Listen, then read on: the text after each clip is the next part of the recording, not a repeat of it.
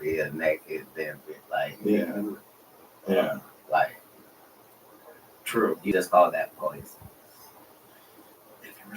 There's a 9-second delay, Nerd Squad. It is 6:55 a.m. Pacific Standard Time, Monday, January 20th, 2025. This is a consensual recording of Mystic Gwen pursuant to the instructions of the Federal Bureau of Investigation. Be advised, I'm not an employee of the FBI, but I have been authorized to state I'm an informant since the last week of June 2024.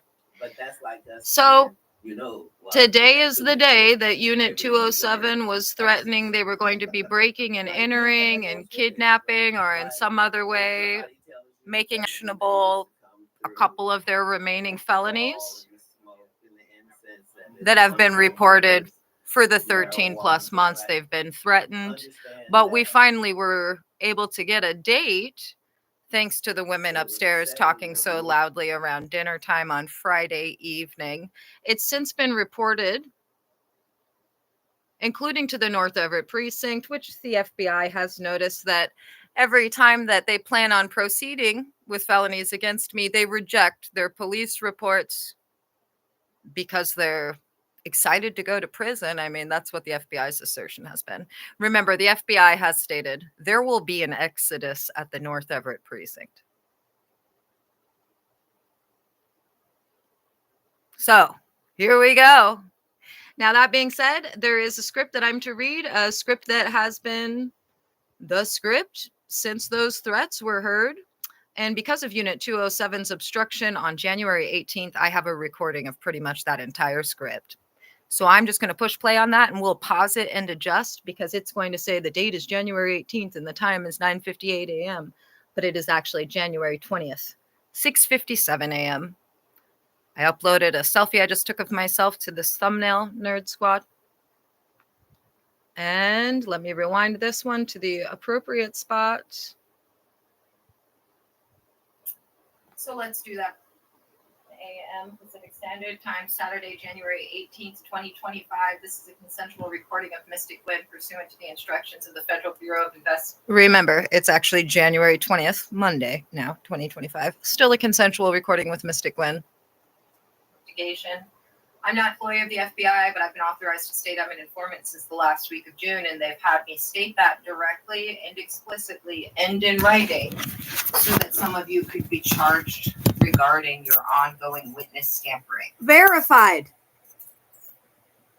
Now, an update as of 8:07 p.m. Pacific Standard Time yesterday, January 17th, 2025, Unit 207 has been threatening to break and enter and illegally detain me and or kidnap me on or around Monday, January 20th, 2025, i.e. the North Everett Precinct, DCYF, Snohomish County prosecutors, and associates who are all responsible for illegally detaining me for 164 days as of today, and who owe me $100,000 for each of those days since day 8 or 9. Clarification, remember, it's Monday now, January 20th. So today is day 166, and they owe me $100,000 for every day past day 8 and $640 for the first 8 days, as was invoiced and they contractually agreed to by continuing to illegally detain me and to proceed with the kidnappings that were reported in the tort claim that were not invoiced. And now, according to their threats from Friday, to proceed with their threats to illegally and unlawfully arrest me and to proceed with their 37 plus failed attempts to illegally enter my residence, including with one officer, Peekaboo, who moved my private property to stalk me from my living room on September 26th and then tried to walk into my living room, as can be seen in that live stream. Due to the invoice I provided them and the services they've rendered without abatement. Now, again, Update as of 8:07 p.m. Pacific Standard Time yesterday, Friday, January 17th, 2025, Unit 207, the condo directly above my home of 13 years. Threatening breaking and entering and illegal detainment, indoor kidnapping on or around Monday, January 20th, 2025, i.e. the North Everett precinct of fraudsters that 2 weeks ago the FBI stated they've renamed to the North Everett precinct of stalkers. This is Lynette Renee Hansen, also known as Mystic Gwen. My legal name is Mystic Gwen, and no one watching this has permission to call me anything other than that, as has been the case for well over 8 years.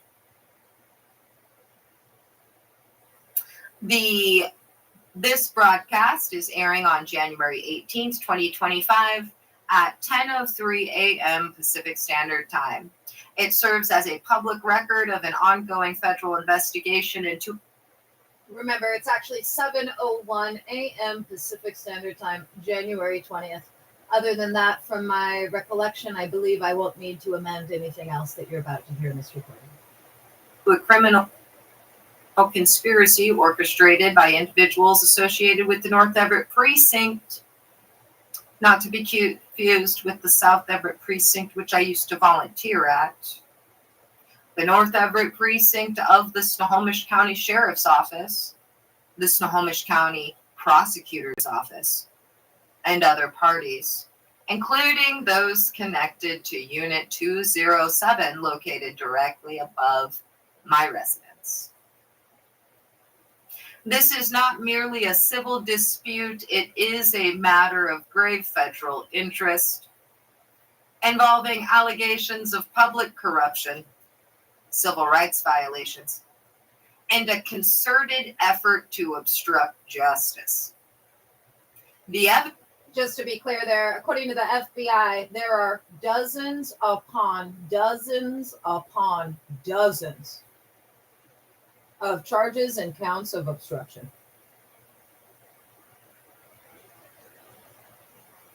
The evidence meticulously documented by me points to a sustained campaign of harassment, intimidation, and illegal activities targeting a federally recognized informant. For those unfamiliar with the details of this case, I direct you to the video on this channel titled Mystic Gwen versus the North Everett Precinct of Fraudsters, the Stalker, the Extortionist, et al. This video, along with a series of cease and desist letters and legal declarations available on my Facebook page at facebook.com/mysticgwenlovesonlyyou, provides a comprehensive overview of the events leading to this federal investigation. These documents, including a tort claim filed in Snohomish County Superior Court case, are hereby incorporated by reference as if fully set forth herein. Let the record be clear, any abrupt termination of this live stream without a clear oral statement from me indicating the end time and confirming a subsequent live stream within 90 seconds will be considered an intentional act of obstruction and evidence tampering. As recently as you saw when I was attempting to initiate this live stream. The individual, just for the record, remember, this was recorded on January 18th at 9:58 a.m. associated with Unit 207, already under federal scrutiny, have repeatedly and unlawfully terminated the live stream, including 2 days ago at approximately 1 p.m. These actions are not merely technical glitches. So 2 days ago, because of this recording, was January 16th, even though today is in fact January 20th. They are deliberate attempts to suppress evidence and interfere with an ongoing federal investigation. The Federal Bureau of Investigation has, since October 2024, anticipated a final attempt by these individuals to illegally enter my residence. This is not speculation. It is based on credible intelligence and the observed pattern of conduct of those involved. And then remember, Friday night at dinner time, two ladies upstairs couldn't help but discuss it. Instate that it was going to happen today. Ergo, I woke up before 1 a.m. and have been drinking black tea, planning on trying to stay up for 24 hours. But I'm sure that these cowardly federal felons that are unworthy of their badges and bars, who are the exact perpetrators they are supposed to incarcerate, will try and get me when I'm sleeping to prevent me from following the FBI's instructions.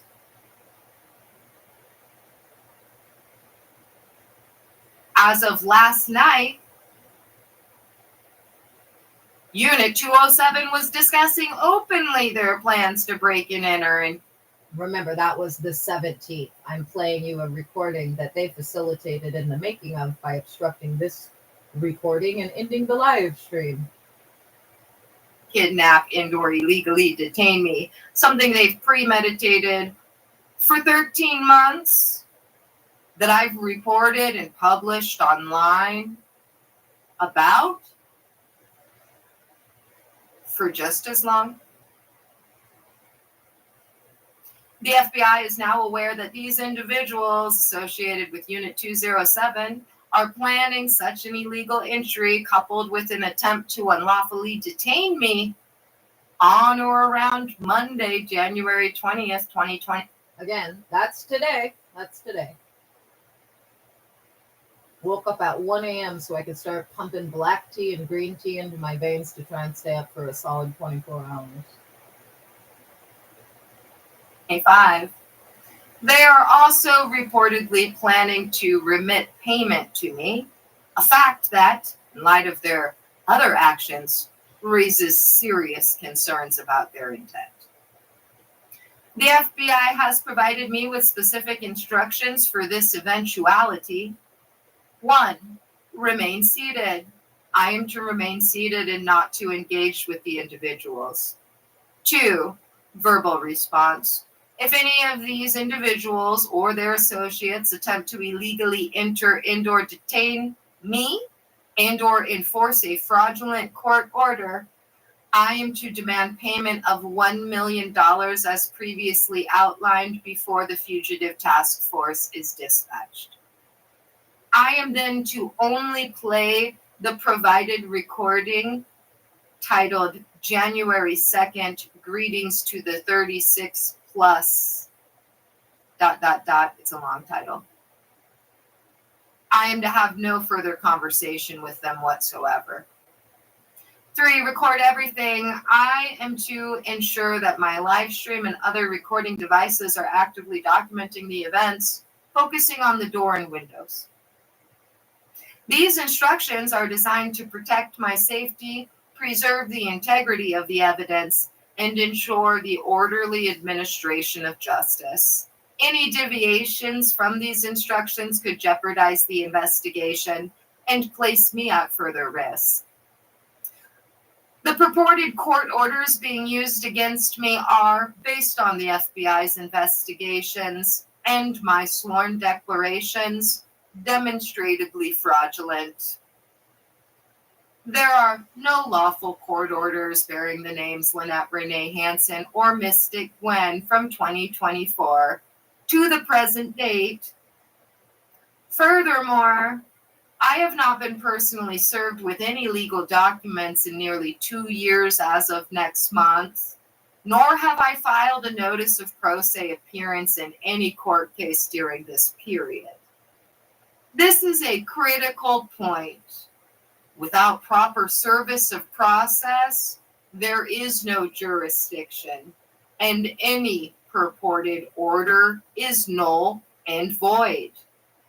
Any attempt to enforce these fraudulent orders is a criminal act, exposing those involved to prosecution under federal statutes, including, but not limited to, U.S. Code 18, Section 242, deprivation of rights under color of law, U.S. Code 18, Section 1512, tampering with a witness, victim, or an informant. U.S. Code 18, Section 1001, false statements.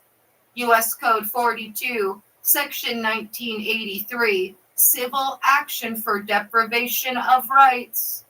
U.S. Code 42, Section 1985, conspiracy to interfere with civil rights.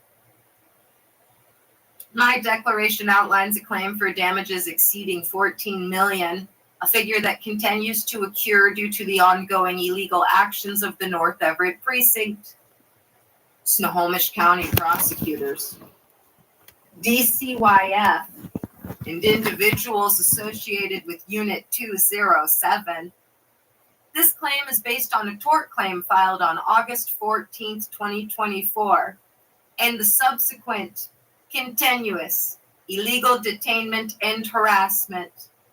This is not a frivolous demand. It is a legally sound calculation of damages arising from the defendant's egregious and unlawful conduct. The actions of the individuals under investigation are not isolated incidents. They are part of a broader pattern of criminal activity, including stalking and harassment. I have been subjected to relentless stalking, both physical and cyber, for 15 months, a year and 3 months. Kidnapping. My sons have been unlawfully taken, a grave violation of their rights and my custodial rights. Evidence tampering. The repeated interference with my live streams, internet, mail, and phone service constitutes evidence tampering and obstruction of justice. Witness intimidation. The threats and harassment directed at me are clear attempts to intimidate a federal informant and deter my cooperation with the FBI.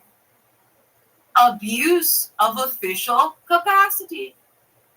The involvement of law enforcement officers and public officials in this conspiracy represents a gross abuse of power and a betrayal of public trust.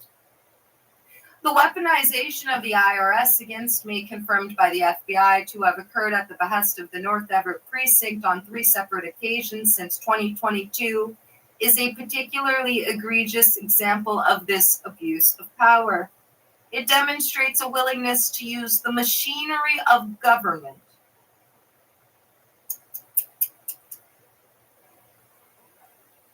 to target and harass a perceived enemy. The FBI's investigation into this matter is active and ongoing. The individuals involved are facing serious federal charges with potential prison sentences exceeding 80 years. The evidence is substantial, and the net is closing. The planned illegal entry and detention attempt around January 20th, 2025 is a critical juncture in this case. It is an act of desperation by individuals who know that their time is running out. The FBI is aware of these plans and is taking appropriate measures. This case is a stark reminder of the importance of vigilance and safeguarding our civil rights and holding those in power accountable. The actions of the individuals involved in this conspiracy are an affront to justice and a betrayal of the public trust. The United States Attorney's Office, in conjunction with the Federal Bureau of Investigation, are committed to pursuing this case to the fullest extent. They are not going to tolerate the abuse of power, the violation of civil rights, or the ongoing dozens and dozens and dozens of counts of obstruction of justice. To those involved in this, your time is up. your plans to come and break and enter around Monday Per the should FBI's instead be instructions, the you phone planning they've to drive wanted to for Seattle ancillary and surrender evidence now yourself to has the a local password set on FBI it, field office.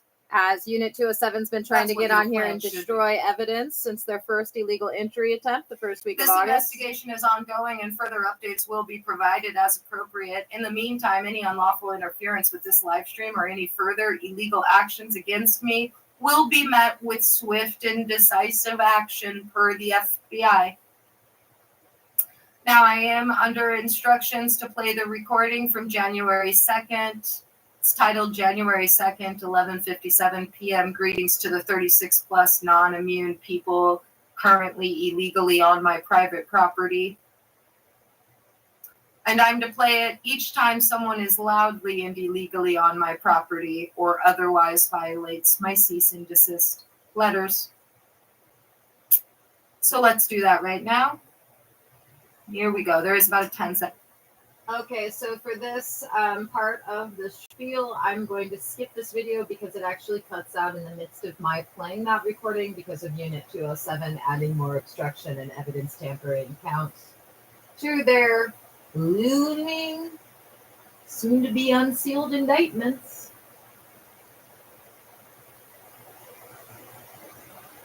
Again, it is actually 7:16 a.m. Pacific Standard Time, January 20th, 2025 at present. Unit 207 is preventing me from navigating to the video I need to go to by playing around with the interface on YouTube. Now they're allowing it. Here we go. There is about a 10-second delay, like I said.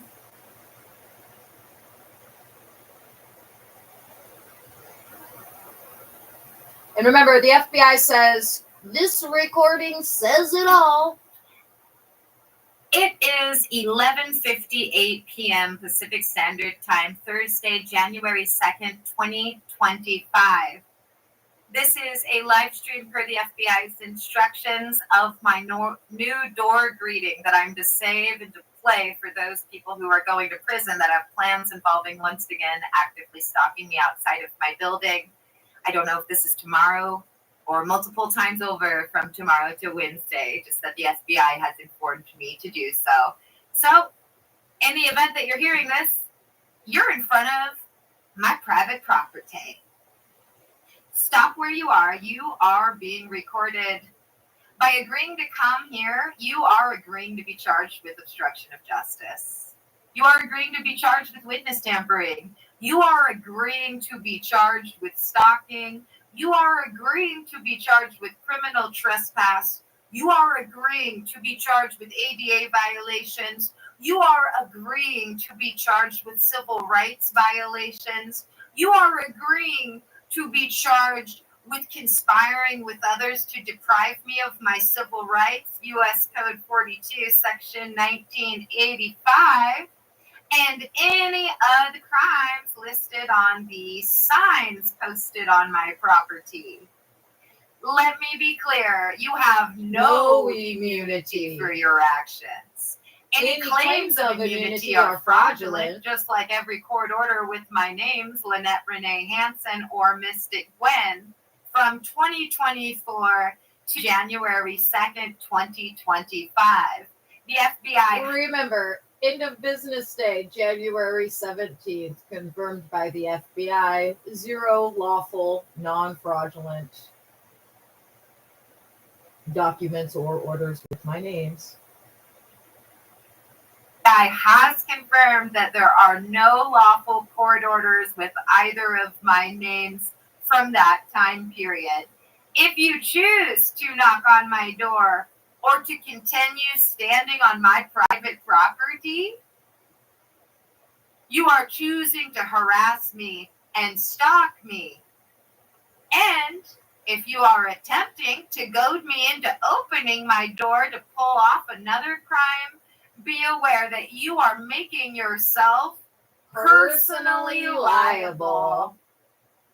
You will be ordered to pay me directly from your severance, your 401k, and any other assets you have that will need to be liquidated.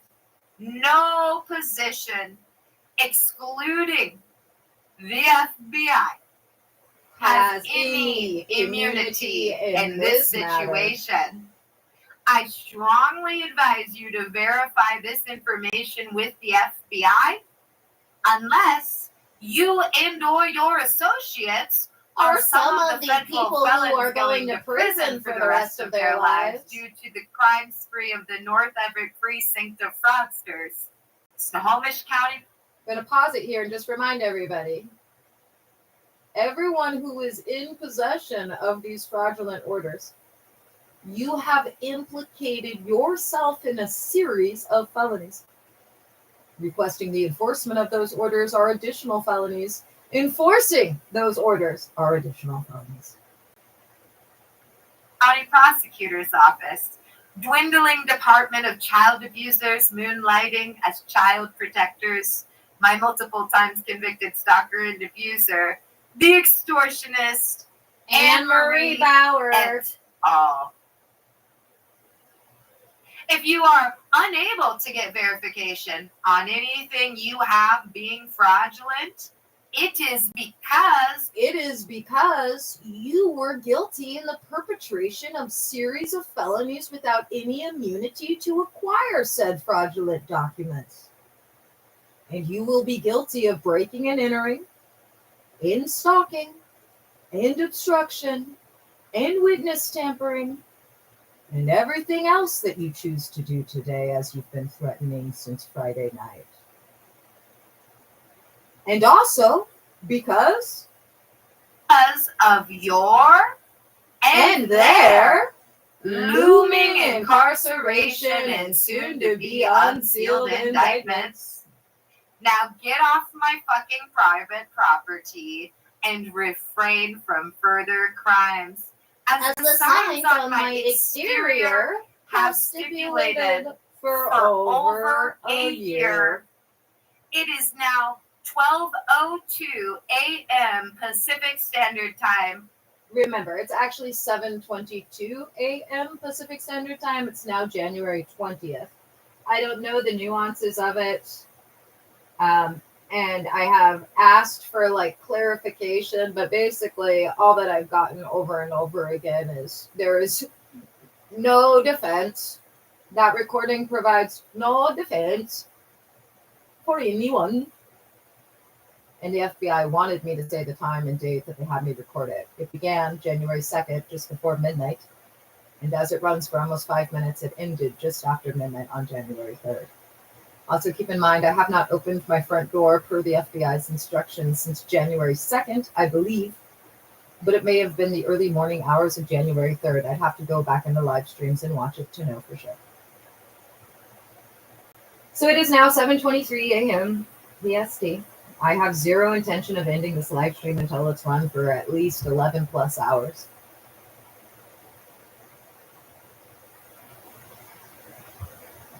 And on that note, Nerd Squad, the selfie I took is reflecting on the YouTube channel. Once again, it's fraudulently claiming there's only 147 videos that are set to public for public consumption. And I'm going to click on this live stream right now. So if you're watching this, you're going to hear something you've already heard because I do need to make sure there is audio.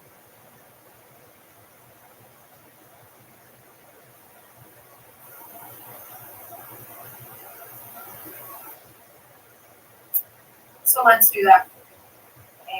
We have audio. Time, Saturday, January 18th, 2025. This is a consensual recording of Mystic Blade pursuant to the instructions.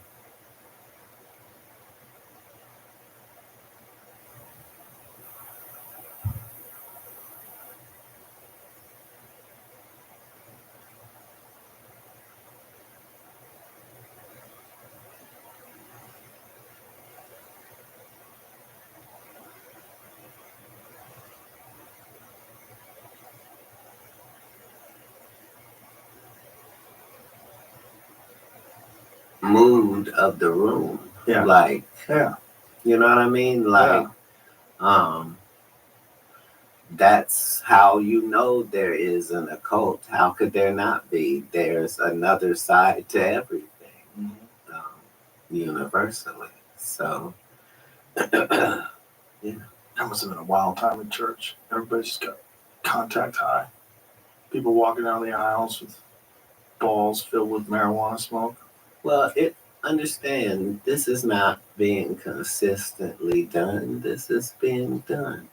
Right. You know what I mean? And so there's no such thing as you getting too much of it. You're not getting enough to do anything except relax. Right. And relax is what you should be Yeah. doing as we discuss what we're discussing. Yeah, it'll humble you a little, calm you down a little. It'll take the edge off. Yeah.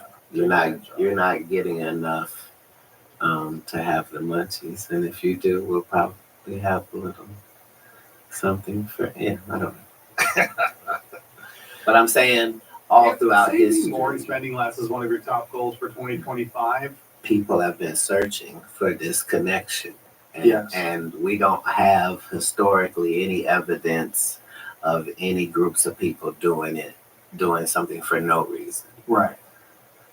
There was a element to this. So when we have the stories of we went in this cave and crazy shit was down there, and like we now know that a lot of that existed. Like the air is not the same down there. Like it might have been a poisonous gas in there, and Right. we know that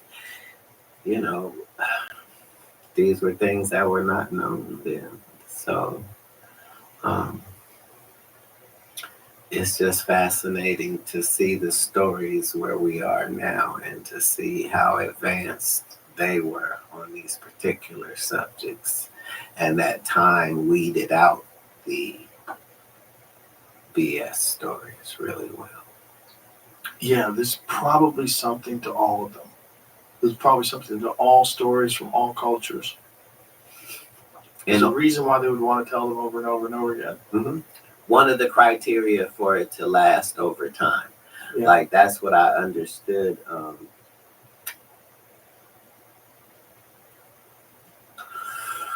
When I broke the internet, I was trying. Let me see if you know. Like when you start studying quotes and where great quotes come from, you start getting these people that are known for their great quotes, right? But the further you go back, you see who really said it 1st. Mhm. You know what I mean? And that's what brings it full circle to that emerald tablet I was telling you about, right? Because 70% of it. This BBC podcast is supported by ads. All right, I've had enough of Cat Williams and Joe Rogan. That was a fun podcast, Johnny though. Diamond from the Global Story podcast, where we're taking a I'm for BBC. look at US inauguration. This is the documentary podcast. I highly recommend the podcast. Just avoid all of the political episodes. We'll hear what This it's one's about really an like artist and in explain Scotland why making Trump a sculpture officials for are somewhere in confident his Antarctica. own It's administration a weird will be commission. more effective than the last from day one. That's all on the Global Story, wherever you get your They BBC should have just sent him down there and had him make an ice sculpture. All dude. aboard Alaska Railroad. Next stop, Spencer Glacier. Oh, what a great way to travel. Also, ice Whoa, sculptures, they're one of what are my you favorite going rich to? things that rich people buy, dude. Ice sculptures impress me. They do. Oh, you're gonna have so much fun. Look, a bear. Did you know the train is the only way for us to get to Spencer Glacier? This is gonna be awesome. Your next day trip adventure is now arriving at AlaskaRailroad.com.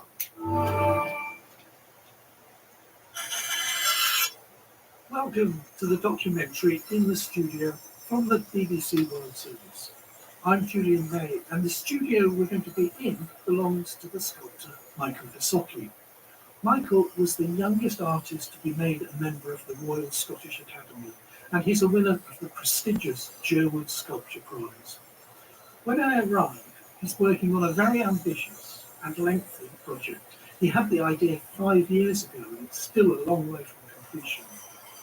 The work is called Common Salis. Don't worry, we'll explain what that means. And it will be 7 round, rust-brown steel tables, each 5 meters across, dotted with shiny rivets. The significance of those will become clear too. This is my old steel, so I've got this plant right here. Michael's studio is full of industrial equipment. machine tools, welding gear.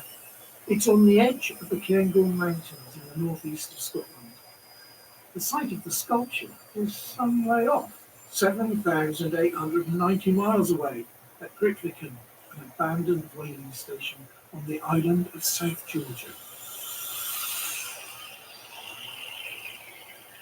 Michael, you've got this sophisticated and frankly alarming machinery in your studio, but it's a nice, light, airy room with windows in the roof, a fantastic array of shelves with all manner of chisels and set squares and pliers. What was this before it was your studio for making sculpture? This is an old rural school, so this is the school room. And this school would have been built as part of the 1870s Education Act, putting schools across the landscape. It had been closed since 1968, so it needed quite a bit of work. It's actually a really lovely space, so I'm very lucky to have this space. We're at the base of Glenprosen in the northeast of Scotland.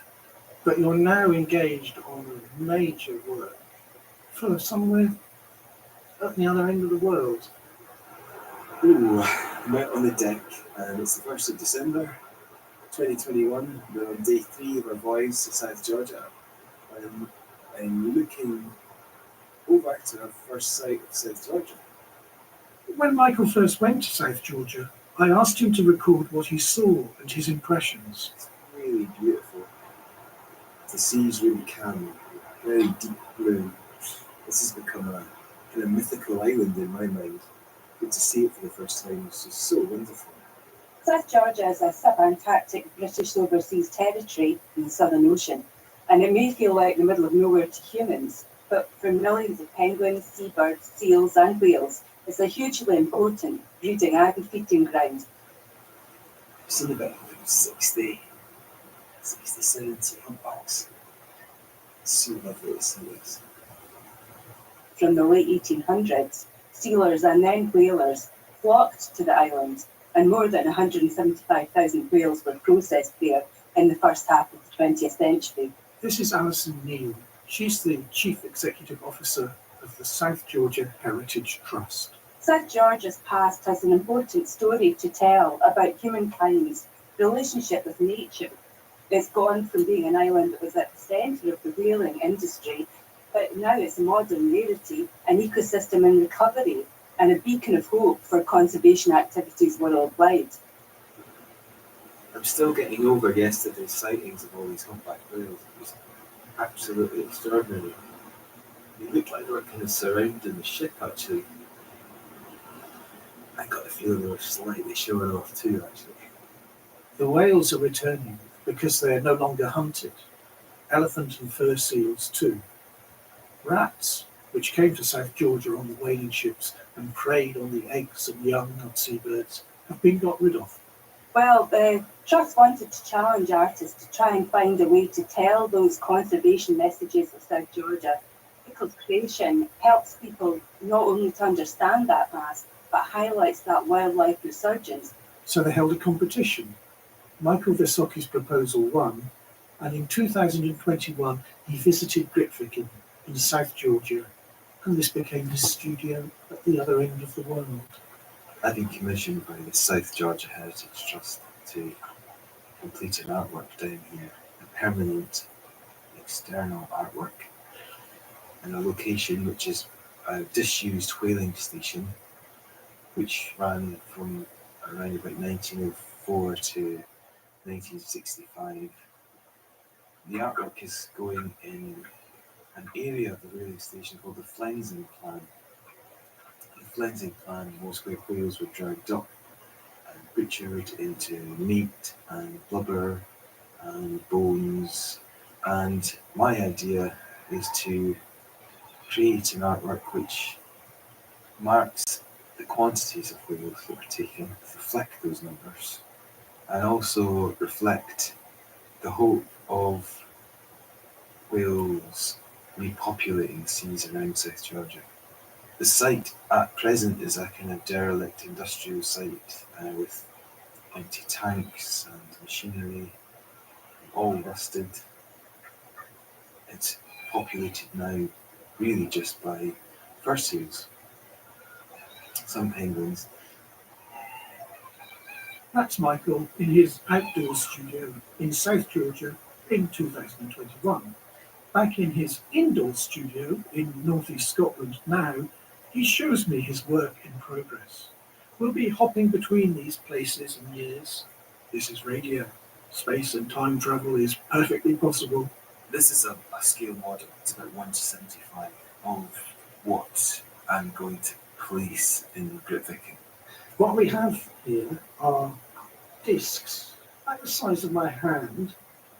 They're brown, they're rusty coloured brown. This proposal here kind of refers to the oil tanks that are there. I just walked into a place where turns nicely. Okay, it's right above my head. Alright, fine. Oh, this is their domain. Right, I'm up the back here and I'm looking at a set of tanks. And these are massive tanks. I would say they're 20 metres diameter by 10 metres high. There's probably 7 or 8 of them. They're all rusted, riveted together, rusted.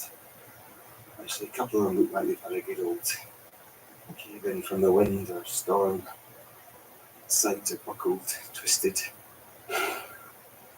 Massive tanks. I mean, I don't know how many thousands of litres these things would hold, but these are all the tanks.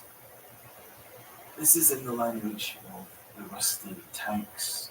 I see what you mean. It's almost as if you sliced the top off an oil tank, and they're brown. Is that the colour of the tanks? Everything's rusty. Everything's rusty. All of the steel has a very beautiful rusted patina on it.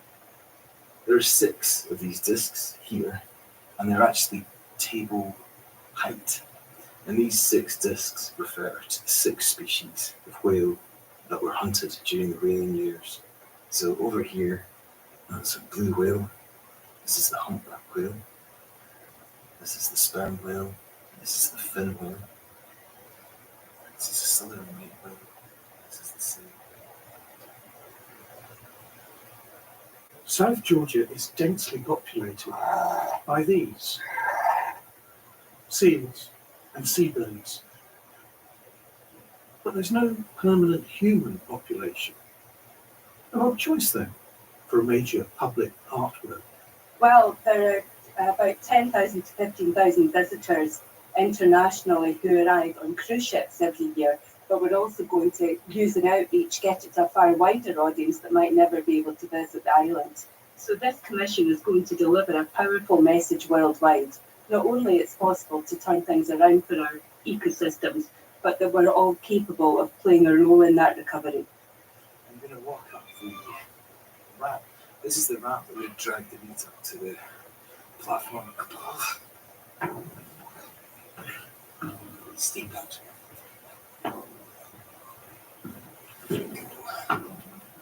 So, up here there's a wooden deck. There are 2 holes meat was being put down into cookers below. At the back, there are 2 winches that would have pulled meat up the ramp. And there are various different bits and bobs lying around, capstans. There's actually a bone saw over here as well. A steaming bone saw. And I'm looking down onto the flensing area, flensing plan as it was called. But I'm up here to read from Hardy's book Great Waters, and this is around about 1925, and there's a really beautiful description of what was going on here on the flensing plan when it was a full production. So he writes, "From our deck we look right over the factory. Before us is the flensing platform or plan.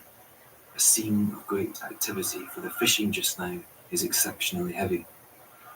Floating in the water, belly upwards, are many fin and blue whales. It is a fantastic scene. The water in which the whales float, and on which we too are riding, is blood red. On the platform itself, there are whales in all stages of dismemberment.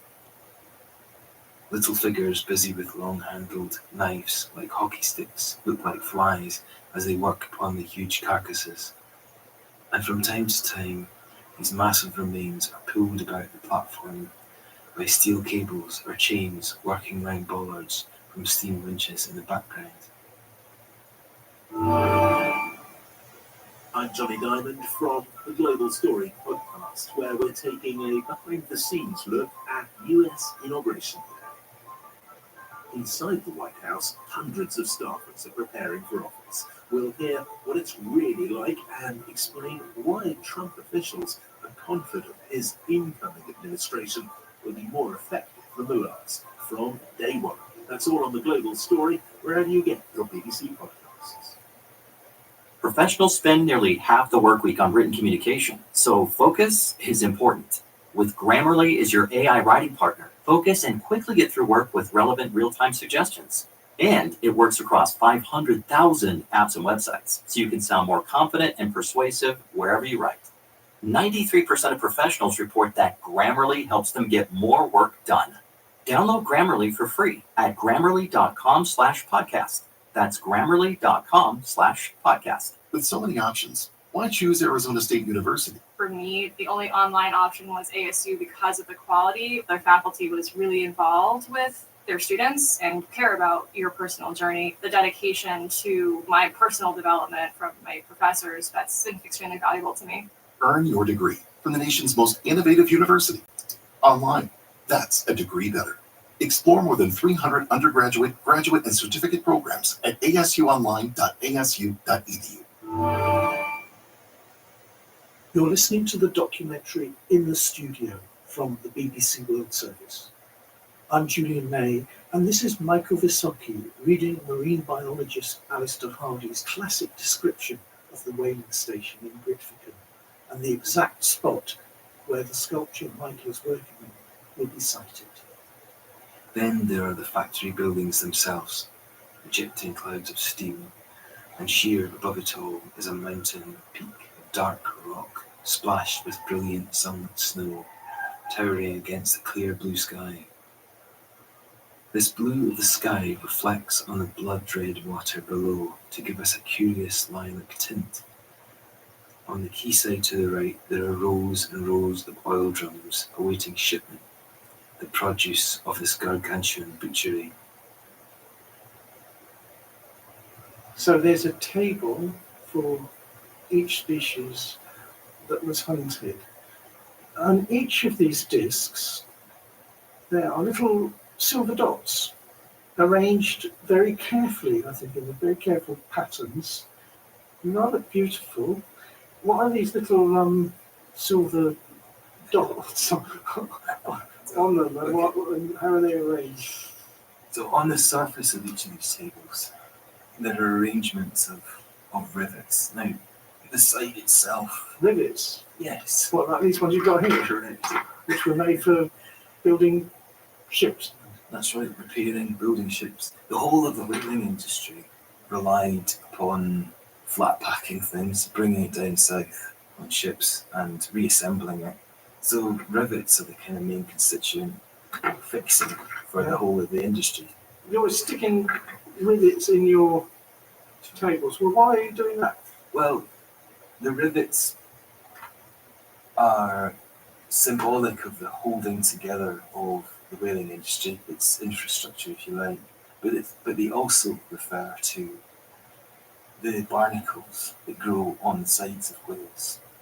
Oh, okay. Yeah, so whenever you see a picture of a humpback whale, they all look as if they've got acne or something. That's right, yeah. Don't they? These are a very particular type of barnacle that grow on the flanks of the whales. With your artist's eye, you saw a similarity between the shape of these things and the rivets of the machines that we use to kill them. I'm cottoning on to what you're doing here, I think. Am I right to say that every single rivet, every single silver bubble represent a slaughtered whale? Not quite. I'm disappointed. These 6 tables, I call them the spirit tables.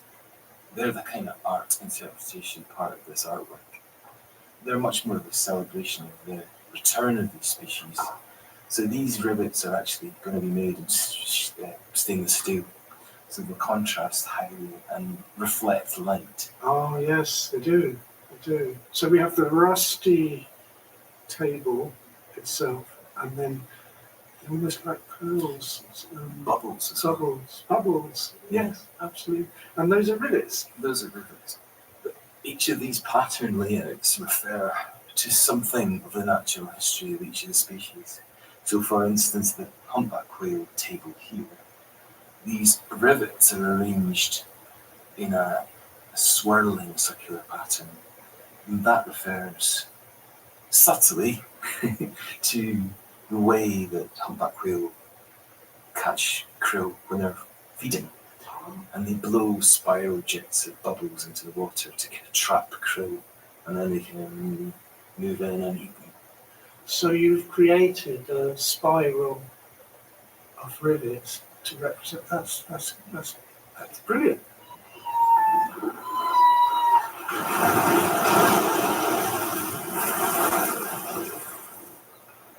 Each of the discs as well has a little bit missing, like as if someone's cut a wedge of cheese out of the disc. The cuts in each of the tables, I call them cuts, the trenches. Yeah, the little cheese wedges. Cheese wedges, that's a good way of putting it actually. The little cheese wedges are kind of a destruction of these patterns, quite aggressive cuts into the beauty of the tabletop. These cuts then refer back to this other table, the seventh table, which I call the key table. And indeed it is a key. The seventh disc has what I think are the slices taken from the other ones arranged on it. It shows all of these cheese sections arranged in a nightingale chart, similar to a pie chart.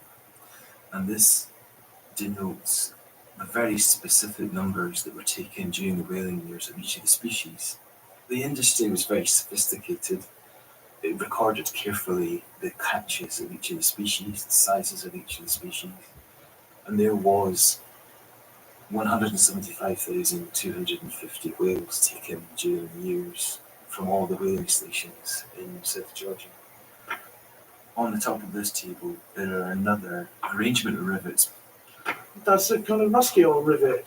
And instead of stainless steel shining rivets, this table is going to be made from the salvaged rivets from the island, which are these rusty things here. So these are actual artifacts from South Georgia.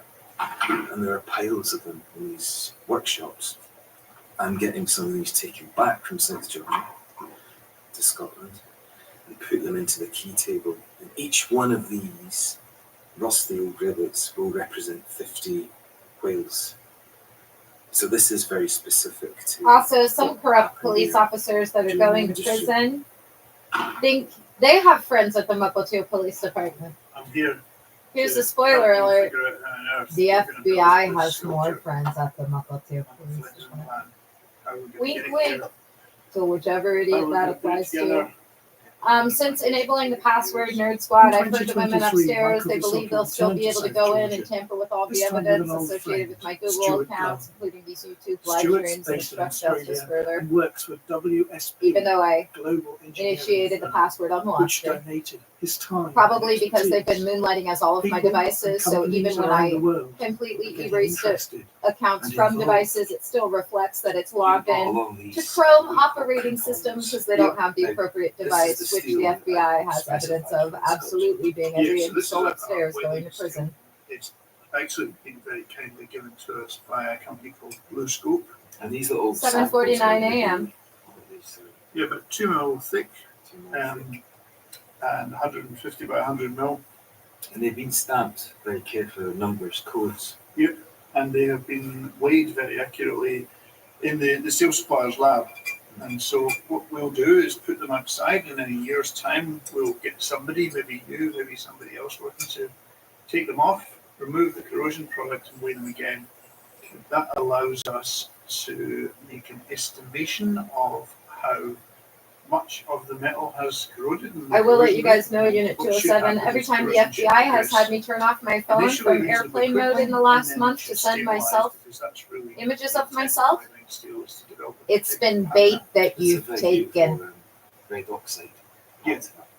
I'm And we'll find a spot really as close to the findings and plan as we can. We'll set them up and photograph Monday, them, Monday, document ba them, leave ba them to the ba, elements so and see good how they get for on. Jews.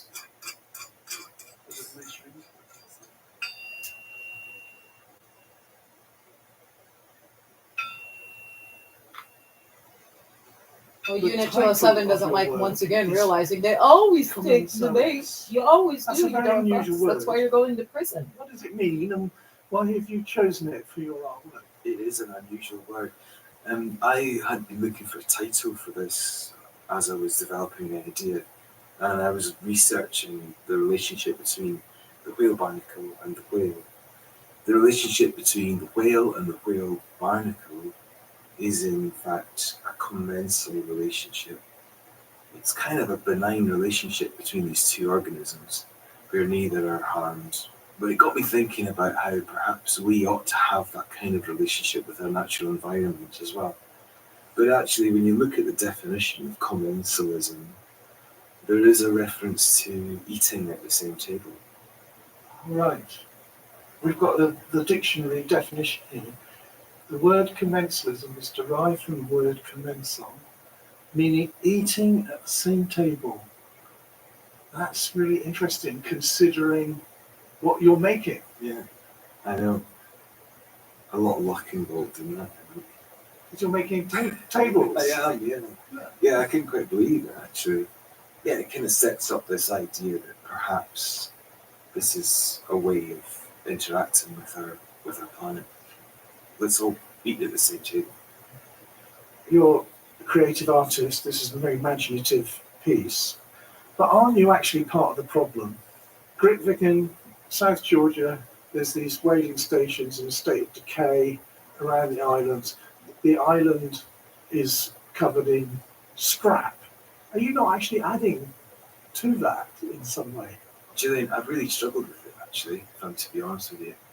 Yeah, why bring all this stuff to an island that's got lots of stuff on it that should otherwise really be left alone?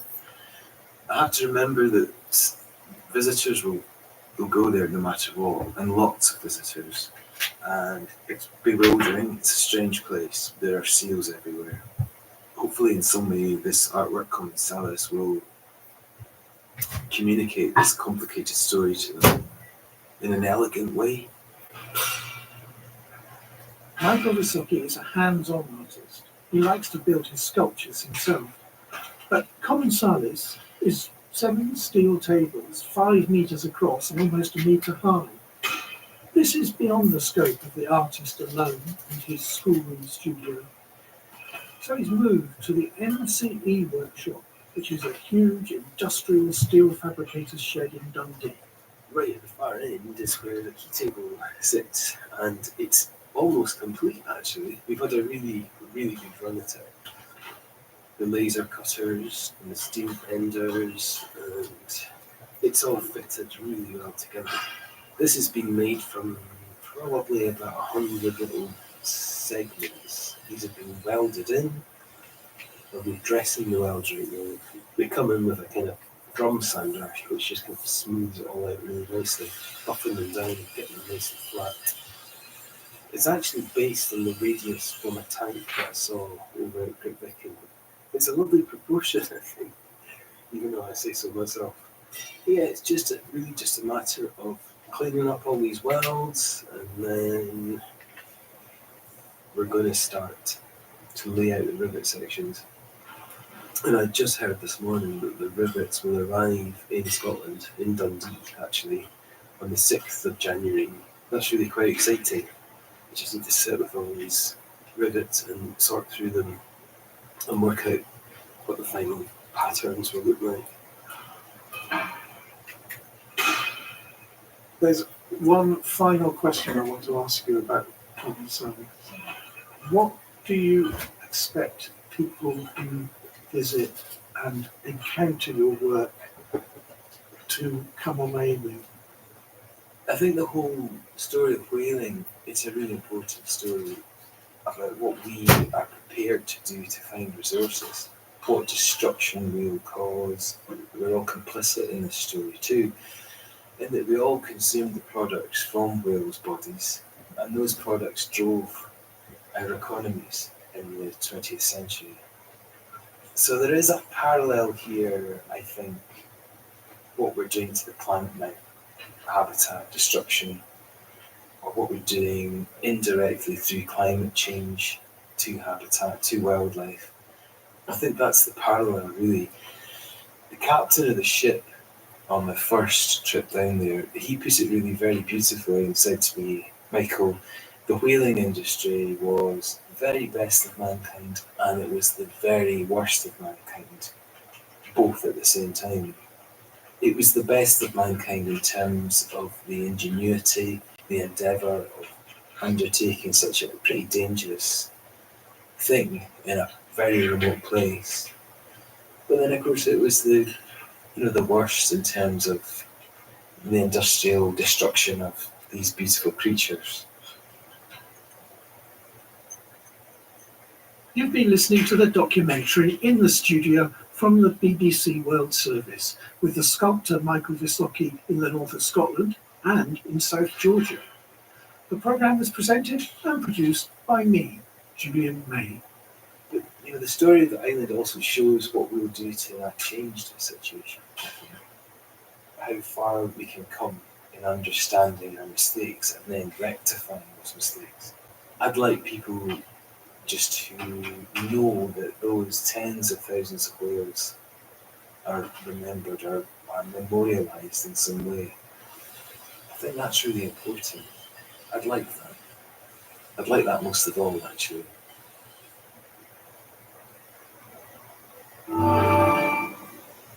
I'm Johnny Diamond from the Global Story podcast, where we're taking a behind-the-scenes look at US Inauguration Day.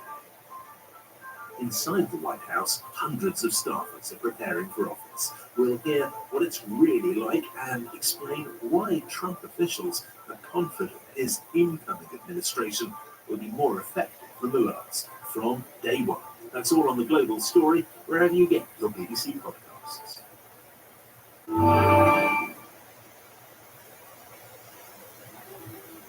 Presenting The Complete. Orson Welles and the Mercury Theater on the Air in The War of the Worlds by H.G. Wells. This is Orson Welles, speaking for London. And the third man. Stand by. Be on the air in 15 seconds. Stand by. Mercury Theater on the Air presents Orson Welles as Count Dracula in his own version of Bram Stoker's great novel, Dracula. What evil lurks in the hearts of men? I don't know.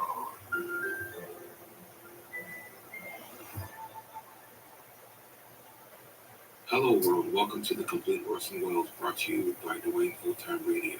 This podcast will feature various classic radio programs ranging mostly from 1936 to 1952 that Orson either produced and directed, was featured on, or starred as a guest. If you enjoy my podcast, you can subscribe to receive notifications of new posts. Subscribing is free and only takes a moment. New episodes are posted weekly. If inclined, please leave a rating and or review on your preferred podcast service. Thank you for your support. Hope you enjoyed The Genius of Mr. Welles. Hello Americans, this is this week's series, episode 10, Feed the World. Feed the World. That's the name of the episode. January 17th, 1923. Hey, very close. Today.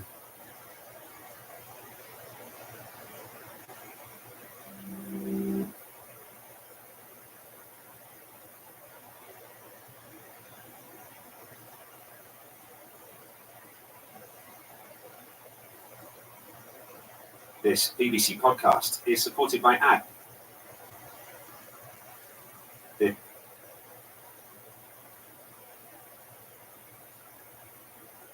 This BBC podcast is supported by ads outside the UK. I'm Natalia Melman Petrus. This BBC podcast is supported by ads outside the UK. I'm Natalia Melman Petrozelli, and from the BBC, this is Extreme Peak Danger. The most beautiful mountain in the world.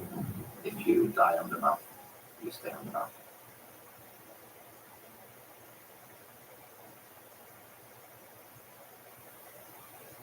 Hey, podcast fans, want to see one of your favorite shows live?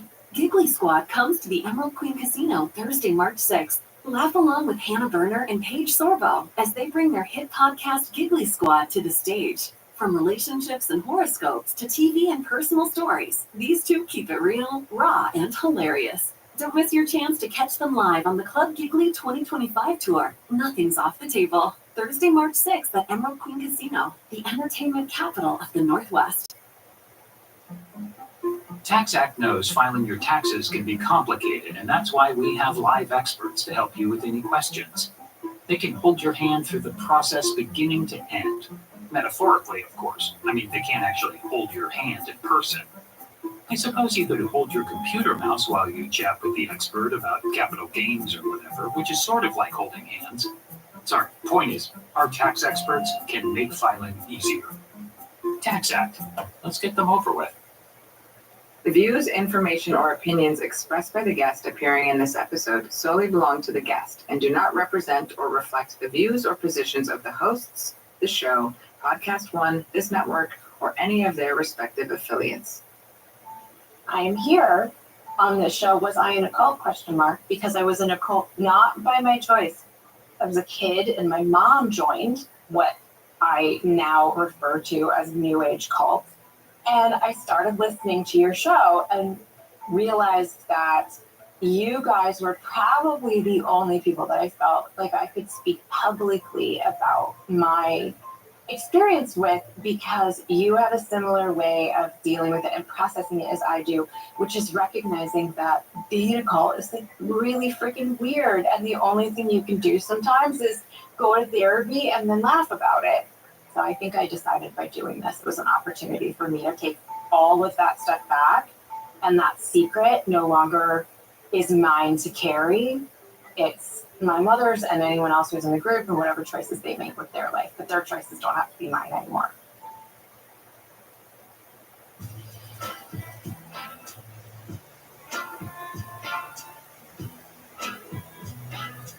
Welcome, everyone, to Was I in a Cult? I'm Liz Iacuzzi. And this is me, Tyler Mason.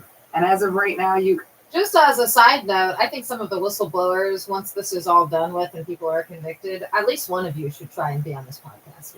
It would be a good episode. Was I in a cult? My time with the North Everett Precinct of Stalkers and dwindling Department of Child Abusers. Terrorizing a Jew. You guys, we were recording our second episode of the year, and just a quick update, the fire that was near Tyler's house, the Eaton fire, is currently 45% contained, and the Palisades fire is still only 19% contained. I personally am not in LA at the moment. My son and I made the decision to leave town for the week. Hang in there, LA. And me, well, I'm Those actually fires back. will start blowing I actually out. came back to my house. We just got back a couple of days ago. The It'll house be a is good still week standing. for fire killing. The fire came within 2 blocks of our home, so we are safe. We unpacked our 2 stuff. blocks of his There was a home, lot of damn. ash on the ground that I That started is cleaning gross. up. How did you clean that up? I didn't have my leaf blower. You're not supposed 2 to blow blocks? ash, so I had to wet it and sweep it. Mm. Exciting stuff, isn't it? Everyone thanks the first responders, but I was the 4th responder, and nobody really gives us the hero title. The ones that come in with the Dude, brooms. shut the fuck The up. air Who's is the not so 4th great, responder, so man? we're very careful not to go outside. The reason too much. nobody hates firefighters, guys, Everyone, all of them. firefighters who that lost stay everything. firefighters, It's just fucking awful. Yeah, it's awful. is because I have they've run friends into who fucking lost fires. their entire homes or businesses. I was with a woman the morning of who lost her home that night or the next day. It's like, it's just surreal. It doesn't make sense. Nonetheless, LA is a strong community and we are moving along. It is nice to have everyone kind of be a community and care about each other and give warm wishes. So we are in the midst of that right now until we get on the 405 and we're late. and then it becomes ugly. But otherwise, it's a nice area to be in despite the lack of fresh air. Who wants to make a podcast? Who wants to tell a story? Who wants to talk about a cult? That's what we're going to do, whether you want it or not. We're doing it, guys. So when we left the town, when we left our home, we went and one of the places we stayed was a nice little place in Orange County, which is great because that is the setting for our show today. On the ground research. It's a tax deduction. I wrote it all off. But it's a hell of a story we're about to get into. Yes, today's guest is fantastic, like all of our guests. But she is just great. It was actually quite trippy talking to her because as we spoke, she and I continued to realize that we have more and more in common. She's very smart, very funny. And those are the things in common? Is that what you're saying? No, those are the things I'm saying. There are other things. Right. Tyler, everyone. New year, same Tyler. Well, somebody has to keep you humble. No, but she's fantastic. You may know her from her role as Cecile Horton on the CW's The Flash. If you don't know her, you're in for a real treat. So with that, let's please welcome today's wonderful guest.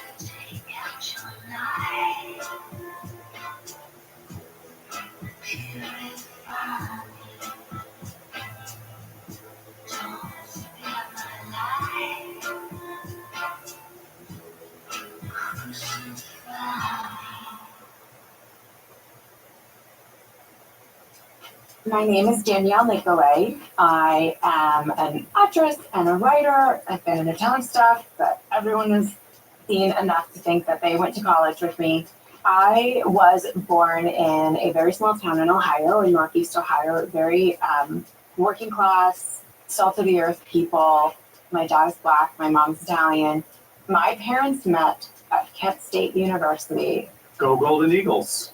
I asked her where in Ohio she was from, and she was like, you haven't heard of it. It's this little town called Ashtabula, Ohio. And guys, not only have I heard of Ashtabula, but I used to summer there. My aunt and uncle, who are from Cleveland, Ohio, just about an hour away, had a lake house in Ashtabula. And so I water skied aplenty in Ashtabula, Ohio. This was our first little weird connection. Speaking of Kent State University, though, Liz. Here we go. I just got to. It's too important not to. Kent State University, just outside of Cleveland, is home to the Kent State Massacre. I'm sure you've heard of this, right? It occurred on May 4th, 1970, when members of the Ohio National Guard fired into a crowd of unarmed students protesting the Vietnam War. Over the course of 13 seconds, the guardsmen fired 67 rounds, killing 4 students and wounding 9 others. A tragedy.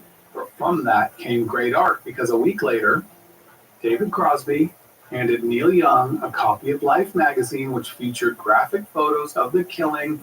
Deeply moved and enraged by the images, Neil Young quickly penned the song "For Dead in Ohio," which Crosby, Stills, Nash & Young released only 4 weeks after the episode.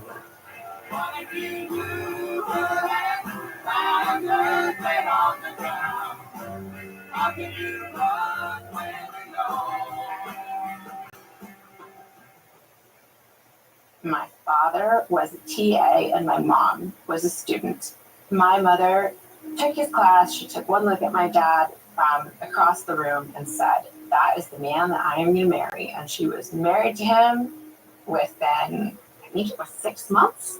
I remember when I was 3 years old. It's one of my earliest memories. My brother, who was a few years older than me, was taking some sort of tumbling class or something. And we went to pick him up. And I went straight to the high beam. And I climbed up on it, and they started walking back and forth across it. And that day, the coach said, wow, this kid needs to be doing this. And my mother pulled me out of dance class, and she put me in gymnastics. I was a gymnast, and I started competing when I was like 5. Second connection. I, too, was a very competitive gymnast growing up. And you're also half Italian, right? On your father's side. Yeah, we get it, Liz. You and Danielle are pretty much the same person. Except I'm assuming she was a better gymnast. Well, your assumption is correct. When I was 7, my parents started having problems and working their way towards divorce. My mother was really young, and she came up with a very controlling mother, and she lived in a very controlling world where girls were really limited to what they could do for work and what they could talk about. I don't think my mother ever got to like have her summer of love and her rebellious period. She never got to sow any oats. And I think the demise of their marriage was the fact that my mother, 2 kids deep, woke up and looked around and said, oh, I want to do fun stuff. I want to figure out who I am, and I have feelings, and they have value, and I want to live in California, and I want to live an exciting life. Ultimately, like, the lore of my family is that I was some fantastically amazing gymnast. And so my opportunity to train in Southern California was my mother's opportunity to leave Ohio. It was her perfect excuse, and I blame my mother for a lot of things. I don't blame her for that. The list is long, but that's not on it. And once we got out to California, And note a very specific part of California. oh, we were in Orange County. So she brought her mixed children to literally the whitest part of America, like the whitest, wealthiest, conservative. I was the only Black kid in my middle school. It was a really different world, and it was a tough adjustment for all of us. Orange County, California, home of Disneyland, Laguna Beach, and over 240 plastic surgeons. In the 1980s, Orange County's population of about 1.9 million people was, as Danielle says, predominantly white, about 80%. And yes, it was conservative. About 75% of voters voted for the Republican candidates in that decade. But also, Orange County was a cultural mecca at the time, contributing to surf, skateboard culture, and music, especially of the punk, ska, and alternative versions, producing such bands as Social Distortion, Berlin. All the bands you weren't allowed to listen to growing up, right, Tom? Correct, including Rat, which was an Orange County band. Remember the song Round and Round? What goes around comes around. But also No Doubt was formed in 1986 in Orange County. So while Danielle doesn't fit in, at least she got to listen to some rad music. Because nothing cures the inner angst of attending racism like, sorry, I'm not home now, working in the spider web, leaving my cannot go, you No doubt. Yes, no doubt. And I think things were overwhelming. I'm 10 at this point. My parents are divorced, and she's raising us on her own, and she's trying to work and keep a roof over our heads. And she wanted to have a big, expansive, interesting life. And I don't think she had any idea what that would even look like. And my brother and I started quarreling a lot, as brothers and sisters do. My mother decided to take us to therapy to fix us and to make the fighting stop. And she's walking through this complex, and she sees this office called Vision Quest. And it says very clearly right there on the door that it's a therapeutic space for women. Quick note, Danny changed the name of this establishment to preserve its anonymity, but boy did we have a fun time coming up with the pseudonym Vision Quest. That, believe me, sounds just as New Age culty as the original. And as Danielle's mother enters this Vision Quest, she sees there are other women there, and she ends up chatting with the woman who identifies as the therapist of the space, and her name was Judith. That would become the name that haunted my dreams. And she said, bring your kids in here and we'll make everything better. And Judith had one session with my brother and I, and she asked us to step outside, called my mom in, and then told my mom that she was the one who needed therapy and that her kids would stop fighting if she got herself together. Hey, your kids are unhappy, your household is tumultuous because you've got to get yourself right. If you change, then everything around you will improve. And that's not bad advice. But for my mother, it was almost the invitation for the fly to land in the spider web, right? I knew there would be a spider web callback in this episode. You had No Doubt, I actually had no idea. That was a complete coincidence. And then the next several years of her life would be getting untangled from all of it. It would be going deeper and deeper until ultimately getting herself disentangled, but never being right again. And that was the beginning of a long stretch of pain and heartache and manipulation. And we'll be right back. No doubt. You really have to stop that. You started this with your useless punk facts, Tyler. You know what, Liz? Don't speak, okay? I know just what you're saying. Listen, I'm just a girl in the world. It's all you'll let me be, Tyler. And that sucks. All right, okay, we promise this joke will run itself to death when we come back. When we holler back. History lesson. The first deodorant, which was created in 1888, was a waxy cream that came in a tin can and was applied to the armpits and feet. The name was Mum. And you know that because your dad created it, right? But over 130 years later, we are still using deodorant. And thank God, because people still stink. Yeah, and you know who doesn't stink?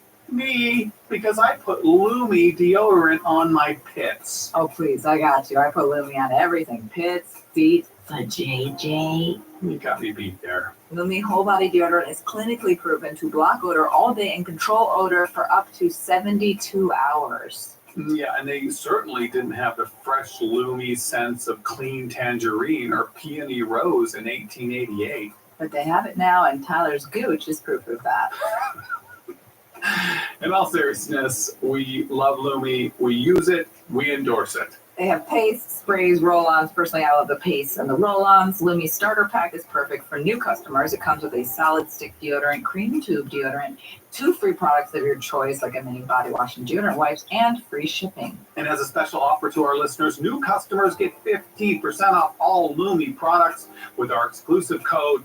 And if you combine the 15% off with the already discounted starter pack, that equals over 40% off their starter pack. What? Use code INACULT for 50% off your first purchase at lumideodorant.com. That's code INACULT at LUMEDEODORANT.com. Sign me up for the motherfucking National Spelling Bee. You cannot say motherfucker in an ad. Please support our show and tell them we sent you. Smell fresher, stay drier, and boost your confidence from head to toe to feet with Lumi. We love our sponsors equally, but we get very excited when new ones come pouring in, like First Leaf, a wine club. Pouring in, that's a nice one. First Leaf is a wine club that delivers your favorite types of wine right to your doorstep. Which is my favorite place to drink. Cabernet, actually. Well, why we love First Leaf is because they use a proprietary algorithm to curate wines based upon your taste preferences. Listen, guys, they don't just take you to bed right away. They at least try to get to know you first. Do you like red, white, sweet, or dry? Doesn't dry January mean drinking more dry Sunset? In my house, it does. And the more they get to know you, the better the algorithm gets at recommending new bottles. Every shipment, you get to unbox a new selection of bottles you're guaranteed to love, which is half the fun. But the best part is that they partner directly with winemakers worldwide, cutting out the middleman, which means high quality and exclusive wines at affordable prices. Y'all know how much we love exclusivity here at Weston Cold. That is music to daddy's ears. I'm quite picky about my wines, and First Leaf delivered literally and figuratively. I got a nice Cabernet. I tried a bold Zinfandel, and I added an oak Chardonnay to my doorstop wine tasting group that I'm starting because you won't invite me to yours. So go ahead and treat yourself, guys, with wines from First Leaf. Go to tryfirstleaf.com/cult to sign up, and you'll get your first 6 hand-picked bottles for just $44.95. Yep, that's tryfirstleaf.com/cult. Tryfirstleaf.com/cult. Sign Tyler up also for the National Spelling Bee. At Verizon, anyone can trade in their old phone for a new one on us with Unlimited Ultimate, which means everyone in your family could get a new phone and stay on your family plan, keeping you close. Hey, Mom, you see my toothbrush? Yeah, I'm almost done with that. You need to be too close. Trade in and additional terms apply. See Verizon.com for details. And now back to Danielle, her mother, and Judith. So my mother started therapy with a therapist who was a licensed, I believe, MFCC, which is American Family Counselor, whose license was canceled. Judith decided that she wanted to be a pioneer in hypnotherapy. She would have been in her mid to late 40s at the time. She was a tall, thick, like broad-faced woman. She was a very big presence. She wore a lot of like flowy, kind of like beatniks, scarves on top of muumuus, who also had this very lovely, sultry, soothing voice. It's no wonder she hypnotized everyone. And so my mom starts going to therapy, and Judith starts questioning her about what's going on in your life. Why are you so unhappy? Well, my mom was controlling and difficult things happened. My mother was in fact molested as a child, which she very much remembered, by an uncle.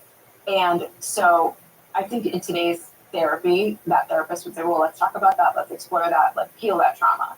That therapy that my mother was in was, well, okay, you're deeply unhappy and you don't really know why. So it must be that bad things happened to you in the past that you don't remember. So I'm going to hypnotize you and guide you through remembering those bad things so that we'll know why you are so deeply unhappy. I'd quickly like to remind the audience that the original objective set by Judith was to have Danielle's mom go to therapy herself so that her, quote, children would stop fighting.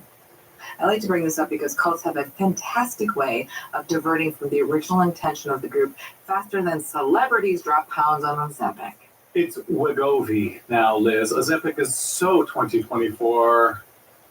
Judith begins hypnotizing her regularly, and she guides her into, quote unquote, remembering really deeply horrific traumas from her childhood. And so you are guided to visualize something that's quite horrific, like a terrible sexual abuse when you were incredibly young by a close member of your family. So my mother was guided through these very dark hypnosis sessions to remember horrible thing on top of horrible thing on top of horrible thing. When you come out of that hypnosis, that so-called memory is very fresh, as if it just happened moments ago. And she proceeded to have a psychotic break. I was 10 years old. My mother started crying one day and wailing out like a wounded animal, hysterically. And she just didn't stop, morning, noon, and night for 3 days. The neighbors could hear her. Someone called the police. I answered the door when the police came and lied to them and convinced them that everything was fine because they let me know that they were going to take me off to foster care if everything wasn't fine. And in the midst of all of it, not knowing what to do, I called Judith. And that was the beginning of a very long, strange trip in my childhood. Judith became very quickly the only source of solace for my mother, and she became the only person that I could turn to for help because my mother was so profoundly unstable. From that moment forward, she's never been like just a regular person again. And this might be a good time to give a tiny bit of backstory about what Judith's therapeutic technique was or where it came from. So here we find ourselves in the 80s. Cue Tyler playing really cool 80s music, probably from Cleveland. Yes! Thank you, Danielle. Oh, God. I feel like a DJ taking requests. WINC Radio, was I called caller? Danielle wants to hear some Cleveland rock and roll. All right, Danny, let's get groovy, shall we? She really does. She does. Danielle, you are to blame for this. Give the man an inch and he takes the whole damn mixtape, am I right? You know, Danielle, I'm sorry, despite being the home of the Rock and Roll Hall of Fame, Cleveland is not exactly the cradle of rock royalty. I mean, sure, there is the James Gang, with their hit Funk number 49. Is a great guitar intro, by the way. And I'm sure you're going to play it for us, aren't you? Just an intro.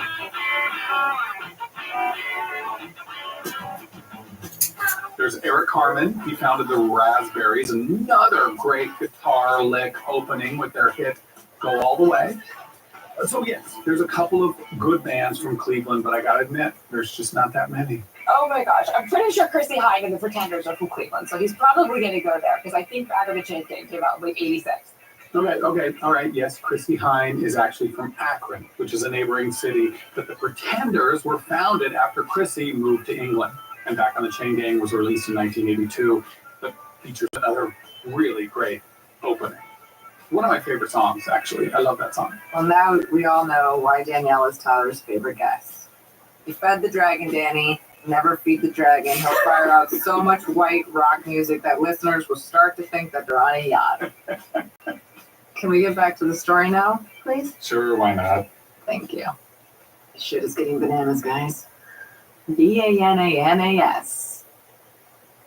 At that time, there was a movement going on where therapists, some qualified and some not so qualified, were practicing hypnosis on their patients. The assumption that anything in life that is forgotten can be remembered under hypnosis.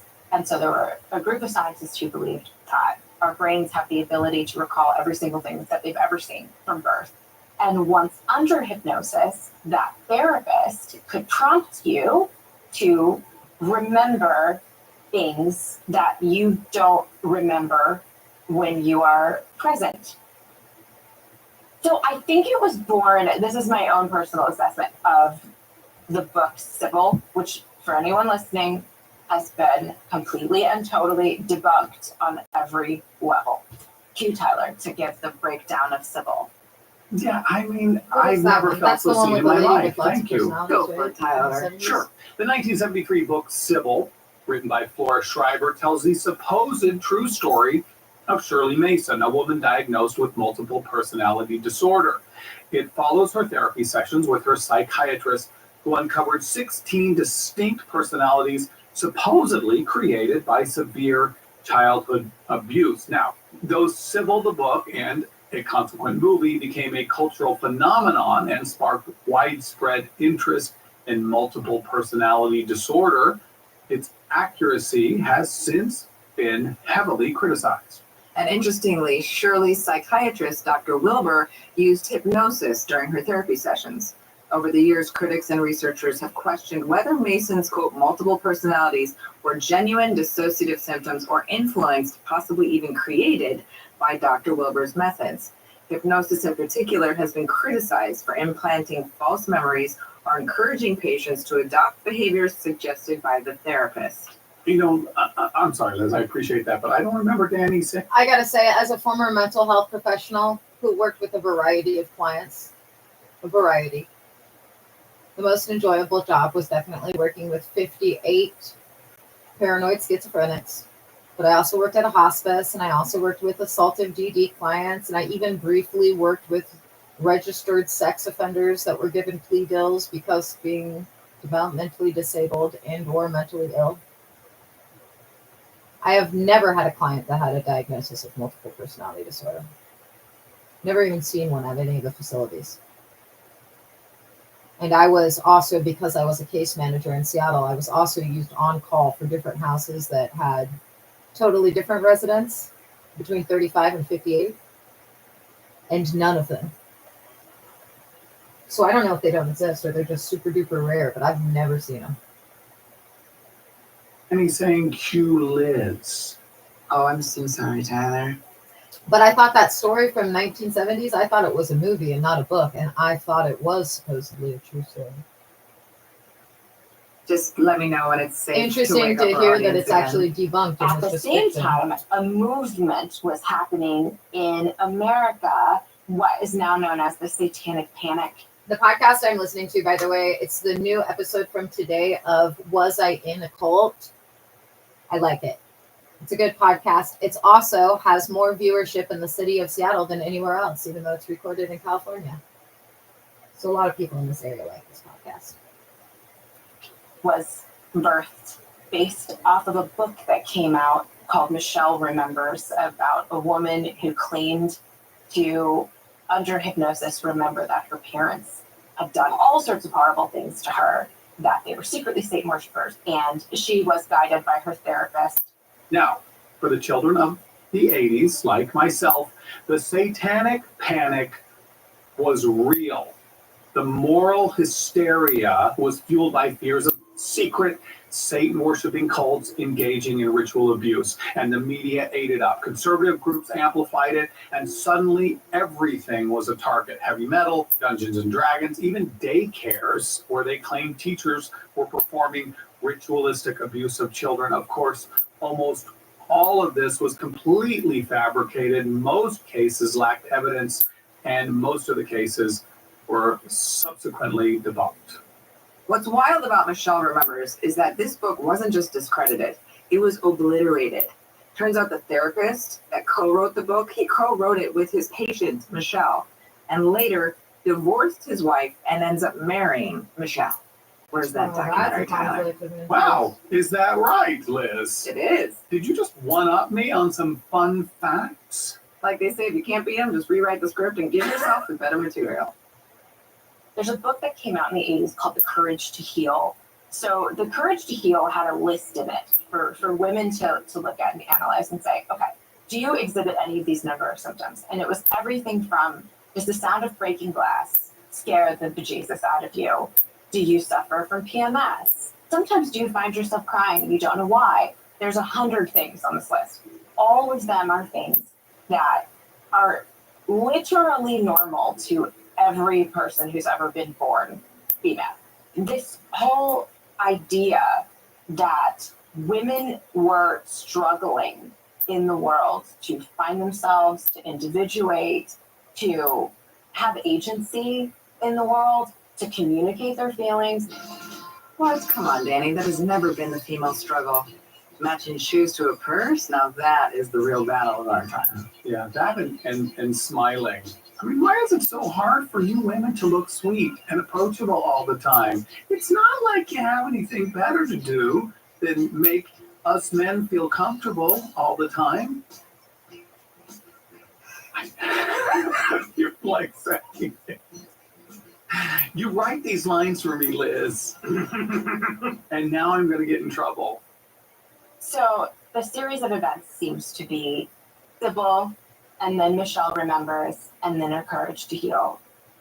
And all of these three books intertwined with one another, and they created this movement that anybody of a certain age will remember, where suddenly everyone was a multiple personality, which let me just take a moment and say, and I'm deeply aware that multiple personality disorder is no longer called that. It's called dissociative identity disorder.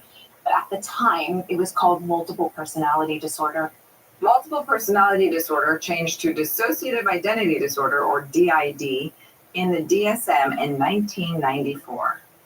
So my mother very quickly went from being a single mom who works a normal job and does her best to like make sure her kids get up for school in the morning and get to their lessons, to someone who could never stop crying, couldn't stay calm enough to operate a motor vehicle, and couldn't maintain her job, had to go on government assistance, and required, according to her therapist, therapy 4 to 5 times a week in order to manage all of these supposed so-called memories that are continuing to emerge with each and every hypnosis session.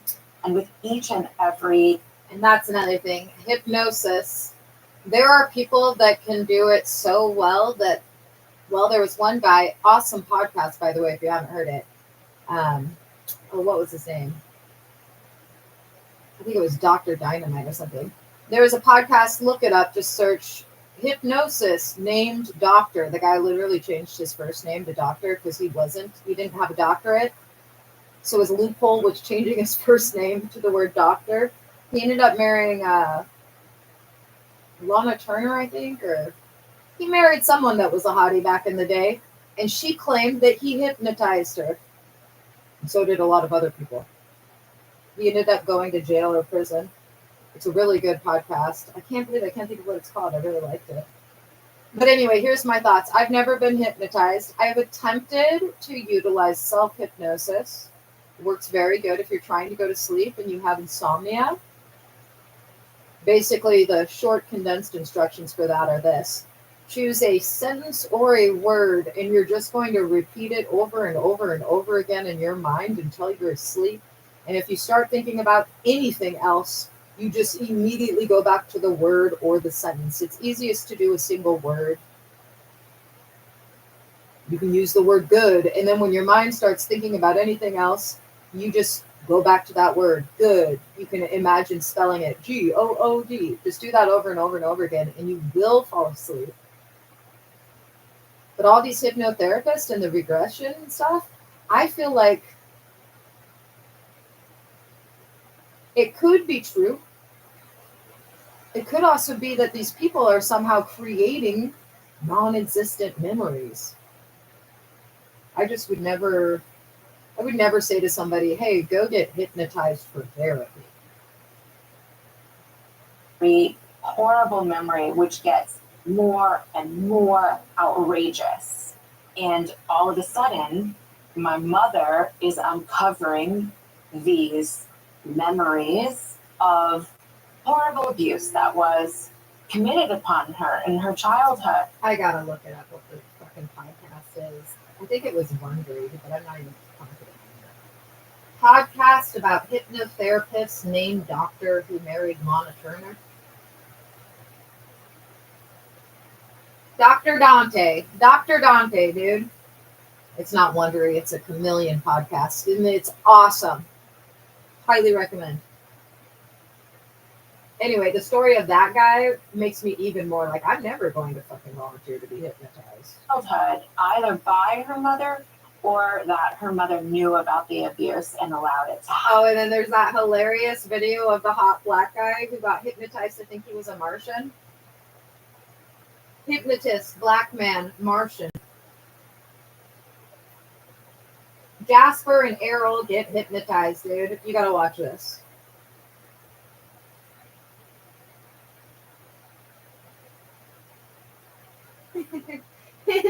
His friends who don't get hypnotized, the one guy has my exact same reaction.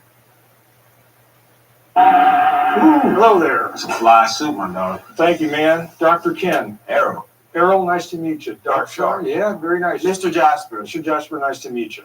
Now, I'm a hypnotist, but not the kind you may have been thinking Mr. about. Jasper, not the kind he that makes reacts just people, like me. turn them into clucking chickens. If we can tap into the deeper mind, we call it the unconscious mind, we can be better, greater than we are, more successful in everything we want to do. Now, here's what I want you to do. I want you to put your hands out, stare between them. Don't look at me, look between them. Watch those hands begin to move together. Just begin to bring them closer and see if you can feel them moving together, that kind of force, that magnetic force, because I want you to think of magnets on the palms of those hands. Now, when they touch, get those hands to touch, interlock your fingers like this. That's actually a sign of hypnosis, believe it or not. The hands are growing tighter now, number 4. Tighter still now. They're going tighter and tighter now. The hands grow so tight. Just let your imagination go. Let it go. Go ahead and try to unstick your hands. Dark Shark, were your hands stuck closed? They sure were, weren't they? Yeah. Absolutely. Jasper, how you doing, my friend? Stand up with me. Okay. Come on forward. Come on forward. Let's see how it works with you, okay? Look at that left foot. It's a sticky foot. Stay sticky. Stay sticky, right. Look right down to the tip of that foot. Now, the more you look at that foot, the more it sinks. Errol's the one that has my reaction. Never mind, not Jasper. Errol, Just you guys imagine what that would be like. Try and unstick it, and you'll see it sticks even more in the experience of it sticking. Do you want to try now? Yeah, give it a little try. It's stuck. There you go. Okay. There you go. See, you're in total control of this thing. Have a seat. I think we're going to switch to something else. Okay, now, Dark Shark. You have your arm. Just let your arm go. Just loosen, limp, and relax. That's it. Look at me. Look at me. Look at me right now. Dude, and I love that it's Dark Shark that gets slowly hypnotized. Loosen up your arm. Loosen up your arm. Just let it go. No, just follow my fingers. Look down. Look down. Look down. Look down. Look down. Look down. So that's it. Let it go. Let it go. So in a moment, when I count to 3, Dark Shark, NASA is planning on going to Mars. We've got you here, our first Martian when I count to three. It's 1, 2, 3. Just sit up, open your eyes. Hey there, our first Martian. What's your first impression of the planet Earth here? What'd you have for breakfast this morning? It doesn't sound good. Did you like it? What's the typical Martian meal going to be? Whoa. Okay, what did he just say? Oh man. I'll have to hear it again. I don't know. He has to say it again. I didn't hear it. Say it one more time. There you go. And what do you think of the women on the planet here? See. Oh, yeah. Well, can you say that? Yeah, okay, you can't. Okay. No, I got it. But in the interest of the public, we don't. Yeah. Okay, when I count to three, just close your eyes. 1, 2, 3. Right back to me, Darkshire. Excellent. All right, it's time to wrap it up. Yeah. All right. First of all, I want to thank everybody here. Trying to give each of you connection to your talents. Now they're different in every way. And this guy is a bundle of love, man. He is such a asshole. He is a bundle of love. Okay. I was saying some crazy ass shit. Who's that, man? He made me do that for real. I don't know why the fuck I was saying that dumb ass shit. That shit just popped up in my head. I'm like, what the fuck? You believe that you was really hypnotized? And I was saying that Martian shit. Hey, get the fuck out of here, man. Scary white man. Dude, I'm not hanging out with you. Y'all was fighting. They was fighting. You're a hypnotist? Goodbye. Y'all was bullshit.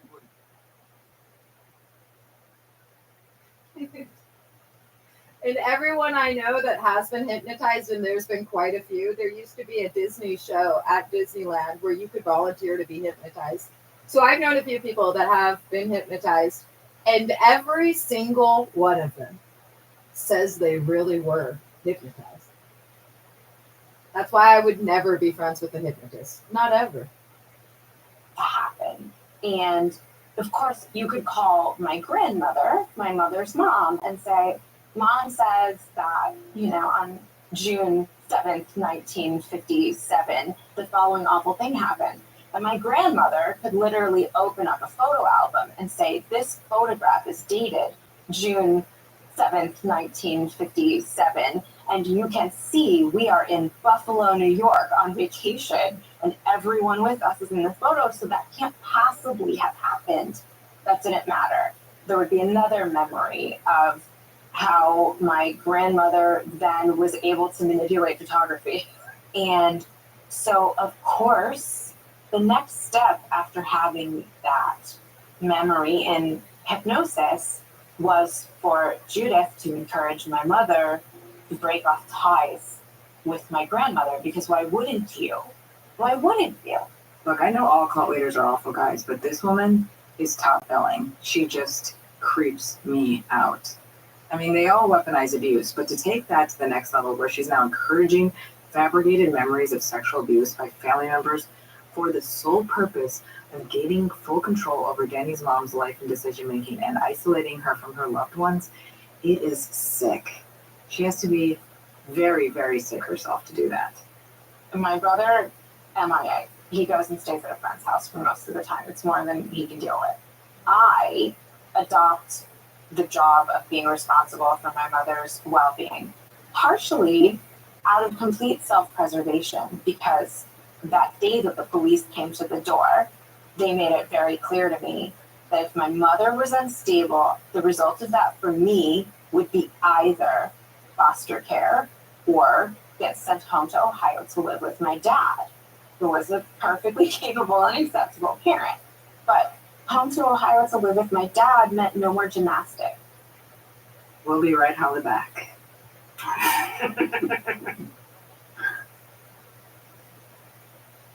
June's Journey. June's Journey. June's Journey. Now, what are you doing, Liz? Well, we're recording an ad for June's Journey. I want to get the tone just right. June's Journey. I mean, there is a lot more in that ad than simply the name, Liz. June's Journey. June's Journey. I guess you're just going to leave it up to me to tell the people it's an incredible app where you can find hidden clues to solve mysteries. You mean June's Journey? I mean, you play it, I play it. We escape reality with its gripping mystery, murder, and romance. Which is why I love June's Journey. I mean, we got to sell this thing, Liz. Our listeners will certainly like this game, and I want to get it right. Which is why I am practicing Tyler. June's Journey. Okay, well, let me know when you're ready because I have to read the call to action. Ready? How sharp are your observation skills? Put them to the test in June's Journey. Download for free today on iOS and Android. Hell. What's in a Cult is brought to you by Progressive Insurance. Hey Liz, did you ever think about switching insurance companies to see if you could save more cash? I mean, yeah, I like saving money. Well, Progressive makes it easy. Just drop in some details about yourself. Yeah, you want to leave out the juicy bits. And you can see if you're eligible to save money when you bundle your home and auto policies. Seems like a lot of work. Well, the process only takes minutes, and it could mean hundreds more in your pocket. Since when did you start sounding like a commercial, Tyler? About 37 seconds ago. Visit progressive.com after this episode to see if you can save. Progressive Casualty Insurance Company and affiliates. Potential savings will vary, not available in all states. And now we both sound like a commercial. Hey, podcast fans, want to see one of your favorite shows live? Giggly Squad comes to the Emerald Queen Casino Thursday, March 6th. Laugh along with Hannah Berner and Paige Sorbo as they bring their hit podcast Giggly Squad to the stage. From relationships and horoscopes to TV and personal stories, these two keep it real, raw, and hilarious. Don't miss your chance to catch them live on the Club Giggly 2025 tour. Nothing's off the table. Thursday, March 6th at Emerald Queen Casino, the entertainment capital of the Northwest.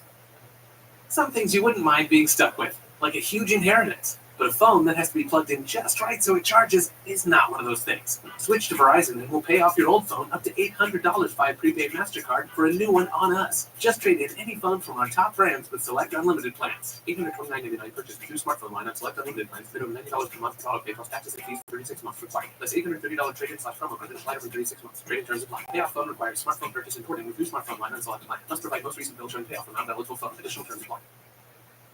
So a normal day for me from 10 to 13 was get up in the morning, make myself some breakfast.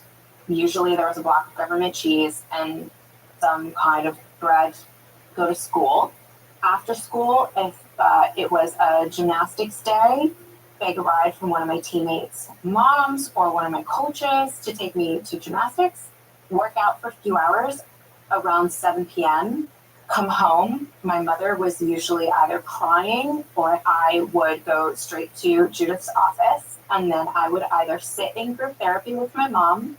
I would sit in on my mom's private therapy session where she was being hypnotized and recounting stories of childhood abuse. And I won't get into the specifics of what my mother, quote unquote, remembered. But it certainly wasn't appropriate for a young child's ears. And she was becoming increasingly more unstable. And in pretty short order, she was then diagnosed by her therapist as having multiple personality disorder. And there it is. And then Judith helped her uncover all the other personalities that explained to her why she can't remember any of these things happening when she's not under hypnosis. So there was like a 6-year-old, there was a 4-year-old.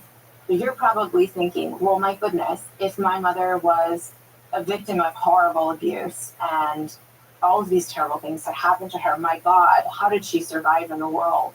How did she raise children? How did she have a regular family Thanksgiving with the very people that she claimed did these horrible things to her? Well, the answer always is there's a personality for that. There was the character, if you will, who was the person that my mother said was responsible for her working a job. How was I able to graduate college? Oh, well, because professional Pat was the one who worked at the business, and the one who goes by Sadie identified as a student. She's the one who did all the studying for you, and so on and so forth. And so my mother ultimately had 9 personalities. I am at a complete loss for words. This Judith woman is unbelievable. And unfortunately, Danny's mother wasn't the only one. They were, without fail, suburban moms that were feeling less than satisfied in their lives or struggling with their children or their unhappy marriage or difficult relationships in their families, and they also sought help. from Judith. And Judith manipulates their minds by hypnotizing them, which is literally a brainwashing state. And then she insinuates into their minds that they had horrible things happen to them that they simply can't remember without her help. But now that they remember these things, they're not only emotionally unstable because they're processing that people that they've loved their whole lives are actually evil and villainous. And now that they're processing that, they become unstable and they can't work. But the one thing that these suburban women all have in common is really high quality health insurance. And the insurance companies were willing to pay for intensive therapy in order to address multiple personality disorder. So now there's a lot of checks coming in for all of these therapy sessions. MPD, also known as monetizing people's disorders. There was anywhere between like 10 and 12 women at a time in the group, but you can imagine if there's 12 women, but all 12 of them on average have 6 personalities, then math. Cue Tyler to math. 12 times 6. No, 72. Show off. It's just math. It's simple math. Oh, look, I'm Tyler. I went to 3rd grade. That many personalities. And I knew all of their names too. It was crazy. Yeah, they all had different names. As the women would move through therapy, they would be leaning more heavily into their more adult, more responsible personalities that would eventually become one person. And as they approached that, each of the women was encouraged to change their names. Now, if this isn't the epitome of break you down and build you back up in my image co-leader bullshit, I don't know what is. My mother's name is not her original name. I have a different last name than my mother. So Nicolay is not the name I was born with. My last name is Diggs. And I changed it when I was 13 because of this whole process at the encouragement of my mother. And so as a collective, they became something that we just referred to as the group. They were essentially only friends with one another.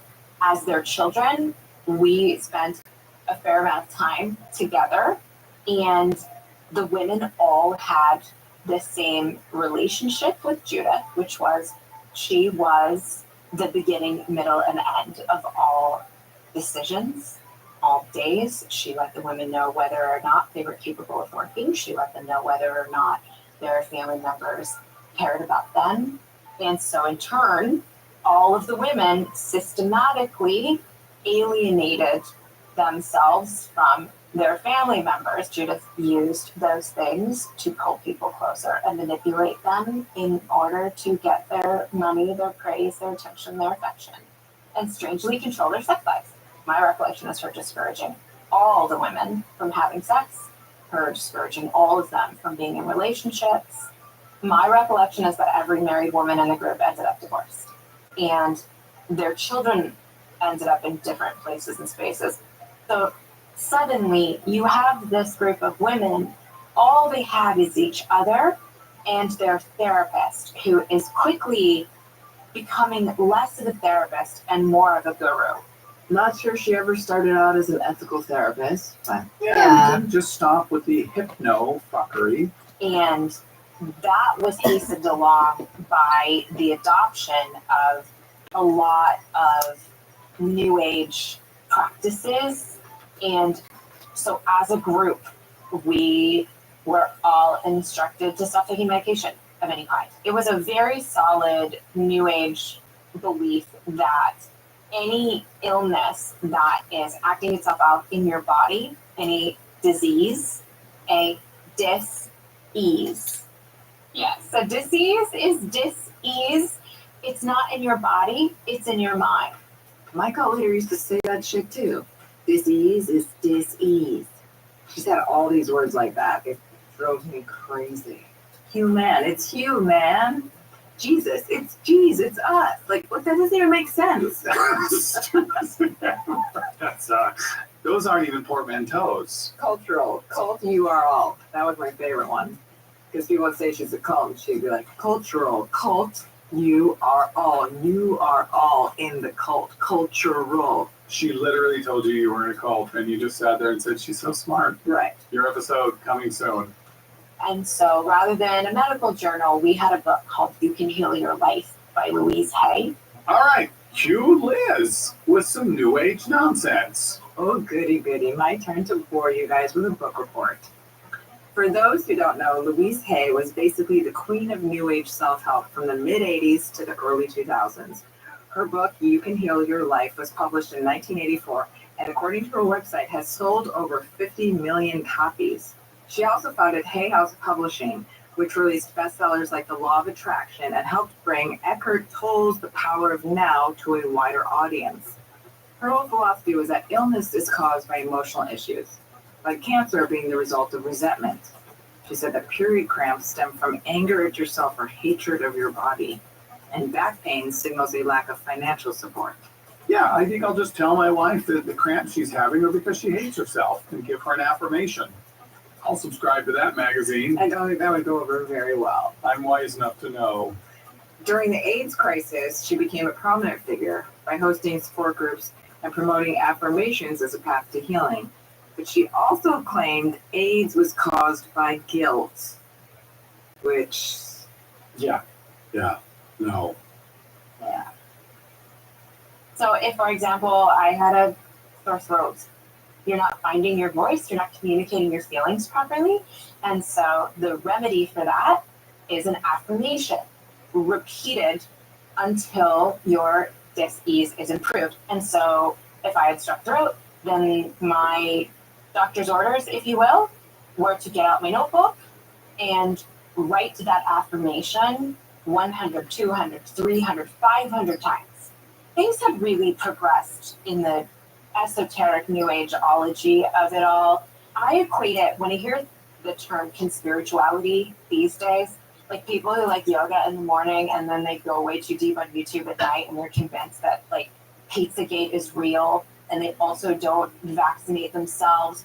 I feel like my mother's group was sort of one of the earliest iterations of that. It's just we didn't have internet, right? So between hypnotherapy, group therapy, some iteration of what they thought was traditional talk therapy, there also was like Reiki healing, energy healing. We've heard of past life regression. We did a lot of that because it goes hand in hand with the hypnotherapy of the time.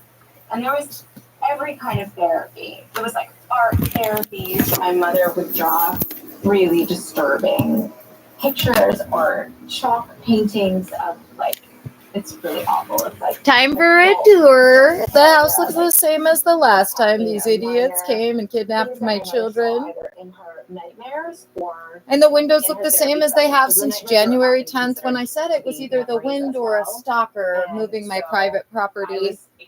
And then later, the stalker came for 20 women in the minutes. group believed that their parents were secret Satan worshippers, and so I saw One of the their stalkers. conjurings of what they thought they remembered from when they were 9 or 10 months old of their parents like putting them on some sort of altar and like doing terrible things to them. And so I had these really intense scary images in my head. I didn't understand what sex was yet. I certainly didn't understand it from an adult point of view. And yet everything around was always about sex, but it was deviant. And it wasn't just her mom that was indoctrinated.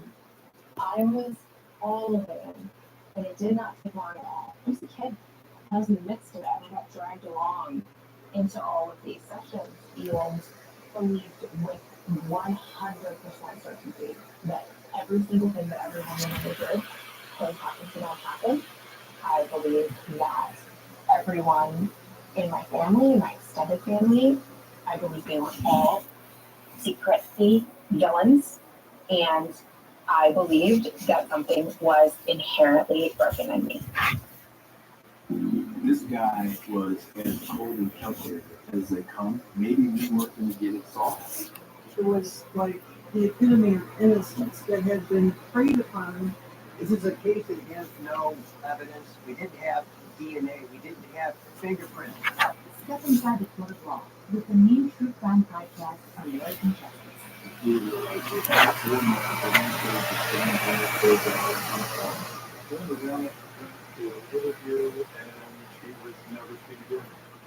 podcast that explores complex crimes and reveals how our justice system works.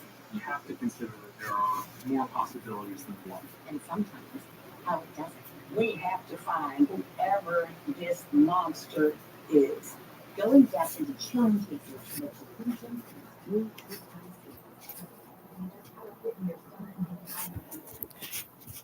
new episodes of American Justice are available everything. Some things you wouldn't mind being stuck with. A huge inheritance just right, so it charges is not one of those things. Switch to Verizon and pay off your old phone. $800 by prepaid MasterCard for a new one on us. Just visit any phone from our top brands with select unlimited plans. Okay, plus taxes and fees for 36 months. Fine. That's $830 trading for phone. Under plan for 36 months. Trading terms apply. Yeah, phone number, smartphone purchase included. This phone that's on plan. Must provide most recent version. Eventually, Danny stopped only watching from the sidelines. And the group starts getting more and more intertwined into each other's lives, to the point where one member of the group gets assigned to be my therapist as a kid, because all of their children need to remember the things that we don't remember happen to us. So therapy for me was with a sort of senior member of the group. So she had more dominant adult personalities, as we all understood them to be. And so my therapy sessions would be going into a room with her. I remember the room having no furniture in it. And so we would sit on the floor and she would attempt to hypnotize me so that I could remember things that happened to me in my young childhood.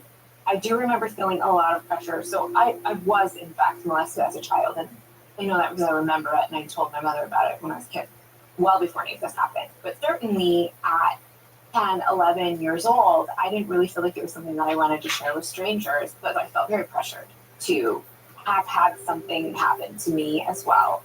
And so I told the truth, and it became very quickly apparent that the truth was not nearly enough. And so she would hypnotize me, or attempt to hypnotize me, and try to elicit memories from me. And in particular, I remember a lot of pressure trying to elicit memories about my father and things that they wanted me to say that he did. But my father never did anything but go to work and play baseball and insist that I turn out my feet because I was pigeon-toed. And I'll give my mother this credit. She had a lot of pressure to elicit memories about my father doing bad things to me. And she held fast, and she kept it very self-centric. Everything was about somebody did something horrible to me, but she didn't accuse my dad of doing anything. I remember my mother needed to wholly be focused on therapy and attempting to parent in the midst of all of these different personalities. I remember my mother being an active participant in like who we're going to be today. Judith would essentially say like, now we're going to work on your 6-year-old named Rosie. And so Rosie would be in the forefront for days, if not weeks, sometimes months on end. And so it became that 12-year-old me had to parent a 6-year-old that was coming out of my mother the whole time. So I cooked, I cleaned, I made sure she took a shower, I made sure that she was okay. She was showing up to my middle school talking like a 6-year-old who had driven there in a hatchback and confusing everyone and putting me in a position where I had to like make up 1 million stories. It's no wonder I became an actress in order to explain her very bizarre behavior. There was a really fun stretch when I was 12 where she was being a petulant teenager that was like only 2 years older than me. Let me tell you, that sucked. In retrospect, as an adult, my mom was profoundly unstable and she probably had no business parenting me anyway. And it ended up being this very unfair, unspoken agreement between us that if I wanted to continue living with my mother, I had to understand that she was going to shirk her parenting responsibilities. And the result of that was my grades slipped. Gymnastics slipped.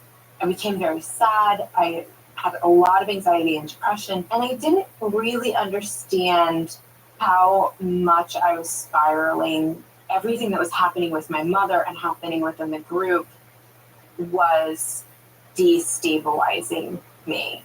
I no longer go to church. I no longer go to doctors. I no longer speak to my grandmother, my grandfather, my uncle, my other set of grandparents.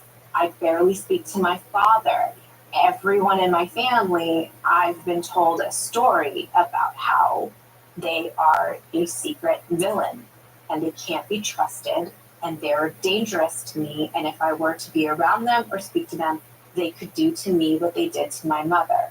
And so I went from being a kid who had a really strong understanding of who she was and a lot of confidence that came from being smart and being accomplished to being a kid who understood that the very basis of my being is brokenness. And the only way that could be fixed is to participate more readily in the group. And so that created this really dichotomous circumstance for me because I wanted so desperately to be normal.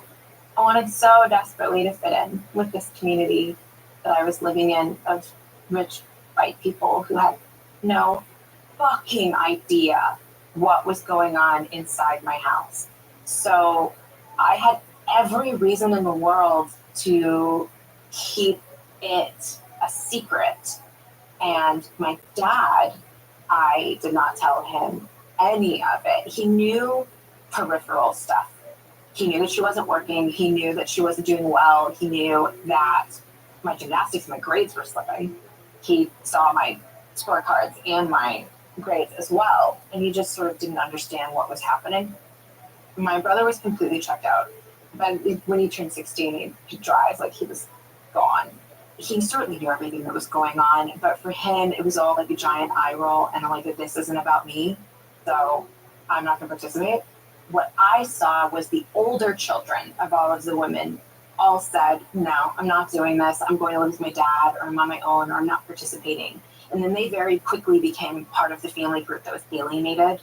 And then the younger kids, like me, we either got hypnotized into remembering something that we didn't remember before, and then on-sided with mom, or like in my case, didn't hypnotize easily and couldn't be coaxed into remembering something unknown. It became very clear very fast when I wasn't down with the memory program. I started being identified as counterproductive to her therapy. It became that the only way my mother was going to make her way to the goalpost of integration was if she sent me away, because she needed to focus on herself. Judith said to my mother that she absolutely had to send me away.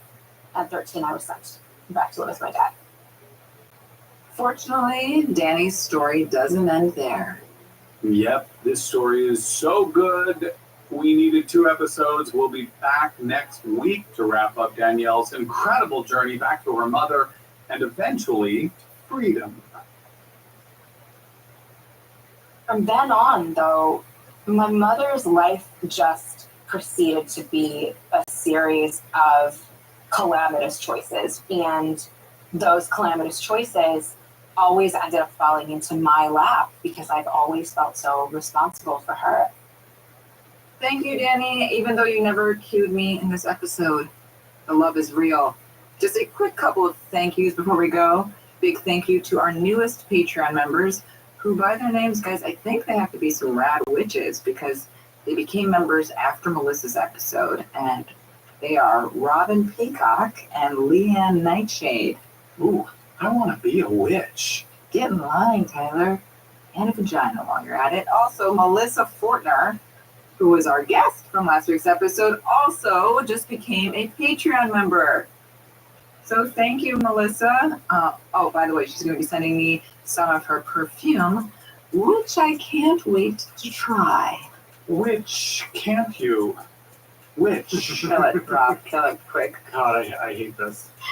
I will be sure to let you guys know what I think of her perfume when I receive it. And she also said she would send us some mead wine. So I'll share some with you, Tyler. Which wine? Mead wine, the mead wine. Which is which wine? Danielle, Which can I is- get a cue, Tyler, to stop talking, please? Rob, can you just AI that in Danielle's voice for us? Let me hit the AI button. Hold on one second. To Tyler to be fucking quiet. Damn you, technology. Damn you.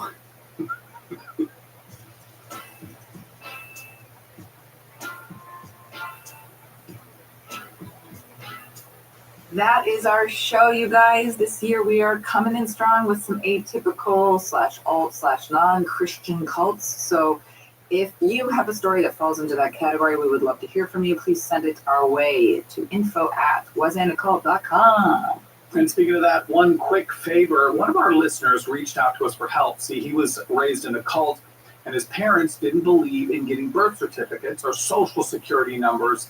So now that he is an adult, why he can't get a driver's license or a job. It's terrible. So if any of our listeners have had similar situations or might know of a solution, please reach out to us at info@wasandacult.com. Thank you all for listening, for joining us in this new wild 2025 that is already filled with lots of craziness. We are excited to keep making this show. Please rate and review if you haven't. Please continue to spread the word. Tell your friends. It really helps our show. And we'll see you in a week. Was I in a Cult is written, produced, and hosted by me, Tyler, the disc jockey Misa. And me, some doubt, Liz Iacuzzi. Sound design and edit by Rob Akron Sound Para. And assistant editor Greta Sybil Stromquist. And our executive producer is Stephen Multiple Non-Personalities. Wait, that's not true, Stephen. You have a wonderful half of a personality. No, you have a good full personality. All 12 of them.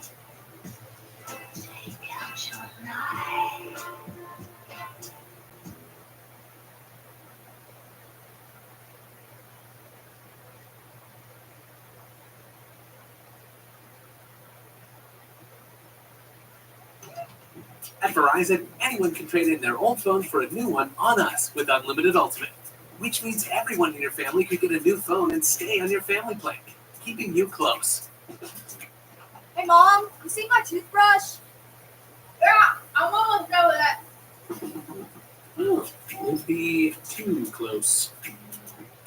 Trade in additional terms apply. See Verizon.com for details. Please note, this episode contains strong language and sexual situations. On October 27th, 2020, in a federal court in Brooklyn, New York, a man stood awaiting his sentencing after being convicted of 7 total charges, including 2 counts of sex trafficking. 15 women stood and gave heartbreaking testimony of financial coercion, fraud, mental manipulation, and sexual abuse. One woman even testified that Nerd Squad, be advised, I did the tour of the house at around 9 a.m. PST for your instructions. this particular man abused her when she was 15 years old and forced her to keep her weight under 100 pounds. As the horror stories unfolded, the man in question sat, listened, and then denied all allegations. That man was Keith Raniere. Years prior, the warrant for his arrest stated that he knowingly and intentionally recruited, enticed, harbored, transported, obtained, patronized, and solicited persons. That warrant listed 2 women, Jane Doe number 1 and Jane Doe number 2. Ladies and gentlemen, I'm thrilled to introduce to you Jane Doe number 2. We get there, the bus stop. It's pitch black. It's snowing. It's cold. We're in the middle of nowhere. I just thought, who the fuck is playing volleyball right now? But I was really excited to meet Keith. So when I met him, I had this huge emotional breakdown. And I started crying. And he holds my hand, sits me down at this little bench area, and he's like, why are you so emotional right now? I said, I'm meeting someone who cares enough about humanity that wants to change it in a positive way And I'm just really emotionally moved right now. He just held my hand and was just like, I'm glad that you're here. No one wakes up going like, oh, I want to join a cult today.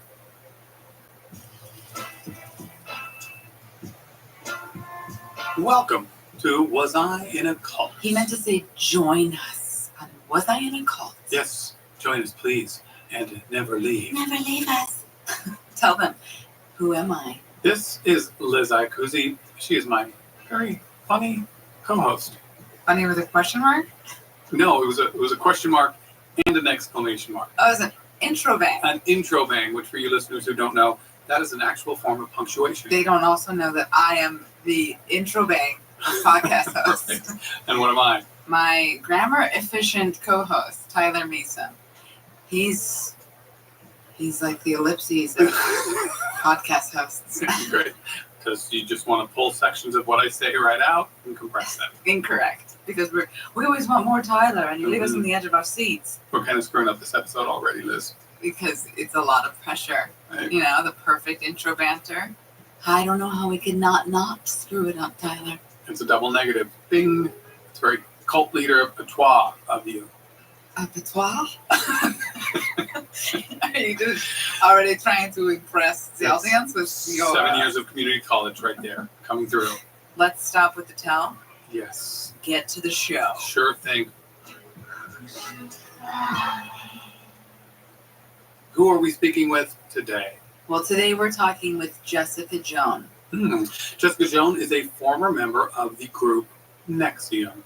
How do you spell Nexium? N-X-I-V-M for some Strange. reason, which we may get into. This is a self-help group that was very recently exposed, and if you've been watching, there's been a decent amount of press regarding it of late. Just a little. If Mhm. you ever turn on the news.com app Or any documentary. or open your eyes. And Jessica is a key player in some of the stuff that's transpired. Oh, you're teasing us, Liz. Such a tease. Mm-hmm. In fact, the day she got off the plane from a certain someone's sentencing, Teasing. she drove right to our studio to give us her exclusive story. Now I feel special. I also feel special. This is what it must be like to be in a cult. In the beginning, yes. Mhm. Speaking of beginnings, shall we? See what she did there. Okay. Take it away, Jessica. I am Jessica Joan, author, actress, producer, poet, avenger. I grew up in Orange County. I had a very cushy upbringing. It was really nice. I went to Toys R Us all the time. And we had like a nice house and marble floors and like a chandelier. And so my dad, he grew up in the Philippines and came here. I was definitely a daddy's girl, but also my mom loved me and she was a nurse for babies in the ICU. So she's actually has a huge heart, so much light and charisma. But it wasn't long before things took a turn in their happy home. My parents had their own journey. Basically, my dad was manufacturing and producing drugs in our home, like some Breaking Bad shit. Oh. He has a meth kitchen. Sadly, a nurse's salary couldn't compete, so her mother left the nursing world and got swept up in the drug game too. And she was hooked. Not only did she love to sell it, but she loved to do it. Cook it. Yeah, do it, cook it, sell it, manufacture it, send it across the country. I grew up in that kind of environment. But one day when Jessica was just 5 or 6 years old, her mom up and left. No note or anything. She was a young mom, now addicted to her own product. And, as Jessica puts it, parents leave, people leave, shit happens. She was just doing her own thing. Caught up in the drug game, and she is a narcissist. Also, she's a natural born hustler. Like, she's pretty gangster, to be honest. So now my dad, a lot of what he did was take care of his 3 small children. Which meant continuing to be Walter White. For the record, you guys, Jessica's dad is no longer dealing meth, and he has completely turned his life around. She's actually quite close with him today. Thanks for clearing that up and being the bright side, Liz. You're welcome. But when Jessica was just 10 years old, this was about 5 years after her mother left. The SWAT team came to my house in 5th grade. I just got out of the shower. My cousin was singing Britney Spears or something. We had a little karaoke laserdisc situation. And it was just like everyone on the ground. And I, in my towel, like, okay, this is happening. And then, like, eventually seeing my dad get taken away in cuffs. And then we go with Child Protective Services. So, with a father in jail and a mother on the lam, one who eventually landed in federal prison herself, my grandparents ended up adopting us, saving Jessica and her siblings from the pitfalls of the American foster care system. We moved to the city of Tustin Ranch. So it was really nice. Tustin Ranch is in Orange County, California. You know, I'm going to the school, feeling kind of a little bit like the black sheep because how do I tell these friends what my life really is? Because they're like, oh, where's your parents? You know? And so I basically had to start living a double life, essentially. So I've been really good at being able to be a chameleon and to be able to go into any room or situation and know how to fit in. So, after high school, I went to Orange Coast College, which is like the beachy community college. There was a teacher.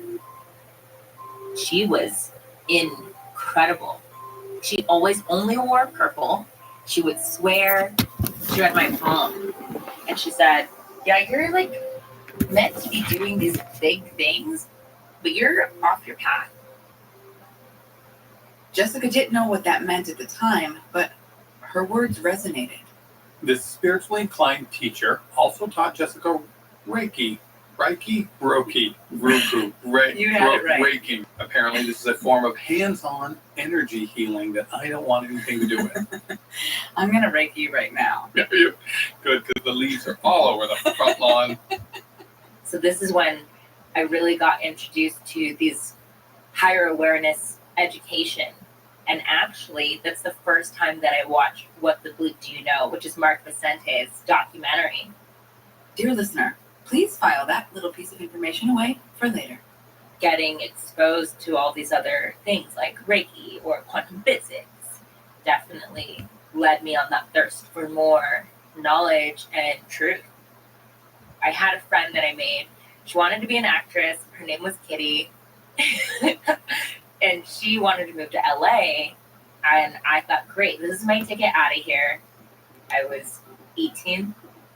So she dropped out of college and moved to the land of forbidden fruit and nuts. Me and Kitty were just thrust into the Hollywood clubbing scene now. And she hit it hard. You go to a club, and then you're going to an after party. It's all about the after party. And then you're hungover. Then maybe you're at a brunch. Who knows? Or you're at a pool somewhere. Doing Runyon Canyon. Getting your fucking green smoothie. All these mansions, Hollywood Hills, champagne, celebrities, whatever. I'm just going along for the ride. She was a hostess, waited tables at various trendy LA restaurants, while also pursuing modeling and acting gigs. The first person to ever do that in LA. Wait tables and pursue modeling and acting gigs. Shocker. Mm-hmm. But somewhere through the glitz and the glam, she started to see the truth.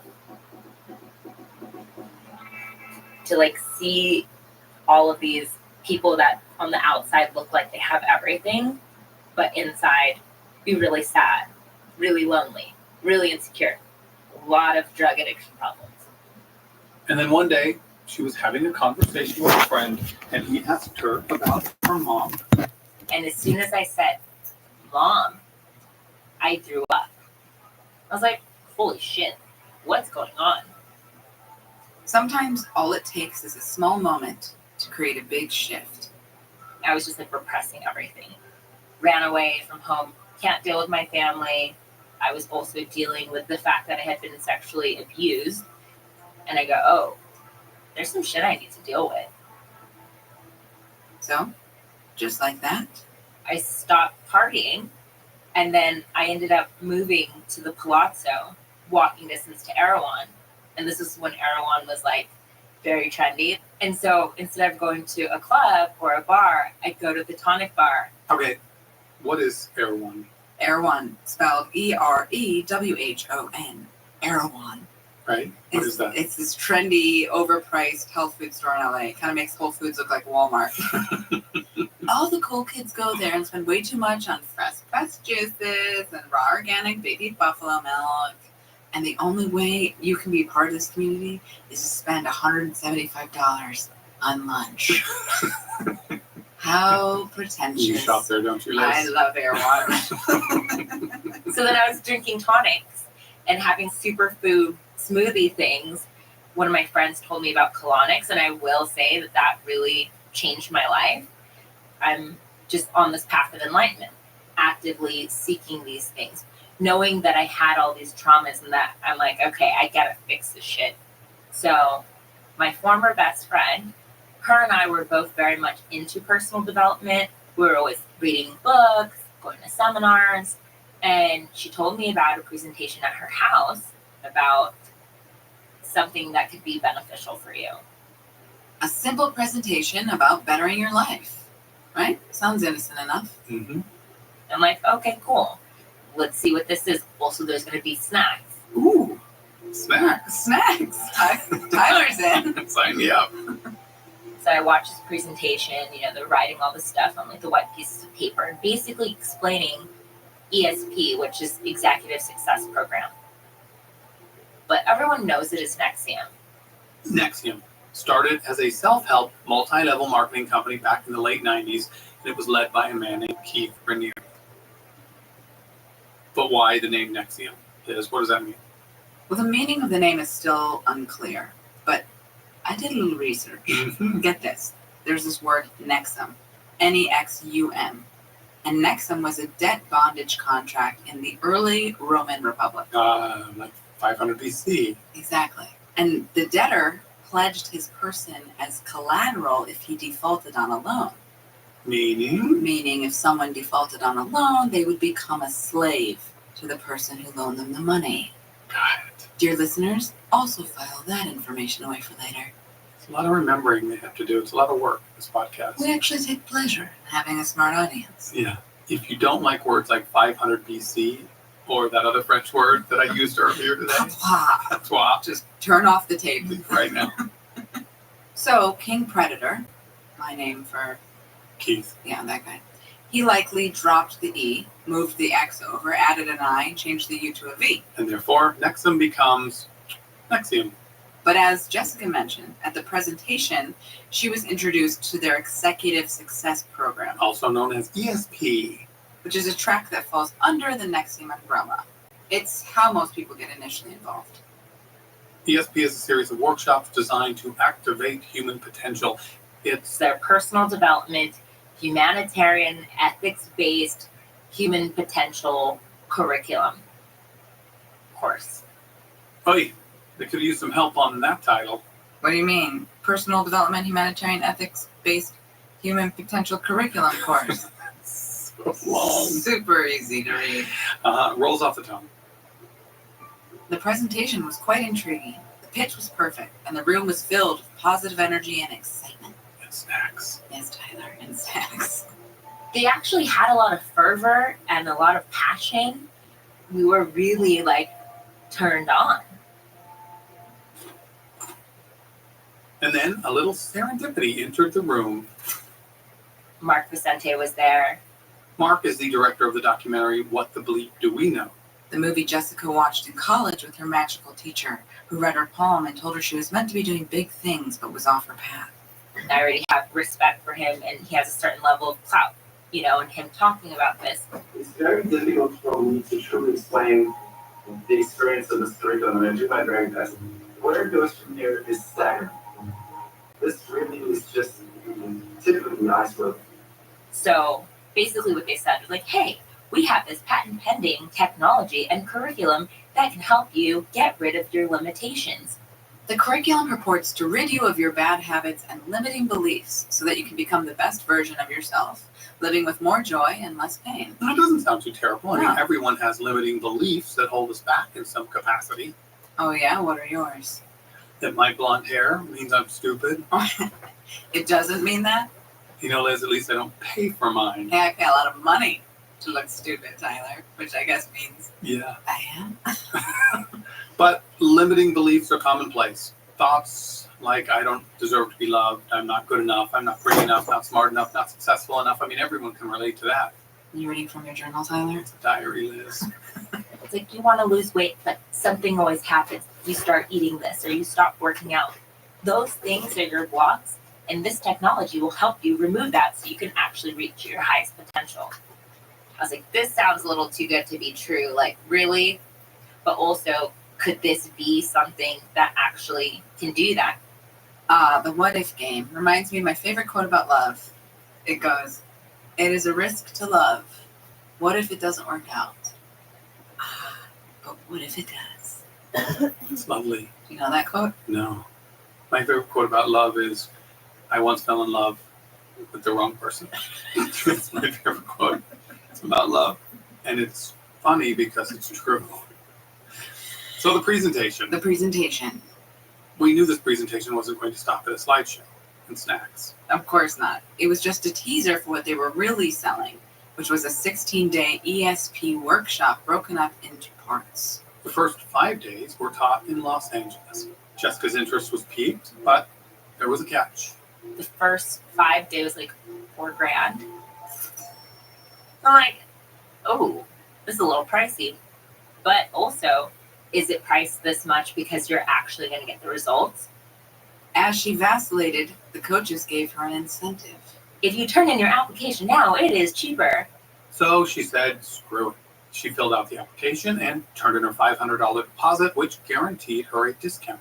I was trying to get that deal, like $500 cheaper. But when she got home, she still felt uneasy about her decision.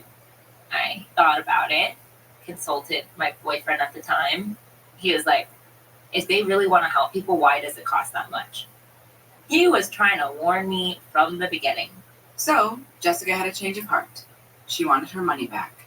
You see, she had been saving for a much-awaited trip to Hawaii. So she's like, I don't want to spend fucking $4,000 on this. I could be chilling in Hawaii. So she calls Mark Vicente and says she wants her money back. Now, Mark's years deep in this thing at this point, okay? He's a top recruiter and coach for the group. And his manipulation tactics are now black belt level. He was like, hey, you could go on vacation and it'd be healing. But you know that feeling? That'll still be there. I was like, fuck. How do you know about the feeling? Fucking ninja shit, right? And he said, there's only been one person ever that wanted their money back after this, and we gave it to them. So if you are not satisfied, we will give it back to you. Yeah, well, what the bleep does he know? So now I have nothing to lose. If this sucks, I get my money back. So I was like, okay, fuck it. What's the worst that can happen? I spend a few $1,000s, 5 days of my life. What if this is actually helpful?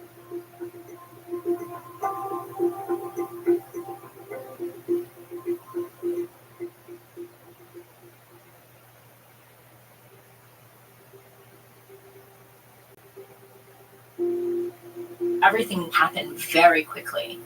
I took my first 5 day in August of 2016. And it felt like going to the first day of school. Excitement, nervousness, you don't know what to expect. And I did it with my former best friend and another friend. We're all in it together. Getting cute. We're like, oh my God. The 5-day workshop was held in a casting space in Culver City, California. They provided breakfast snacks and like a little coffee. Snacks and coffee? I'm way... Do you get fed at home, Tyler? The kind of people that showed up for this intensive was such a wide range of different kind of individuals. It was so beautiful. You have someone who is like a high-level production designer, you have a stylist, you have a teacher, you have a millionaire CEO, you have this more hippie woman. So they're not all lost, vulnerable, weak lemmings. Interesting. They attracted such beautiful people that wanted to excel. And it really felt like, yo, we have the magic sauce. We want to share the magic sauce with you so you can be super happy and we can all have magic sauce. Right, right. I wanted to believe it was possible. That's why, like I said, it sounded a little too good to be true. Like, really? This is what's going to stop me from my limitations. But at that moment, it was true. It was incredible.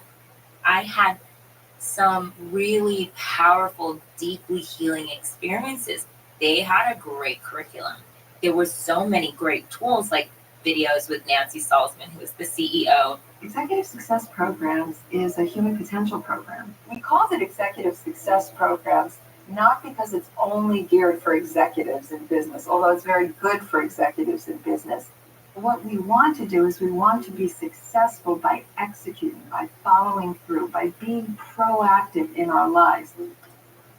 A former nurse, Nancy co-founded Nexium with Keith in 1998. She was known as Prefect and was the second most powerful person in the cult. All right, so Nancy is prefect. Why? Funny you ask.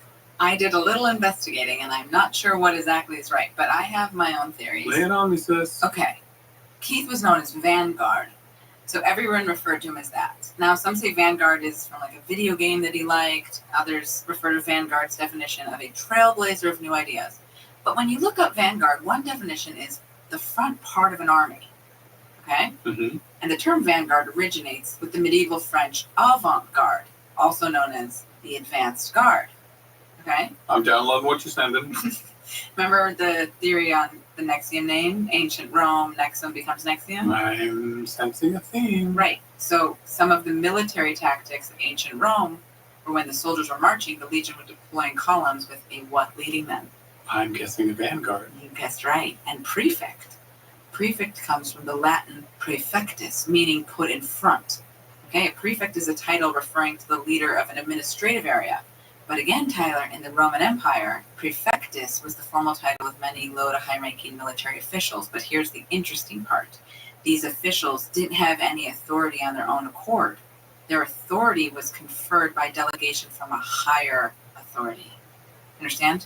I'm trying to keep up. Someone higher up had to give them permission to assert their power. Right, someone like a vanguard. Right, yes. I think you have cracked the case, Veronica Mars. You are a genuinely good Wikipedia user.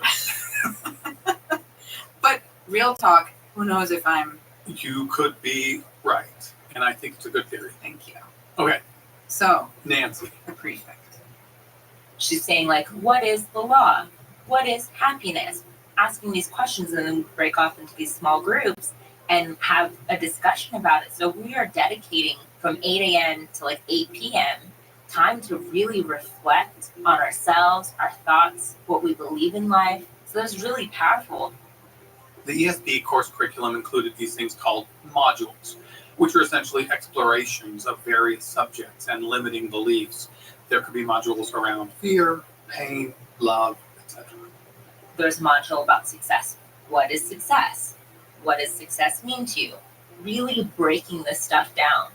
What are laws? What are rules? So you were brought to question things. And then they have this technology called EMs. EM is exploration of meaning. This is where the group leader, also known as the proctor, would work one-on-one with an individual's trauma. But they would do it in a public setting, in front of everyone. Say someone was afraid of bees, like super terrified of bees, severe trauma around it. And so when she got her EM, the proctor would take the individual back to the earliest memory of her fear of bees. They were asking questions like, how are you feeling at this time? Basically reframing the memory so the person could have this realization that whole bee fear was irrational. So the tech that they had was really high level. This kind of technique is nothing new. It's basically cognitive behavioral therapy. But by doing it publicly, this was a high-level manipulation to make members more vulnerable and have them reveal emotional truths about themselves. Which could be used later as a weapon. I was having an EM, working out something that had to do with my relationship at the time, and the proctor took me through the EM asking her various questions related to love, relationships, and her boyfriend. And then I just had this breakthrough where the whole room just turned white, like this, like some Matrix shit. I felt like I was on a hallucinogen. I just went to a new level. My brain exploded. I realized, oh my God, this relationship right now is existing because a lot of it is like a shared trauma and a shared codependency. This is actually holding both of us back. The reality is the relationship was deteriorating on its own. This intense revelation came after just 5 days, the only 5 days she had paid for to this point. But actually, it's a total of a 16-day course broken up into a 5-day and an 11-day. Well, isn't that convenient? But now Jessica is hooked. Oh my God. After the 5 days, I was so high on life. I made all these new friends. I'm feeling heard and seen for the first time. And I feel like I have the magic sauce and I want to finish the 16 days. I'm like, I don't care about the money. I just want to take more courses. I wanted my boyfriend at the time to take it. I'm like, please take this. It's going to help you with your issues. He still didn't trust the program and declined. But it didn't matter because Jessica had a new love, Nexium. It gave me the courage and the reasoning behind what I would do next. We broke up. And now Jessica was talking about Nexium to every one of her friends. The organization, like many cults, rewards recruitment. It's how you move up the ranks. You want to be a top proctor, get more butts in the seats. And for Jessica, recruitment came naturally. When I love something, I love to promote it. I'm like, oh my God, have you had this smoothie? It is the best smoothie. I just want people to feel as good as I feel. So I went on a whole fucking rampage. But very few of her friends were receptive. They just all of a sudden stopped returning my calls.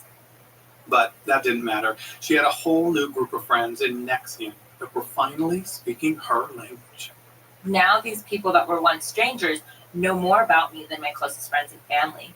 And not only am I in this safe space to share, I'm also witnessing them get so vulnerable. And so for me, that was so exciting because my life prior with the whole Hollywood thing, my soul was dying.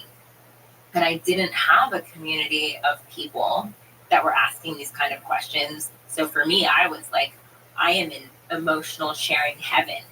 My foot was on the gas and now I just shifted into a new gear. Over this period, Jessica got close with one of the leading women in the group. India Oxenberg. She was one of the leaders at Jessica's intro presentation. She was helping me process because now I'm raw, I'm open. She told me that there was something she was really excited to share with me. India said she would tell her this amazing secret, but only in person, in Albany, New York, which just so happened to also be where the last 11 of the 16 days were taking place. She was priming me. You see, Nexium, they had locations all over the world, but the home base was Albany. That's where Keith lived. That was like the Mecca. But at this point, it wasn't going to require any convincing to keep her taking the ESP classes. A few more $1,000 anteed up for 5 more days felt reasonable considering the benefits she felt the experience was giving her. The next set of classes were in November 2016, just 2 months after her first 5-day course. So me and my former best friend wanted to go, and they're like, you can stay in this house. Remember this house, people. So Jessica and her friend fly to New York City and take a bus through upstate New York. Bypassing all the fun things to do and going straight for snooze land. And this is at nighttime when we were crossing through, there's just nothing. It's very rural. And we like see these government buildings. I'm like, where are we? It's surreal. We get there, the bus stop. It's pitch black. It's snowing. It's cold. I'm exhausted. And who was there to greet her? None other than India Oxenberg, picking them up in a little black BMW. She's like, oh, we're going to head to volleyball. It was 10:30, almost 11. I just thought, who the fuck is playing volleyball right now? So for those who don't know, the leader, Keith Raniere, he loved volleyball, and the group would often meet multiple times a week, but often late at night. Let's back up to when Jessica was initially told about Keith Raniere. This was at her first 5-day course in Los Angeles. In the 5-day, there's a lot of weird ritual type things where you have these sashes, like in karate, yeah, white belt, you're brand new. So these different colors signifying how far up you've gone. Like in karate. Mm-hmm, sure. Well, that was the justification for it. You see, sashes are really just a way to get you to recruit more members and get more money from you by keeping you paying dues and taking classes ad infinitum. Explain. Well, they call it the stripe path. Once you start out, you're given a white sash. Now, you earn stripes on your sash when you recruit new members. Bingo. And these sashes look like. Well, they're like scarves, tacky table runners. I mean, they're just a cheap sateen fabric. Like your prom dress, Tyler? Mm-hmm. So you had to earn a certain amount of stripes on your sash before you advance to the next color on the stripe path, and that moves you up in the hierarchy. Cults love a hierarchy. So after white is yellow, and yellow is when you get to work for free for Nexium and become a coach. From coach, you then move up to proctor, then counselor, leading ultimately to gold. But there was only one gold ever. That was reserved for prefect. Nancy Salzman herself. Mm-hmm. And while you do get a minimum salary to be a proctor and a counselor, you are actually paying up to 25 times as much in dues. So it's an honest day's pay for an honest day's work right there, Tyler. Sure is, Liz. All right, now you've learned it. Back to Jessica's intro to Keith at her very first 5-day class. They put pictures up, one of Keith and one of Nancy. And so before we'd start the class, we would have to like bow, like, thank you, Vanguard, thank you, Prefect. But again, in martial arts, it's a sign of respect. You still in, Tyler? There's still snacks. So basically what they do in the beginning is they indoctrinate you with this belief that Keith is this super high IQ, black belt martial artist, humanitarian, incredible being. He's basically like the Buddha. Tell us more, Nancy Salzman. The Guinness Book of World Records said that he was one of the top scorers of an IQ test ever given, one of the top 3 problem solvers in the world. He learned French, German, and English before he learned to read. So that's what you think. And then you have this incredible experience with this curriculum. You're like, wow, this one guy created this because he wants to change the world. And he always wore a white sash because he's forever a student. What a douchebag. When I dip, you dip, Cults we often dip. do this with their leaders. They position them as untouchable, godlike geniuses, creating an intoxicating allure. Apparently, despite his self-proclaimed genius, Keith's GPA was 2.26. Oh, well, he's got me beat. And here's Keith talking about Nexium in all his brilliance. Most of what we say makes sense. It's not grounded in mysticism at all. It's not grounded in a lot of things that maybe are highly effective but are unexplainable. I think we have quite potent tools, and I think our tools are unique. I was really excited to meet Keith. For me, I thought this guy created this incredible curriculum, but not only that, he's supposed to be high IQ, fucking world solver of problems. I thought, he wants to change the world. I want to change the world. Yo, I need to meet this guy. What's up? What are we doing? So even though it's almost 11 p.m. and they've had a long day of travel, Jessica's along for the ride. We pull up to the sports barn. We're going to volleyball, whatever that even means. It was just so weird and strange that I was curious then. She The walks cherry in, one, and man, there is he the is, best one, the and I do great like and the blue powerful one, Keith too. Raniere in all his glory. He was really short and had his glasses and had a whole little volleyball outfit on, polo and shorts and knee pads. I don't remember if he had a headband or not, but that was part of his volleyball attire. All these people would come to volleyball to watch him. He'd play and then he'd take these little breaks. People were waiting in like a long line to talk to him. And so he'd take a break go on like a little mini walk within the volleyball perimeter and chat to them. I was actually off to the side with India, and India was like, "Oh, I want to introduce you." And his short, sweaty body, I'm sure, was massively intimidating. He was actually very underwhelming in person, but I had created this whole idea of who he was, what he meant to me, what he represented. So when I met him, I had this huge emotional breakdown. And I like started crying. And he comes to me, he holds my hand, sits me down at this little bench area, and he's like, "Why are you so emotional right now?" I said, "Because I had such a great experience with ESP, and I'm just really emotionally moved right now that you created that, and it helped me so much." He just held my hand and was like, "I'm glad that you're here." That was pretty much it. We get to resume volleyball. It felt comforting. It felt like I was being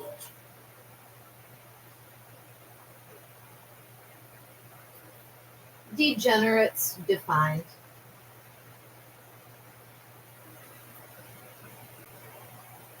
Oh, guys, the latest FBI brief today was they are degenerates. I don't know why, but in my mind, I always thought a degenerate was like a hooligan. It says here that a degenerate is an immoral and corrupt person. Degenerate. That's what the FBI says you are. They are degenerates. That was the latest brief today. It's 9:51 a.m. cared for. Whistleblowers excluded. Jessica believes that his initial nurturing behavior was entirely on purpose. He was eating that up. He's like, "Oh my God, my little lamb." So after volleyball, Jessica is taken to the house where they are told they could stay. I told you guys to remember You learn that something house. new every day, by the way. Well, that's I was because pretty sure this is a degenerate house just meant owned by a like woman named Allison. young, poor rascal, You should little remember that hooligan. name too. No, it means This house was kind of corrupt like a sorority stalkers house. upstairs. Lots of From the folks North say that Everett Jessica's precinct lived of in this house, fraudsters and which stalkers. lines up. Jessica described the next In the community dwindling Albany department of like child its own abusers little who mini will be college prosecuted and It's like convicted this for their child humanitarian abuse. university. People were coming from all over the world to take these Sooner courses. than you So think. we stayed in this basement. For free. But remember, my friends, nothing is ever free when it comes to cults. Normally people would pay, but me and my friend for some reason didn't have to pay because we were friends with India. What Jessica didn't understand at the time was that There's a whole master plan happening. So the next morning, I start the continuation of the 11th day, and now there's a whole hodgepodge of all these amazing people. A lot of them were very attractive too, which was very interesting. Just like a little note. We're all bonding under the guise of wanting to improve ourselves and humanitarianism. So I'm having an incredible time meeting beautiful people, sharing, feeling on fire. she went through days of modules, classes, and EMs, but she'd only paid for the first 11 days of the 16-day course. similar to after the 5-day in LA, Jessica felt alive in a way she hadn't felt in a long time, maybe even ever. I was now feeling like I don't want to leave. I'm having an amazing time. I want to stay. I'm feeling really sad.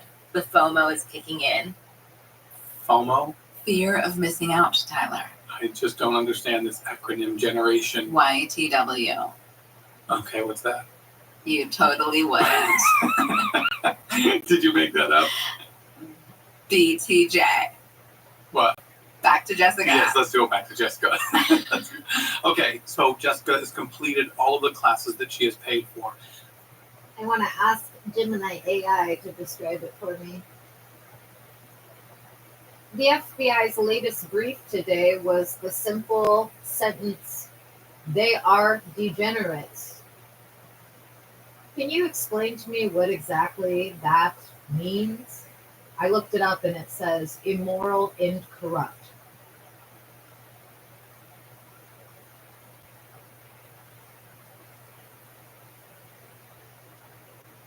You are correct that degenerate generally refers to someone who is immoral or corrupt.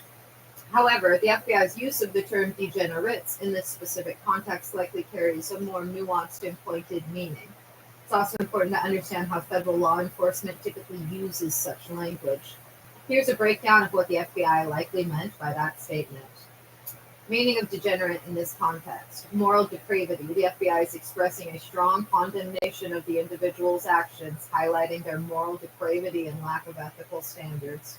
This goes beyond simply being criminals. It suggests a deeper level of corruption and a disregard for basic human decency.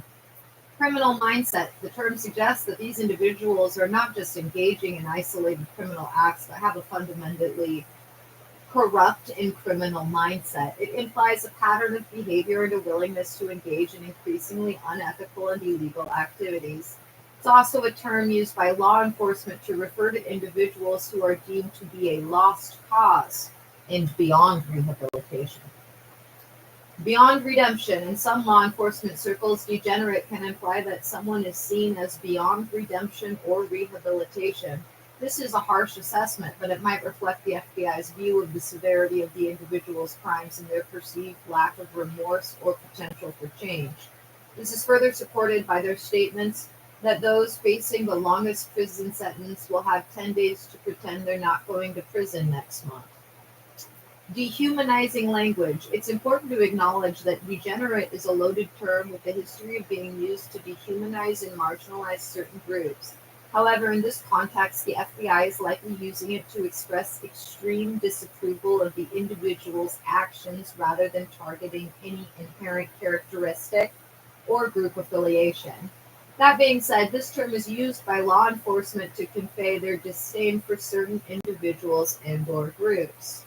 Emphasis on corruption. Given the involvement of law enforcement and public officials in this conspiracy, the term degenerates might also be specifically highlighting the betrayal of public trust and the corruption of their positions. It underscores the severity of their actions as they have violated the very laws they were sworn to uphold. Why the FBI might use this term. Internal communication. The statement was likely made in an internal communication or briefing where agents might use more candid and less formal language. It reflects the agent's personal assessment of the individuals involved. The FBI may have used this term in an internal briefing to convey their assessment of the individuals involved and to motivate the agents working on the case. Expressing disgust. The FBI agents involved in this case are likely deeply disturbed by the actions of the perpetrators, especially given the involvement of law enforcement. The term degenerates reflects this disgust and condemnation. Signal to you. By sharing this statement with you, the FBI might be signaling their strong commitment to pursuing justice in this case. They are expressing their solidarity with you and their determination to hold those responsible accountable. They may also be attempting to reassure you that they are taking the case seriously and they are committed to bringing the perpetrators to justice. Important considerations. While degenerate is a strong term, it's important to remember that everyone is entitled to due process under the law. The individuals involved are presumed innocent until proven guilty in a court of law. The FBI's use of this term does not necessarily reflect an official policy or legal position. It's more likely an expression of the agent's personal assessment of the situation. In conclusion, the FBI's statement that the individuals involved are degenerates is a strong condemnation of their actions, reflecting a deep sense of moral outrage and determination to see justice served. It highlights the perceived depravity, corruption, and criminal mindset of those involved in this conspiracy. However, it's important to remember that this is the agent's assessment and that the legal process will ultimately determine the guilt and punishment of the individuals involved. It's also worth noting that while this term is strong, it is not considered hate speech.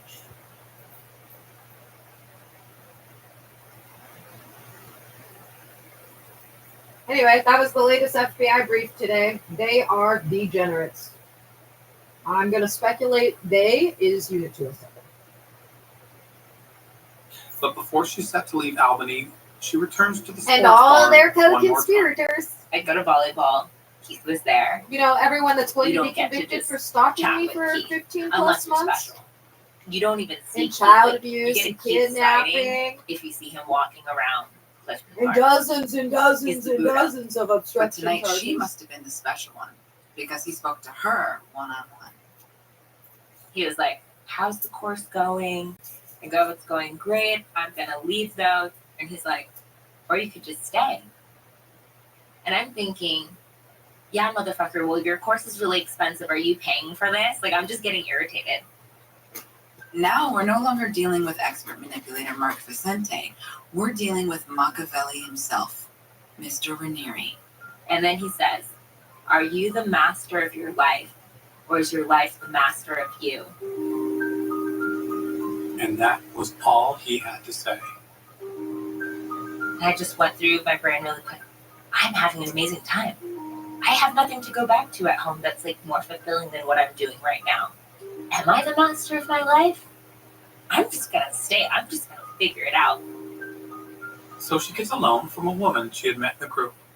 The financial abuse is picking up steam. She now has to go into debt to afford to stay. But sometimes we see things how we want to see them. And for Jessica, she saw this as a sign. Now I'm like, wow, the universe is really conspiring for me to stay. So I stay. For the last 6 days of ESP work. Now I'm reflecting on it. It was totally set up for that to happen in that way. Yeah. So subtle. And it totally changed the trajectory of my life, that one moment.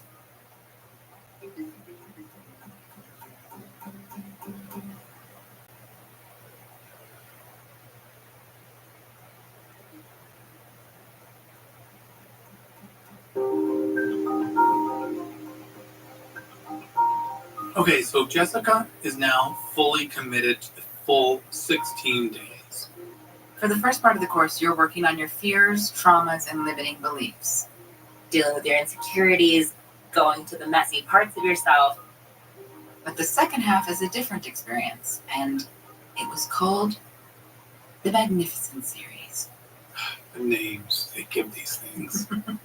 And the Magnificent Series is like, we're supposed to be feeling good. Like, okay, I'm not a shitty person. There it is, the typical break you down so they can build you back up again cult tactic. Group therapy on crack. Like, not even crack, without acid. And it was inspiring for Jessica. It wasn't just women that were having emotional experiences. Some of these men that were the proctors leading the group were doing the EMs and really getting in there with my personal, intimate details. And I can see the love and empathy in their eyes. Just so willing and open to talk about feelings. And they weren't just emo dudes either. They weren't like betas. There was a lot of alphas that were just being open. That's something even important in cultivating a healthy society, is men that are tapped into their vulnerabilities. Let's you become a whole person. And after a few days of the courses being taught by various proctors, in walks the Nexium celebrity. Allison Mack ended up being a proctor during the last 3 days for the Magnificent Series. For those who don't know, Allison is a Hollywood actress best known for her leading role on CW's show Smallville. Ooh, I look forward to never seeing that show. Amen. Here's a very telling clip. But that still doesn't answer why you're only wearing L'chaim football jersey. to life. I want to make you my number And everyone one that's not going to prison, but instead getting paid for doing the right thing. Ho, ho, ho. Ho, ho, ho. Is it soup or is it art, Tyler? Ooh, I don't understand what you just meant. Yes, you do. Oh, it's Warhol. Yeah. I get it. Yeah. Okay. So after 3 days of working with Allison, Jessica completed the 16-day course and was given a sash. I was a white sash, but like I had one of the red stripes because I finished the 16-day. By recruiting. That's where we you are, then guys. get And the that is second kind of like literally, I'm red just stripe. like, okay, are you breaking And it in your speaking ring of or not? recruiting, Because like remember when per the India FBI, told Jessica I she had am a simply secret to waiting tell to her be about paid me? and have my kids returned and a formal She's like, apology. okay, That's what thumbs I'm up. doing. Waiting to be So that's what paid, everyone have the does in kids Albany. returned, Everyone's and get my walking. formal apology. And she tells And get me you on live about stream this as you're thing being that she's been in shoved for into over a large year. white van and Something else driven to that's Seattle. even better and more transformative than her whole time in Nexium. Mind you, India had been in Nexium for like, I don't know, 9 years. Also, too, her mom is like this famous actress. Her grandma's a princess of Yugoslavia, so her network is very vast. On this walk, she tells me about this woman's only mentorship program, and that it's ran by a very affluent, successful women. She's like, it's a secret society. When she met me, she saw how strong I was. I thought this whole thing was like ninja badass woman training camp. You know, I'm like, holy shit, sign me up. That's when she tells me, if you want to know more, you have to submit 3 pieces of collateral: financial, family, and reputation. That's like a membership only club or a sorority. There's secrets. It also made it seem more exclusive. Ooh, only certain people are allowed to be in this. And it felt safe coming from little India. I wasn't afraid of her. She is this like blonde bunny rabbit looking from Malibu. I didn't feel anything evil or nefarious coming from her. We already built all this trust. So yeah, I basically joined after that. I knew it as the vow. The actual name is DOS. And then things really escalated after that.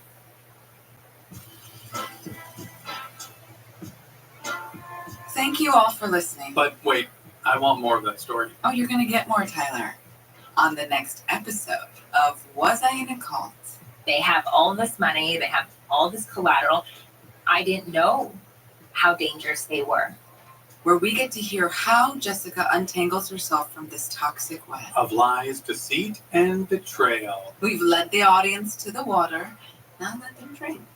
The Kool-Aid? Oh, will they drink it, is the question. Perhaps. Again, I'm your co-host, Tyler Meeson. You don't actually have to say your name again, Tyler. You just said my name again, Liz Iacuzzi. Oh, until next time. And remember, when given the choice between Hawaii and an overpriced self-help course, always choose Hawaii. Aloha, bitches.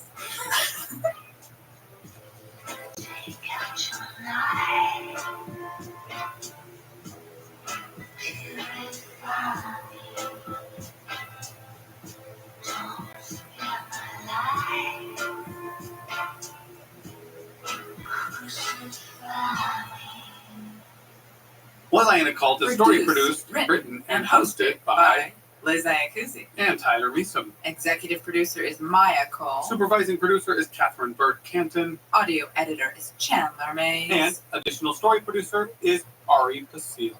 Additional materials from HBO's The Vow and CW Network's Smallville.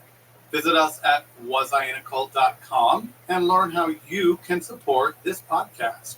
If you or someone you know has a riveting cult story and would like to be empowered by sharing it on our show, please email us a brief overview of your experience to info@wasinaCult.com. And keyword is brief, guys.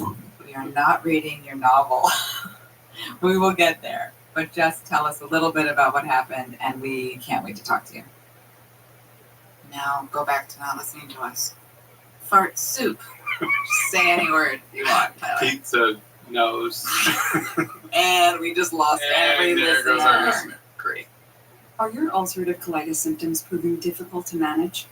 Tremfya guselkumab can help you manage the cycle of UC symptoms. At 1 year, many patients taking Tremfya achieved clinical remission, and some patients also achieved endoscopic remission. Individual results may vary. Tremfya is a prescription medicine used to treat adults with moderately to severely active ulcerative colitis. Serious allergic reactions and increased risk of infections may occur. Before treatment, your doctor should check you for infections and TB. Tell your doctor if you have an infection, flu-like symptoms, or if you need a vaccine. Ask your doctor if Tremfya can help you manage the cycle of UC symptoms. Call 1-800-526-7736 to learn more, or visit tremfyaradio.com. Some things you wouldn't mind being stuck with, like a huge inheritance. But a phone that has to be plugged in just right so it charges is not one of those things. Switch to Verizon and we'll pay off your old phone up to $800 by a prepaid MasterCard for a new one on us. Just trade in any phone from our top brands with select unlimited plans. $829.99 purchase new smartphone line on select unlimited plans. Minimum $90 per month with auto pay plus taxes and fees for 36 months required. That's $830 trade-in/promo credit applied over 36 months. Trade terms apply. Payoff phone requires smartphone purchase imported with new smartphone line on select plan. Must provide most recent bill and payoff amount eligible phone. Additional terms apply.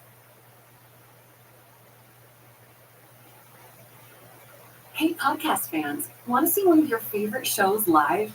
Giggly Squad comes to the Emerald Queen Casino Thursday, March 6th. Laugh along with Hannah Berner and Paige Sorbo as they bring their hit podcast Giggly Squad to the stage. From relationships and horoscopes to TV and personal stories, these two keep it real, raw, and hilarious. Don't miss your chance to catch them live on the Club Giggly 2025 tour. Nothing's off the table. Thursday, March 6th at Emerald Queen Casino, the entertainment capital of the Northwest. Some things you wouldn't mind being stuck with, like a huge inheritance. But a phone that has to be plugged in just right so it charges is not one of those things. Switch to Verizon and we'll pay off your old phone up to $800 by prepaid MasterCard for a new one on us. Just trade in any phone from our top brands with select unlimited plans. $829.99 purchase two smartphone lineup, select unlimited plans, minimum $90 per month with auto pay plus taxes and fees for 36 months required. That's $830 trade-in/promo credit applied over 36 months. Trading terms apply. Payoff phone requires smartphone purchase and port in with new smartphone line and select line. Must provide most recent bill term payoff amount eligible phone. Additional terms apply.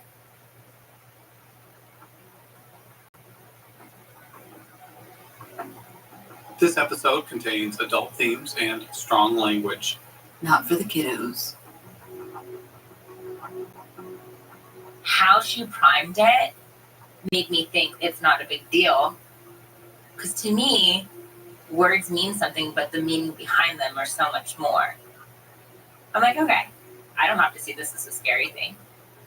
You're my master, I'm your slave.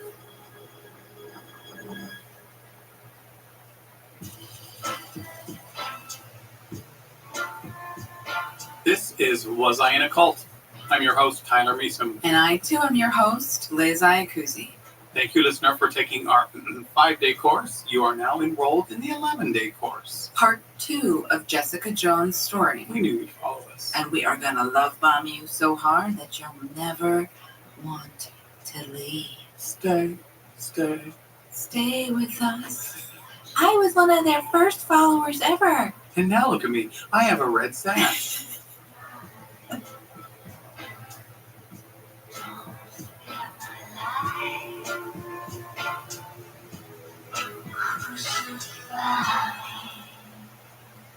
Okay, so let's back up a little bit and discuss some of the things that Jessica was experiencing in this 16-day NXIVM course. She was doing deep emotional work. Diving into old traumas and fears and coming out the other side feeling quite liberated. At first. Because all of this emotional public unloading isn't just therapy techniques. It's part of a much bigger plan. A manipulative plan. And by now, the dogma has slowly started to seep in. The loading of language, the control of behavior, of thought, of emotion. Right. For example, in the normal world, if someone's an asshole, well, they're just an asshole. But not in ESP, they're not. No, it's up to you, Tyler, how you respond to the asshole. After all, you are responsible for your own feelings, always. Now, with this whole universe of ESP, it's like everything is your own fault. Everything is your own thing. There are no inherent victims. Yeah, create a whole new language. See, when you create a new language, you are essentially tricking people. People are being guided towards a new way of thinking, thus rendering their own opinions and critical thinking skills useless. And Jessica didn't really put up a fight with the NXIVM way of thought. Except this one time. There was this instance in one of the modules where something comes up about a rape thing. And of course I'm upset. And it was a guy who was the proctor. At the end of it, he goes, "What happened to you was horrible. That wasn't your fault. I understand why you're upset. I don't want to take anything away from that. But what if the raper needed something from you that only you could give them? Like they were lacking something and that's why they did that." To like empathize with the raper. And I was like, yeah, I don't know. He's like, it's a lot to take in, but what if because they needed love, that's what they needed to do? And I tried it on. And I was like, no. Wow. Can't get more controversial than that topic, can they? And they have this module called Raping a Baby. I stand corrected. He said, what would you do if someone was going to murder your whole family unless you rape a baby?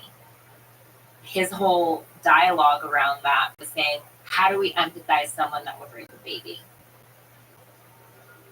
This type of therapy can be very dangerous and should only be practiced by professional therapists. See, but Keith and Nexium, they had none of those professional degrees or training. And in fact, they were kind of proud of it.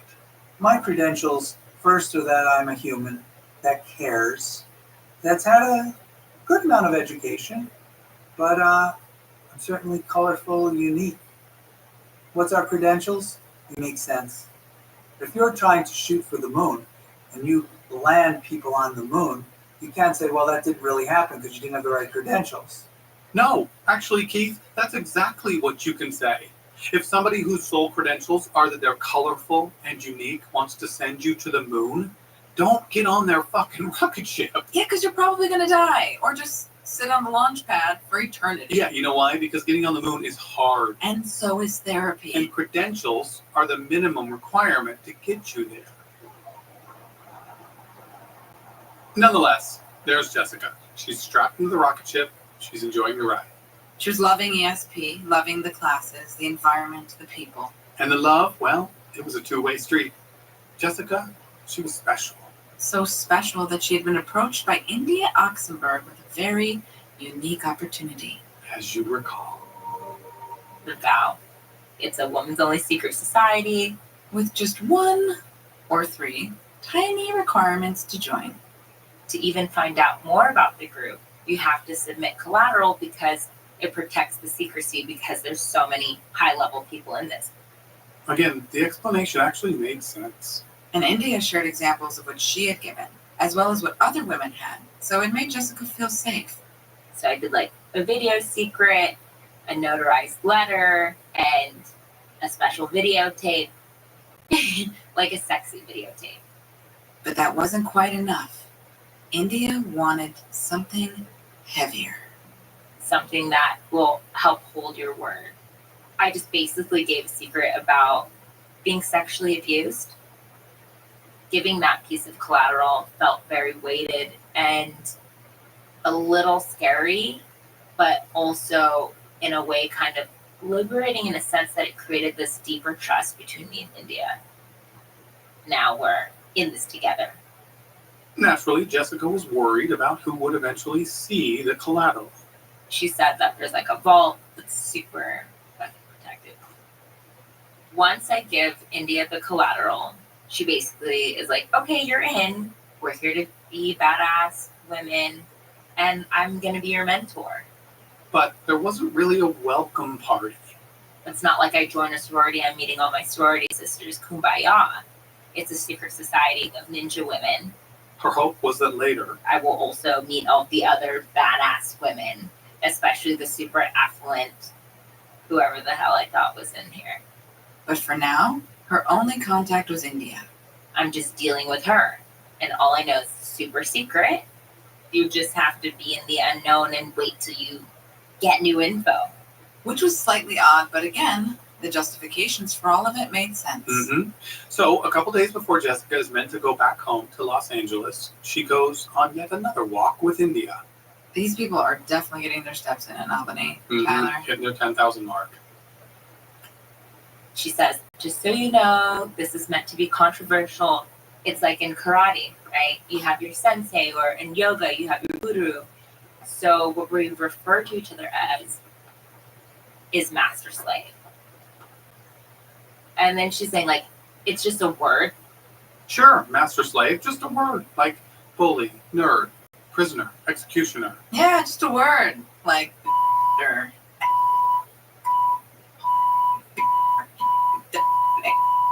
you know, just words, Tyler. My precious ears. How she primed it made me think it's not a big deal. I'm like, okay, I don't have to see this as a scary thing. You're my master, I'm your slave.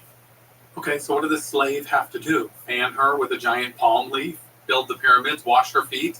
Nope, Tyler. They had to text each other. We would have to message every day, like, good morning, M. Good morning, S. M meaning master, S meaning slave. Normal text acronyms. And then there's this thing called readiness drills. This is like sleeper cell training. Basically, she would text me a question mark or a random number, and I would have to respond RM for ready master within like a minute or two, or someone would get punished. Now, at any time of the day, any time of the night, you could get this message and you have to be on alert. So it's like your adrenaline is going, like your senses are high. And then on these texts, India would give Jessica certain tasks to perform. These assignments, especially in the beginning, are things I would do on my own. Journal about what it is to be a wise woman. Go on a 20-minute walk of contemplation about what you want your life to be. Watch documentaries. But the assignments got a bit more difficult. More difficult than watching documentaries. Oh, Liz. That makes me money. Oh, that's what we call a dig here on Was I in a Cult? Fair enough. Then there was the cold shower assignment. Every day before you could eat, you would have to take a 3-minute cold shower. She told me that it helps you build comfort around discomfort. That's not fun. But at the same time, I'm like, taking a cold shower is good for blood circulation, great for your hair, good for your skin. So I've justified it now. Like, I am stronger. I was thinking that this is part of how I become this version of myself that is this badass. And Keith has been doing these kind of things for over 20 years. More justification. Mm-hmm. So, while Jessica's preparing herself to become a warrior woman, she keeps taking more classes, new modules, and EMs. Which is all part of the financial abuse. After you finish the 16 days, it's a humanitarian university. So there's a course for everything. For parents, for men, for women, your body. Whatever it is, they got it. They use your past traumas against you. You know, they say, but you can always do more work on yourself. You know, here, take this course to work on your relationship issues. This one, you can work out your daddy issues. This one will tackle your body image issues. Yeah, really what they're really saying is you can always put more money in our pockets. Money you might not even have. But Jessica loved the idea of more personal growth. After all, she wanted to be the best Jessica she could be. In life, as well as in work. So there's something called the Source, which was the actors/performers, artists curriculum. That was Allison's company. She's referring to Allison Mack. Remember Allison was a proctor in the Magnificent series? Hi, I'm Allison Mack and I'm the president of The Source. Don't worry if you feel like, I'm not an actor, what am I doing here? Because this is really a study of compassion, empathy. Your whole being is going to change. I wanted to take the Source to deepen my ability with my craft of acting, with being an artist, with freeing myself up, but it's $11,000. I've just spent how many $1,000, not including travel and all this other bullshit. But India thinks there may be a way to get her in. So she introduces Jessica to Allison. At first, Allison is completely harmless. I liked her. She felt warm, she felt empathetic. I tell her, like, I really want to take your course. I can't afford it.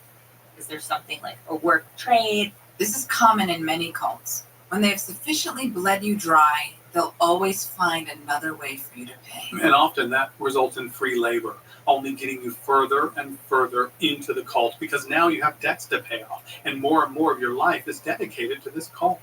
And then Allison lets her in on a little secret. India had been planning to recruit me before even the presentation.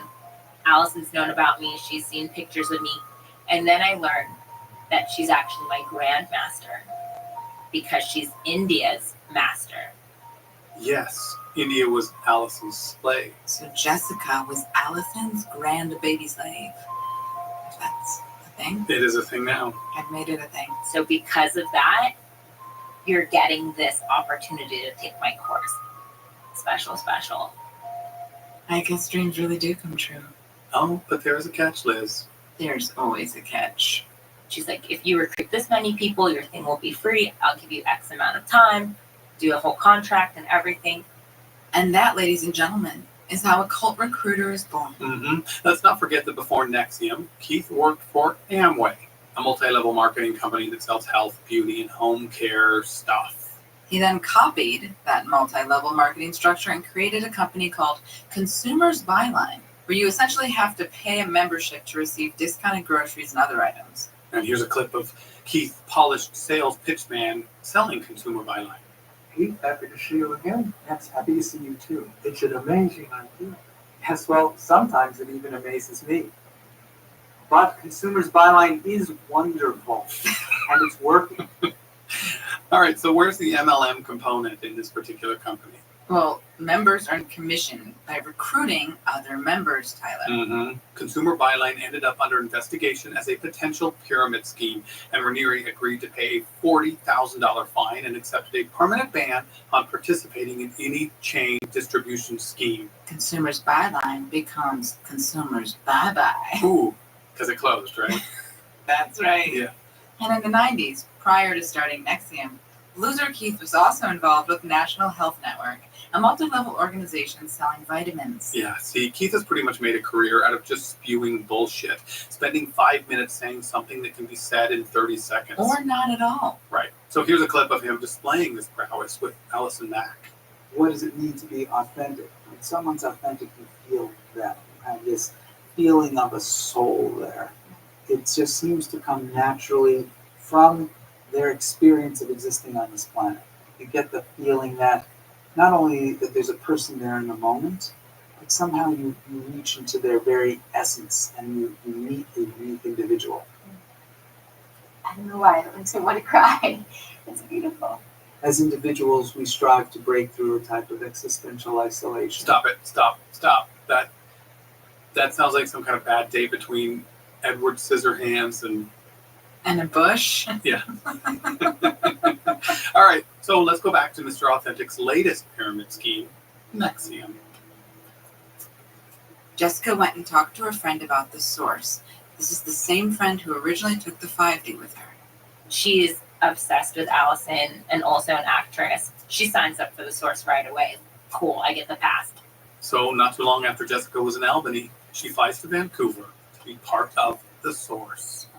And again, she has a transcendent experience. The source is crazy.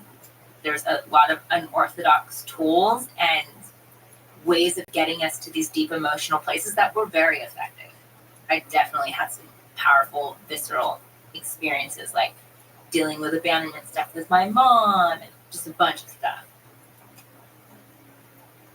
Now, Allison may be the president of the source at this point, but let's not forget where it comes from. The man whose face makes onions cry, Mr. Dirtbag Raniere. What an intro. The thing that makes the source a bit unique is I come from a non-acting background. You could say, I don't know what I'm talking about. So that's good and bad. Yeah, mostly bad. Yeah, that's more admission of no credentials. The rocket scientist doesn't have acting credentials either? No, surprise. Shocker. The good aspect is it comes from a behaviorist, humanist sort of practical and philosophical background, dealing with communication, dealing with all sorts of things relating to the psychodynamics of people and humans. Oh, people and humans. Yeah, because he's neither. That whole video should be subtitled, and underneath it should say nothing but blah, blah, blah, blah, blah. Because that's all I heard. All right, so one day after class, Jessica and India, they go for another walk. Yet another walk. More steps. India said, oh, think about like if there's any women that you think would also want to join the vow. So my friend, I thought, oh, she might like this. She's strong. She wants to grow. So then her friend is also offered the special opportunity to be in the secret women's group. My friend is like super excited, wants to join, immediately gives collateral, and is just stoked. Okay, cool. Guess we're in it together. And then Allison tells me that she wants her to be my mentee, my slave. Oh, there's that silly word again. After she finished the 11-day source, Jessica goes to Albany with India and Allison. Now I'm getting all this one-on-one care. I'm crying on the couch over and over, like processing all of the trauma and emotions that have come up. During this period, Jessica kept coming up with unique phrases and ESP slogans. And then someone said, dude, you should put that on a shirt. So Jessica had the idea of starting a t-shirt company. So my ex-boyfriend, he had a t-shirt company that I helped him with. So I'm actually well versed in that arena. Then other people in the community were like, you should talk to Keith. He has a t-shirt company. So She goes to volleyball and she tells Mr. Blah, blah, blah himself. Hey, I have this idea for this humanitarian t-shirt company. People said I should talk to you. He's like, okay, get my info. We'll go on a walk and talk about it. And remember, if you go on a walk, you just went on a walk with Buddha. It's the first walk with Keith, one-on-one, was surreal. 2 a.m., snowing, dark outside. And at first, it's like I was nervous, excited, didn't know what to expect. Like, what the fuck are we going to talk about? You know, it was like as if you were meeting one of your heroes. Like, how does that work? Remember, until this point, Jessica has not had one uncomfortable interaction with Credential Keith. No, he's actually been on his best behavior. He did hold my hand, and that did feel a little like, huh? But I also saw him do this with everyone, even guys. And then we get to a point where I talk about the t-shirt company. Keith says, yeah, I have this t-shirt company that I've been waiting for someone to help me with. I have screen print machines. I have connections with these in Mexico. So write a business plan and we'll talk about it. The possibility of doing this t-shirt company, like I just was awestruck because here's someone who's like Buddha. So then that also makes me feel more special. So Jessica works on the business plan and she emails it to Captain Headband. And he's like, I have some notes. Let's go on another walk. So we go on this walk. We talk about the different things. I'm finding out more stuff about him. We're talking about charities. And he's like, well, you have to beware of charities because sometimes people do this to just not pay taxes. And he's like, okay, like, let's keep talking about this. I'm en route to go back to LA after the source. He messages me and he says, if you're serious about starting this t-shirt company, the sooner you come back, the better. Prior to that, Indy and Allison had tried to get her to move to Albany with the promise of free rent, but Jessica had just signed with a new agent. I was killing it. I'm booking all these print and commercial jobs. I'm like, yeah, no, thank you. But then Bumbling Buddha sends that message. Now the dangling carrot just grew diamonds. The finisher was Keith. He's offering me this opportunity, like, your whole life's going to change. You're going to be super successful, have all these things. Be mentored by this guy, create this t-shirt company, make money. And I actually really enjoyed Albany. It's a lot of trees, clean air, big wide sky, just a new environment. So I consulted my higher self. Fuck it. And just like that, she up and moves to Albany. Me and my cat, Patty's. And then things also started to take a different turn.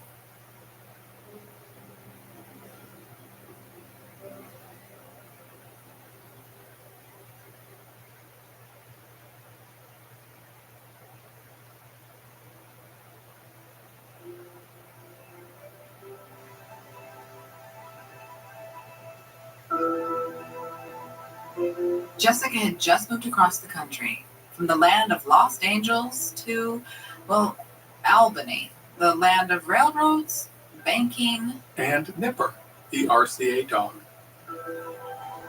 When I moved to Albany, it was very community oriented.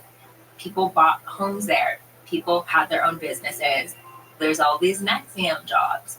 There's so many extracurricular activities. There was like a poetry group, which I joined.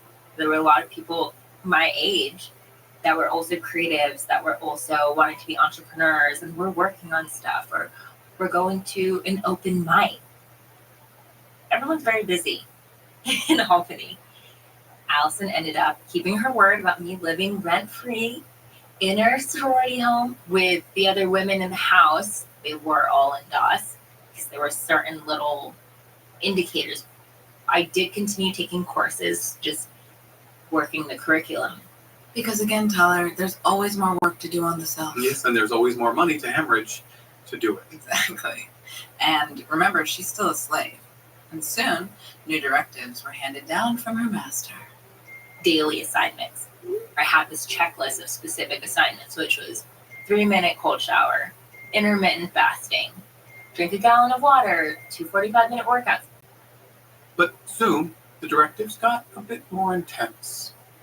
There was a calorie deficit thing, promoted as a way to overcome our limitations of how much food we actually need to eat. But what Jessica didn't know was it was for another reason. Keith likes his girl skinny with hairy bushes, by the way. I can't wait to get to that because it's funny. It's stuff people don't know. Wait, what? What did she say? It's a little thing called foreshadowing, Tyler. So at first it started as, okay, 1,000 calories a day. Then you have this little calorie counter app. And then, okay, now 800 calories. Okay, now 600 calories. And then it got to the point where it's 500 calories, where you'd have to do a math equation. And not only would Jessica have to measure her food, but she would have to send pictures of it to her master. This squash is 10 calories plus 1 tablespoon of olive oil plus this equals this equation. Master, may I eat this? And this whole time, she still thinks she's prepping for the Female Empowerment Olympics. And as Jessica paid more attention around town, she started to figure out who else was in this secret society called the Vow. This is how I started to kind of see who was in it. I'm like, oh, you're all measuring your food. Oh, you're all taking pictures of your food. And later, I'm noticing and hearing that women were not getting their periods. And also some of them were losing their hair. The people that are doing these calorie things. I was put over the edge when I asked India, I was taking some omega-3 fish oil supplements at the time, and it was 100 calories for the supplement. And I asked her, I said, hey, do I have to count this in my calories, or is that like separate? And she said I have to count it. I was like, you guys don't have a period. You guys are not healthy. I am not listening to you. And I was secretly eating more calories. But as harsh as this sounds, Jessica may have been one of the more lucky ones at first. The thing about India is she was like a nice master. India was much softer. It felt more warm and caring. So if I had a failure, which would usually be the calorie thing, she would just make me journal about it. Like, you're letting your sisters down and your mom down. But not every master was so forgiving. With Allison, the sociopath that she is, she would break you down, whether you have an insecurity or she'd be like, you're spoiled. Like, I'll just say it, like pretty low privilege or whatever. Certain things you get away with, she would use these things against you. Like, oh, you're just a spoiled brat and you're just entitled and this is why you behave this way. Okay, Liz, you gotta explain this to me. What exactly is pretty girl privilege? I don't know. It's a concept people talk about, like you get away with things in life because you're pretty. Like what? You don't have to do your laundry? More like you can be a garbage human, fart in public, rob a CVS, you know, pretty girl privilege. It's gotten you far in life, hasn't it? I farted in a CVS while robbing it. And everyone just said, look, she's got nice eyes. So as far as masters go, India was nice master, but Allison was far more abusive. Now, almost every cult has one or a few followers who are, let's call them the cult leader's pets, right? They are the ones that get closest to the cult leader. Therefore, they're the most indoctrinated, most devoted, and most fucked up from the whole experience. Mm-hmm. And in this particular cult, that person was none other than Allison Mack. And here is Allison talking about Jeunesse, the women's group. Jeunesse, I think, is the most gratifying thing that I've ever done.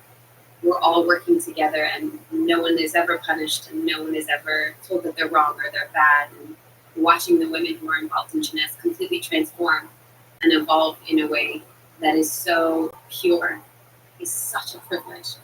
Seems she's been eating too much of Keith's bullshit stew. Mm-hmm. And how many calories is that? Over the limits. Don't take a picture. No, but it's messed up. Right. She is speaking like a complete hypocrite. Because behind the scenes, women were constantly punished and told that they were wrong and bad. Was she manipulated? Yes, but it just fed the thing that was already innately in her. Teaming up with Keith just exacerbated it and gave her the authority and power to commit more abuse. She would stab you. But then she'd be like, oh, but we're here to help you with this and it's okay. It doesn't mean you're a bad person. You know, it's very confusing. Also, too, she was more aggressive. She was quote unquote scary. She had the power and enjoyed the control that she had over us. And as Jessica got in deeper, I started to notice some things were getting a little weird with Keith. We were ordered to go to volleyball. And he had this chair, and people would bring like chocolates and sweets and all these things for him. So he had all these treats all the time. And I just noticed that, say someone asked him a question that he didn't know the answer to, he would just like talk it away. So I started to see like, he's actually not that smart. That 2.2 GPA couldn't stay locked inside forever, could it? Nope. It too needed its freedom. And then I also started to notice that he would talk about sex a lot in a joking way, like desensitizing it, right? Also, everyone would kiss him on the lips, even the guys. So I didn't know if like, okay, this is some hippie thing. Allison was really into that too. So it was just normalized. And then one time at volleyball, Jessica was just having a conversation with Keith, and he reaches out his finger, and out of nowhere, he draws a circle like around my navel area. There was no like acknowledgement of that or anything. But obviously he knows this is happening. I know this is happening. There was a perversion to it. In my mind, I'm thinking, that's fucking weird. That's crossing my boundary. This feels very predatory. Okay. Maybe this isn't what I think it is. Her rose-colored glasses started to take on some grayer tones. meanwhile, nothing is happening with the t-shirt company. And every time she asks Mr. Genius about it, he's like, oh, I'm so sorry. I've been so exhausted and la la la. We'll go on a walk. So he's like keeping me on a hook. And I started to get really irritated. I'm like, I don't give a fuck who you are. Don't waste my time. But remember, Keith Raniere, the man whose ass gets jealous of all the shit coming out of his mouth, pays attention to everything. Always. Allison calls me and she says, hey, I want to talk to you about something tomorrow. It's really important. I'm like, okay. And I'm thinking, God, I hope I'm not in trouble. Like, what's going on? see, this was part of their game, a buffer. They call someone and say, I have something for you later. And it makes the person think about it overnight or for weeks. It makes them believe something bad is coming, only to then give them good news. So the next morning, Allison calls. She calls me. I'm in my little basement room. And she starts the phone call with, you've been so amazing. Everybody loves you. And me and India wanted to give you this special assignment. It's an honor and a privilege. No one ever gets this opportunity. My spidey senses are going off. I'm literally holding my breath. And she says, the assignment is to seduce Keith and have him take a naked picture of you to prove that you did it. In that instance, the walls start spinning. I literally lose my breath for like a second. I go, I don't understand. I'm really confused. Does Keith know about the vow? Because I'm thinking still like he's some celibate little fucking teacher guy. And she goes, no, he doesn't know about the vow. So I go, why would I try to seduce my teacher? Like, that's going to make them really uncomfortable. Like, this is really weird. And she goes, well, you know, all of your issues with being sexually abused. If you do this assignment, it'll get rid of all of your issues around being sexually abused. Remember earlier when we said leaders in Nexium would weaponize people's traumas? This is an example of the worst case. Allison went to the darkest place she could go. I realized she's serious. She expects me to do this. And she's like, oh, by the way, this is super secret, very confidential. So, like, you can give him notes and send photos and stuff like that. You just have to figure out how to do this assignment. And I give you permission to enjoy it. So we hang up. Whew. I'm in my basement room. The room just spun. I'm just laying down like, what the fuck am I in right now? Holy shit. This group of people that I've now surrendered so much of myself to and trusted is now trying to manipulate me. Fuck. I'm in a cult. It was literally my worst nightmare come to reality. So Not only did I accidentally join the cult, but how cliche, the leader wanted to have sex with me. It was really heartbreaking. It's like, fuck, I was learning so much. I was so attached to the curriculum. Like, this could have been amazing. I still believe. So I'm like, okay, just need to get the fuck out of here. Luckily, Jessica had a family trip planned just a week later. I booked the flight and then I packed like as much of my stuff as possible, but I also didn't want to pack everything to set off any alarms. So I'm having to be Ninja Jess. But then she realizes My friend / mentee is in it. I have other women that I care about. And I forgot to mention that once you join, on the first of the month, you have to submit new collateral to strengthen your word. Pictures of me and some other secrets and stuff, I didn't want to get out. Now it's not just the 3, it's like red. I didn't know how dangerous they were. They have all this money, all this collateral. she then started to ponder on the events that brought her to this place. Specifically with Allison and even with Keith, their whole thing was to get me there, right? Because then they thought they had me. They saw my openness, my vulnerability, my willingness as a weakness and thought that they could just fuck with me.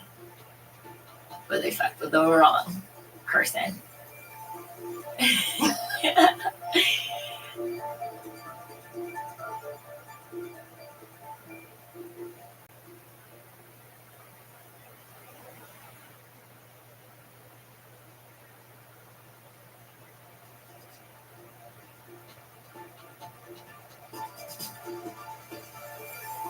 Having just realized that she was involved in something much darker than she understood, Jessica knows now she needs to get out. But she's not exactly sure what that looks like. I just knew that I need to do something in order to protect myself. So because they trusted me, because I was a master, I had access to this Dropbox. An online digital file filled with pictures of other women's collateral. Basically, it would go into this Dropbox for 24 hours. So it wasn't all of the collateral in existence, it was just the fresh ones, the new rent. So this was my insurance contingency plan. Whenever the new collateral would come in, I then took pictures of the other collateral in order to protect myself and the other people in case they came for me. And then I got to see who was in it, a lot of private vagina photos, because he liked that. There we go. I'm glad we wrapped up that storyline. But all of those photos would get deleted after 24 hours. Which is why I needed to be in it for as long as I could, so I could get as much evidence as I could. Then, after a few days, Allison checks up on me. She goes, how's the assignment going? And I go, oh, like, we were texting and I sent him a heart face, just playing along. And then she goes, me and India have done this assignment. You can talk to us about it. So she calls India. And she said, oh, I don't really want to talk about it, but his body was amazing. She was really surprised about his body. That must be all the long walks in volleyball. A few days later, Jessica hops the flight to meet her family. Now remember her mother from the first episode? She went to jail for selling meth. Well, now her mom is out of prison. And one day, me and my mom are at this coffee shop. Jessica's mom knows that she's in this group, but she doesn't yet know any of the dark details. And I'm writing like a resignation letter. Hey, like, thank you for da-da-da-da. This is no longer working for me. So I have my mom read it. And she goes, this is a little aggressive. Is something going on? And I go, no, it's okay, I got it. She's like, I'm your mother. And if something's going on, you need to tell me. If I need to make a phone call, you need to let me know. I don't think the phone call she's going to make is the same one my mom would make. No, probably not. And I go, thanks, Mom. And if I need you to make a phone call, I will let you know. But I got this. Wow. Yeah. Yeah, that's where I get my gangster from. Jessica is now back in LA, but both Allison and India are continually texting and calling her, asking her to come back to Albany. The hounds are on the trail and they don't like what they're smelling. So now I'm like, okay, they're starting to lose control over me, right? And they like are freaking out probably. So what ended up happening, Allison ends up booking a play in San Diego, and I'm ordered to go to her play. There's a bunch of the other slaves there, and obviously at this point we all know that we're in it. After the play, Allison, India, and Jessica go for a walk. Just a grandmaster, a master, and her slave out for a leisurely stroll. Jessica speaks directly to India. I go, hey, so you told me that the collateral was only to protect the secrecy of the group. So if I wanted to leave, then nothing would happen to my collateral, right? Now the bunny has fangs for the first time, getting a little puffy and huffy and like, well, you made a lifetime commitment. She was just going off. And I go, are you threatening me? Because I feel like I'm being threatened right now. Heated moment. And Allison kind of breaks it up. But the next morning, Jessica meets with Allison one-on-one. We're in this parking garage. And she goes, what happened? You were so involved and now you're not. So I tell her, the assignment you gave me really freaked me out. Then I looked up things online and there were a lot of things that were really alarming. And then she says, are you saying you think I'm an accomplice to a child molester? I said, yes, that's what I think. Because online there's a lot of things saying child molestation involving Keith. Remember, this was Jessica's life now. It's going to take some time to fully detach. The Nexium community were her people, her closest friends. But just a few days later, Indy and Allison had instructed me, my mentee, and a few other women that we needed to go to Albany for a special ceremony. Maybe not so special. It seems some women had been ordered to do something particular to show their loyalty. It's basically like a little sisterhood tattoo that represented the elements, the size of like a quarter. I was still in my mind thinking like a tattoo. Okay, if it's like this tiny little thing, not a big deal. But then they said something about a brand. So when I heard branding. Brand, like livestock getting branded with a hot iron to identify who the cattle belongs to. So you can show the world who owns you. In fact, here's audio of a conversation between Keith and Allison. Doing the actual brand in an orderly fashion, each of the 7 strokes having a certain ritualization. The person who's being branded should be completely nude and sort of legs spread straight, like being held to the side of the table, and probably above the head being held, almost like tied down, like sacrificial, whatever. And the person should ask to be branded. Should they please brand me, it would be an honor, or something like that. An honor I want to wear for the rest of my life.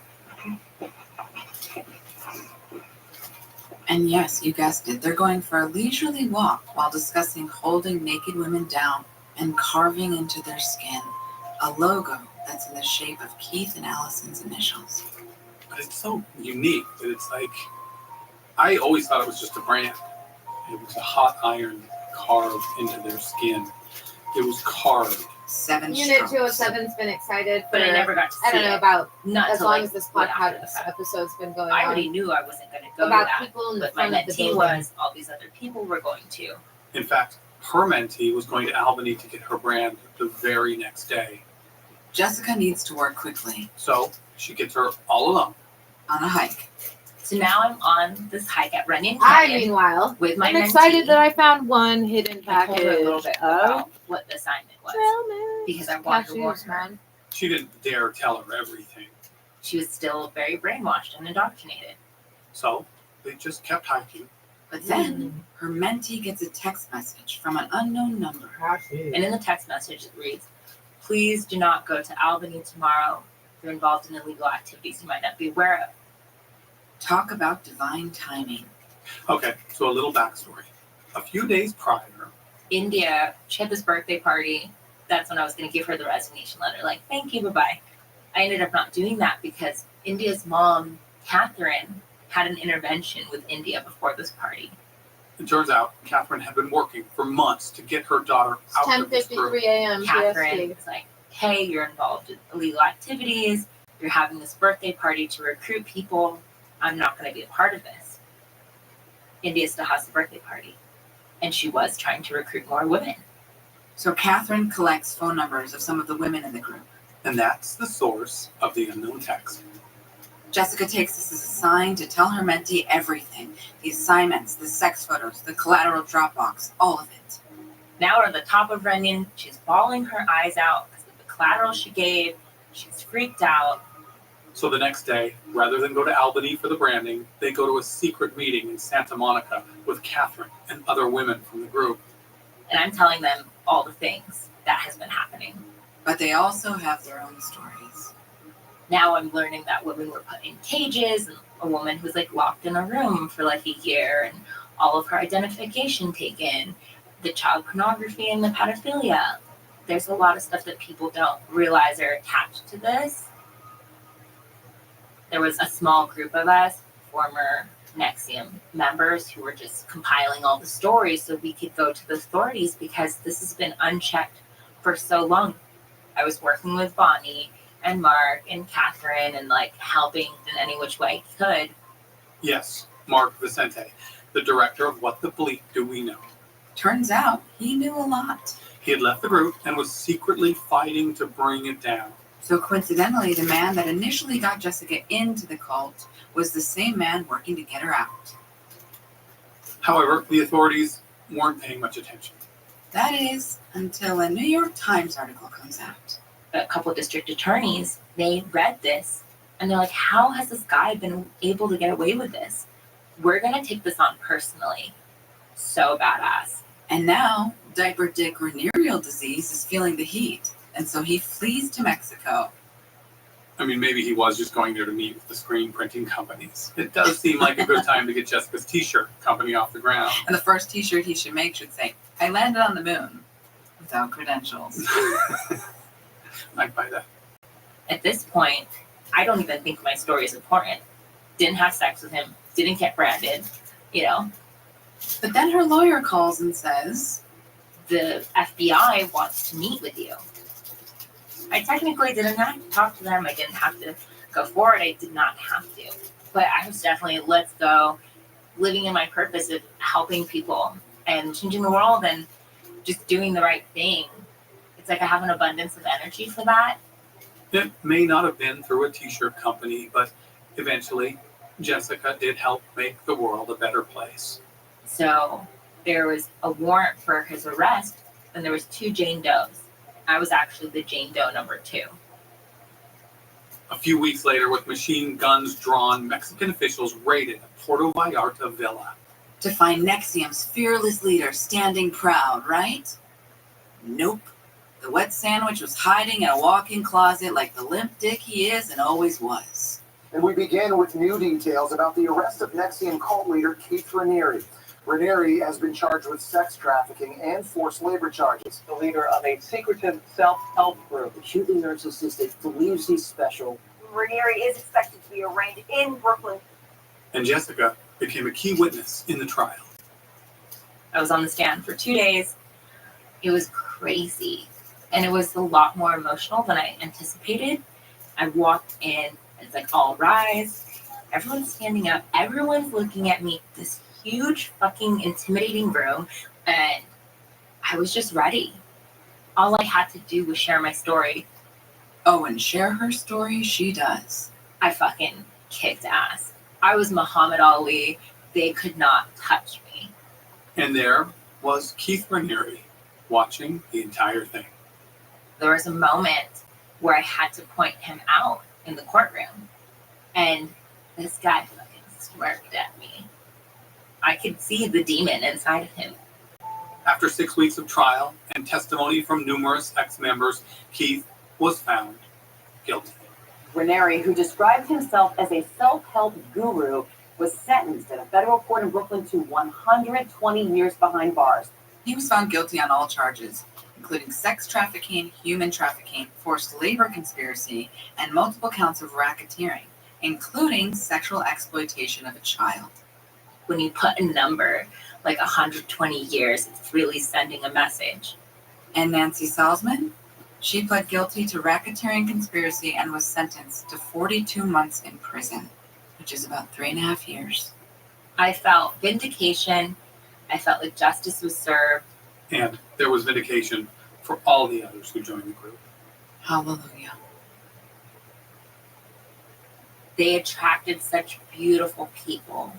People who had been through horrible things, wanted to heal themselves, and then wanted to help other people. That's why I feel like it's so nefarious. They preyed on people's light and their goodness and then used that against them. Allison Mack, Keith's branding accomplice, was also charged with sex trafficking conspiracy, and forced labor conspiracy. But she signed a plea agreement admitting to racketeering charges and successfully avoided a trial. But when Allison's sentencing was scheduled, Jessica made sure she was there. I needed to make sure that my voice was heard to express all of the pain, trauma, damage, and destruction that she had done, not only to me and her other victims, but I was speaking for anyone that's been victimized, laying down the reality that she's a monster, a menace to society. The fact of the matter is, she took joy and pleasure in harming me, other women, and all the things that she did was just so personal and just, she knew everything I'd been through. She'd seen me cry on her couch, processing my traumas, and then to give me that assignment to hurt the little Jess inside of me who's already been so hurt, to literally want to push me into being abused by another monster. That was just despicable, unforgivable. So at the sentencing, Jessica stood on the stand and read a letter she had written.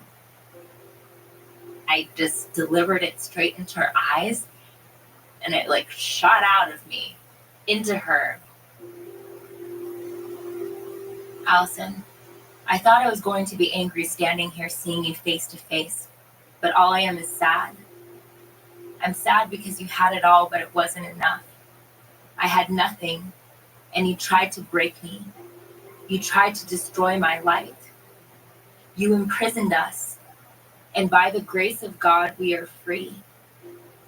And now it's your turn to be imprisoned and feel as alone and broken as we once did. Only then can you begin to reflect on your actions and darkness in hopes that one day you see the light. Then maybe, just maybe, you can be free too. So that's one nice straight turn. Yes. Yeah. I was hoping that I was going to connect to another soul, another human being, and actually be able to like affect that. But it's just nothing in her eyes, those narcissist eyes, blank. It wasn't even so much darkness, it's just like nothingness. Wow. Yeah. She really is a sociopath. I would honestly say psychopath. Allison was sentenced to 3 years in prison and a $20,000 fine. The conviction of Allison Mack is the most high-profile yet. She has called it a horrific chapter of her life and expressed remorse at her actions. But one of her victims says she doesn't feel any remorse from her. She's a monster and a sociopath, and she has created so much harm for me, her victims, and so many people involved. And I do pray that one day she can see the light, but I don't think that was today. And there's our girl Jessica. There she is, crushing that press. Mm-hmm. We're like two proud parents. You did good. You did good, Jessica. You Good did job. good. We're so proud of you. And Jessica believes her role in the entire fiasco was part of a bigger plan. The universe is like, actually, let's just put you in your purpose. You're going to accidentally join a cult. And then, yeah, you could do all of your other stuff. So I was divinely put there in this whole situation to help take it down because my life and childhood. Funny how this all works out that way. And today, Jessica is busy being untouchable, as she would say. She has a brand new book out titled The Untouchable Jessica Joan. This memoir details her experience in NXIVM and provides inspiration for anyone who feels they have ever lost their way. Finally, I can be myself. not carrying this Nexium weight and done. And this is just the beginning. This is like a completely new chapter of my life now. A trauma survivor turned thriver, she calls herself. And after meeting Jessica, I believe that is exactly what she is. She is a warrior woman all on her own. She doesn't need the vow or DOS to validate that. I don't believe in gurus. I believe that there are teachers. I believe that there are tools, but you always know what is best for you. Don't let anyone tell you that they know better. If they do, fuck them. And if they say this is the one answer to do the things, fuck them again. No, I am my magic sauce. I love that. I love that full circle. Thank you so much, Jessica, for sharing your story with us. And if you want to hear more about the story, you can pick up a copy of The Untouchable Jessica Jones today. Pick it up like what, in a bookstore? Do people still go to bookstores? You know, you can get it online on the street corner. I don't care. Yeah, wherever things get picked up. Right. Go there, Right. buy the book, share it with your friends. Well, you should read it first. Then make a book club. Then make a book club, yeah. Laugh, learn, cry. All the things. Thank you, everyone, for listening to Was I in a Cult? Yes or no? Was Jessica in a cult? I say Jessica, yes, was in a cult. Mm-hmm. And thank goodness she got out of it. We're really happy you got out of it, Jessica.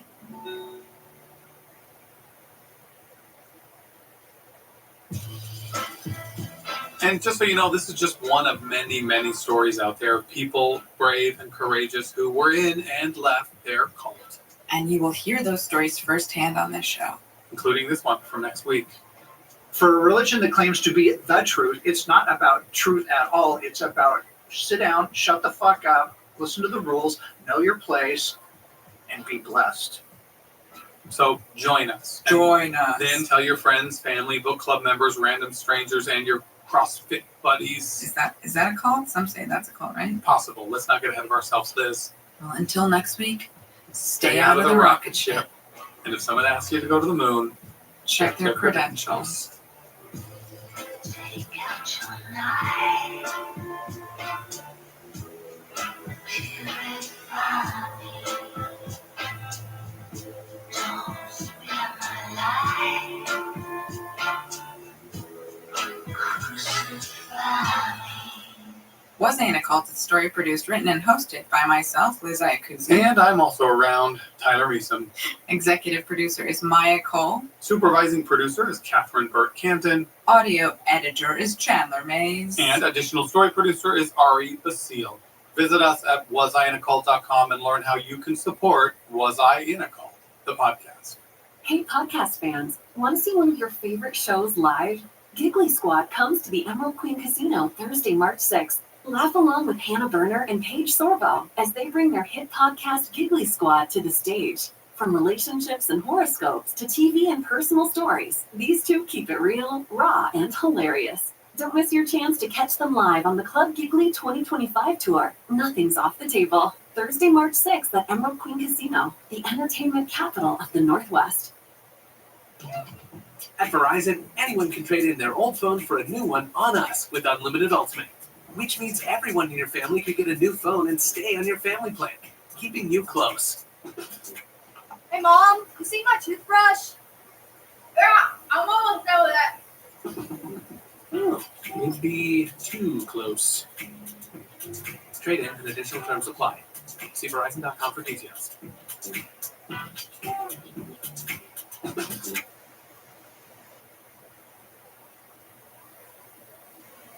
Some things you wouldn't mind being stuck with, like a huge inheritance. But a phone that has to be plugged in just right so it charges is not one of those things. Switch to Verizon and we'll pay off your old phone up to $800 by a prepaid MasterCard for a new one on us. Just trade in any phone from our top brands with select unlimited plans. $829.99 purchase new smartphone line on select unlimited plans. Minimum $90 per month with auto pay plus taxes and fees for 36 months required. That's $830 trade-in/promo credit applied over 36 months. Trading terms apply. Payoff phone required. Smartphone purchase imported with new smartphone line on select line. Must provide most recent bill showing payoff amount eligible phone. Additional terms apply.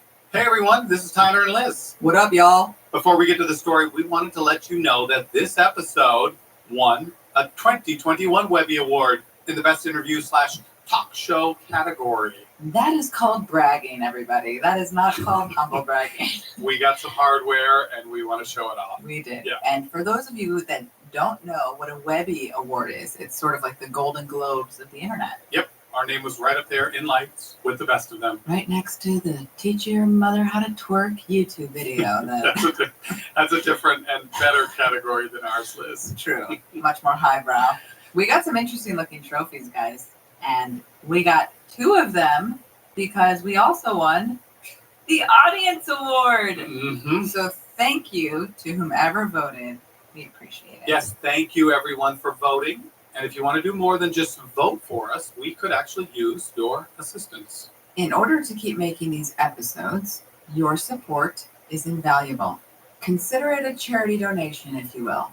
And to some extent, I'd say it is. Yeah. You see, over the past year, we have received many, many emails from people who say that this show has helped them recognize and reconcile their own cultic experiences. We recently heard from a man who left Scientology, the cult of all cults, because he listened to our show and recognized that he was in a cult. So in an effort for us to continue to be able to make this show, which in turn does do some good to shed some light on all the corrupt, manipulative, sociopathic narcissists of the world. Say that 7 times fast.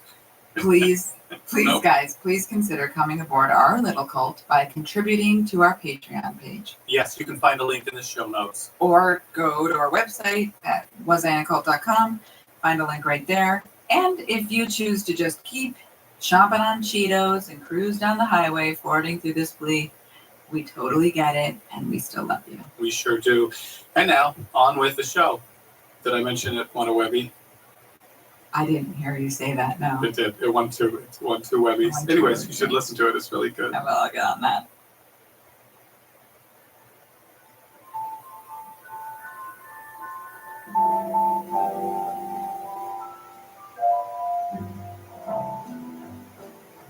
We come from hundreds of ethnic and language backgrounds, yet we are united by common goals.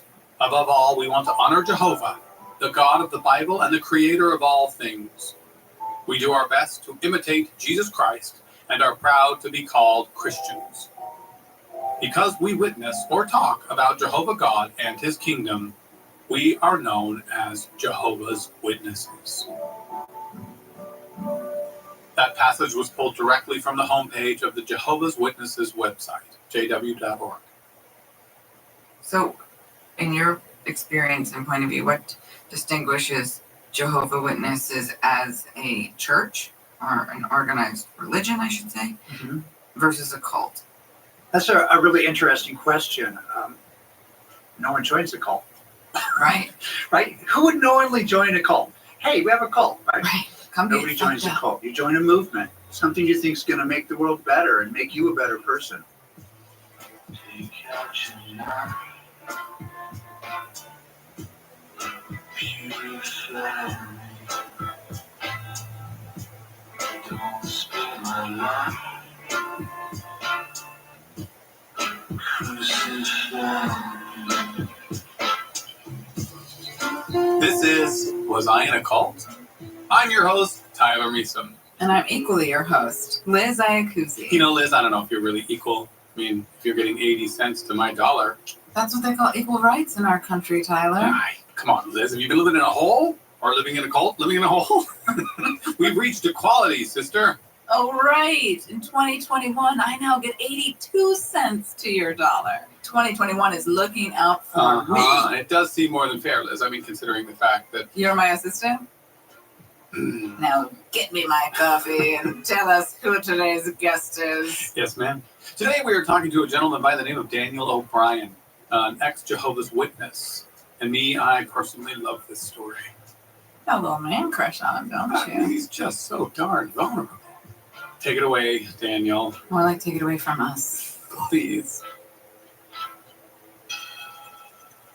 I'm Daniel O'Brien. I'm here to tell my story, the journey of joining a cult, being in the cult, not knowing it's a cult, finding it out that it is a cult, and then trying to figure out how the hell to get out. I was born in Beverly Hills. My father was raised as Irish Catholic. My dad left the church, became an atheist. My mom was sort of a new age hippie kind of spiritual person, but we never went to church. Well, even as a young child, I remember the witnesses would come by, and I was probably 8 or 9. They left off some small book. My mom took it and threw it away, and that made an impression. Ooh, I want to know what that was. But it was a fleeting thought, because as Daniel got a bit older, his desire shifted to a much more grounded reality. I had visions of being a rock star. I was a guitarist, and music was probably going to be my biggest passion. This was 1978, after all. How could anyone not want to be a rock star? You'd be the one to know, Tyler. I wasn't born yet. Yeah, millennial. And these 2 girls came by, and they were cute. Frankly, I would have talked to them about anything. They were standing on the porch, and we just had a doorway conversation. So, to me, the doctrine of hellfire always seemed illogical. If God is supposed to be love, then why would he torture people forever? So when they said, we don't believe in hellfire, it's like, okay, that checked a box for me. I do know the thing that really resonated with me were those ideas of an end to injustice, peace on earth, no more war. They even said you could live forever in paradise earth. I know I didn't buy that right away, but it's like, well, that sounds interesting. Because the pitch for a cult is usually quite positive. We want to better ourselves and better the world. Who doesn't want to do that? I don't know. Assholes, con artists. My friend Steve, he is one self-obsessed son of a bitch. Steve's not real, is he, No, Tyler? he's not. Can we get back to Daniel, please? Yes. They talked about an international brotherhood of peace, and that really appealed to me. So I agreed to what witnesses call a study, and they sent a man over. His name was Bob, and Bob was Daniel's primary recruiter, sent to start the indoctrination process. A study is more or less the Jehovah's Witnesses' equivalent to a traditional Bible study, but with a Bible that was quite different from any Daniel had ever seen before. It was different because it was green, and it didn't say Bible on it. It said New World Translation of the Holy Scriptures, and it had this scrolly text. It was intriguing. So one time he just said, let's go to the Kingdom Hall. He had keys to it. The Kingdom Hall is their version of a church or synagogue. Today, there are over 105,000 active Kingdom Halls worldwide. We went inside. What struck me was there were no religious symbols or icons, no crosses, no images of Jesus Christ or anything. You won't find any religious symbols because witnesses don't believe in idolatry. Kingdom Halls mostly resemble traditional lecture halls in an effort to promote functionality over decor. Of course, Bob was spinning this. Our meetings aren't like a lecture or a sermon. It's more like a classroom. With my interest in education and my curiosity, I liked that. And so, slightly intrigued, Daniel dipped his toes in. So first you go to one meeting, and it's like, this is a little strange. But aside from cosmetic peculiarities, Daniel experienced more subtle oddities as well. One of them was the love bombing. Love bombing? Okay, well, when you first start dating someone, and on the 3rd date, she's like, Tyler, I thought you only lived in my dreams, but you're actually here and you're human. Nope, no one's ever said that to me, Liz. She showers you with gifts, constantly compliments you, tells you you're the one after the first time you sleep together. These are all examples of love bombing. Huge red flags. Sure, but that's a romantic relationship, Liz. What does this have to do with cults? Cults love bomb too. Anyone can technically love bomb, but it's most commonly a symptom of narcissistic personality disorder, which arguably all cult leaders have. Abusive relationships most always start with love bombing. You walk in and there are people who you don't know. And it's like, oh, we're so glad to see you here. You don't even know me. How could you be glad to see me here? That kind of turned me off. But why is that a red flag? It just sounds like somebody really likes me. But what's wrong with that? Because it isn't real. It's just a tactic to get you, a way to make you feel dependent on the love bomber. It's a very dangerous form of emotional abuse because once they have you, they start to devalue you. It's a cycle. Idealize you, put you on a pedestal. Once they have you, they break you down. It's a way to control you, keep you always second guessing yourself. But Daniel said he was turned off by the love bombing. Yes, he was. But yet he kept going to services. Then something happened that put Daniel into a vulnerable state. Which is right where the cult wants you to be. The girl I was dating at the time, we were pretty serious. she ended up cheating on me, and that was emotionally devastating. That was what flipped the switch, and that's when I started taking the religion seriously. It was the perfect storm. People are more susceptible to cults when going through a big life change, like a big move or a divorce, losing a job. Yeah, because when you're going through a life change, it temporarily leaves you in a highly vulnerable state.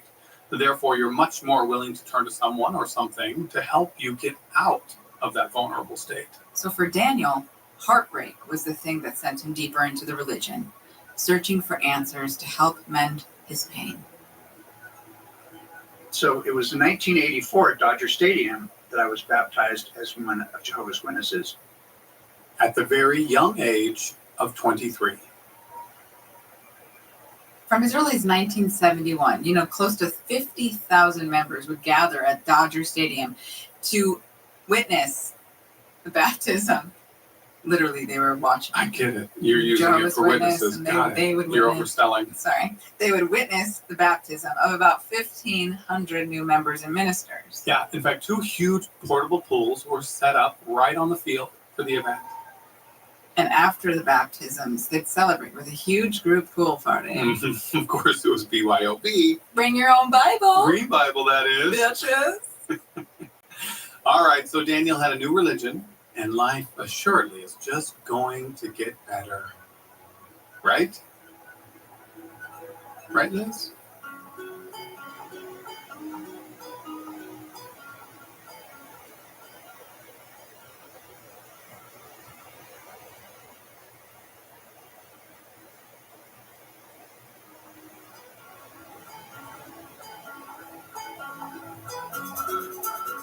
So now Daniel is baptized and heartbroken. A lethal combination. However, the dogma of his new church begins to lift his spirits. It was feeling part of something, feeling like you're making a difference in the world.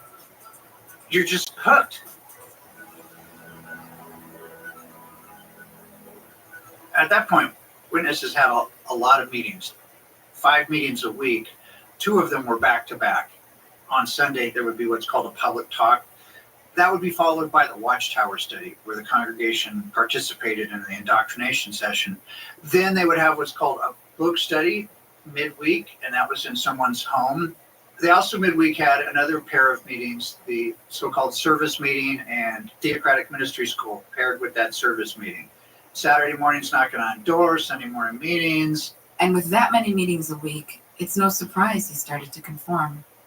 No one really had to say anything to me. Look at the pictures in their publications. It was very noticeable, the difference in their dress and their grooming and hairstyles. And so I started making these changes. I was still playing in bands. I had long hair. I was a rocker. As time went on, I started cutting my hair shorter. Long hair was a no-no in the church, as were beards. Your flowing locks would have to go, Tyler. Sigh. You never had a beard for a dumb reason that goes back about 100 years to one of their early leaders who apparently couldn't grow a beard and was jealous of his predecessor's beard. Beard envy. Witnesses don't have beards. The Jehovah's Witnesses were started by a man named Charles Taze Russell, also known as Pastor Russell. He was an American Christian restorationist minister from Pittsburgh, Pennsylvania. What's a Christian restorationist? I mean, it's exactly what it sounds like. A belief that Christianity should be restored to its purest forms. That's today's dose of irony for you. Pastor Russell founded what is now known as the Bible Study Movement. And after he died in 1916, Jehovah's Witnesses developed from this movement. He was convinced the end times would come in 1914. 106 years later, we know that's not true. The church is a basic Christian faith with standard Christian beliefs. The basic one is there is one true God, Jehovah. Some people say it probably should be pronounced Yahweh. They don't believe in the Trinity. They believe Jesus did come to earth. He did all the things that are in the Gospels, and that he died as a ransom sacrifice for our sins that we could have everlasting life. But they also believe that heaven is like a hot new dance club with limited capacity. Some few people, 144,000, will have the opportunity to go and to reign in heaven with Christ. Ah, there it is. The ubiquitous chosen one theory that's part of every cult's dogma. It's a field day for the ego. I choose you, Tyler. I do not choose your friend Steve, but I do choose you. Interestingly, some of them could be women, because once they die and are transformed, they are like angels, whatever that means, but now they're sexless and don't have a penis or a vagina. It doesn't matter. Make of that what you will. Just a bunch of winged Barbie and Ken dolls flying around. Yep, that's the Jehovah Witness heaven. But it doesn't take much to get kicked out. If a person commits a sin, quote unquote, and the elders find out about it, that person will be disfellowshipped.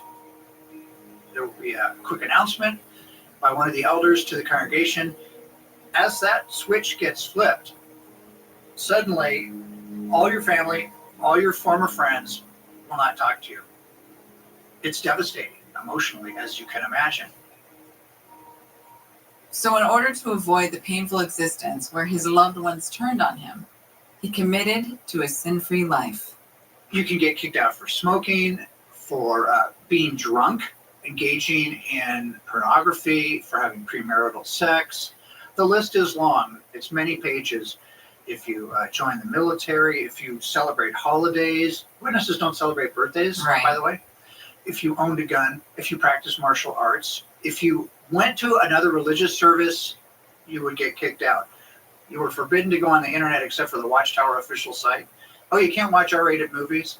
And you can't listen to rock and roll. I did purge some of my albums. I know I got rid of some of my Black Sabbath albums, but I kept all of my Led Zeppelin albums. I just wasn't going to get rid of those. Smart move. I, myself, would trade Eternal Salvation for the Houses of the Holy album. And like many cults, Daniel felt the pressure to isolate, and he would only mingle with those of his own faith. You're discouraged from forming friendships outside of that. They're part of Satan's world. And I don't know if you're aware of this, but Jehovah's Witnesses are very anti-education, extremely anti-education. They say things like, this is Satan's system of things. Satan runs everything except for their religion. As you can imagine, with their anti-education stance, a lot of witnesses are not very educated. And I have nothing against most individual witnesses. They're just good, honest, decent people who joined a movement, something that they thought was going to make the world a better place, but they lost all their critical thinking skills, and very few of them are highly educated. When Daniel first got involved, he was going to college, which meant that he was breaking the rules. So I couldn't go to school. But cults will find a way to manipulate you one way or another. And one way they do that is by playing into your interests. You see, the witnesses have a ministry school that taught the tenets of the faith. And some of the people in the church knew Daniel's desire for education and to be a teacher. So, when I was asked if I would like to conduct the school, I jumped at the opportunity and I tried to make it a school. And by that, he means he tried to teach with constructive criticism. But as time went on, the Watchtower leadership changed some of the rules and they made it less and less and less like a school. Daniel is referring to the Watchtower Bible and Tract Society, which is a nonprofit corporation that is essentially Jehovah's Witnesses headquarters. It's located in Warwick, New York. The society, as members call it, is used to support the church's worldwide work, which includes publishing Bibles and magazines such as Awake and the Watchtower. Full name, the Watchtower, announcing Jehovah's Kingdom. That rolls off the tongue. The society has members by way of invite only. And the members assist the governing body of Jehovah's Witnesses. And like many cults, there is a hierarchy within this governing body. Jehovah's Witnesses founder Charles Taze Russell died in 1916, but that doesn't mean his dogma doesn't live on. If we had to assign a cult leader to this particular group today, it would collectively be the leaders at the Watchtower, as they have the power to reform the rules. For instance, you used to be able to tell somebody if there was something they needed to work on, some public speaking technique, like using illustrations or following an outline that was coherent. They started taking those things away and said, you know what? You can't tell anybody they need to work on anything anymore. Which was extremely frustrating to Daniel because essentially he wasn't doing any teaching. He was just placating. Because in reality, the school wasn't a place to learn. It was a place to further indoctrinate people. And what exactly did this school claim to teach, Liz? I was curious about that too, Tyler. So I went on their website, and this is what's written verbatim about becoming a student at the school. Okay. With a view to helping you improve in your ability to use your God-given gifts to praise Jehovah, we welcome you as a student in the Theocratic Ministry School. As you participate, you will be helped to cultivate such valuable skills as personal reading, listening, and remembering, studying, doing research, analyzing and organizing, conversing, answering questions, and putting thoughts down in writing. I am going to take every one of those classes because I need to improve my personal reading. I need to improve my remembering skills. This next section really brings it home. Bring it home. Yeah. Make wise use of this textbook titled Benefit from Theocratic Ministry School Education. That's a Chinese translation. That's a real title. It says so right there. It's a real title. Okay. Then it says, this textbook is also a workbook. When you read in it important points that you feel will help you, underline them. Yep. Well, now I understand why witnesses condemn proper education. I mean, God forbid they learn how to write good, or... Derek Zoolander would really appreciate this school. Just learn how to write good. All right, so back to Daniel. Yes, he was given a position at this school. Of course, it's something that only men can do in the religion. Women can have no position of authority or what they would call even teaching. Oh, really? I was going to say that it sounds like a woman wrote that inspiring copy. Oh, no, Liz. That was a man who wrote those transformational words. Surprising. Also surprising, or not, is the rampant misogyny inherent in the religion. As Daniel said, it's a patriarchal environment. And the Watchtower quotes directly from 1 Corinthians chapter 11, verse 3. The head of every man is the Christ. The head of every woman is a man. Finally, someone said what we've always been thinking, but never had the guts to say out loud.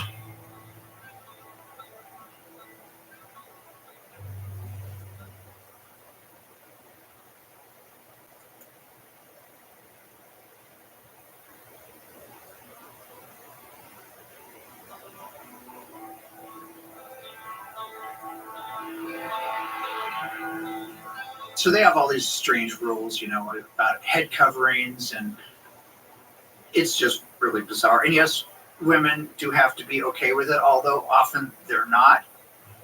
Sadly, a common thread of many cults is that women are often left powerless and are somehow manipulated to fit an antiquated, wildly sexist point of view of how women should exist, which, of course, is in the kitchen. Right, of course. Daniel was running the school, but naturally he wasn't being paid to run the school. So he had to make a living somehow. During that time, I started my own music production business and started writing music commercially, did a few low-budget films, worked for CBS for a couple of years. You'll tell your age if you remember Dr. Quinn, Medicine Woman. So I did music for that TV show, and that actually made me quite a bit of money. You couldn't turn on CBS without hearing music that I either wrote, produced, or all of the above. And it's like, yes, I love this.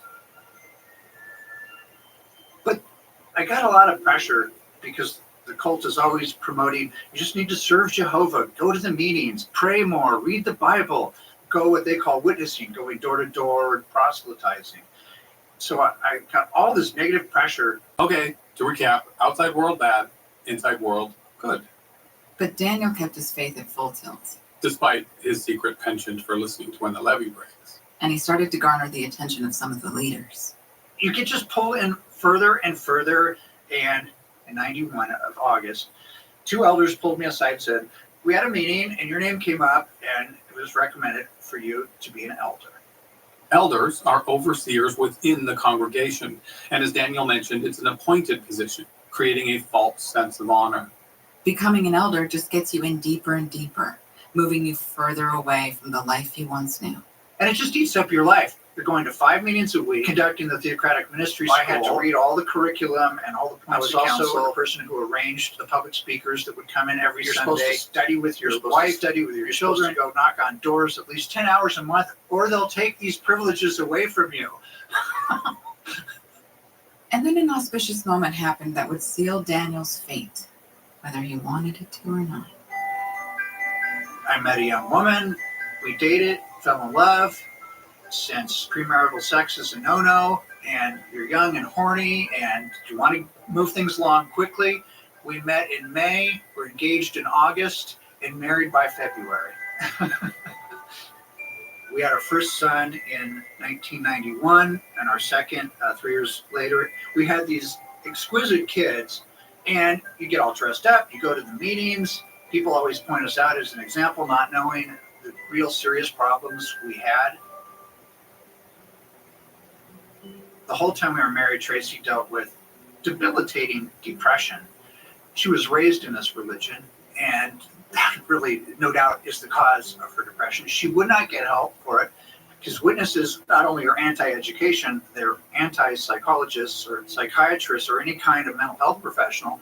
If you think every bad person is going to die at Armageddon, which in witness theology is 99.9% of the Earth's population, and you know that deep down you're not the good witness that you could and should be, you think you're going to die at Armageddon too.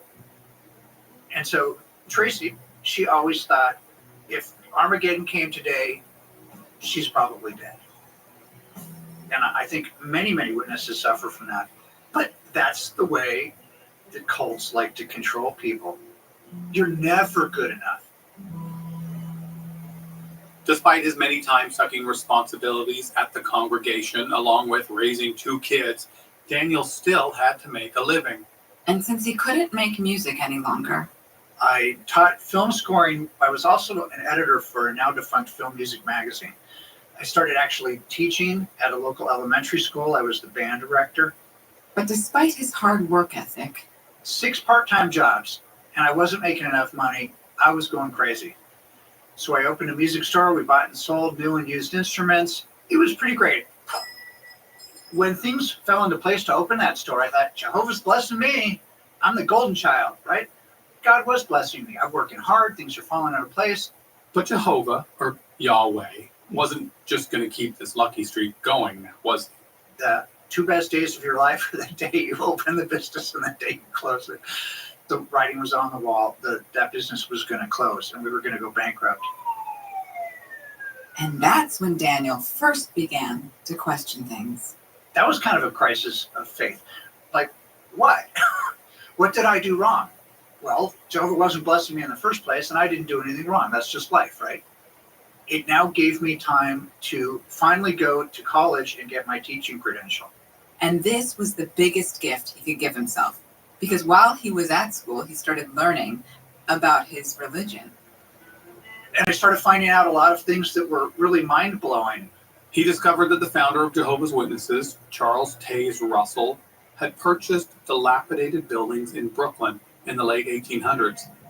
The leadership had held onto these properties for over 100 years, but they sold them all a few years ago for billions.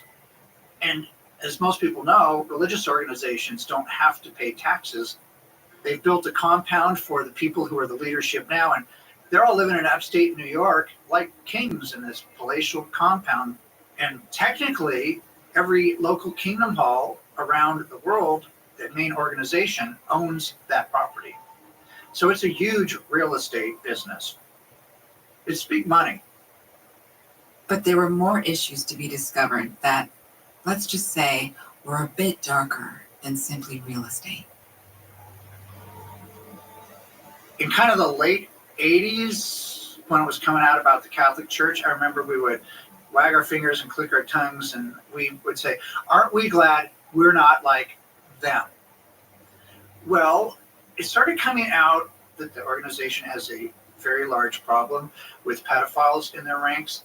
A few years ago, there was a royal commission in Australia, and they found that over a 60-year period, there had been in the files, in the congregation files of Jehovah's Witnesses, over 1,000 people who had been identified as pedophiles and abusing members of the congregation.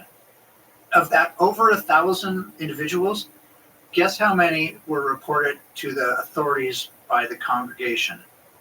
0. Not one. Not one. Because it will bring shame and reproach on the organization, the elders are instructed to do things to cover it up. I have a number of regrets about being in this organization, but I'm glad to say that isn't one of them. I never was involved in any of those situations. And the more I found out, it's like, this religion is not what it claims to be. It is not the true religion. But it takes time for the awakening to happen. After all, he had been in for 16 years at this point. So he kept up his elderly duties. And then one day I'm out in the witnessing work, as they call it, and there was an older woman in the congregation, and she had 2 kids at the time. And totally unsolicited, out of the blue, she says, Danny, if I have to step over my daughter's dead body at Armageddon to get into paradise, I will step on her. And I remember thinking at that time, I'm in a fucking cult. There it is. His aha moment. The point of no return. you would think, but his family and entire life was all about Jehovah. So, you stuff those feelings away. But one day, shortly thereafter, Daniel's wife showed him a decades-old article from a Witness magazine, ironically titled, Awake. Awake! Ding, ding, ding! For those who care, the May 22nd, 1969 Awake, the title of the article is What Future for the Young? And here's the quote that she shared with me.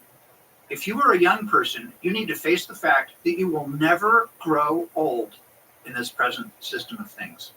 You'll never graduate high school. You'll never go to college. You'll never have a career. You'll never have children because Armageddon's coming and you're going to survive it and you're going to live forever on Paradise Earth. I couldn't believe it, but there it was in black and white. Clearly what they said wasn't true. That was the first domino that got things moving. It was the beginning of the end for my belief in that religion. And finally, the messaging was too loud for him to ignore.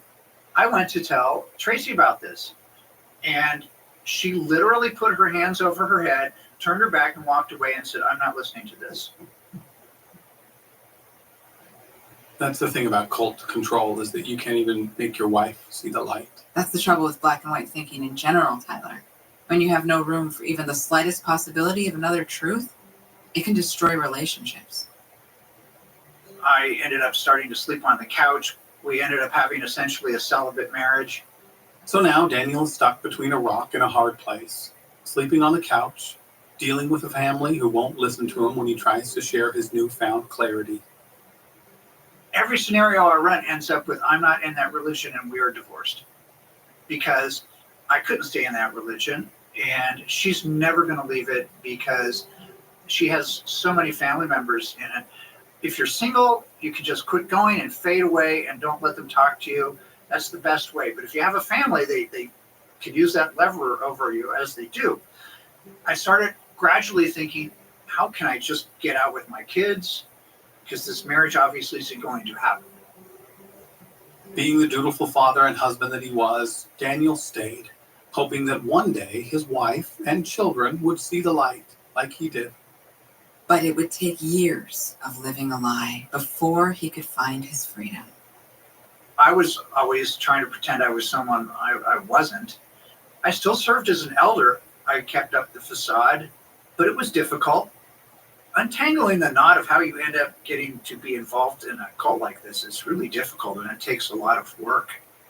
It must have been like 2007. I was in a meeting with the other elders, and we got a letter from the Watchtower Bible and Tract Society, once again clamping down more on education.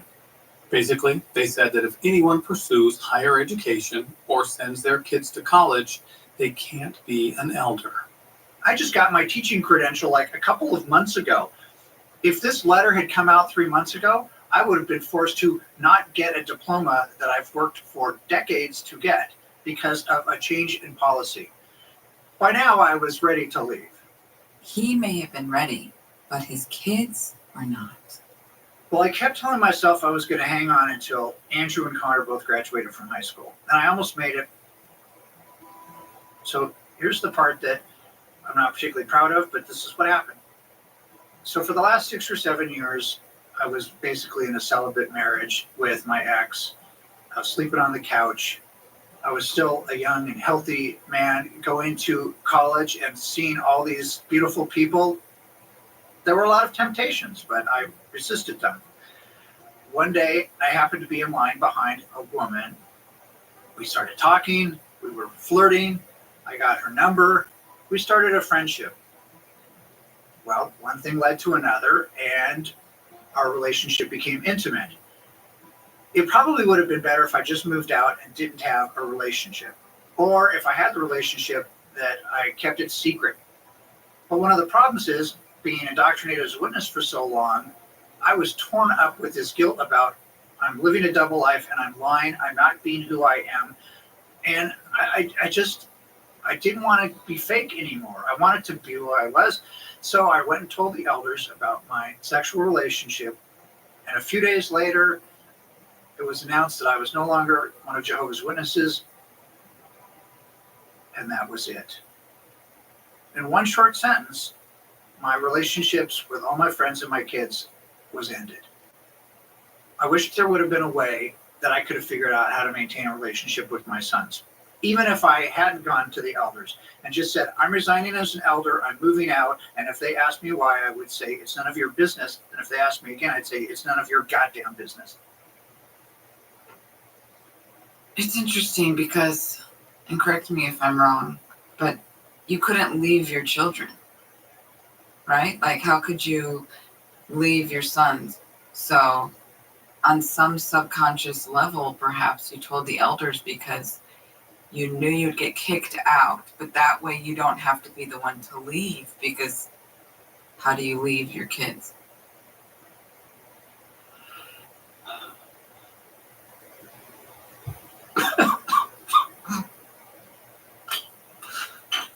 I need to take a break. Yeah. I just broke my glasses. I'm sorry. I thought that I could have died consciously. Yeah. Probably not. Take your time, yeah.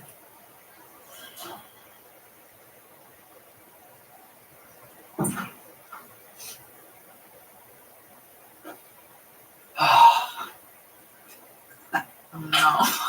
Okay. So this is all still rolling, right? Yeah, we're on. Well, that's an interesting idea. I never thought that in that way explicitly, but maybe on some subconscious level. How do you leave? You can't. Tyler, could you? I mean, you have 2 kids. Could you leave your children in exchange for your freedom? Absolutely not. Exactly. So instead, he got disfellowshipped. And this backfires in the exact horrifying way you might imagine. My sons wouldn't talk to me because I was disfellowshipped. So he does what any good father would do. He fights for his family and tries to get reinstated. Diving straight back into the lion's mouth. So for 4 years, I went to every single meeting, not believing any of it anymore, going through these humiliating sessions, all in a vain attempt to reunite with my children. 4 whole years he did this. Daniel voluntarily handcuffed his soul in an effort to win back his sons. So what would happen in these meetings? You're listening to this now, what you consider bullshit, right? Yeah, total. Not just bullshit, but total bullshit. Let's be clear. Right. Let's be very clear. Yeah, and now I had to pretend. It's like going undercover. Yeah. So by this time I had long since gotten my college degree, and so I'd learned more critical thinking skills, and I would look for anything that was propaganda, anything that was misleading, and I would highlight them. Jehovah's Witnesses are very proud of their highlighters.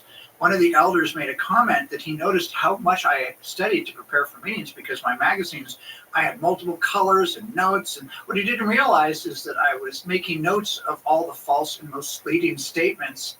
Interestingly, the last meeting I ever went to was sometime in January of 2014, and this was read to every congregation on earth in that week. All of us must be ready to obey any instructions we may receive from the Watchtower Bible and Tract Society, whether these appear sound from a strategic or human standpoint or not. All of us need to be ready to obey, even if what we're told makes absolutely no sense. And that is a direct quote. For a religion that claims to be the truth, it's not about truth at all. It's about sit down, shut the fuck up, listen to the rules, know your place, and be blessed. So I knew I would never go again after that. And so 7 years later, after the very first realization that he was indeed in a cult, he finally left once and for all. Because he realized that sadly you can't force anyone out of a cult, not even your own children. I left the religion and began my relationship with Cotty. This is the woman he met in college. And Daniel, he started to rebuild his life. So I started teaching. I was the band director at Oak Park High School. I still write music a lot. I recently took up martial arts, which is forbidden to Jehovah's Witnesses. It's good for my mental discipline, my physical discipline, and it's a big fuck you to the Watchtower Bible and Tract Society. And if they have a problem with that, they should mind their own business, because now I am lethal. Today, Daniel is a beloved teacher at California's Oak Park Independent School and revels in giving constructive criticism and encouraging critical thought. He's also happily remarried. Turns out he and Cotty were meant to be, and they tied the knot in 2011. Daniel left Jehovah's Witnesses over 13 years ago. Yet sadly, his children have not. And to this day, his sons won't speak to him.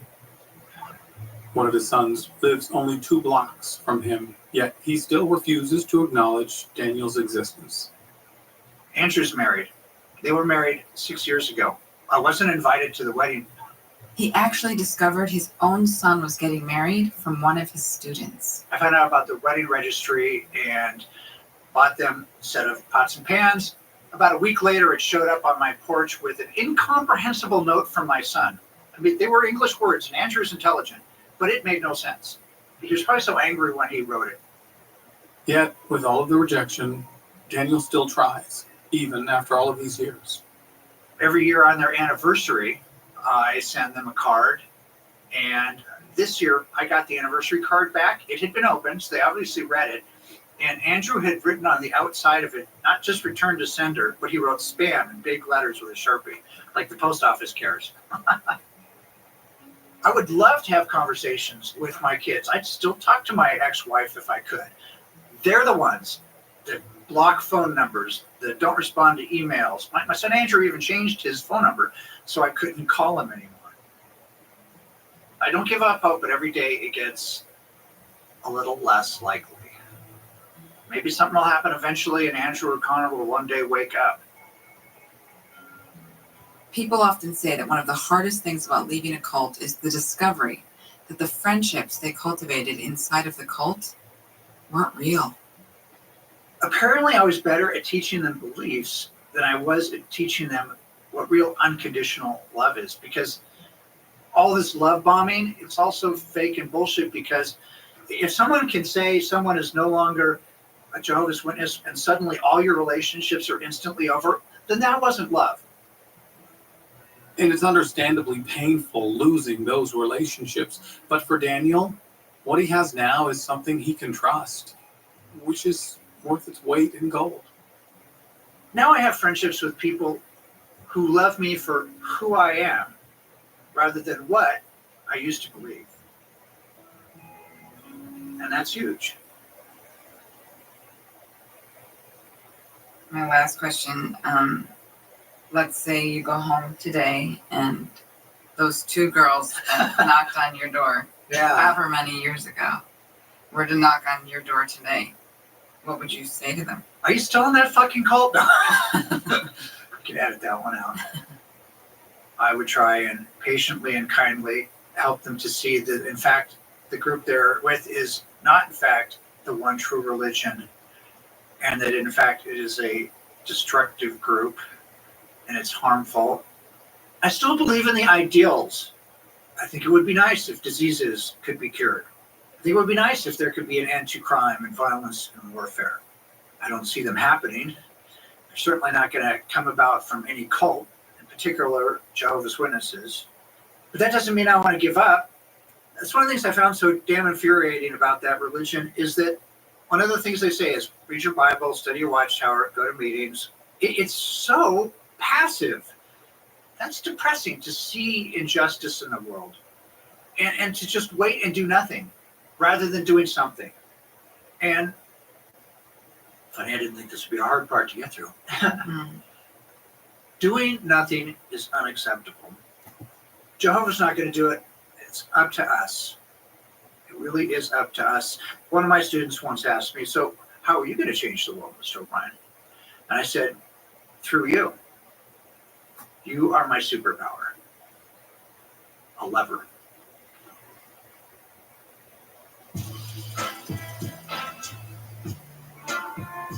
Thank you, Daniel. Quite a story. Thank you for sharing it with us. In summation, Liz, Daniel, was he in a cult? I'd say most definitely. What about you? What do you think? Yes, affirmative. Jehovah's Witnesses? Very cult. Very cult. Capital cult. Ding, ding, ding.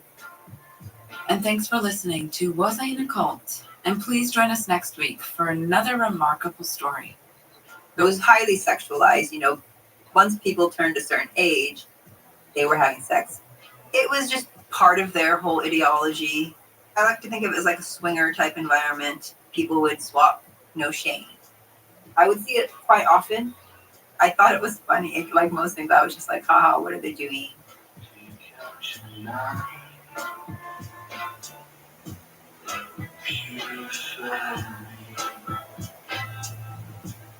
Don't spill my life. Crucify me. Was I in a Cult is story produced and written by Tyler Meeson. And me, Liz Ayakuzi. Executive producer is Maya Cole Howard. Supervising producer is Catherine Burt Canton. Audio editor is Chandler Mays. And additional story producer is Ari Basile. Visit us at wasinaccult.com and learn how you can support the podcast on Patreon.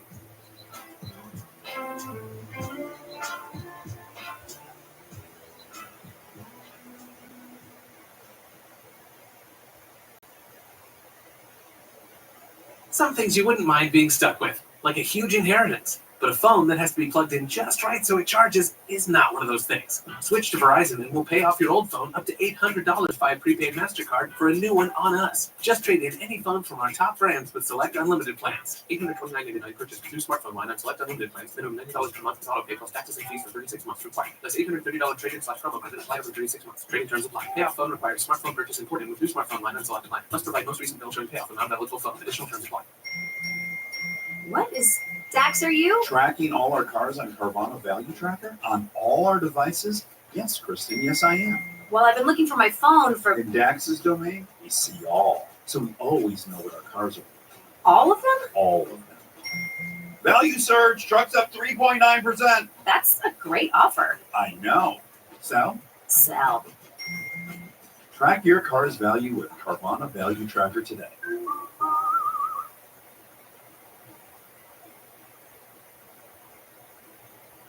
Some things you wouldn't mind being stuck with, like a huge inheritance. But a phone that has to be plugged in just right so it charges is not one of those things. Switch to Verizon and we'll pay off your old phone up to $800 by prepaid MasterCard for a new one on us. Just trade in any phone from our top brands with select unlimited plans. $829.99 purchase new smartphone line on select unlimited plans. Minimum $90 per month with auto pay plus taxes and fees for 36 months required. That's $830 trade-in/promo credit applied over 36 months. Trading terms apply. Payoff phone requires smartphone purchase imported with new smartphone line on select line. Must provide most recent bill showing payoff amount of eligible phone. Additional terms apply.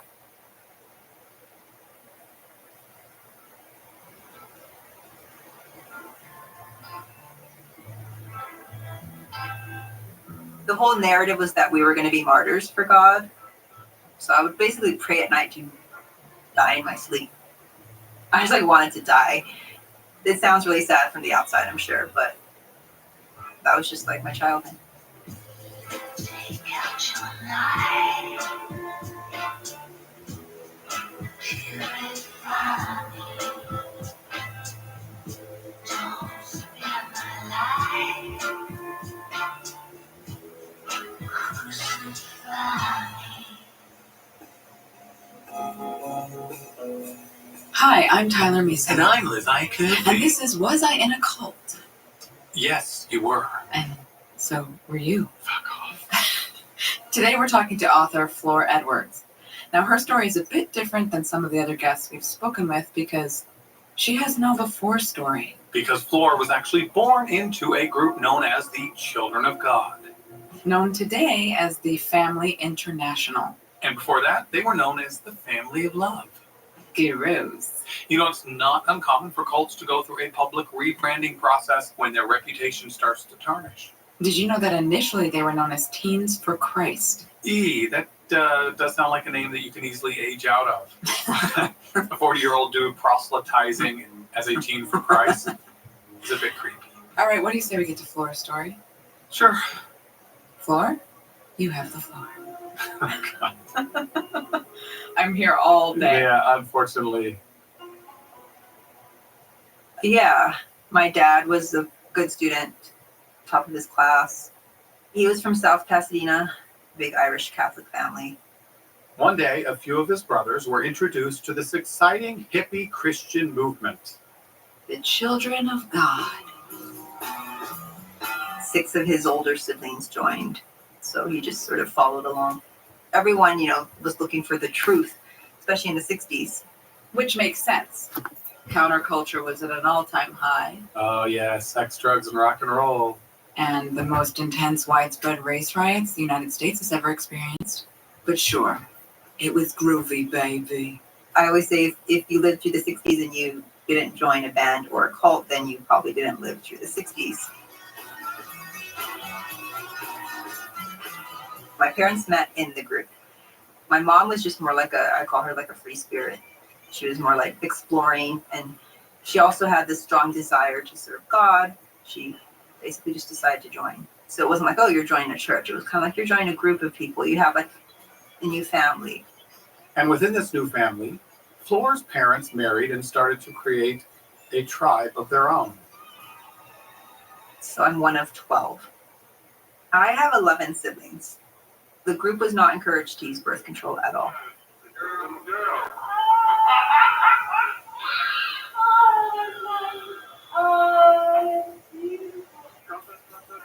I was born in Sweden, and then we moved to Mexico City, and then we moved to California, and then when I was like 4, we moved to Thailand. By the time I was 12, I had lived in 24 locations. A common theme within the Children of God, constantly on the move. We lived in homes. We called them homes, but they were basically compounds. So anywhere between 30 to 300 people would be living communally. We wouldn't stay in a place for longer than like 3 to 6 months, kind of like gypsies. They have this hierarchy of leadership telling us what to do. So we would sometimes just wake up in the middle of the night and have to leave. They would say it was to escape, the evil forces in the world and stuff. But I think really it was just so that people wouldn't get suspicious of why all these like white people were living in these compounds, in these like rural areas in third world countries. But cults typically are only as terrible as the leader that leads them. And this guy is a real doozy.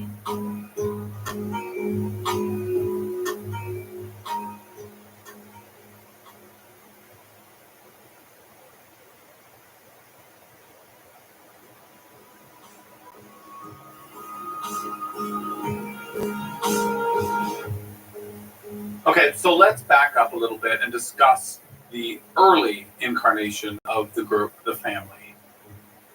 It was a group that formed in the 1960s. Basically, it was started with one person. The leader was a man named David Brantberg. He came from a long line of evangelists, so it was sort of in his blood. Both David's mother and father were active evangelists, and he spent a lot of his childhood aiding his parents in their evangelical mission. His mother, in particular, claimed to be a divine healer, which drew lots of controversy from the church. And, not surprisingly, David credits her to be one of his biggest influencers. He has also written about the sexual abuse he endured from a babysitter at the age of 3, as well as physical abuse from a nurse. Sexual trauma at an early age is oddly a common theme among many cult leaders. We'll unpack that another time, but his trauma might be telling for what evolves later on. Dun dun dun. That's called setting suspense, listeners. Dun dun dun. David Berg, he was born in Oakland, although he moved around a lot as a kid. But as an adult, he ended up in Huntington Beach, California with his wife and children. And that's where it all begins. Q, 1968. He saw these hippies on the street and he just decided these people needed a purpose for living. And so he started to gather them. It started out as a very sort of innocent group of hippies, a bunch of young people kind of wanting to do something good and make the world a better place, like many cults do. They look like young, sort of almost rock and roll stars / hippies on the street singing. There was something magnetic and charismatic and intriguing about them. It started out as, I think they were called Jesus Freaks, which I think is the most appropriate title. Children of God was the early name, and then they changed over to the Family of Love. Then they just dropped it and called themselves the Family. And like all cults, this family began to grow. And as it grew, so did David's ego. To Flora and her family, David Berg wasn't just a man, he was divine. Growing up, I knew him as Grandpa, and the adults called him Dad, and he had a plethora of names from like Moses David, Father David, all kinds of names. He called himself the Mo Lion because he would white his face out and draw a picture of a lion. We were not allowed to know what he looked like because from what we heard, people were after us. So he lived in hiding from the very beginning. When he started, he went basically in like, I think lived in the mountains in Switzerland or something. There was maybe a very small percentage of people who had actually met him. We never knew what he looked like. We never saw him. My parents never met him. But the fact that we couldn't see him, I think, only added to his power. We were taught that he spoke to God and all this stuff. And he was Bible-based. It was King James Version. He liked to interpret the Bible, and he found all kinds of ways to fit it into his beliefs. And interpret he did. It boiled down to three things. One was that he believed the Western world was evil. Two, he believed that the world was going to end in 1993. And the third one was that sex was an act of God's love. So, manipulative David Berg, he touted that God was love. Ergo, love was sex. And sex was far too openly promoted and discussed. I mean, talk about boundary crossing. True. In fact, I found a recording of David Berg teaching a sex class to a group of members, all of whom are about to get married. This is some kind of listen, I assure you. I'm sure it's going to be enlightening. Anybody here think we should be ashamed of the parts of the human body that which God created for you to use and enjoy? A woman's body, those organs, the sexual organs of a woman, become filled with blood just like the sexual organ of a man. Ordinarily, she's as tight as a snap purse. Tight as a snap purse? When she's aroused, and if you've loved her properly, tender and gentle, and caressed her as you should, this will automatically open. Oh, automatically. So they fall wide open. The vagina is this long tube which leads varying length in some women. Doesn't matter because God has so made that tube so it can adjust to any size. It's made like stretch tights. Oh my God. And it doesn't matter what your size is, boy, she fits. Thank the Lord. Amen. Sounds like the football coach was actually teach the sex ed class. Johnson, get over here. Let's huddle up, boys. What? Take a knee, boys. Take a knee. I'm going to teach you about the vagina now. Now, you were twiddling that clitoris way too hard, Johnson. Take a lap. You almost made it near fall off and explode across the room. You take your time. Love her up. Get the blood flowing to the region, and then let it open up automatically. Like one of those grocery store doors. fuck! There's more, Liz. Oh, there's more. He is not finished. Oh, And I'm about to play a little bit more. Here we go. thank God. The little mouth is about like this. It has a little bump on it. It's called the clitoris. Clitoris. Small little button there. Press the button, see what happens. Some wonderful things happen. Just called an orgasm. God made it. You're supposed to use it. Oh, Well, he made it for you to enjoy. what? Praise the Lord. Praise the Lord. How much of this did you listen to, Tyler? I had to listen to about 2 hours of this. Oh, you had This to. was a 2-hour class. It is something, I assure you. Because you're such an astute student. It's all for the job, Liz. Right. You know, this is an interesting tape and it is funny, but there is a dark side to this cult. A very dark side. David Berg believed that there should be no limits when it comes to sex, i.e., God's love, regardless of age or relationship, Or consent. or a combination of all of it. Yep. In the children of God, a father was technically allowed to rape his 3-year-old daughter. It was God's love, after all. In fact, sexual intercourse with children as young as 2 years old wasn't frowned upon. It was encouraged. Oof. Yeah. David also believed that the outside world was evil. Creating the us versus them mentality that all cult leaders instill in various iterations. He was against anything that was power, mainly institutions. Like he hated education, he hated doctors, hospitals, corporations, government, everything. He was just honestly anti the world. You know, he called the world the system. So anyone who wasn't part of the children of God, according to Father David, was called a systemite.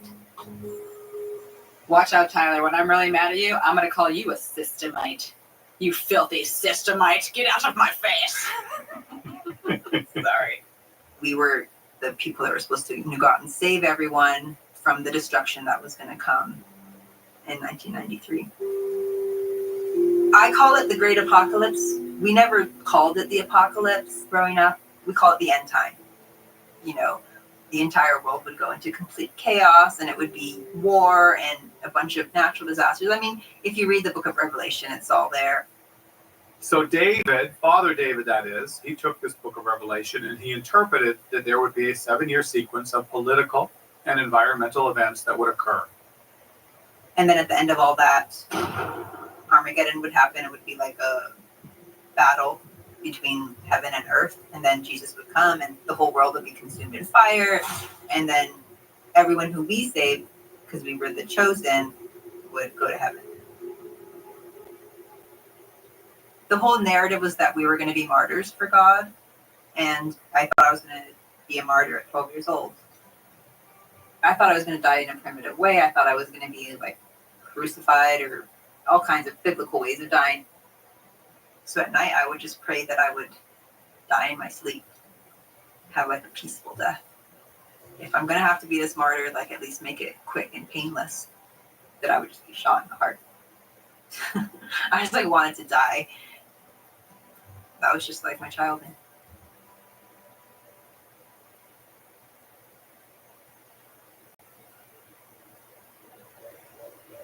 She even went so far as to alter the classic children's bedtime prayer to fit her personal experience. It went a little something like this. Now I lay me down to sleep. I pray the Lord my soul to take. If I should die before I wake, I promise I won't make a peep. That was my childhood prayer. So how does it actually go? Now I lay me down to sleep. I pray the Lord my soul to keep. Not take, to keep. Oh my God, she was praying for death. Yeah, and it goes on. And if I die before I wake, I pray the Lord my soul to take. Not pray that I won't make a peep. Little Flora was scared she would die too loudly and somehow get in trouble for it. But the cult couldn't survive if it only focused on death. So, sexually traumatized David Berg played out his trauma within the free love movement. Right, back to God and love and sex and stuff. So God is love, love is sex, so sex is God or some manipulative bullshit like that. It was highly sexualized. Once people turned a certain age, they were having sex. It was just part of their whole ideology. I like to think of it as like a swinger type environment. People would swap, no shame. I would see it quite often. It was tight living quarters. I thought it was funny. Like most things, I was just like, haha, what are they doing? I mean, the truth is that's kind of how they live. The adults were able to fulfill their desires, both physically and also on a soul level. Like they all thought they were doing God's work.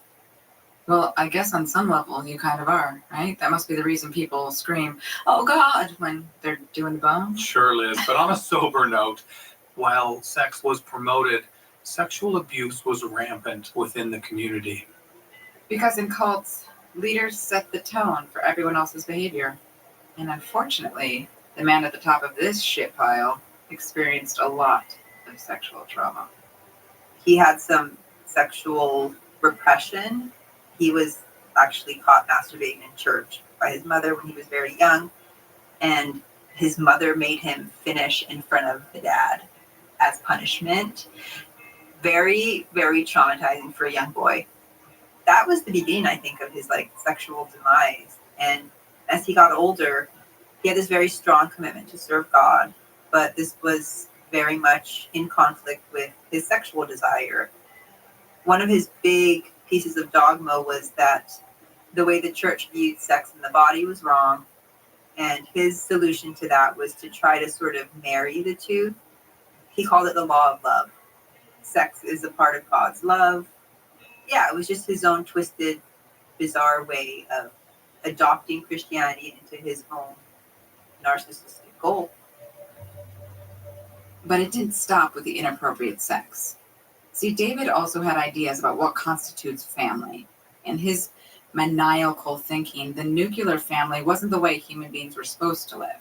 To him, family was a mentality, not a gene pool.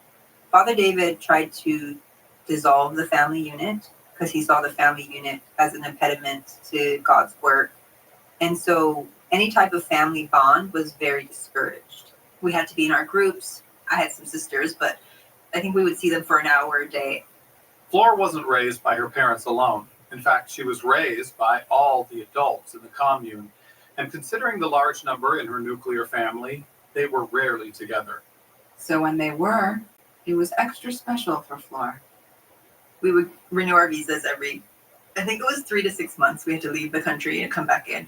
So we'd leave for a couple of days, and we were able to be with our families. And that was the best, most exhilarating time. I knew who my mom and dad were, and I liked having them around. My dad he was always the financial manager, so he was always doing other things. My mom was always pregnant or nursing, always. Every year she would bring a kid home. I loved kids, and I loved these cute babies would come home. But then you'd also sort of feel like pushed into the back. Each kid that came, you were older and older, and yeah, just a lot of responsibility. With 4 older siblings, Flora struggled finding her place, and she was never really able to get close to her family. I mean, how close can you be to 12 people, right? Do you even have 12 friends that you can name off the bat? They're my siblings. I'm not super close to all of them. Flora did, however, take solace with her one twin sister, and they became each other's safe havens. I think being with my sisters, it was quite beautiful. We were in some very beautiful environments. We would go to the beach sometimes, and my sister and I were kind of more like the clowns at the group. We were always making fun of things and making light of things. But there wasn't much room for fun in the group. Like many cults, the rules were very strict. We weren't allowed to wear certain things or wear our hair a certain way. We just had to have it natural, long. He didn't want short hair or dyed hair. It was just, everything was natural. No makeup. The men had to have short hair, I think no beards. Just clothing, no logos, no jeans. He thought jeans were super evil. And sleeping conditions were not ideal. Kids would be bunked together and mattresses on the floor, and there was usually more kids than adults, so they became big giant child care centers in a way. We had a very strict schedule. We would wake up at 7 a.m. We had to be in our groups. We would eat breakfast communally. We would do a lot of chores. We would have some schooling, We would have nap time every day for like 2 hours, and then we would have like exercise time and just more stuff until 8 p.m. when we went to bed. We were surrounded by people constantly. There was probably 3 to 4 bathrooms and 30 to 50 people. Jesus, and I thought sharing a bathroom with 2 siblings growing up was tough. Nah, that's nothing, Liz. I had 5 sisters. Try sharing a bathroom with 5 sisters. And that was the 80s when Aquanet was much more prevalent. There was a rule that we could only use 3 pieces of toilet paper. It was a way to control us. Sometimes I would cheat and use 5. It was kind of my way of playing with danger. 5 sheets of toilet paper was an act of personal freedom, a cry for the desire for free will. And as Flora remembers it, being in the bathroom was the only time she could be alone. They were always being watched. They would choose certain people to watch us. We called them shepherds. There was never a moment where it was like, okay, you're not being watched. Father Day would really encourage them to discipline us. Some of the adults would just take it too far. They physically punished us to keep us in line. And as bad as the sexual abuse was, the physical abuse rivaled it. Kids were whipped and beaten for the tiniest transgressions. Some of them are very practical things, like wearing your shoes in the house or not washing your hands before you eat. Then some of them were more kind of abstract, like foolishness was the big one that I would always get punished for. We would get punished for laughing. I saw my 6-month-old sister being spanked by one of the leaders. She was 6 months. I remember she was so young, she was in diapers. He had her over his knee and he was just, they would do this like almost rhythmic discipline where it wasn't like an outburst of anger or rage. It was very calculated, cold endurance, nonstop. And it would just keep going and going. So sometimes you would hear kids being beat for like, it seemed like hours.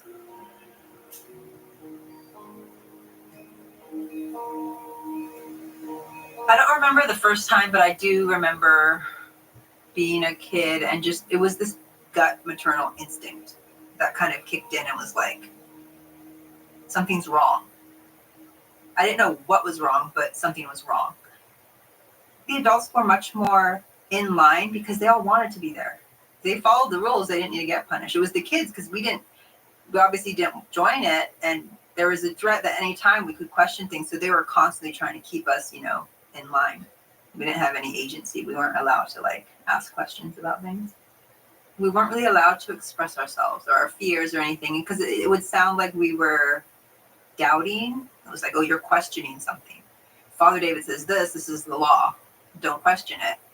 Cult rule number 1, never question the leader. Mm-hmm. And like most cult leaders, this particular one loved to pontificate.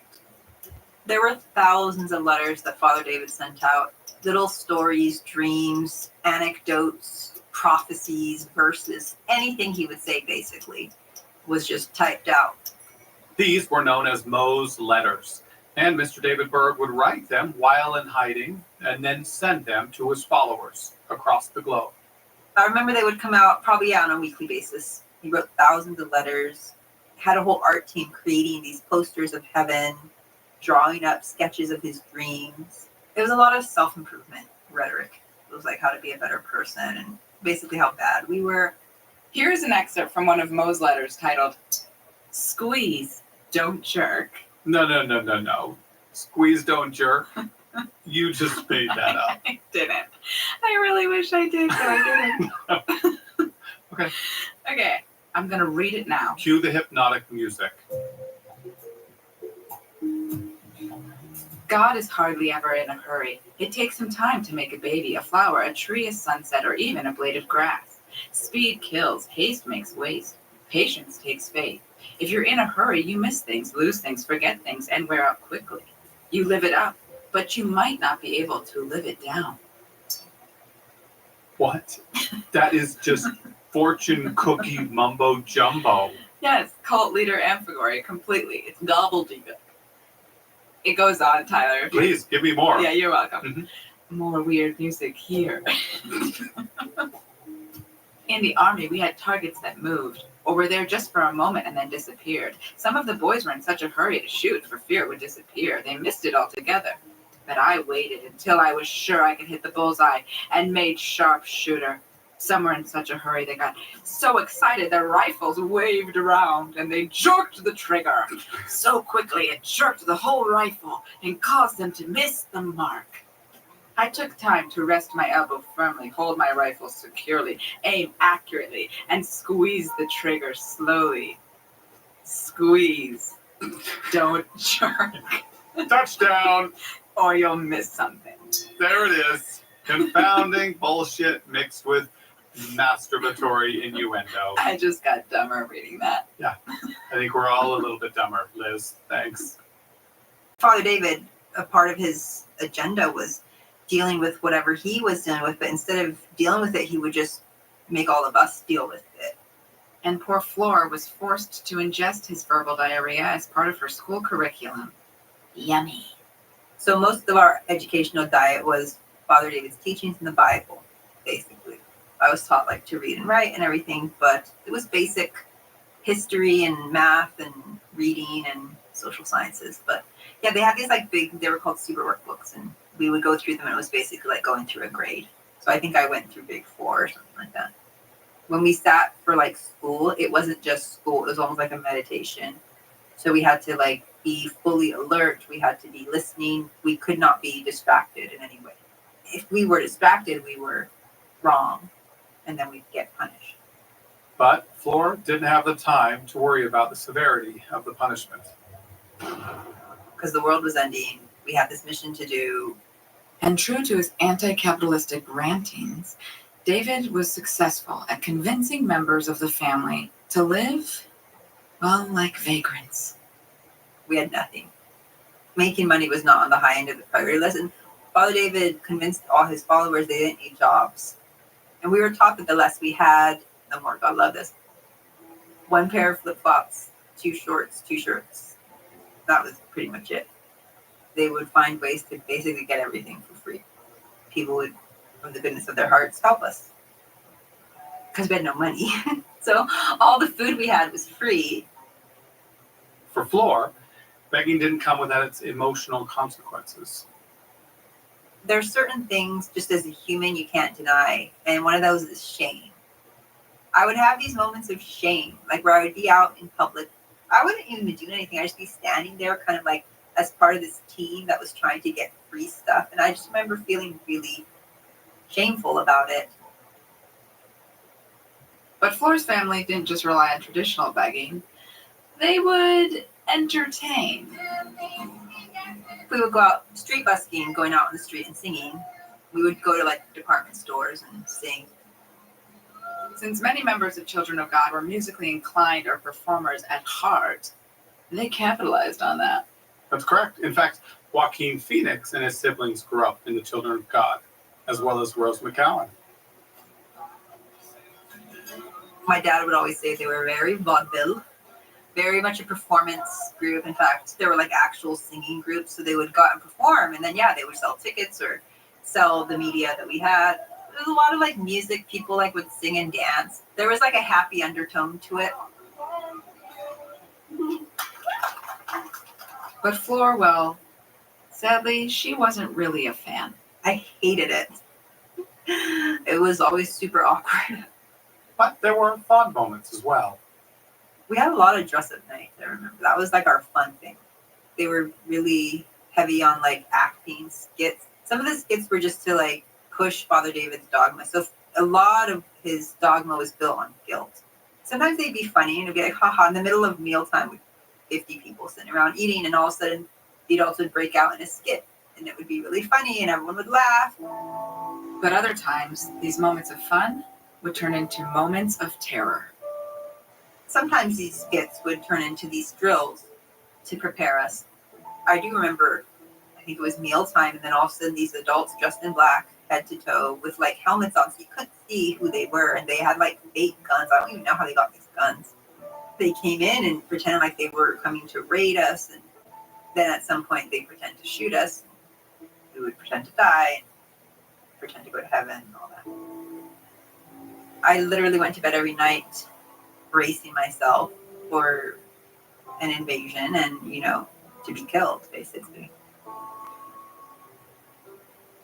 Eventually, Flora started to wonder about the world beyond her family. How truly evil were these systemites? I mean, Tyler, you're pretty evil, but Justified. We would see things from, just traveling around. That's all I really saw of the outside world. But what we were told was actually kind of intriguing to me. We would be told things about pop stars and like movies, but again, it was all evil.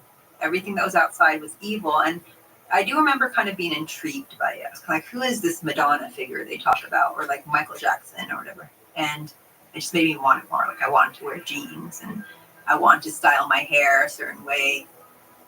When I would hear about people leaving, it was almost a little jealous of them. Like, what are they experiencing? What's drawing them outside? What is this world?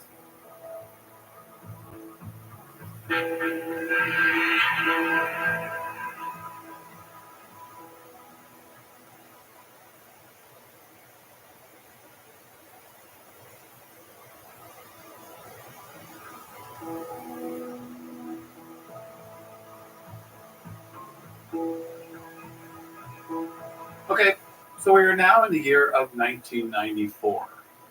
Now, at the time, Flora and her family were still living in Thailand, but Father David issued a declaration to move everyone in the group back to America. We still don't know why. It was just one of his prophecies from God. And yeah, we moved to Chicago. And while they were there, the members had their annual celebration for egomaniac Father David himself. We all gathered together and the leader opened up with, Grandpa, our beloved father, has gone to be with Jesus. And I just remember being shocked. I never thought Father David would die. long live the king, the motherfucker.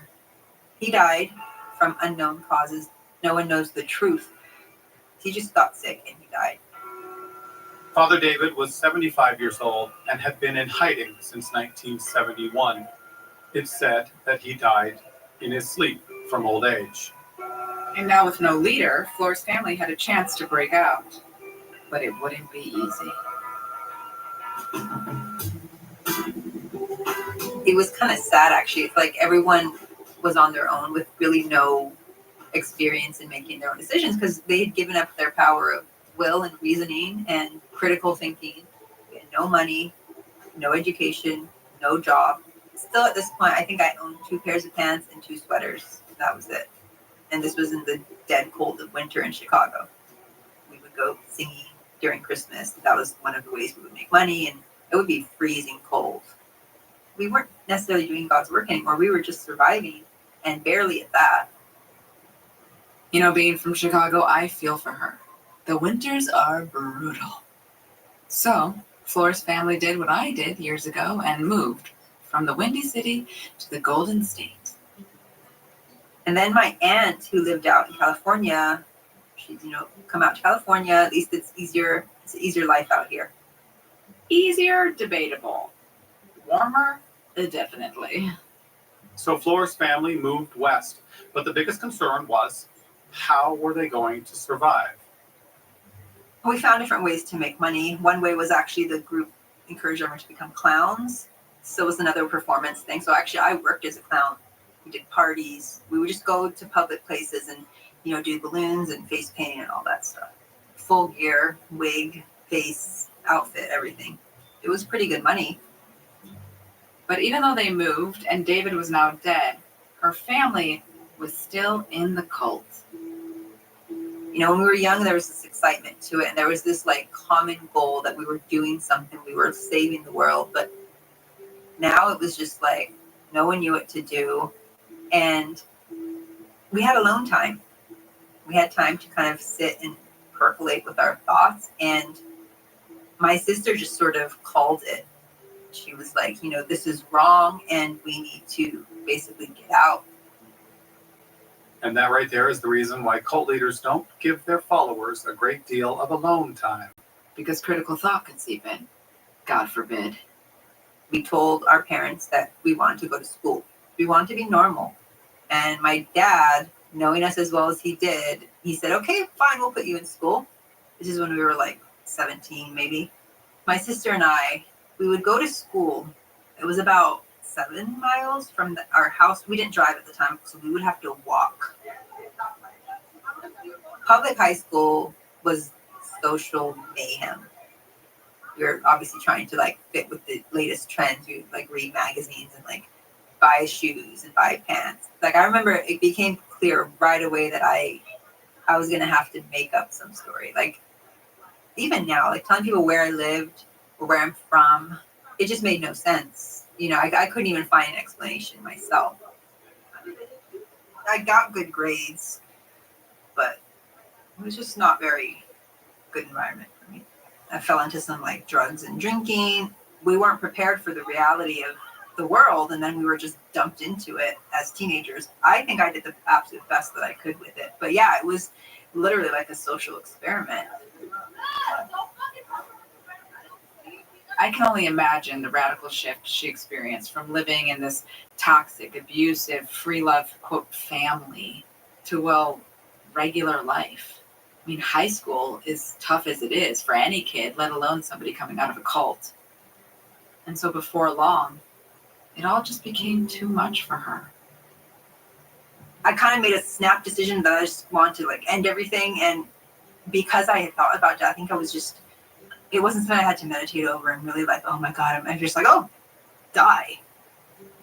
I attempted suicide. You know, I couldn't deal with the world. It was an honest attempt. I wrote a note and everything. I was drunk on like probably at least a half a bottle of vodka. So I was like, what can I combine with that? I remember searching the house. Like I was going to like drink bleach if I had to. I was going to, anything that was going to be quick and painless. And then I found a bottle of aspirin. I don't know if I had seen it in a movie or anything, but I thought this will be a good combination. And I just took them all and wrote a suicide note and went to bed thinking that I wasn't going to wake up. And my stomach just got rid of it. I woke up throwing up. And yeah, I just threw up and threw up and threw up. And then I was like, okay. You know, I was supposed to die and I didn't. At the end, I was kind of like, okay, I'm glad I'm still alive. Like, Yet she still couldn't figure out why she was so conflicted. the moment of truth for me came through a magazine, in an issue of 17 magazine. And it was basically an article about a girl who had grown up in and left a cult. And this thing was a quiz, and it said, did you grow up in a cult? Take this quiz and find out now. And I answered yes to these questions, and then at that moment, my eyes were open, and there was no turning back. I knew for the next few days, I was just like, oh my God, I grew up in a cult. I grew up in a cult. Oh my God, I grew up in a cult. Floor's moment of truth didn't actually come from the cult leader's death. Nope. It came from a teen rag. Everything made sense. I had like a name to put to it. I couldn't ignore what happened. I had to face it head on. A newly invigorated Flora decided she didn't want to die anymore. She wanted to live, and live big. Soon she graduated high school and went to college, where she immediately dove into her studies. Being denied it as a kid, I was just super hungry for like just any type of knowledge or information. All the stuff that like we were taught was evil. I was like, oh my God, this isn't evil. This is super cool. English, writing, political science. I was good at math, history. All of it was super interesting to me. This was kind of like giving someone, you know, sugar who's never had it before. And slowly but surely, she started to gain a sense of self, something she was never given the permission to gain. In college, I started meeting people who were more accepting and just nice. I would tell my story. I wasn't trying to hide it anymore. For the first time in her life, she accepted her upbringing for what it was. Shame was no longer in the driver's seat. Freedom started to navigate instead. Sounds like a country song, doesn't it? You know, growing up, I wasn't allowed to read or write. I wasn't allowed to express myself. I wasn't allowed to have opinions. So having an opinion, but also being able to articulate it through words and language was super liberating for me. And then that's also when I decided I wanted to start writing about it. And that's what she did. She wrote a memoir about her childhood, the good, the bad, and the ugly. I had to relive all the memories. This was just my way of healing, my way of coping, I guess. I was able to learn a lot about myself, and I took that with me.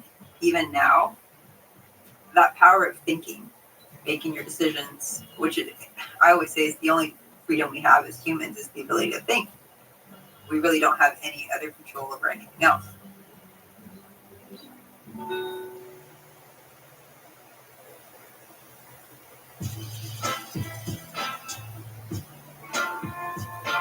If you would like to hear more about Flora's upbringing, pick up a copy of her book, Apocalypse Child, A Life in End Times.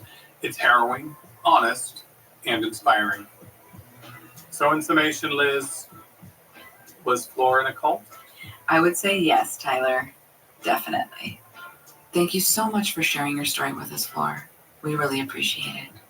And listener, if you or anyone you know has ever been through a toxic, abusive, cultic environment, email us at info@wasiinacult.com. We would love to feature your heroic journey on a future episode. And speaking of future episodes, come back next week for... I had to follow the rules. And the rules were obey, obey, obey. Always be obedient. If I'm not following the rules, I'm not going to receive love. It was conditional.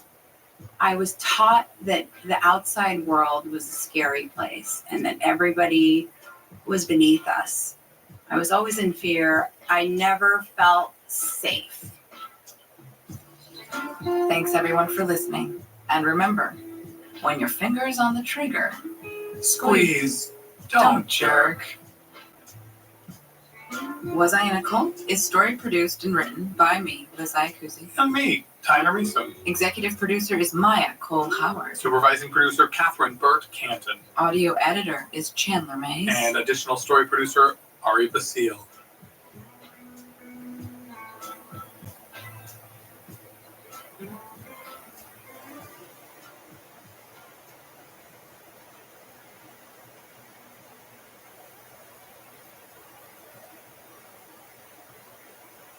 Some things you wouldn't mind being stuck with, like a huge inheritance. But a phone that has to be plugged in just right so it charges is not one of those things. Switch to Verizon and we'll pay off your old phone up to $800 by prepaid MasterCard for a new one on us. Just trade in any phone from our top brands with select unlimited plans. $829.99 purchase new smartphone line on select unlimited plans. Minimum $90 per month with auto pay plus taxes and fees for 36 months required. Plus $830 trade-in/promo credit applied over 36 months. Trade-in terms apply. Payoff phone requires smartphone purchase imported with new smartphone line on select plan. Must provide most recent bill showing payoff amount eligible phone. Additional terms apply.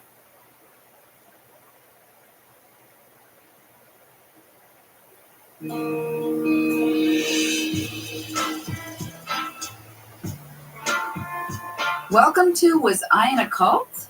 I'm your host, Liz Iacuzzi. And I'm also your host, Tyler Meeson. So you're my co-host. No, you're my co-host, Liz. Oh, of course, white man. My apologies. Yeah, that's a good girl. I kindly submit to the white man. Everybody knows who wears the pants in this co-hosting relationship. It's Chandler, our magical editor, who makes us sound smart. Yeah. It's me anyways. Okay, Liz. Today we're talking to whom? Her name is Ariel Kashanchi. Okay, and what cult was she in? Well, Tyler, I'm going to let you figure that one out for yourself. Tell us your story, Ariel. Take out your life. Purify me. Don't spare my life. Crucify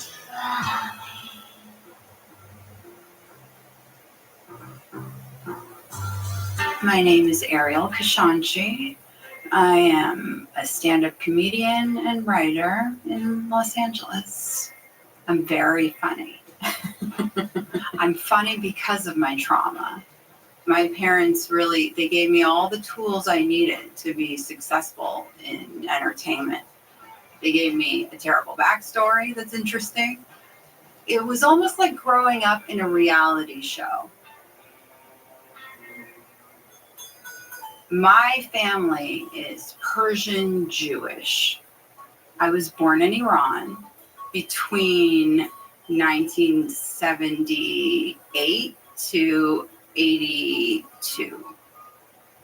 I don't have a birth certificate, and legally, I have 2 different birthdays, different years, different months. I actually think that I may be living under someone else's identity. Okay, so she's the female Jason Bourne. Great. Ariel is already way cooler than the both of us. Yeah, well, the bar isn't set very high on that one. Oh, please. I come through dripping. What? Where did you learn that? I come through dripping. Like you're out of the pool? And I'm just like dripping and cool. There are pictures of me the day that I was born, but they're 2 different babies that don't look the same. 2 completely different babies. I wonder if maybe I had a twin brother who died. I don't know the truth.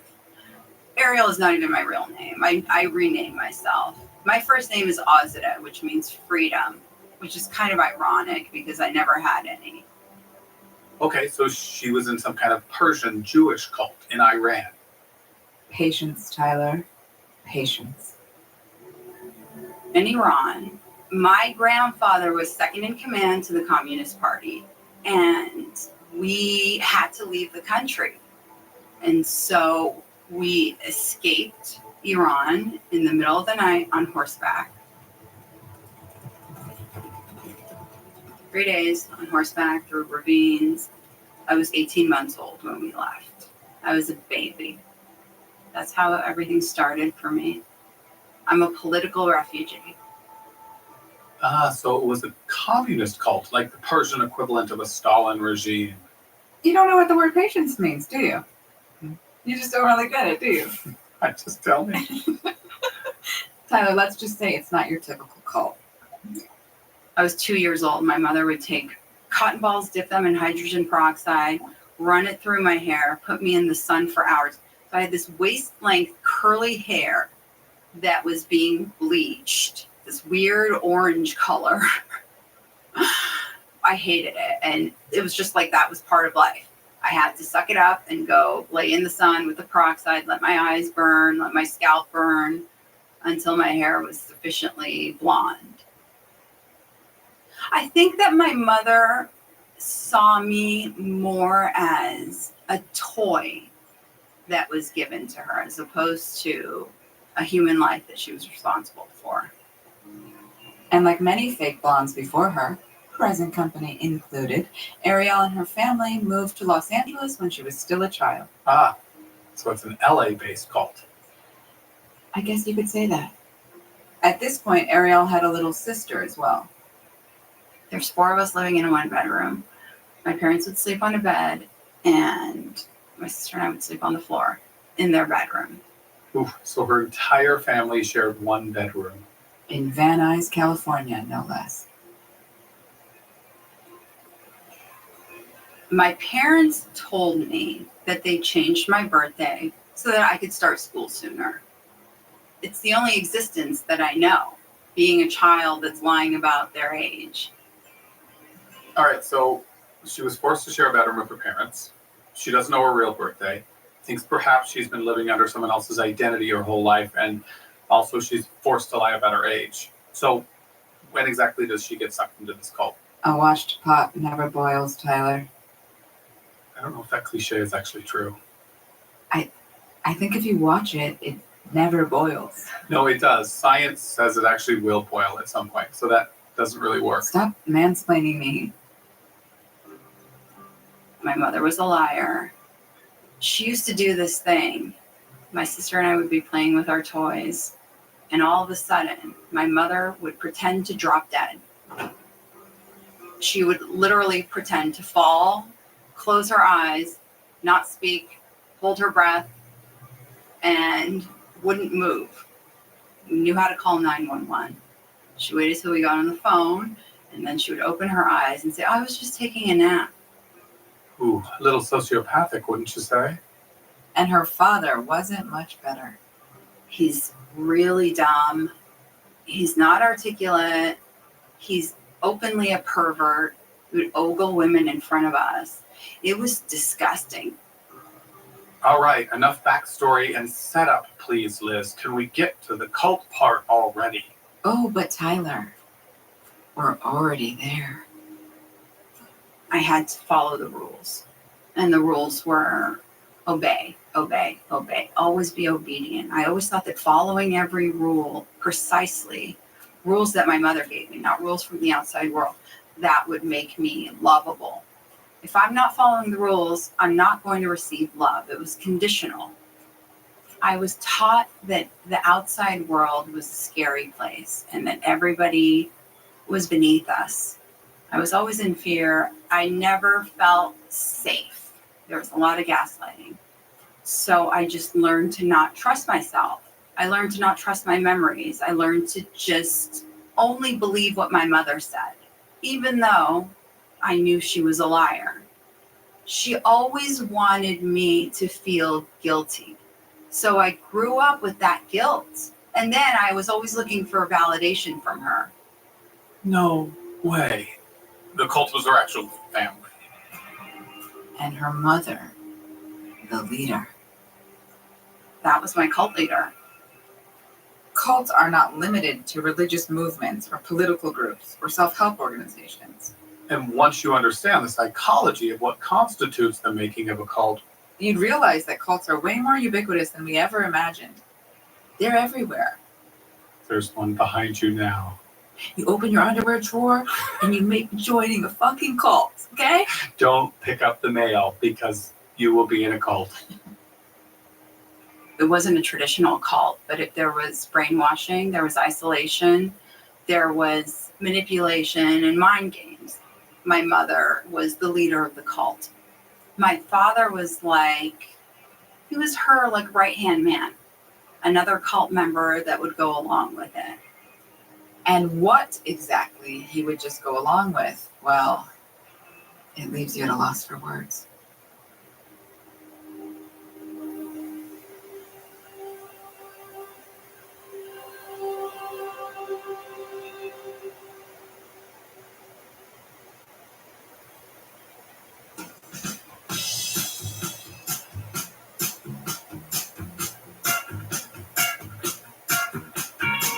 You know, Liz, all parents are a little bit strange, right?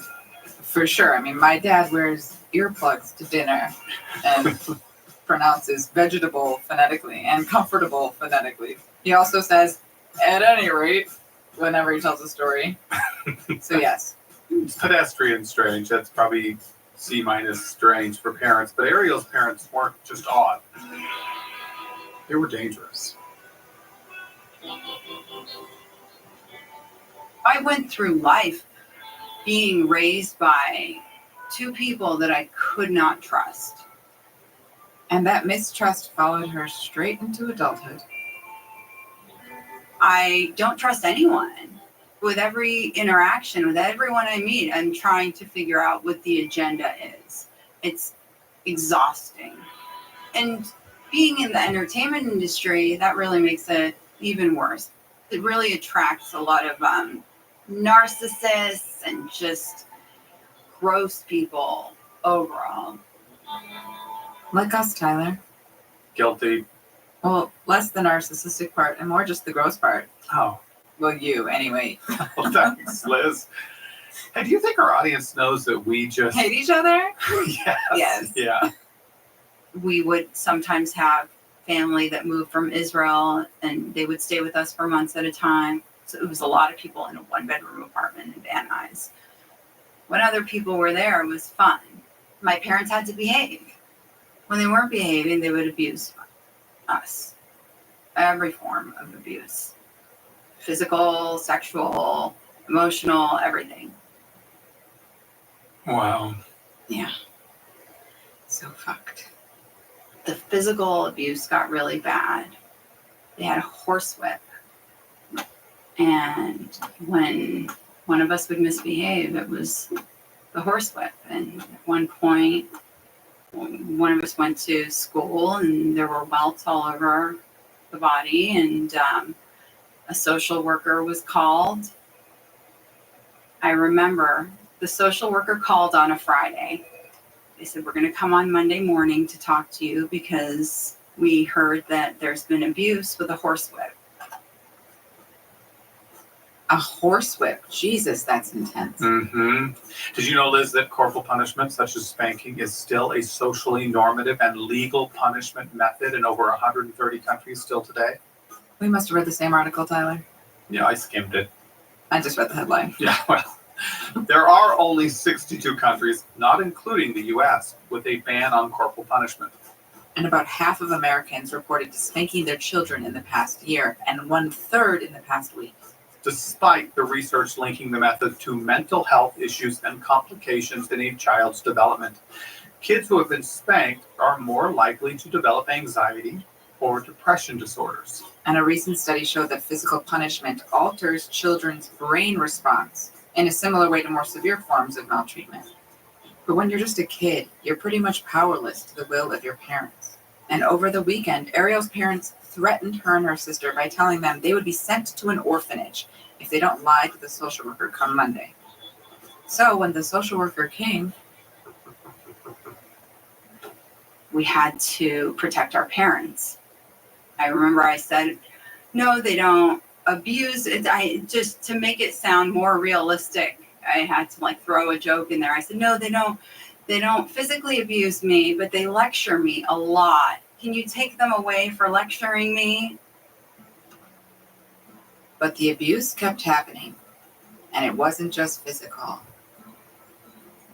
Understandably, Ariel was intentionally vague about the sexual abuse she endured from her dad, and I didn't dare push for details. But having to suffer that type of abuse is something no child should ever, ever, ever have to endure. And as with a lot of abuse, sexual or otherwise, Ariel discovered her own coping mechanism so she could survive it. I learned to put myself to sleep when things would happen. Whenever there was abuse, I would fall asleep. I would pass out. I would disassociate. And that's followed me into adulthood. Whenever I feel trapped, I fall asleep. Completely involuntary. It's embarrassing. People think I'm a drug addict, but it's not. It's just a symptom of PTSD. I wanted to have Ariel tell her story because it's obviously not your typical cult. In fact, some might just call this a fucked up childhood. But part of the purpose of our show is to expand our limited view of what constitutes a cult or a cultic relationship. Because here, her mom was exercising the same tactics used by traditional cult leaders. And therefore the same lessons and red flags apply. Mm-hmm. Only it's hard to leave the cult when the cult is your home, when it's your actual family. Hard to leave, Tyler? It's near impossible. So, in the context of her upbringing being a cult and her mother, the cult leader, how did her mom exert power and control? There was a lot of isolation. I wasn't allowed to play with other kids. Whenever my mother didn't like another woman, she would call her a whore. She hated single moms, hated them. They were all whores. And I had a friend who had a single mom. She lived in the same building as me, and I would go play with her all the time. And my mother would say her mother's a whore. Eventually, we were not allowed to play with each other anymore. I thought that everybody's mother would scream at them and throw things at them. I thought that every parent would touch their kids inappropriately. I just thought that that's what parents did. Things just continued to get worse, and Ariel thought there was no way out. The only way out in her mind was the one she had the power to create. When I was a kid, like 11, 12 years old, I didn't know. I didn't know what I was doing, but I wrote a suicide note. And then I took a bottle of Tylenol, like a whole, 30 pills. And then I told my parents I just took all these pills and I'm going to die. Here's my suicide note. And I obviously just wanted my parents to hug me and tell me everything was going to be okay and that they loved me. Let me guess. They didn't do that. They made me vomit all the pills, and then they told me what a fuck up and loser I was, and how I ruined their sleep because it was like in the middle of the night, and what just a terrible kid I was. You know, I didn't deserve great parents like them. That was their answer to me wanting to die. It always goes back to the fact that the people who were supposed to protect me were the people I needed protection from. Ariel's mother's mental state is a very good indicator of her cult leading abilities. My mother has narcissistic personality disorder. Everything revolved around her. Everyone had to make her happy, and she never was happy. So my childhood was me trying to please my mother. So I had this guilt that I was always disappointing her. I was just a fuck up and a loser. But despite the psychological mindfuckery she endured, Ariel still had hopes for a better life. My dream as a little girl was to be a singer, and I would sing all the time. And my mother said, absolutely not. Everyone who's in entertainment is a whore. Do you want to become a whore and a drug addict? People are going to touch you. And the things that were happening at home. Ariel was taught to be afraid of the outside world, creating a mentality of us versus them. And according to Ariel's mother, everyone and the outside, all the thems, well, they were all whores and drug addicts. Cult leader fear tactics 101. You're a whore, Tyler. You're a drug addict. What a Liz. weird word. Who says whore anymore? My mom. Yep. Yeah, my mom likes whore.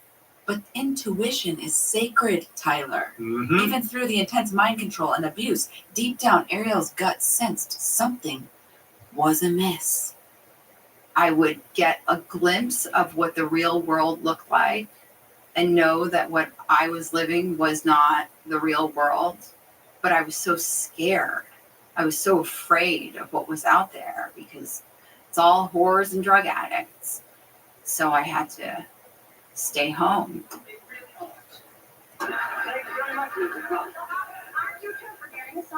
One of the things that really gave me a taste of the outside world was watching TV. General Hospital. I deserve to marry Alan. I think that you deserve this. Stop it. Leave me alone. I'm telling you, I'd marry Alan. I Love Lucy. My mother really loved watching I Love Lucy. To this day, whenever I hear anything related to that show, I want to just punch someone in the throat. Lucy, you gonna fix my breakfast or not? What you wanted to do, starve to death? Would you please? But I would watch these sitcom parents, how they would parent their children. And I thought, oh, this is only in sitcoms. But I would listen to their advice. Like Danny Tanner from Full House, how he would parent his kids. It was the opposite of how my mother would behave. Deej, you got such a good heart.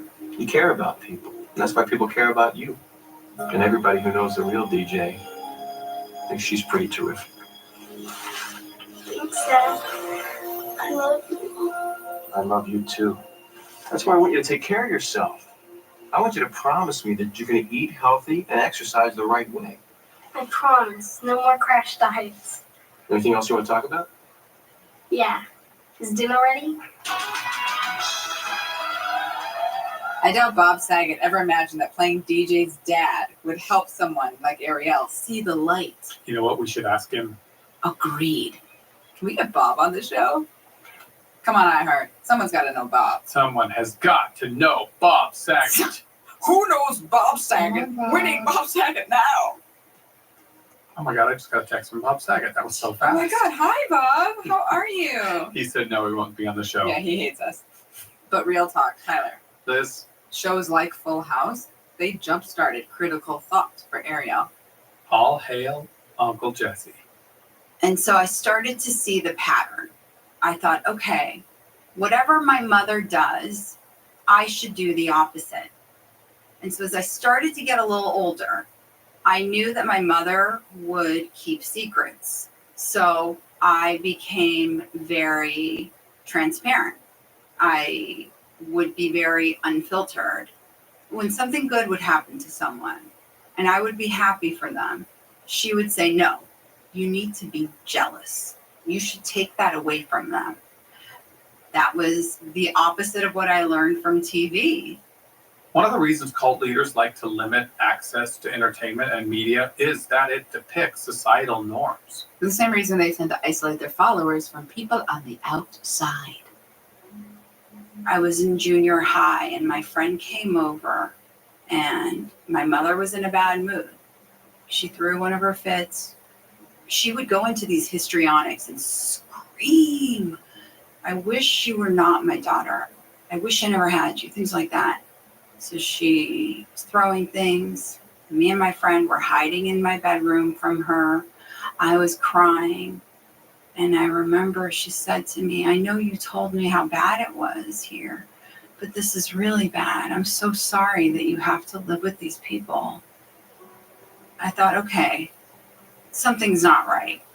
Now I'm starting to see that what she's doing is different from other parents. I started to see what a terrible person she was. It was just so gradual. It's all about control when it comes to cults. Control how you think, how you behave, how you relate. And for reasons we can explore another time, there tends to be a lot of control over sexuality. Some cults, like Children of God, go to the extreme and tout free love, having sex with each other and each other's kids.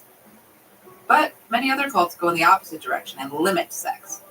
Well, Ariel's mother was no different. I was raised to think that you save your virginity for marriage to the point where your mother-in-law gives you a sheet on your wedding night and you have to bleed on it and present it to her. That was going to be my future. I would have to bleed on a sheet and present it to my mother-in-law. I was raised to be the ideal. I had to be pretty. I had to be meek. I had to be good at keeping secrets.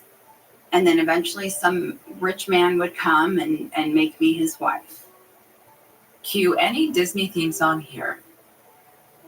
I was raised to be a trophy wife, to be subservient. I needed to be pretty and be quiet and be presentable. I should not be funny around men. I should not be intelligent around men. For so much of my life, I would speak in a baby voice to men. I have a 160 IQ. Tyler, why is baby voice still a thing? It's so weird. Are men really that threatened by a strong, smart woman that women feel the need to speak like a toddler to keep themselves subservient? I don't understand. I don't know, Liz. You might have to ask the Kardashians. So despite Ariel's efforts to please her mother, shockingly, her mother wasn't satisfied and went above and beyond to ensure men would notice her daughter. My mother would dress me in the most provocative, inappropriate clothes. I remember I was starting to develop breasts, and she had me wear this very short dress with side boob. And I was like slut-shamed and bullied.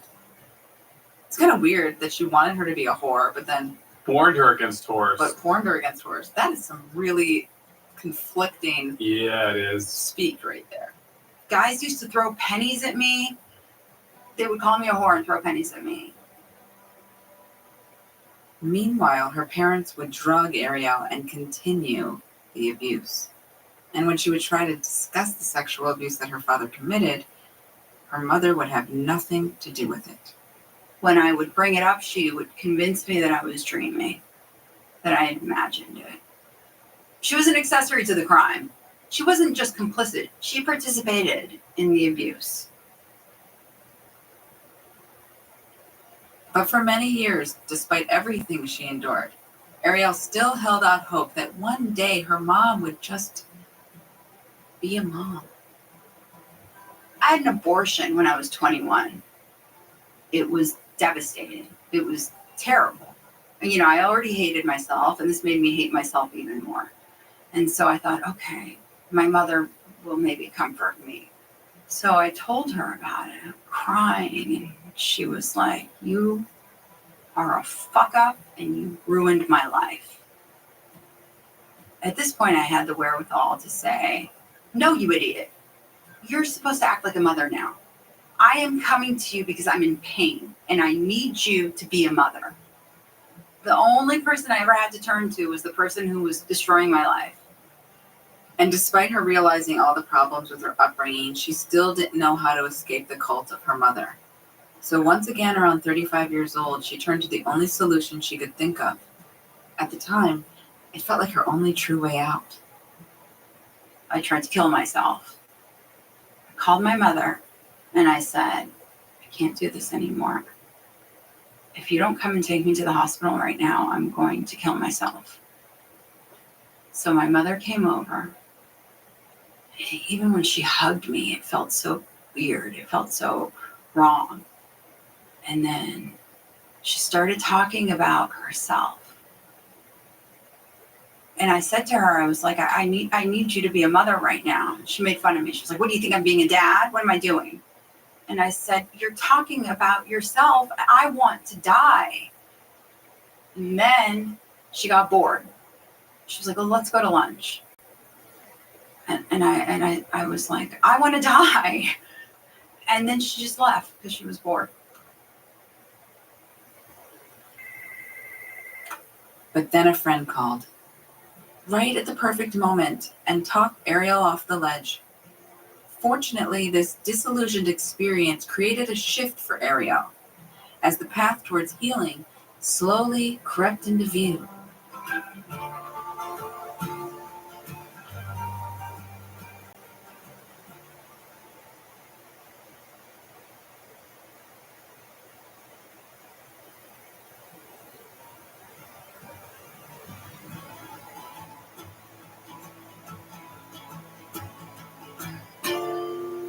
Sometimes we have to go back to the scene of the crime one last time, just to make sure the body is actually dead.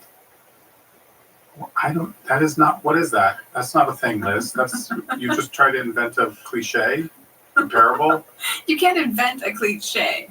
Yes, you can. The very definition of what a cliche is, something that's used often. You can't invent a cliche because it's an invention only used once. Well, Webster. Ergo, it's not a cliche. That's a metaphor, Liz. Whatever, you whore and drug addict. Moving on. Back to Ariel. After years of abuse and torment, Realize Ariel finally started to realize how fucked up things were for me. So she turned to a professional. I started to really dive deeper into therapy. Over several sessions, she regaled her therapist with her cult-like childhood tales. My therapist said, okay, this is a lot. And when I started working with her was when my repressed memories started to come up. I was like, oh, I have a sick imagination. Her parents had convinced her that everything that had occurred, the abuse, the manipulation, the brainwashing, none of it had ever happened. That is gaslighting at its very finest. Bingo. I actually tried to convince myself that they were not the monsters that they were, and that I was the problem. A common reaction when being gaslit by the cult leader. Yeah, you start to think you're crazy and it's you who has the issue. Mm-hmm. Kind of like the other day when you were making fun of me and you said that you weren't making fun of me. Because I never made fun of you. Yeah, you did. Tyler, whatever feelings that were coming up for you belong to you, not me, okay? So if you're feeling them, they have everything to do with you and nothing to do with me. Huh? Therefore, I'm completely off the hook from taking responsibility for anything, ever. Oh, that's a great example of gaslighting. What do you mean? I'm not gaslighting. We get it, Liz. Get what? Who's Liz? Gee, she really does make you feel like a crazy person. I don't know what you're talking about. When these things started to come up, I realized how terrible my parents were. I could see how much I had been brainwashed and how the self-hate was all a result of the manipulation. And I started to realize that there was never any love. There was never any guidance. There was never any parenting, any nurturing. So one random fall day, she was paying them a visit. Nothing special. She can't even recall initially why she went over there. But somewhere amidst their habitual verbal bombardment, something clicked. Then I was like, I never need to see them again. I'm done.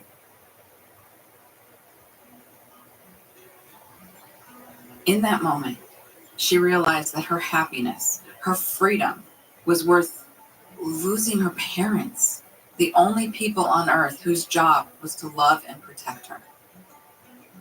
The last time I went to their house, I grabbed my childhood photo albums and then I took one of their Persian rugs and started rolling it up just because I knew it was valuable. And then I turn around and I'm like, I never want to see you again. I'm done. I never want to see you again. And my father runs after me. He's like, what's wrong with you? You're crazy. And I said, no, I'm not crazy. I know what you did to me. You are a disgusting piece of shit. You ruined your child's lives, and I never want to see you again. I expected him to deny it. And really calmly, smiling, he says to me, what did I do? It was so jarring. And I'm like, you are a sick fuck. I'm not going to say it. And then I'm leaving, and he gives me a box. Filled with Ariel's personal items that her father claimed he had thrown away over the years. It felt like every movie I've ever seen or TV show when someone's getting out of prison and they're checking out and then they give them a box of all their things. That's what it felt like. And I drive off and leave. I never saw them again. And I never will unless it's on their deathbed. Just to tell them that they never deserved to live, they never deserved to have children. I got my freedom.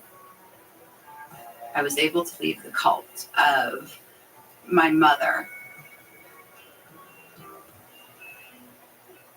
So in her late 30s, she was finally able to leave the cult and stay alive while doing so. And that's late 30s because we still don't technically know her age. I know that I've come a long way. I will continue to work on myself for the rest of my life. I still have a hard time trusting people, but I'm able to catch myself. It's a muscle. The more I analyze, the more I realize that that's my mother trying to make her way in, the more I can push her out. And through healing myself and sharing my story, I hope to help other people who are in pain.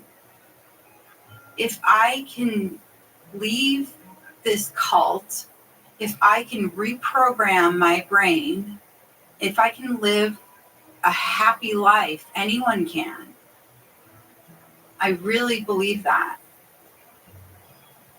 Somebody had said to me, isn't it hard to be estranged from your family? And I said, no. I look at my family as having a giant melanoma in the middle of your forehead. You know that it's slowly killing you, and you know that you have to remove it. But when you remove it, there will be a scar forever. And the scar is just starting to fade more and more over time.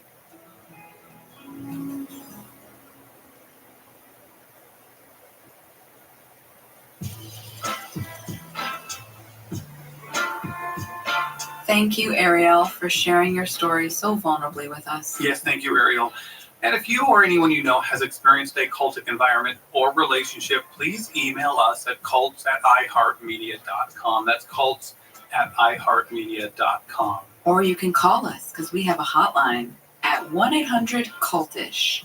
That's 1-800-CULTISH or 1-800-285-8474. If you're into numbers more than letters. And we'd love to hear from you.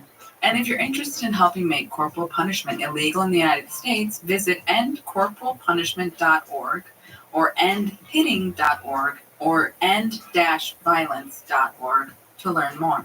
That, folks, is our show. Thank you so much for listening. Stay tuned for next week's episode. For all you people obsessed with astrology, this one's for you. Yeah, astrology. There's also spaceships and a badass music history soundtrack. All led by a self-proclaimed world savior. They just saw him as, the Lord. kind of like a magical creature, like a Christ figure. The path that he thought everyone should take is you need to go through hell to reach enlightenment. It was a mix of Buddhism, like a little Christianity thrown in, a little total gibberish that makes no sense, and this apocalyptic vision that the world was going to end and that we were all going to be taken in a spaceship to live on Venus. And until next week, from this whore and this drug addict, trust your gut. always.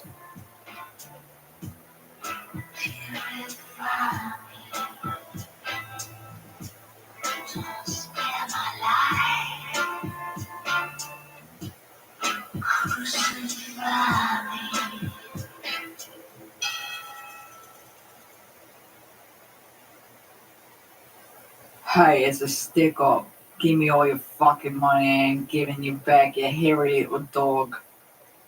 Is that your British voice? Is this some kind of British gangster voice you're playing? It's like my bad guy British voice. It's very bad. Bad's the operative word. Hey everybody, it's a stick up. Hey, stick up, right? Give me all your fucking... No, it's more like I'm from that mood. I'm drunk or just left the pub. And I'm really broke. Hey, it's a stick up. Give me all your fucking money. I ain't giving you back, you hairy little dog. Hey, that's not bad, Liz. Thanks. Well, look, not all your money, but some would be nice. Yeah, some would be I alright. mean, instead of popping down for that weekly dime back, Consider contributing to our show. to keep it at this high level of comedy. Seriously, visit wasantacult.com for more information. Thank you. Was I in a Cult story produced and written by me, Tyler Meeson? And the Mila for your cookie. Are you mocking my announcer voice? I think so. Executive producer is Maya Cole Howard. Supervising producers Catherine Burt Canton. Audio editor number 15, Chandler Mays. An additional story producer coming to the base. Coming to the... No batting. Additional story producer. No batting. Additional story producer is Ari Basile. Your radio, It's whatever. my baseball voice. It was my initial, what I wanted to do more than anything, to be a baseball broadcaster. Well, you just got to live out your dream in the credits that no one gives a fuck about. Somewhere there's someone out there who's listening and going like, let's give this fucking guy a shot. Dreams He do did come pretty true. good credits. I think he's ready to be the Cleveland Indians. They're not the Indians anymore. Oh, that's right. I just spoke. There goes that. Hey, podcast fans, want to see one of your favorite shows live? Giggly Squad comes to the Emerald Queen Casino Thursday, March 6th. Laugh along with Hannah Berner and Paige Sorbo as they bring their hit podcast Giggly Squad to the stage. From relationships and horoscopes to TV and personal stories, these two keep it real, raw, and hilarious. Don't miss your chance to catch them live on the Club Giggly 2025 tour. Nothing's off the table. Thursday, March 6th at Emerald Queen Casino, the entertainment capital of the Northwest.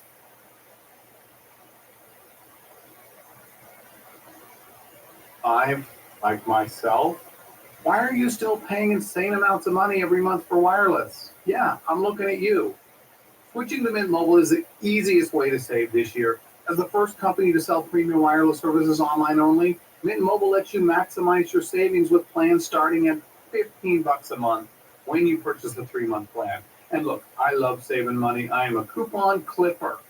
Mint Mobile is one of the best ways I can do that. Plus, all the plans come with high-speed data and unlimited talk and text delivered on the nation's largest 5G network. So, ditch some overpriced wireless, get Mint Mobile. You can get this new customer offer and your 3-month unlimited wireless plan for just $15 a month. Go to mintmobile.com/wasi. That's mintmobile.com/wasi. Cut your wireless bill to $15 a month at mintmobile.com/wasi, as in was I in a cult, which is us. $45 upfront payment required, which is equivalent to $15 a month. New customers on 3-month plan only. Slower speeds above 4 gigs on unlimited plan. Additional taxes, fees, and restrictions apply. See Mint Mobile for details.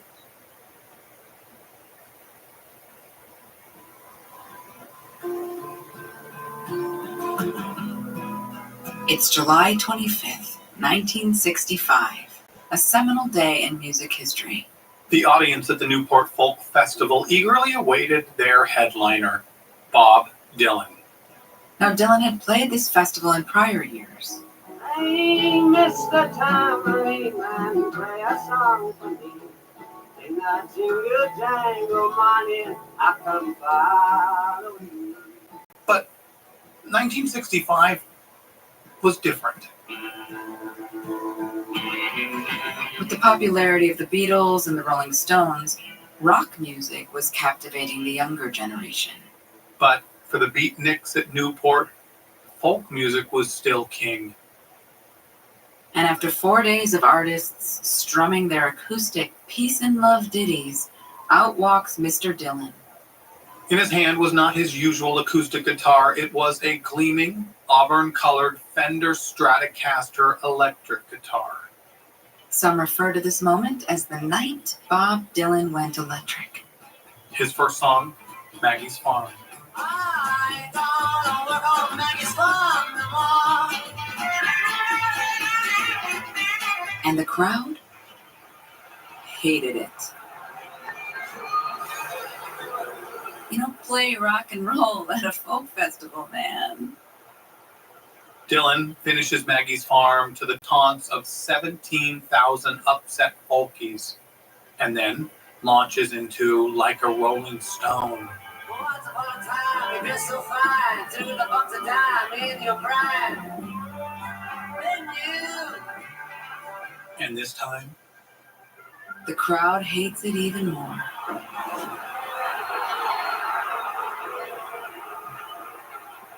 the clearly shaken Bob Dylan finishes his short set and leaves the stage as thousands of dejected fans head for the parking lot. It was anarchy. Or at least as much anarchy one can imagine from a bunch of stoned pacifists. But backstage, looking on, was a wiry, little-known banjo player in a Boston-based jug band. Oblivious to the commotion the great lyricist had just caused. His eyes shot towards the heavens as he received, as he called it, a divine message. He said that it was like, and I quote, what Christ had to do before mounting the cross. So the gangly man ambled out to center stage. He pulled from his pocket a harmonica and played an improvised version of the classic Christian hymn, Rock of Ages.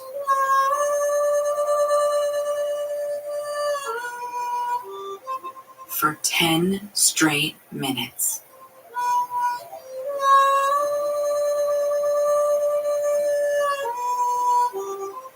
This man was Mel Lyman, and 2 years later, he was referring to himself as God and had over 100 ardent followers living on his numerous communes, including today's guest.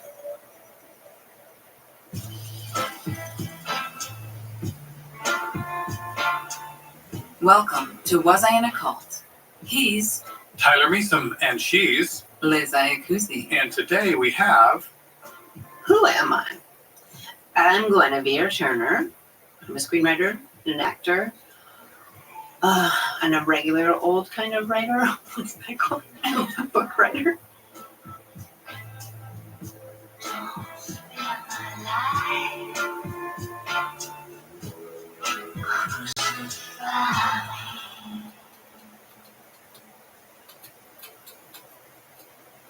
Guinevere co-wrote American Psycho starring Christian Bale, but the first screenplay I wrote was for this film, Go Fish. I had never read a screenplay. I was just with my girlfriend at the time, and we were mad at lesbian movies and how much they didn't represent our lives. They were always about one woman struggling with her sexuality and sadness and isolation, and we were just like partying with our friends and having like regular drama in our queer community in, early 90s. I was like, write a screenplay. Like, how hard can it be? People walk into a room and they say stuff and they walk out of the room. 25 years later, I could say it's a little more complicated than that. Okay, so this story with Guinevere, I totally got into the research of this. I mean, it's got fingers that reached to Dustin Hoffman and Italian director Michelangelo Antonioni and Dick Cavett and Timothy Leary and Andy Warhol and Mo Austin. I mean, my obscure film, TV, art nerdiness just had a heyday with this. But worry not, I didn't get too deep. Sounds like you may have. And I loved every second of it. So Guinevere. Guinevere's from, well, I'll just let her tell you. So I don't feel like I'm from anywhere. I really don't. You know, in the way that someone asks you where you're from, they're trying to understand kind of who you are, what your framework is. And I feel like I'm from the Lyman family. As in the divinely inspired musician Mel Lyman. I.e. the harmonica-playing Newport Folk Festival's self-proclaimed messiah. It's usually the lead vocalist who thinks he's God, but in Right. this case, it's the The harmonica harmonica. player. But that is not a place. That is a culture and a really specific upbringing. And for Guinevere growing up, that culture was all she knew. My mom and dad they say they were high school sweethearts. I think they were really just drinking buddies who fucked a couple times, which I think is a cooler origin story anyway. When my mom realized she was pregnant, she told him and he said, I'll marry you and I'll work at my uncle's company and, you know, have a life. And my mom was like, I'm going to join this cult over here, and ditched him. Although at the time, her mother didn't know she was joining a cult because... No one joins cults. You know, in the late 60s, it was like anything other than the norm, anything anti-establishment. At the time, she was joining a community. The Fort Hill community, to be exact, located in a then rundown neighborhood of Boston. A watchtower rises from the center of Fort Hill, statuesque, a relic from the original American Revolution. It was weirdly phallic. My earliest childhood memory is sitting on a rocking horse, looking at this big tower that was in that park. And what does that memory evoke for you? This is going to sound a bit abstract. It evokes the feeling of this is going to be a memory. It evokes the feeling of consciousness, like, I'm going to remember this. I'm like a human being, and this is my surroundings. And in this Fort Hill area of Boston, Mel Lyman and his few followers had taken over several empty, dilapidated apartment buildings. So in Boston, their compound has 5 houses. They somehow managed to buy an entire block. It was like a hippie commune. How very 1960s of them. Except they didn't think of themselves as that. They were very adamant about not being hippies. They were sort of actually anti-hippie. Which is interesting because they seem to be very... They check all the boxes, Yeah. hippie-wise. Yeah. So the leader was a man named Mel Lyman. He's a musician from Oklahoma, maybe? He was actually from California and Oregon, and he also had a stint in New York City, but it was in Boston where Lyman had played in a number of folk bands over the years, including this, the Jim Kweskin Jug Band.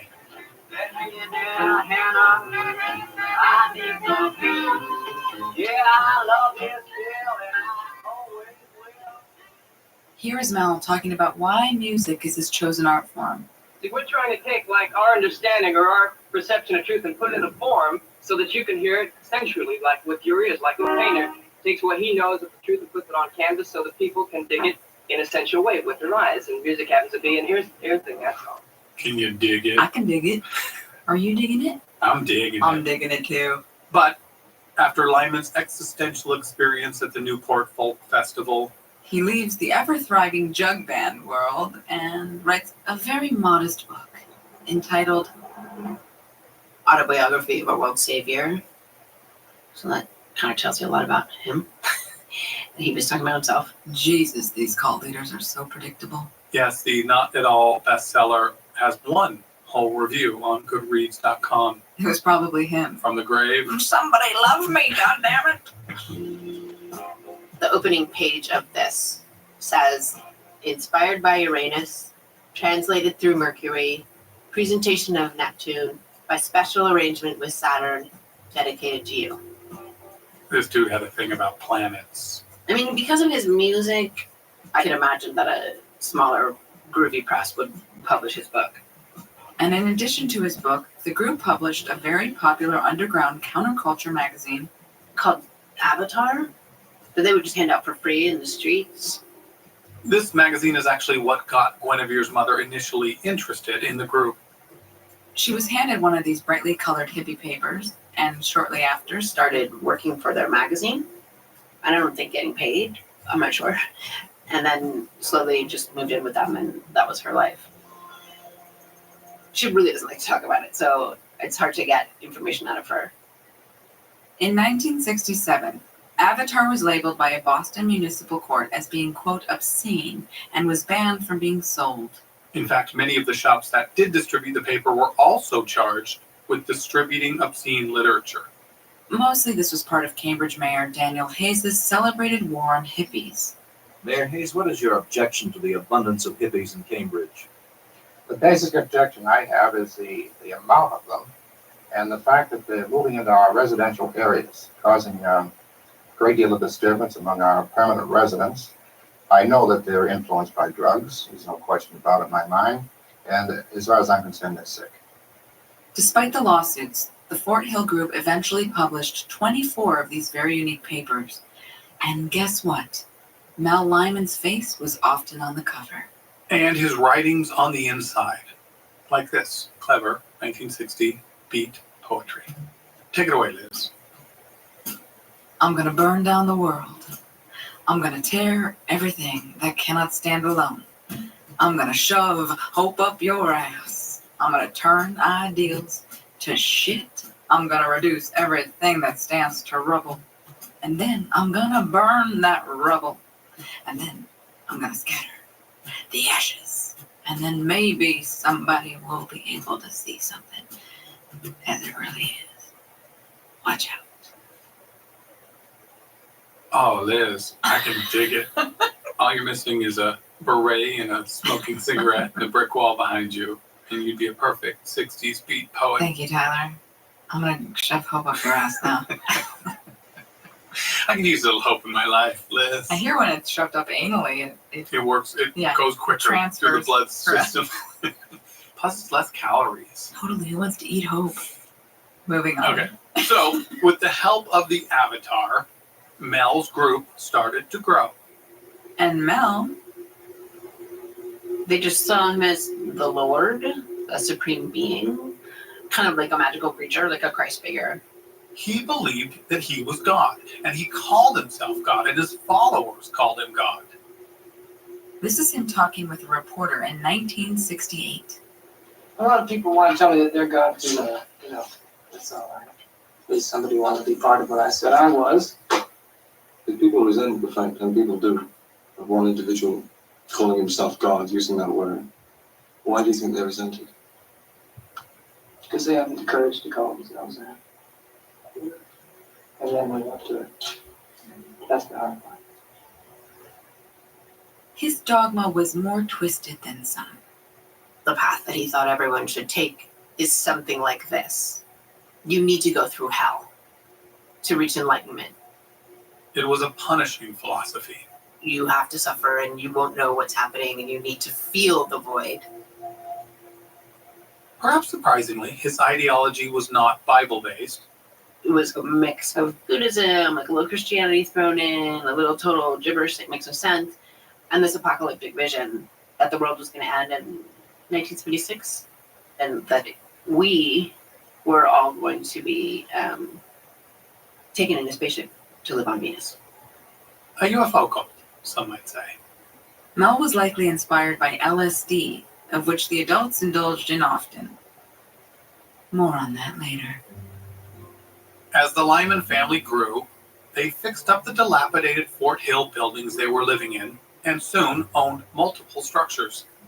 But then the real divine message came to Mel in the form of an uber-wealthy harmonica player, Jessie Benton. Her father was Thomas Hart Benton, who's a very famous social realist painter. Thomas Hart Benton, born 1889, died 1975, an artist at the forefront of the regionalist art movement that came in response to the 1930s Great Depression. And his paintings and murals are actually quite exquisite. His work often depicts ordinary Americans, the working class, farmers, tradesmen, musicians. And this mentality could be what drew his daughter, Jessie, to the Lyman family. She was an heiress, so I believe that they probably, for the most part, sustained themselves in the early days with her money. Her trust funds helped to grow the group beyond the land of Red Sox and Dunkin' Donuts. And soon the family owned homes in Los Angeles, New York, Kansas, and Martha's Vineyard. But Guinevere, she lived on the Boston commune. They didn't even call themselves a commune.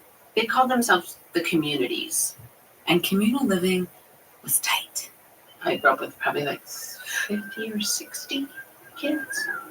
In all the properties, there's like a kid's house where all the kids mostly are. All the adults would be like in that different house, like having a fancy dinner and playing music and having deep conversations.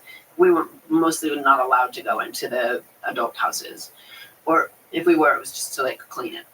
And like most cults, there is a certain hierarchy. People who were higher up didn't have to get a job or earn a living. They would just, I don't know, sit around and drink and boss people around. Kind of like a shoddy Game of Thrones situation. But with less dragons. And less incest? Possibly. Hopefully. Anyway, in the group, the lower echelon people worked and had day jobs, come home and stay all night doing acid and freaking each other out, and then get up and go back and work. A lot of people had like legit double lives. These laymen would work regular, often white-collar jobs. And whatever money they made, they would hand it over to whoever was in charge of the money for that compound. And with this collective money, buy groceries for everybody. You know what I mean? Just like put it into collective funds for everyone to survive. But the group was still left with little to go around. At various points, were on welfare. There was like government cheese and like a tower of brown sugar that was like as tall as me. I can remember being just like a random woman taking me and being like, come to the welfare office with me, and then I had to pretend to be your kid. I think most of the adult women did that, but just like grab a random kid. But money wasn't the driving force of this group of outliers. They were happy people getting ready for the spaceship. And to buy the time, they would occasionally release a musical album. This is from the Mel Lyman Family Band, a lovely cover of the Impressions song, People Get Ready. People get ready for the train to join. Picking up passengers, coast to coast. Now, mind you, that was a recording from the Mel Lyman Family Band, but the vocals were sung by a woman named Maria Muldaur. She was heavily recruited to join the cult, but she didn't join, and thank goodness, because had she joined, she may have never later recorded one of my favorite 1970s AM radio hits, Midnight at the Oasis. Tyler's soft rock hard on is just growing by the second with this episode. The rock might be the only thing that's soft. Midnight at the Oasis, send your camel to bed. The Lyman family prided themselves on staying removed from the outside world, but a crazy seminal thing that happened when I was 4 was that they allowed a Rolling Stone journalist to come and hang out with them for a few days. You know, he's like smoking pot and like eating dinner and just being a part of them. But in between the bong hits and the beans, this Rolling Stone reporter would question Mel's followers. Well, everybody who works with me was directly affected by Mel. The community is for one purpose, and that's to serve Mel Lyman. He mainly wants to make people be as real as they can. He's just casual and real and responsive. He can put himself in control of any situation. He's protected almost. Get the image of a father figure. Like the Wizard of Oz. Any man that can look at Mel is God, okay? How do we judge whether he is a benevolent God? And who is there to judge if he is God? Only you. When the Rolling Stone magazine came out, they put Mel's picture on the cover. Wanna buy 5 copies for his mug. Oh, God. Here we go. On the cover of the Rolling Stone. Come on, it's from the Dr. Hook song, Cover of the Rolling Stone. On the cover of the Rolling Stone. Rolling Stone. Wanna see my picture on the cover? Wanna buy 5 copies for my mother? Yes, he had made the cover, but not for his musical talents. basically he just called them a cult and pointed out some of them were questionable things that he witnessed. He talked about this charismatic leader, and I think he made fun of how often people quoted Mel Lyman, how there were framed photos of him on, in every room practically, and how the women seemed really subservient. Mel was hopeful this was going to be his big 15 minutes of fame. And it might have been, just not how he expected. They were shocked about how they were portrayed and pissed, really pissed. This man, they're just like, he's a liar and he deceived us and he came in here pretending to be our friend. He sort of drew a hard line in the sand, like we are not going to engage with these people because they're deceitful and they don't understand us and they're just here to make fun of us and prey on us. Some of the kids were in real people school and they took everybody out of school, and I didn't have exposure to anyone but these people. We were raised to believe that world's people, quote unquote, were evil and could poison you. At one point, Mel actually had a wall built around their commune in Boston, further isolating the group from the outside world. I guess some charismatic leaders can finish building walls. So it was really just about, we're reimagining the ideas of family and we're preparing for the end of the world, because the outside world is so corrupt that the whole world is going to end because we ruined everything. We were so discouraged from attachment bonding with our biological parents. They weren't a commune filled with intact nuclear families. No, there was just one, the family. Because all of the adults just had children with everybody. The people would just be in a relationship for a couple of years, have a kid, and then they would, Mel Lemon has 13 kids with maybe 10 different women, something like that. Now you have communal living here. Do you feel that this indicates that you might be living a life of promiscuity here? We don't believe in free love and free sex, but in the highest principles of love, and that's what we're devoted to. There were dramas where somebody cheated on someone, and there was drama where somebody got pregnant with someone that was in a different relationship. This is a bunch of people in their 20s. I mean, of course they're going to have sex and have drama and cheat on each other and have fights, but it's all very convoluted, but very normal to me. And we would refer to people as married, even though they weren't married. So my mom had me, and then she had my sister with a different father, who's also in the family, and who then committed suicide 6 months later after my sister was born. Oh, no. Yeah. Why? He was playing a poker game with Mel Lyman, got up from the table, walked into the other room, and shot himself in the head. That is all we know. Come on. Yeah, and he was in a relationship with my mom at the time. Yeah, she's pretty fucked up about that. So is my sister. In terms of the cult hierarchy, there's status, and then there's sort of lowly people, and my mom was kind of lowly. She wasn't popular or powerful. And when Guinevere was just 4, my mom moved to New York to get a job in finance, and so then I really never saw her. They shipped me to the farm in Kansas.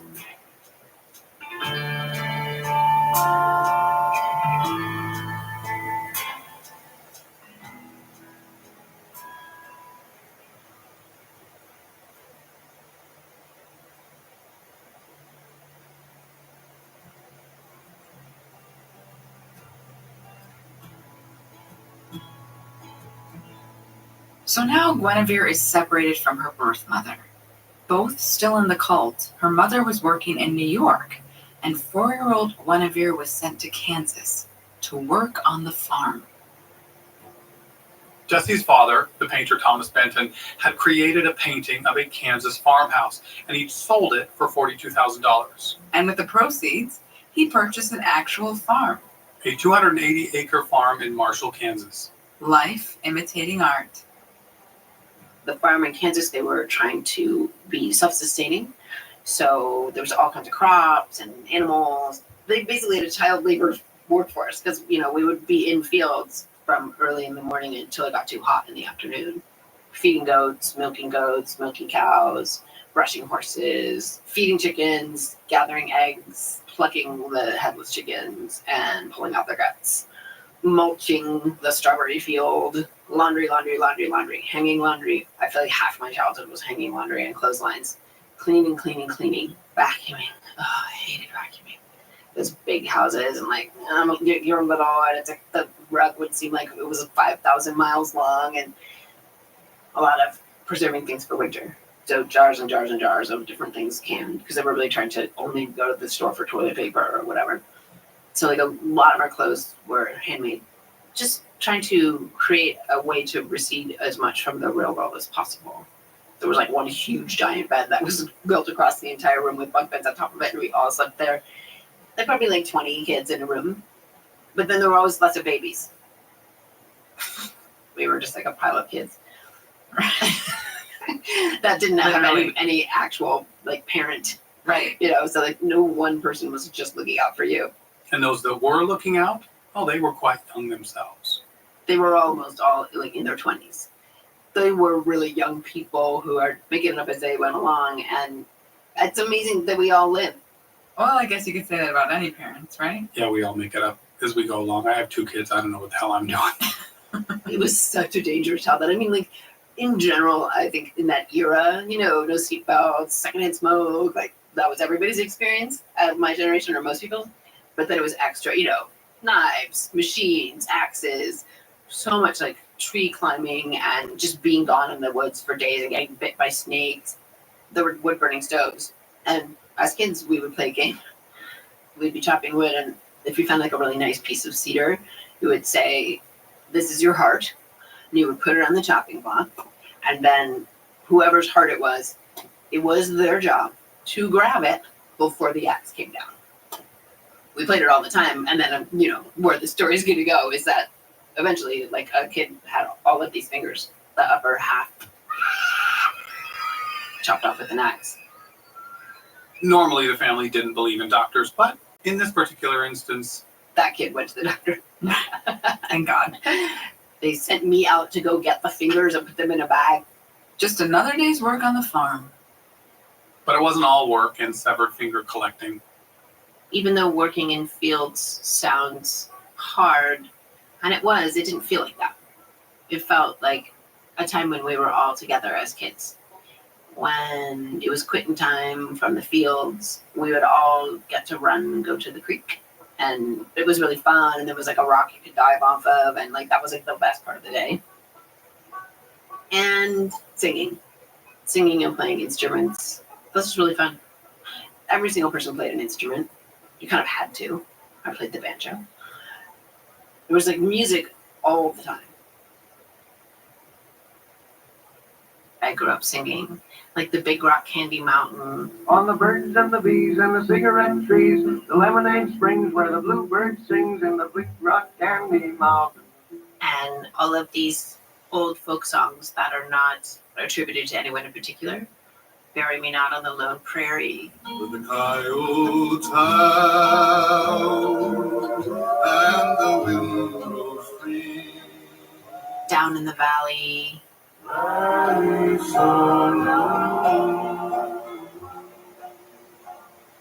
Mel and his family were still making music.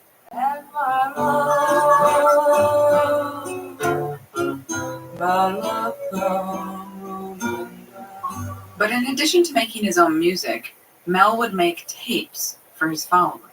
You know, essentially mixtapes, but they were like on reels. It was Billie Holiday. Sunday, with shadows I spend it all. And Bing Crosby and Ella Fitzgerald, Louis Armstrong, and the Andrews Sisters, you know, all sort of 30s, 40s music. Nothing that was contemporary at all. The idea was that all of this music meant something, that it was important music. There was a message in it. And so there was an element of it being kind of a test. Like, do you get it? Do you feel the power of this music? And when he made one, then we would have to sit down and listen to the whole thing and write him a letter about what we thought about it. Dear Melvin, we called him Melvin, I really loved this tape. The song, The Breeze and I, reminded me of sitting under a willow tree with the tendrils blowing over me. That is something that I actually wrote. I'm just breezing along with a breeze.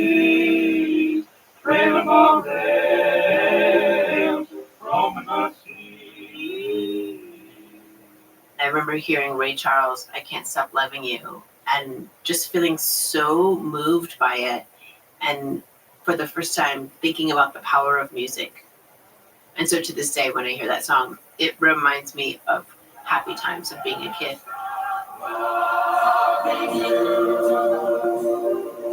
I've made up my mind. Mel also had weird rules about films. He had a list of movies he called the Lord's List. I've never taken orders from anyone. As long as I live, I'll never take orders from anyone. I'm young and strong and nothing can touch me. The Lord's List. If they were on TV, we had to watch.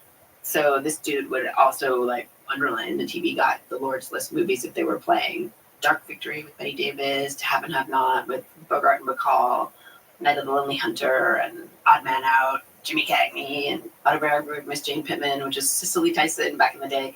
I got a great film education as a kid, like more than most people of my age. I know all those movies and all those movie stars and just that whole world, because that was his generation, I guess. Those movies he grew up with. I'm hard to get, Steve. All you have to do is ask me. You know what you're getting into. It's gonna be rough. In between all the movies and the music, they also taught trades to the children. Because what good are 7-year-olds if you can't put them to work? All the boys were trained to be carpenters, and they were just very into like building houses and building things, and men doing manual labor, but then being waited on hand and foot, while we girls were learning how to make clothes and cooking and cleaning. As girls, we were kind of never allowed to not be doing something with our hands if we were inside. Those houses are full of like chairs with like hand embroidered seats and so much embroidery. For education, there was a schoolhouse located on the compound, except nobody was particularly qualified to teach.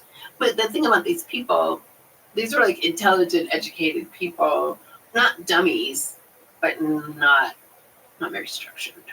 They tended to just teach the kids what they were interested in, which is not a bad thing, except it's not very balanced. So I was like way ahead of everyone in terms of English and words, but in math, I was like at a 4th grade level because I just didn't show an aptitude for it. So they're like, whatever, you're not going to need that.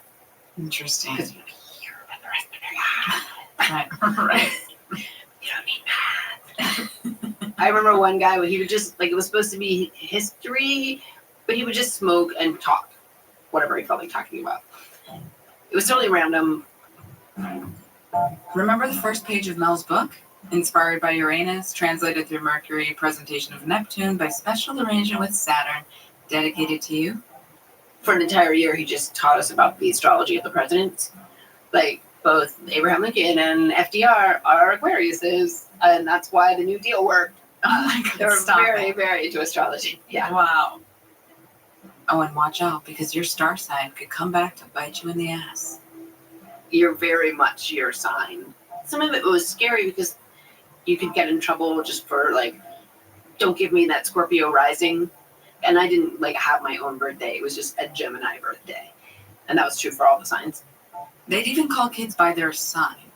Instead of David, David would be referred to as David Libra. I personally think astrology is bunk. Our personalities come from a combination of nature and nurture, not because I happen to be born in November. Such a Scorpio thing to say, Tyler. Sure, said the Virgo.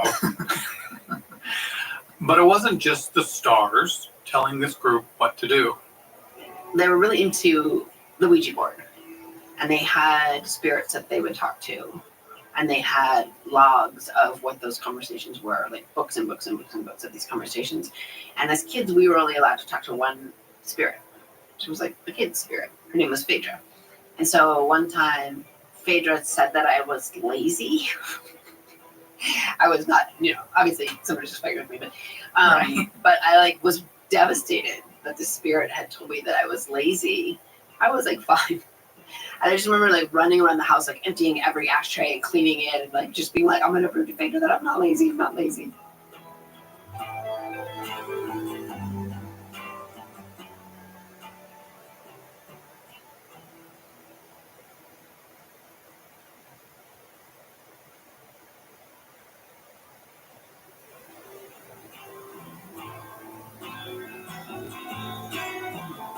So Guinevere is living on this commune in Kansas. She's a hardworking preteen, trying to live by the rules, purely in the hope to be good enough to have the spaceships come and take us to Venus, which is about honesty and like knowing yourself and being humble and kind of like shape-shifting best self thing, you know, with a 60s flavor to it.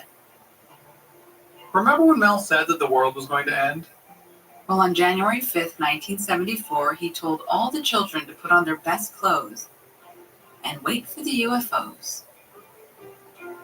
This was the night the world was going to end. Spoiler alert, it doesn't. So he did the standard cult leader excuse and blamed his people for the world not ending. He said the group wasn't ready and that they would need to start from scratch. When the world didn't end, Mel Lyman said we were going to start the calendar at 0. It's very confusing because I have these diaries when I was a kid and it says like 00, 01, 02, but it's actually 1979, 1980. So when the world didn't end, Mel Lyman said we're not going to acknowledge daylight savings time anymore. I don't really know what the logic was. So for half the year would be like world time and our time. And the rules tightened. The rules were kind of ever shifting. As kids, it was shut up, be quiet, don't lie, stay out of the way. They could be particularly cruel. The punishment was often being shunned. Nobody's allowed to talk to you. People would be like locked in a closet for like an entire day. There was a lot of that kind of punishment. They tried to make us have a year of silence. And it didn't last that long, but there was at least like a month where nobody was allowed to talk, not the adults or the kids. But sometimes the punishment was physical. We would get up to go work in the fields really early, and so it would be chilly. And then as the day got hotter, you know, we would have layers and we would take them up. But, you know, we're kids, like we would leave our clothes in the field.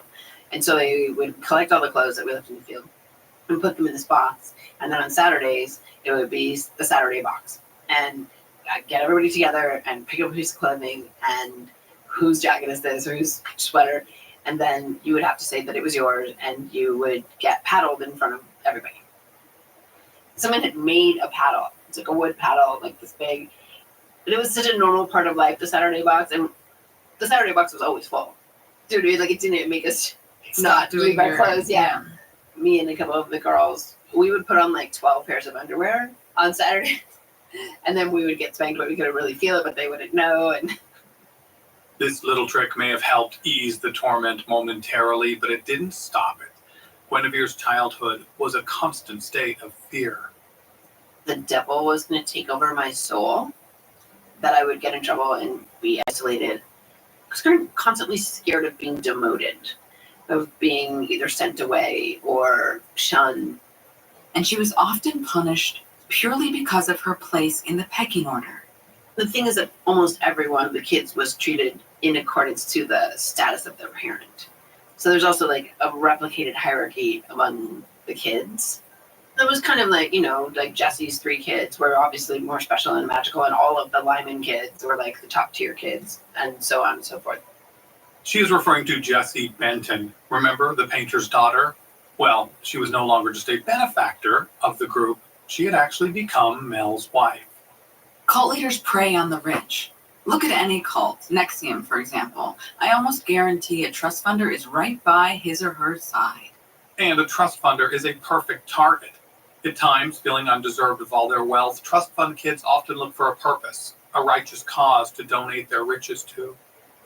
Because of her mother's lowly status, Guinevere would have been a very low-tier kid. Except for that Daria bought me. Wait, did she say bought her? I think so. What happened was Jessie Benton and Mel Lyman each had a bunch of kids, but they only had one kid together. And her name is Daria, and she was a wild child who just wouldn't behave, and for some reason I could get her to behave. Daria said to me, like, yeah, I liked you so much, I just asked my mom if I could have you. And she said yes. But it was like a great honor, you know what I mean, that I was chosen. And so I kind of moved up in the ranks really quickly, and by the time maybe I was like 9, I had much higher status than my mother. She ain't gonna work on Mel's farm no more. Here he goes. I can't stop him, you guys. I apologize. This episode has everything. I'm sorry. It's good, actually, pretty good. Isabel Dylan, Z. It's not bad. Yeah, all you need to do is write great lyrics and play guitar and be an icon for a generation. Being in the inner circle of leadership definitely comes with special perks. For one, you get to travel with Jessie, mostly just as a servant to the princess, really. Cinderella just got handed the glass slipper. Hey, if you're going to be in a cult, you might as well be at the top of the food chain, right? But the tricky thing about cult leaders is you never know when they're going to ask for their magic slipper back. And without that, the princess is just a housekeeper in a fancy dress.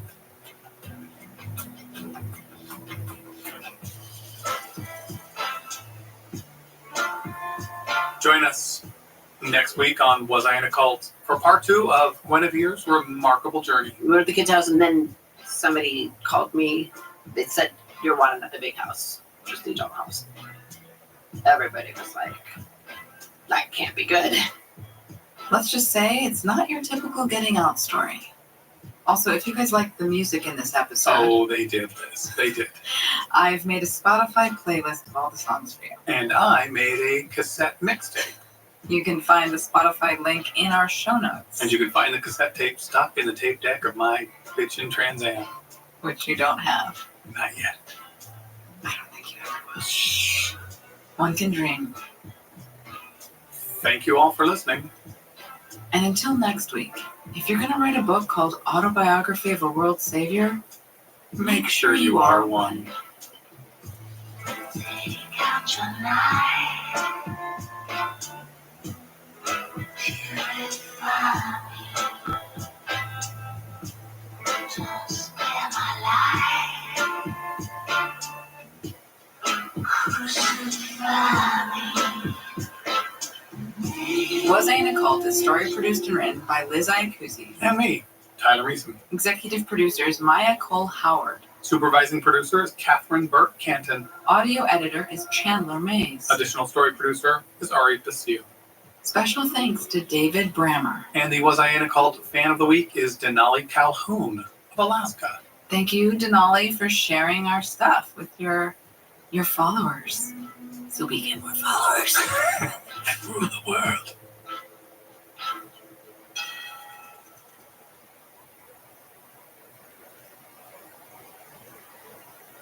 Midnight at the Oasis. Put your camel to bed. I'll be your midnight dancer. Be your midnight stripper. Prancer. You can be my chief. That's racist. You can be my chief. I didn't write it. Cancel it. Cancel that song. All right. Great. Some things you wouldn't mind being stuck with, like a huge inheritance. But a phone that has to be plugged in just right so it charges is not one of those things. Switch to Verizon and we'll pay off your old phone up to $800 via prepaid MasterCard for a new one on us. Just trade in any phone from our top brands with select unlimited plans. $829.99 purchase new smartphone line on select unlimited plans. Minimum $90 per month with auto pay plus taxes and fees for 36 months required. Plus $830 trade-in/promo credit applied over 36 months. Trading terms apply. Payoff phone requires smartphone purchase imported with new smartphone line on select plan. Must provide most recent bill showing payoff amount eligible phone. Additional terms apply. Wow. What's up? I just bought and financed a car through Carvana in minutes. You? The person who agonized 4 weeks over whether to paint your walls eggshell or off-white bought and financed a car in minutes. They made it easy. Transparent terms, customizable down and monthly. Didn't even have to do any paperwork. Wow. Mm-hmm. Hey, have you checked out that spreadsheet I sent you for our dinner options? Finance your car with Carvana and experience total control. Financing subject to credit approval.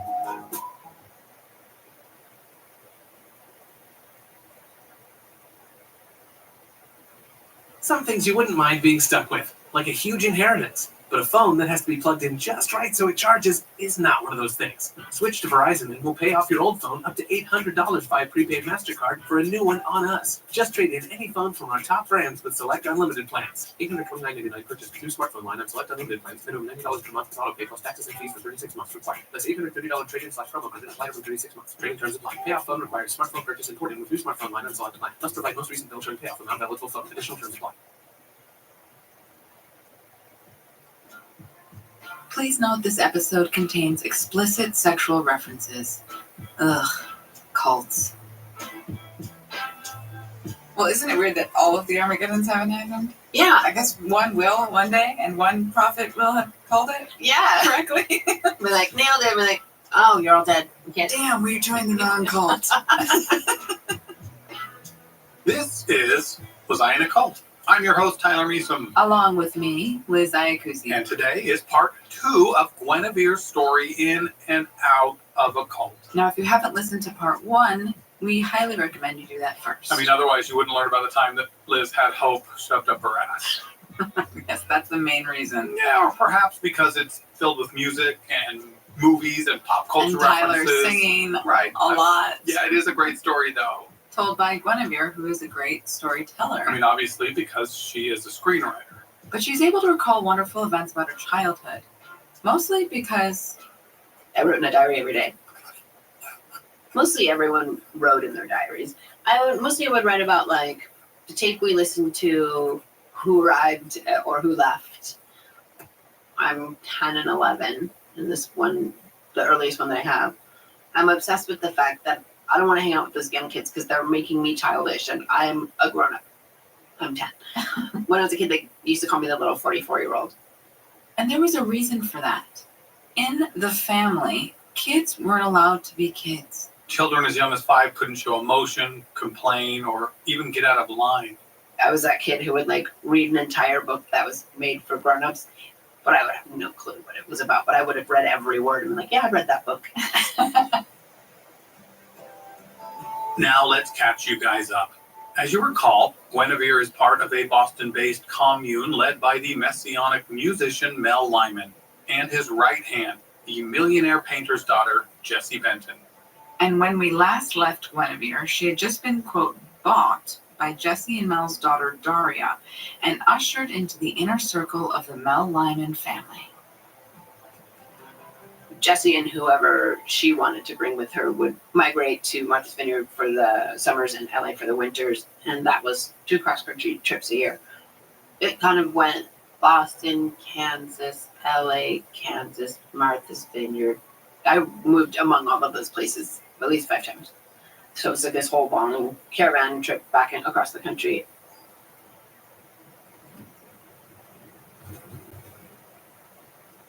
I remember it was really fun because they had a CB radio. My CB handle was J9 because I was 9. So, there was like talking to truckers, and then sometimes we would play like, this is J9 over. That's it. You're so excited to say nothing. Just to press the button and say something and just be excited when they were like, copy J9. I'm like, yes.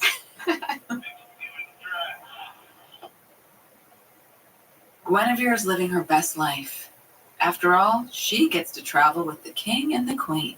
They had a limousine, like a silver limousine with the license plate that said the letter U, the number R, all 1. That was the point car. And then they had a fancy camper that was sort of where the adults were. And then we had a renovated school bus that said Venus or Bust on the side of it. I am not kidding. And that was the kids' bus. That bus was also known as Jupiter. So it would be like 4 or 5 vehicles, and we would camp every night until we made it to our destination. And on those camping trips, Mel would often pull out and play his beloved banjo.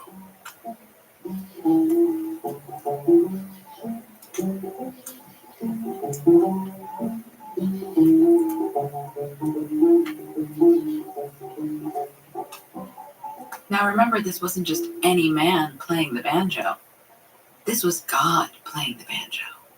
And his followers, they believed he was God. He was sent to save the world. But not world people, just us. Again, world people being anyone outside of the Mel Lyman family. One thing I often get asked is, do these cult leaders actually believe their own bullshit? You mean their dogma? Correct. Dogma. I'm 100% sure that Mel Lyman believed what he was saying. Right. Like he wasn't making it all up to keep people. So yeah, I guess that makes you crazy because like the spaceships were not going to come and they were not going to bring us to Venus. Totally the behavior of a crazy person. I realized that this particular person defines a lot of who I am, but also is challenging to me, but also feels like my family. Even after all these years. There's a part of me that just doesn't want to speak ill of him. It's still there, which is interesting. But at 10 years old, Mel was still an enigma to Guinevere. I didn't know anything about him. I mean, we were given these books and we were told the legend of who he played with and, how the family came to be. Now, as you recall, it was Mel who wrote a book that started this particular movement. Oh, no, it's more than just a book, Tyler. It's his masterpiece, titled Autobiography of a World Savior. It was full of his ideas, although confusing, if you decide to believe it. And it's not terribly written. It's sort of compelling and like a lot of rhetoric in coercion groups, high control groups. If you want to find meaning, there's meaning to be found. Or you're like, that's just gibberish and it doesn't make any sense. Here's a little taste. We'll let you decide. All the old rules just don't work anymore. I know. I tried them all and they were too limiting. They were made for a lesser man than me. If I have to write up a whole new set of commandments and creeds and laws and constitutions to make people freer, I'll sit right down and lay it out in whatever way best serves that purpose. And I will say, this is where it's at. And this is the law. And don't you dare not believe these words or you'll go straight to hell. And I'll be making up as fast as I'm writing it. There is only one truth, that you must love more. And whatever that means to you is the truth for you. And there is nothing else to say. I have a few things to say. Like, for example, what the hell was that? Mel's drivel, I think they call that. And Guinevere, she is a bit of an expert at deciphering it. In among the sort of rantiness of it is, fight, make your own rules, challenge people. I mean, what can go wrong? Mel also wrote another book entitled Mirror at the End of the Road. It's more of a memoir. A lot of it is sexually graphic. Like here, I just saw something. September 1963, New York. Moderation is the key. Too much pussy is bad for the soul and pecker, but I'm definitely not getting too much pussy. In fact, I've voluntarily abstained from sex play. You see, I can't seem to fuck without love motivations, and I can't fall in love with a pussy. And though I'm told this is a gas, and everybody seems to be doing it, I guess I just missed that boat, and I missed that pussy. Oh, so essentially Mel is saying he can't have one-night stands. He needs to be in love to have relations. So he's a hopeless romantic. Is that our first hopeless romantic cult leader we've covered? Perhaps. It's the first one who openly uses the word pussy. But he can't just have pussy unless he has love motivations. He used pussy and pecker in one paragraph. Perfect. Perfectly positioned pussy and pecker pontification. Kudos, Mel Lyman. We just read them, write about them, memorize them. Sort of religious text for us growing up. Just like somebody read that to your 8-year-old, see what they say. Well, I bet we could conjure up a Bible verse that rivals it. Here's Exodus chapter 22, verse 16. If a man seduces a virgin who is not engaged and lies with her, he must pay a dowry for her to be his wife. I prefer Mel's version. It was a bit more flowery. And it came from the heart. Obviously, women found him incredibly compelling. He had 13 kids with 9 different women, all of whom lived together and managed to be fine with it. But it wasn't just adult women that Mel was with. Oh, man. Not again. Mel Lyman had a 13-year-old girl that lived in a room up his room. That girl would have to, wait on him hand and foot, and no boys were allowed to go anywhere near her. Was there sexual abuse? I don't know how weird that got as time went on, but I'm guessing it didn't go well. Unfortunately, the leader wasn't the only one with a teenage servant. Barf. It was just adult men taking 12, 13-year-old girls, and all of a sudden that girl was meant to serve him and sleep in his room and just follow him around and do whatever he wanted. But, I don't know what was really happening. So this is from my diary. So it's March 1st, 1979, also known as 02. I am an 11-year-old girl when I'm writing this. So just making up names right now. Sadie is a 13-year-old girl, and Bob is a 35-year-old man. Dearest Lavinia, every diary I named This was Lavinia. Nothing at all to tell you. Oh, yes! Exclamation point. Something Linda told me about Sadie. Well, what happened was Sadie sleeps in Bob's room on a cot next to his bed in case he wants anything. And Bob was mad at Sadie. So when he woke up, he told Sadie to go stand near the closet and put her face to the wall so he didn't have to see her. She did, and she stayed there for 3.5 hours. Just stood there! Exclamation point. Bob was terribly mad, so he told her she couldn't go to school. She sat around in the kitchen all day. He came downstairs and asked her what she was doing, and she said nothing. He said he hadn't had lunch yet, and she said, oh. He asked her nicely if she would make him some, and she said, I don't know what you want. This made Bob furious. He locked her up in her room. I wrote, sad! Exclamation point. Good night. Given that I start out my passage with, oh, nothing really to tell today. Oh, wait. I didn't have an emotional reaction. I didn't understand yet because I was too young. Like, I can't express the injustice. Soon Mel started to fade from the leadership position. He was actually really sick, and he didn't want people to see him sick, so he changed his schedule so you kind of never saw him. He would be up all night and sleep all day. And someone else stepped up as the de facto leader. Jesse Benton. Once he was receding, she took over. And sadly for the world, because he couldn't be saved anymore, in March of 1978, Mel Lyman died.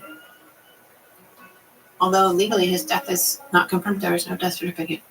There's a conspiracy theory that he just got sick of being a cult leader and moved to Europe or whatever. So he faked his death, like Elvis. Oh, here we go. Liz, I wrote a term paper in college all about Elvis faking his death. I don't necessarily believe it, but it's a very fun rock and roll conspiracy. Well, I did think I saw Elvis at Burger King recently. That might have been Elvis. I think you're right. I think if the king were going to eat a burger, it would be from Burger King. And how would he order it? I'll take all 7 Whoppers.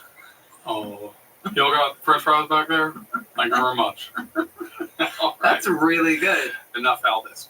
So with Mel now dead, or playing banjos somewhere in a conspiracy theory rock band with Elvis and Tupac, I'd buy that album. And the community closed off to the outside world, there were no new people. People sometimes got kicked out, but no new people came. People had kids. So those kids are new blood, but no new blood adults. My generation, by the time they were teenagers, they were like, you have to let us at least go to a public school because, like, we can't marry each other. We need fresh blood. There was a 2-week period where they decided here in LA that they were going to send us all to public school. It was a disaster. We were all just like huddled in a corner. We were scared, and we were clearly also probably really stood out because we're all these weird kids who only talk to each other, who all came at once. Sure, she may have been the outsider in public school. But back home, Guinevere was still very much the privileged cool girl, hanging out with the exclusive inner circle. But there was one woman in the group who had it out for her, mostly because Guinevere looked like her mother.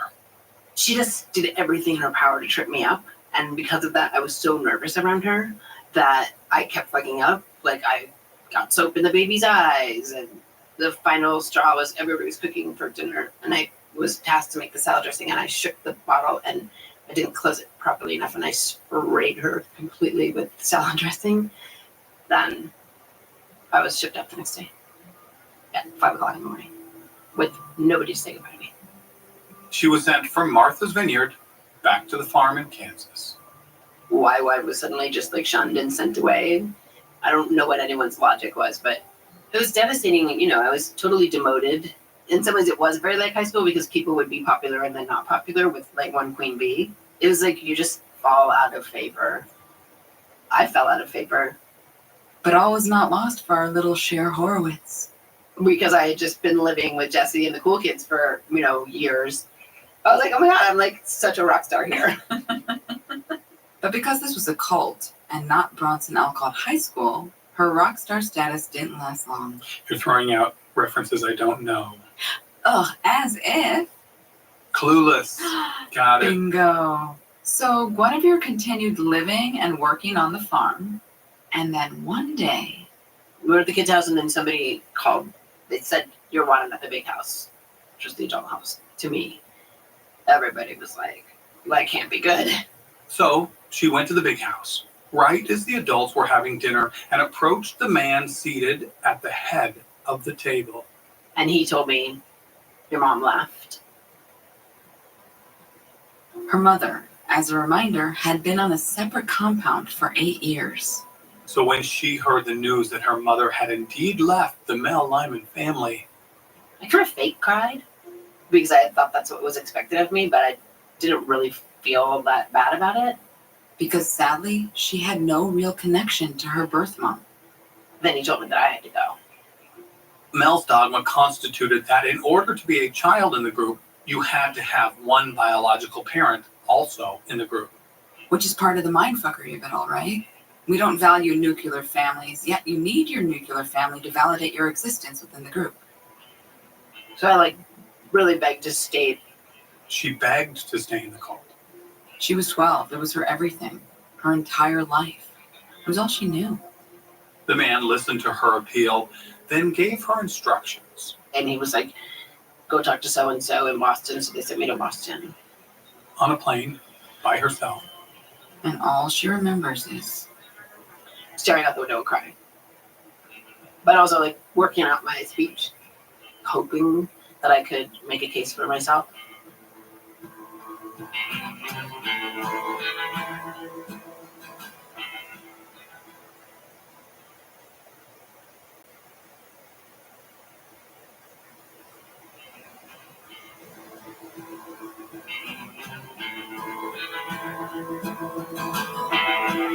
So Guinevere landed in Boston, and she was taken to the main house and stood before one of the leaders. One of the more powerful men. And 12-year-old Guinevere pled her case with all of her might. But it fell upon deaf ears. And he said, "You have to go now, but if you really, really, really don't like it out there living with your mom, you can come back when you turn 18. It messed with my head for years.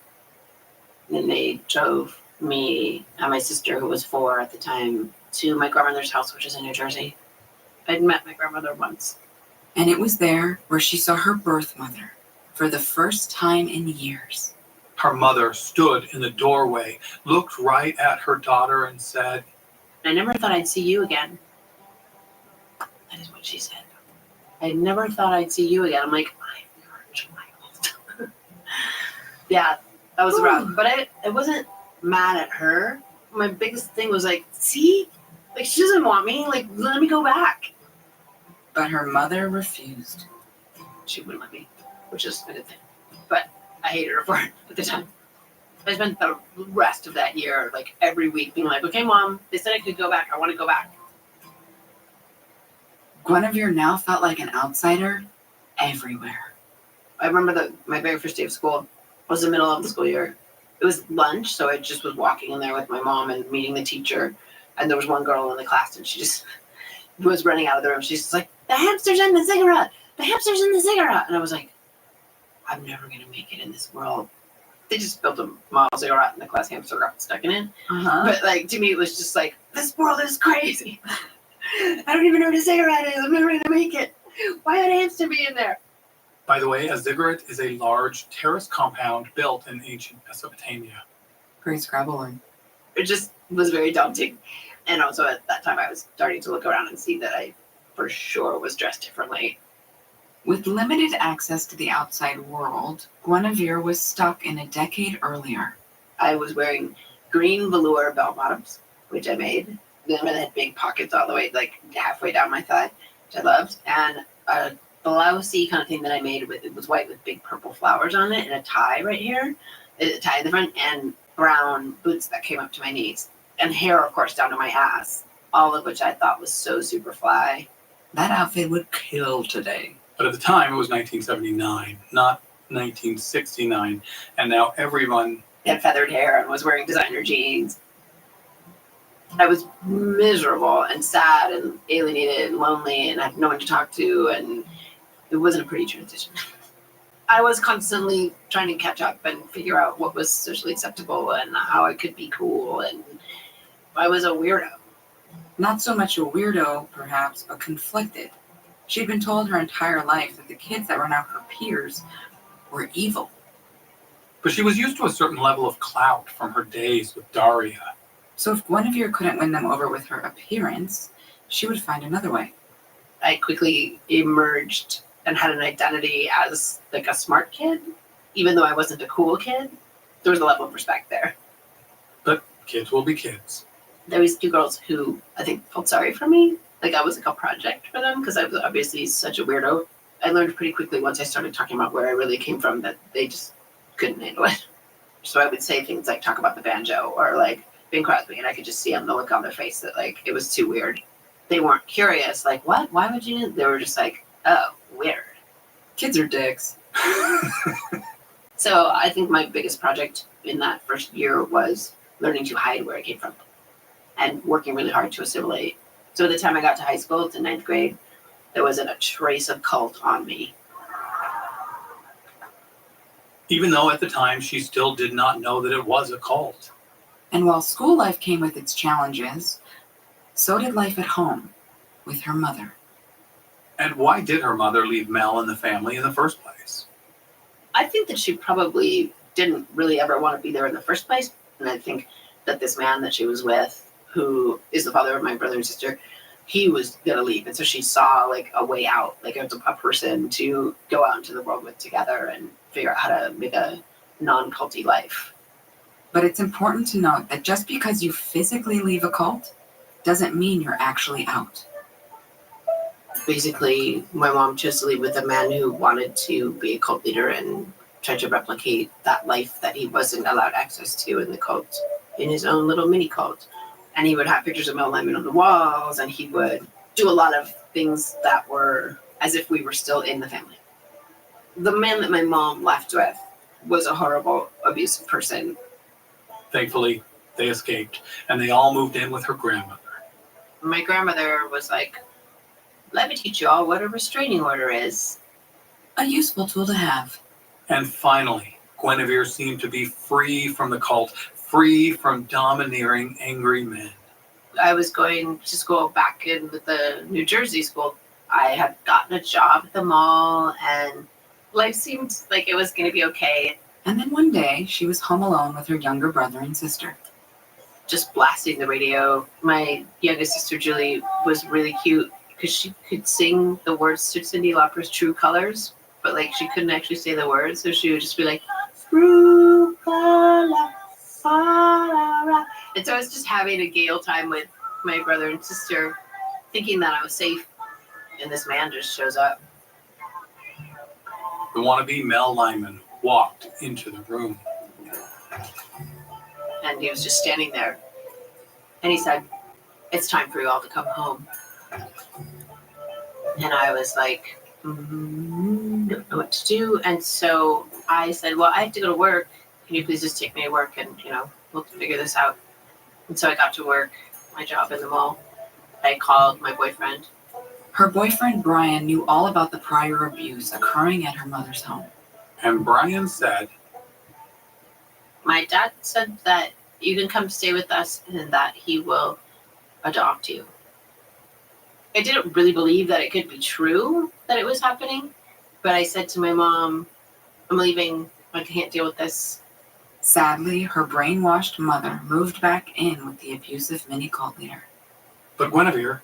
I packed my suitcases. I left and went to Brian's house, and his dad became my legal guardian. He never ever asked me what happened. I think he knew enough from Brian. She had finally found a home, a real home.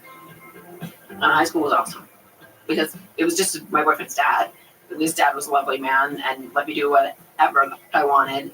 So like my house was the party house. I was like in the play and the editor of the newspaper, and my new persona was way more popular. Soon she graduates from high school and she begins to prep for college. And before she embarks on this big, scary journey into young adulthood full of the unknown, she thinks about her previous life in the Lyman family. about the camaraderie, the safety. And a thought pops into her head, something one of the leaders told her on the day she got kicked out. You can come back when you turn 18. And here she was, finally 18 years old. I don't think I fully admitted it to myself, but I think I was wanting to see what it would feel like. So she went back to the Boston compound. It had been 6 years of detoxing the cult from her life. Yet she walked in and was like, it's home. All of a sudden, it all just looked like rose-colored glasses. Like it was just really, I just felt really at home. And I'm like, these are my people. And then like a lot of them were like, you know, don't go to college. Stay here. Like you'll never have to work another day in your life and you can be with us and this is where you belong.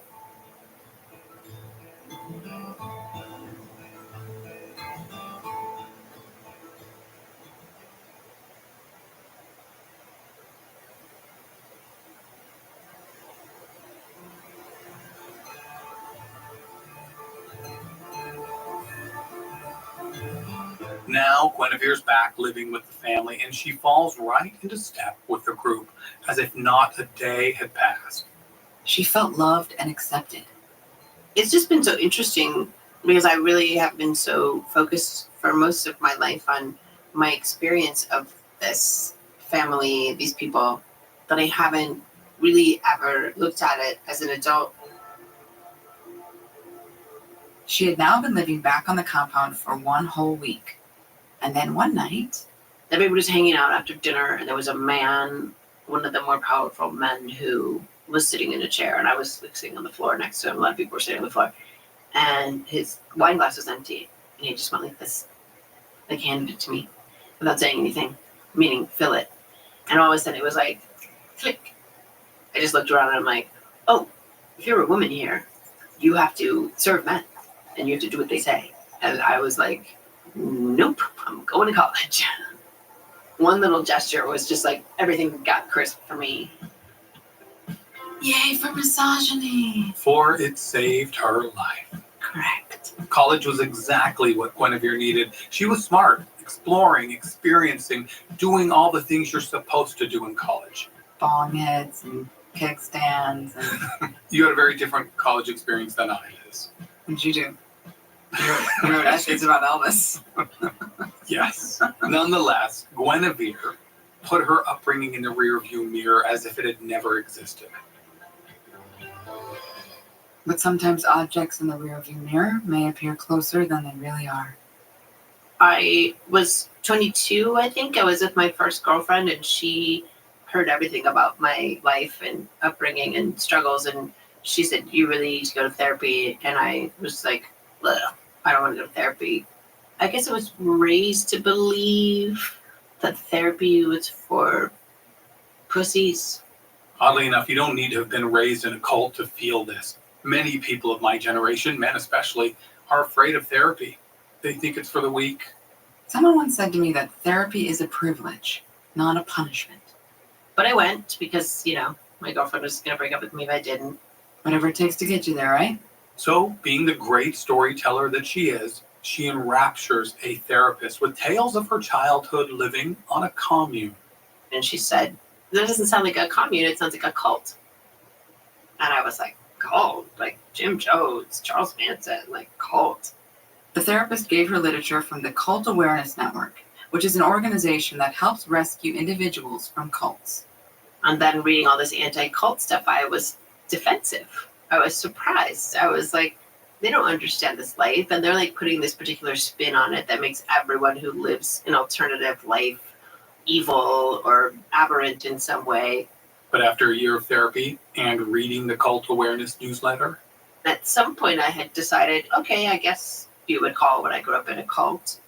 full disclosure, the Cult Awareness Network, which was founded in 1978, had helped tens of thousands of individuals leave cults. This network went bankrupt in 1996. It was, however, purchased and is now currently being run by none other than Scientologists, who use it as a forum to convince callers that Scientology is not a cult. Full disclosure, it is. When I would say I grew up in a commune, people would be like, "Oh, hippie parents, like free love, like well, you must have been." Now when people ask me where I came from, I just say I grew up in a cult. And that wasn't necessarily easy for her. To admit that it's all a sham means you have to kind of like tear down your house of cards and start all over. Like my mom, she still can't talk about it. She still is just like, it was weird. It was a different era. I said, so Mom, you have a college education, you're an intelligent person, like just start here.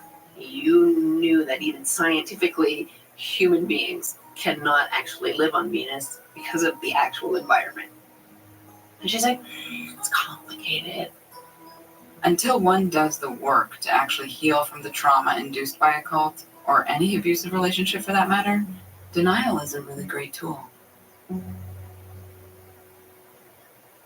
And the Lyman family, I suppose they're done now?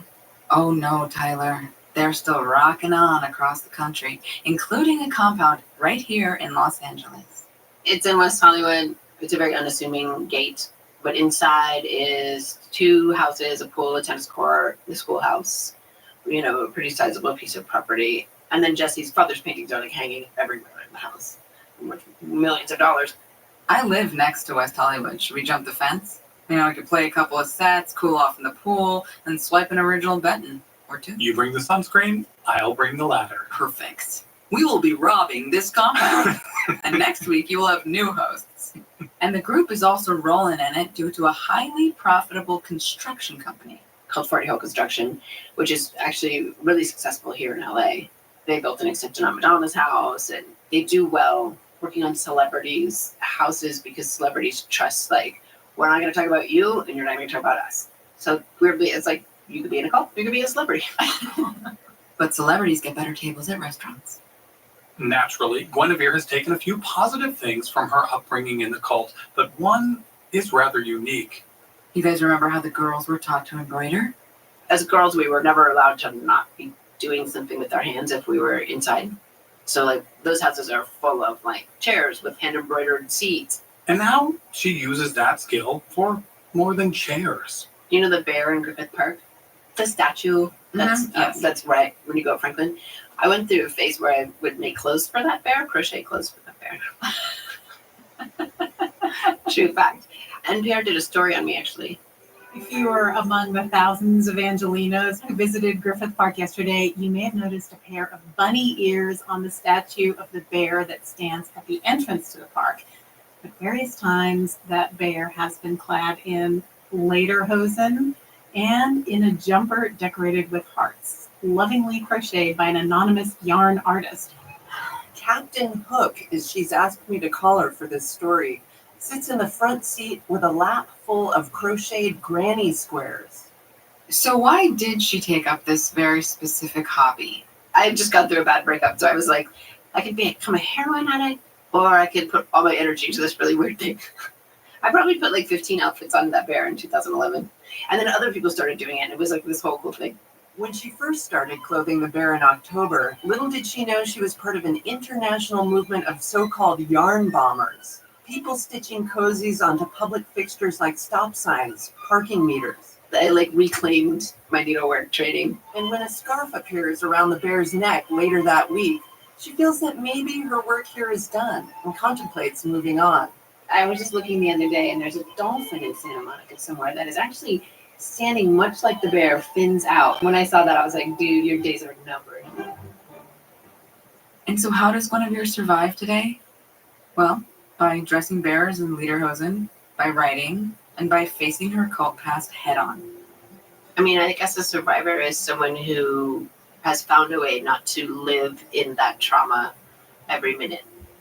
I found a way to not live in trauma, first of all, by not letting it define me, which is a tricky space because obviously here I am talking about it. I think it's powerful to put forth that people who either were born into cults or who joined them at points in their lives are not people with spirals for eyes. You know, we're just normal humans who get sucked into various things or born into various things and survive them and figure them out. And figure it out she has. She continues to write screenplays. In fact, she recently wrote the movie Charlie Says, which just so happens to be about the Charlie Manson cult, but focuses on the point of view of the women who killed for him. Guinevere also has a memoir coming out. We are so excited to read it. I am so excited to read it too. Do you have a time machine? I'm just dying to just jump into it and be like at the book party. Of which we're invited to. Right, Guinevere? I'm going to come dressed in embroidered lederhosen. And I'm going to come dressed as 1979 Guinevere, but I will look like 1969 Guinevere, except my hair doesn't grow that long anymore. I can't wait for the party. Please invite us.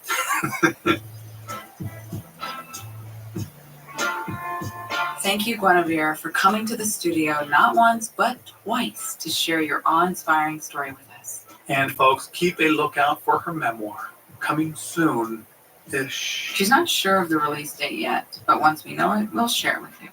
But while you wait for her story, there are plenty of other great stories right here on Was I in a Cult, including this one from next week. The leadership just naturally accumulated more wives than anybody else.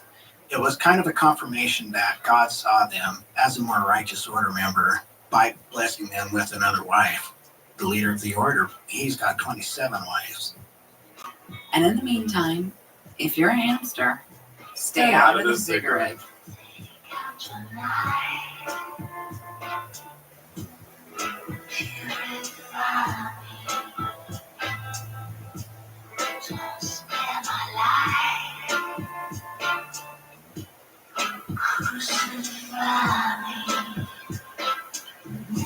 Was I in a Cult is Story produced and written by myself, Tyler Meeson. and me, Liz Iacuzzi. Executive producer is Maya Cole Howard.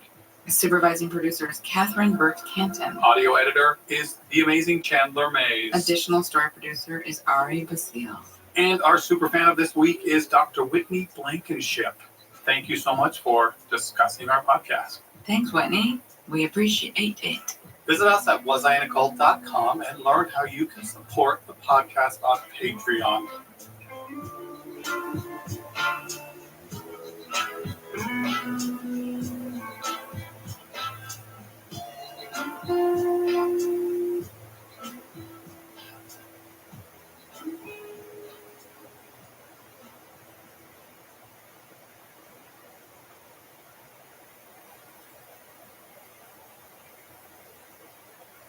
Hey, podcast fans, want to see one of your favorite shows live? Giggly Squad comes to the Emerald Queen Casino Thursday, March 6th. Laugh along with Hannah Berner and Paige Sorbo as they bring their hit podcast Giggly Squad to the stage. From relationships and horoscopes to TV and personal stories, these two keep it real, raw, and hilarious. Don't miss your chance to catch them live on the Club Giggly 2025 tour. Nothing's off the table. Thursday, March 6th at Emerald Queen Casino, the entertainment capital of the Northwest. Some things you wouldn't mind being stuck with, like a huge inheritance. But a phone that has to be plugged in just right so it charges is not one of those things. Switch to Verizon and we'll pay off your old phone up to $800 by a prepaid MasterCard for a new one on us. Just trade in any phone from our top brands with select unlimited plans. $829.99 purchase new smartphone line on select unlimited plans. Minimum $90 per month with auto pay plus taxes and fees for 36 months required. That's $830 trade-in/promo credit applied over 36 months. Trading terms apply. Payoff phone requires smartphone purchase and port in with new smartphone line on select line. Must provide most recent bill showing payoff amount eligible phone. Additional terms apply.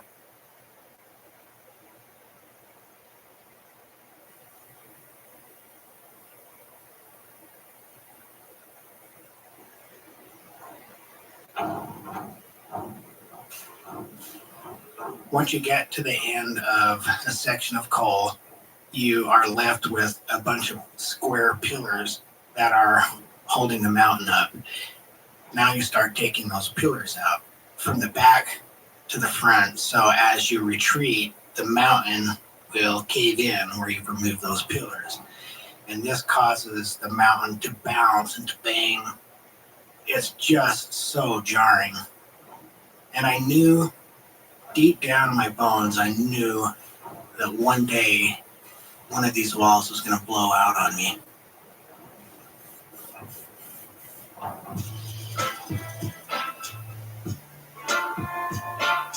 Welcome to Was I in a Cult? I'm Liz Iacuzzi. And I, of course, am Tyler Meeson. The Robin to your Batman, the Sonny to your Cher, the Joe Polnicek to your Blair Warner. The Jesse to my Walter, the Pippin to my Jordan, the Hound to my Arya. All right. Let's move on to today's story. I'm actually incredibly excited about this particular one. Why is that? Well, it's a story that's close to my home and my heart. I used to live in Utah. I was a Mormon for a while. And I spent years of my life making a documentary about Mormon fundamentalist teenagers. Tempting, but no, Tyler, I will not eat that carrot you just dangled. Bite. Not gonna plug your film, Mr. Mason. Fine. Everyone will have to Google it like the regular heathens do in the world. Fine. This particular story comes from guest producer Lindsay Hansen Park. Lindsay creates a popular podcast titled Year of Polygamy, in which she tells the stories of Mormon polygamists and fundamentalists. Welcome to the show, Lindsay. Hi, thanks for having me. I'm really excited to be here on another podcast talking about cults. Okay, Lindsay, now you have collected hundreds of stories over the years, but when we reached out to you to do a show for us, you instantly chose this one. Why? This story actually is more personal for me because it involves one of my good friends. But it's not just that. The story is crazy. It's got all these different components that make it like something out of a Charles Dickens 19th century novel. But you know what? I'm not going to get ahead of myself. Just listen and see what you think. Let's give it a listen.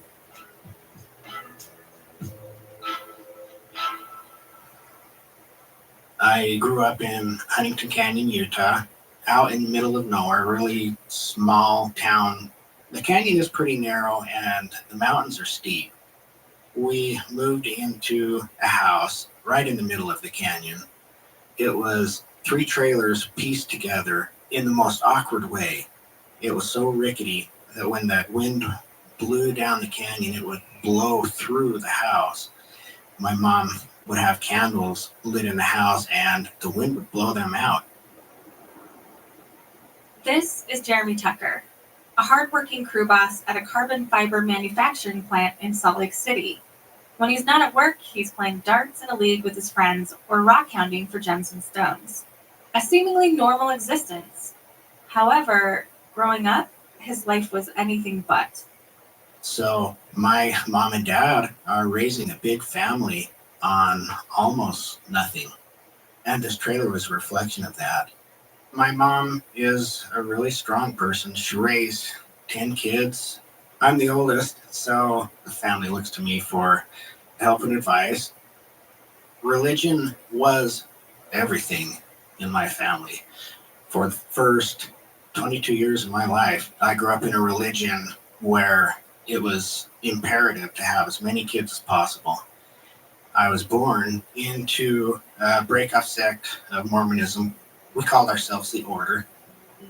Mormonism is best known for Mitt Romney, magic underwear, and Broadway musicals. The Church of Jesus Christ of Latter-day Saints boasts millions of members worldwide. But what is lesser known is that there are over 400 different breakoff sects, fundamentalist strains, and expressions of Mormonism. Kind of like cover bands, I guess. 400, Lindsay? Yes, and Jeremy grew up in one of them, known as the Kingston Group. The group lives communally with a practice known as the United Order and is composed officially of about 1,000 members. But the number is probably a lot higher, as most of these groups like to keep their member count hush-hush. The Order is everything. That's our identity. We believe that we are the ones that are literally keeping the world from being destroyed. Everyone in the order turns their earnings into the church to serve the greater good. Sort of like religious communism. Exactly. And in the order, God has a system of organization that is managed through male leaders. Of course. These men see themselves as ruling God's kingdom on earth, like a tightly run accounting firm. Everything has to be carefully documented and accounted for, and it's all supposed to be done in preparation for Jesus' second coming. Every day is consumed by the religion. Family prayers, meditation 3 times a day, Sunday meetings, Friday night young people's meetings, stewardship training classes, numbered men's meetings. Church starts at 10 o'clock every Sunday morning. My mom wakes up around 7 o'clock to start getting all the kids out of bed, fed, dressed, and bathed. I just dread her coming to my room because church is so boring. And I wish that just this one Sunday we don't have to go to church. But you always do. And church was just a mile down the canyon.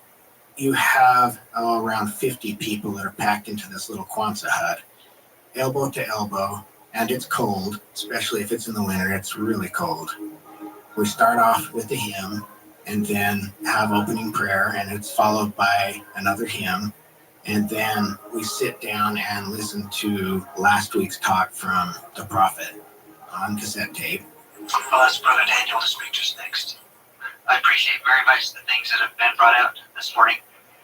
The way some of our young people feel, they feel like that they can go on the outside and do things, or they can do things and no one will know. But you can't do that. You come back with that smell that you can't fool anyone. Or I shouldn't say that. Sometimes you can fool certain people, but there are people you cannot fool. This is Daniel Kingston. His brother Paul Kingston is the head prophet for the order, which means he has a lot of power and influence in the group. And he is notorious among ex-order members for being violent and abusive. Oh, great. Sign me up. In 1998, he made national headlines for beating his 16-year-old daughter 28 times before she passed out when she was attempting to flee her marriage. Well, I guess when you're a 16-year-old wife, you should obey the pedophile that you're betrothed to, right? It gets worse, you guys. She was married to Daniel's brother, her uncle. Can you pass me my vomit bag? One step ahead of you, Liz. I was always confused by the order as a kid. And anytime I had questions, I could go to my parents and I would ask these questions. And even though their answers didn't make sense, the thing that I took away is that they were certain, their faith was so strong. Well, the brainwashing was so strong, really. My parents were really close. Every weekend we were doing something as a family, camping trips and picnics and going sledding. And then all of a sudden things changed. I didn't see a lot of my dad. I remember asking my mom, where did Dad go? It's the weekend. He should be home. And my mom would tell me he's at Aunt Becky's. Okay, who's Aunt Becky? Jeremy and his family would attend church each week in the small trailer, but at least once a month, they would show their commitment to their faith and drive to the old Standard Restaurant Supply Building in Salt Lake City. A restaurant supply building for church? Yeah, we'll get into that in a little bit. It was a long, grueling drive that took several hours. You know, as often as we could, we would go to Salt Lake. We had a tiny little church building that 1,000 people would cram into. And you had to sit through 2 hours of listening to sermons. And here's an example of the kind of dry sermons that these folks would have to endure every single week. The thing that we need to do is we need to, and I'm not saying that, in fact, the thing that we do need to do as parents and as managers is we need to take a closer look at what the people we're associated with are doing with their free time and help them line things up and include things where they can put their energy into. My brothers and sisters and my mom would sit wherever there was an available seat. I remember my dad sitting on the front row with, let me guess, Aunt Becky. With Aunt Becky. And I remember asking my mom, why aren't we sitting with Dad? And she wouldn't really say anything. I would walk up to the front row and ask to sit by him, and sometimes I was able to sit with him. And from the front row, you could see all the speakers up on the stage. The men would sit in rows numbered by their importance. I looked at them as being directly connected to God. And we have this privilege on the farm, especially in the summer, where we have our hay crop that needs to be brought in. Most of the lessons in church meetings were more about building up the kingdom of God through hard work and saving money. The order encouraged its leaders to make as much money as possible. And as a result, order leaders account for hundreds of businesses. They own everything from small pawn shops and laundromats to global energy companies and arms dealers that allegedly trade with foreign mafias. Oh, sounds perfectly legitimate. I thought Jeremy's family lived in a broken down trailer. Well, though hard work was valued in the order, extravagance, not so much. Most members are dirt poor. So the leaders live like paupers too then? No. Male leaders in the Kingston family live in gated mansions. Again, this sounds perfectly legitimate. I mean, the leaders are the ones, after all, doing all the commanding, and all that bossing does get tiring. And when you're that tired, you need a mansion to rest in, obviously. Obviously. But you didn't hear that from me. These men like to keep up an appearance of poverty. They don't want people to know how they really live. Because then it could arouse suspicion that they're completely full of shit. And using members for slave labor, essentially. Another common theme amongst cults, working for free or pennies in honor of a greater purpose, to serve the divine. You know, it is funny how that greater purpose always seems to benefit the ones at the top. And the order does a good job keeping up the facade. Their official headquarters address leads you to a rundown home in a dilapidated Salt Lake neighborhood. Sometimes the group meets in old warehouses for church service. Ah, that's the restaurant supply building. The business and the religion are one and the same. That's what the order uses to build the kingdom of God, is a flow of income. One thing that we heard over and over is how important it is to turn your money in. In our Sunday school lessons as kids, they would tell us, even if you find a penny on the sidewalk, you need to take that to the office and consecrate that penny.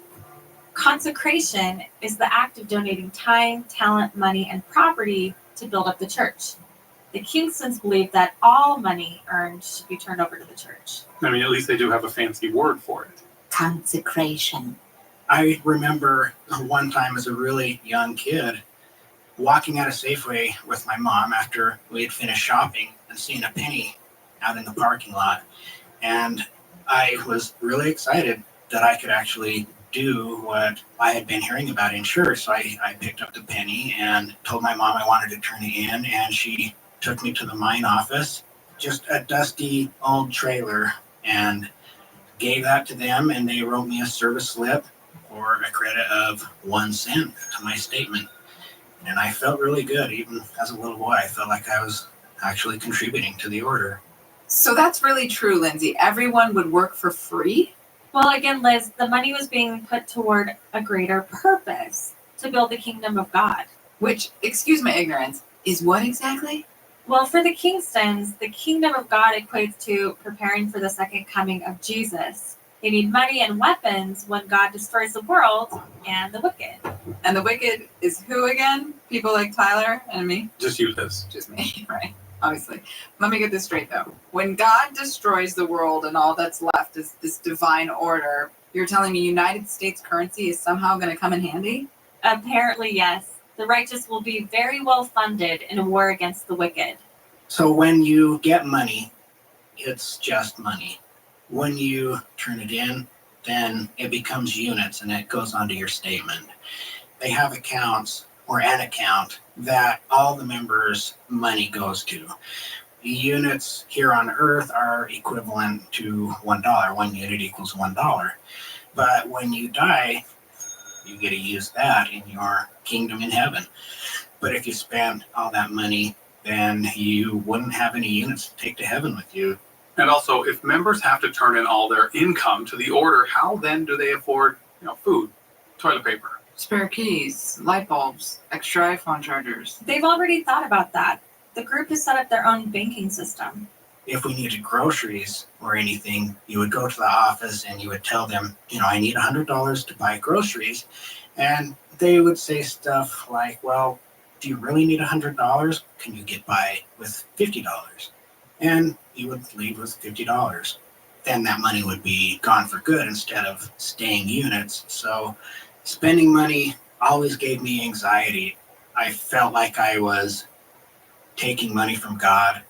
Can't God be just like America and print some more?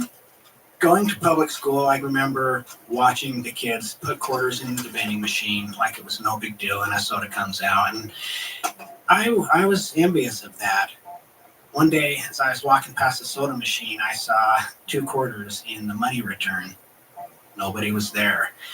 So I took those quarters, put them in the vending machine. Didn't know what kind of soda to buy. I didn't know what any of them tasted like. So I pushed a button and Mr. Pibb rolled out of the machine. I just spent these unconsecrated quarters, and I knew God knew. And I'm sitting in math class looking at this soda, and it looks delicious. It's cold. There's condensation drops on it, and I want to open it so bad.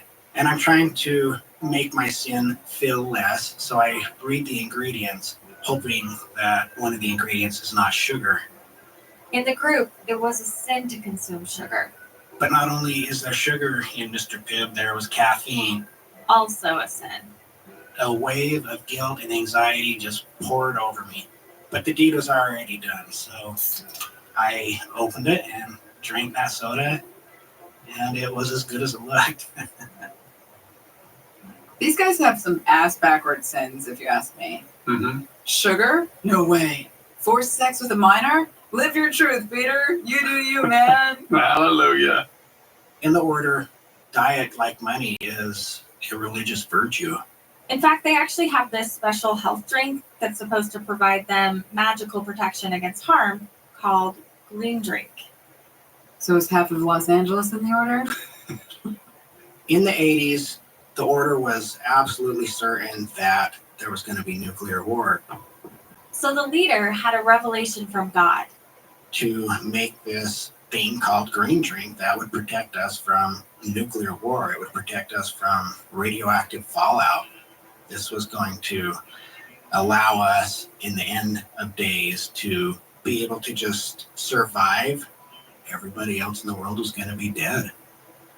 Okay, but death might actually be a trade-off. I've had green drink, and I can say it's terrible. It's like drinking dirty lake water. Well, in that case, can I get mine iced? 16 ounce?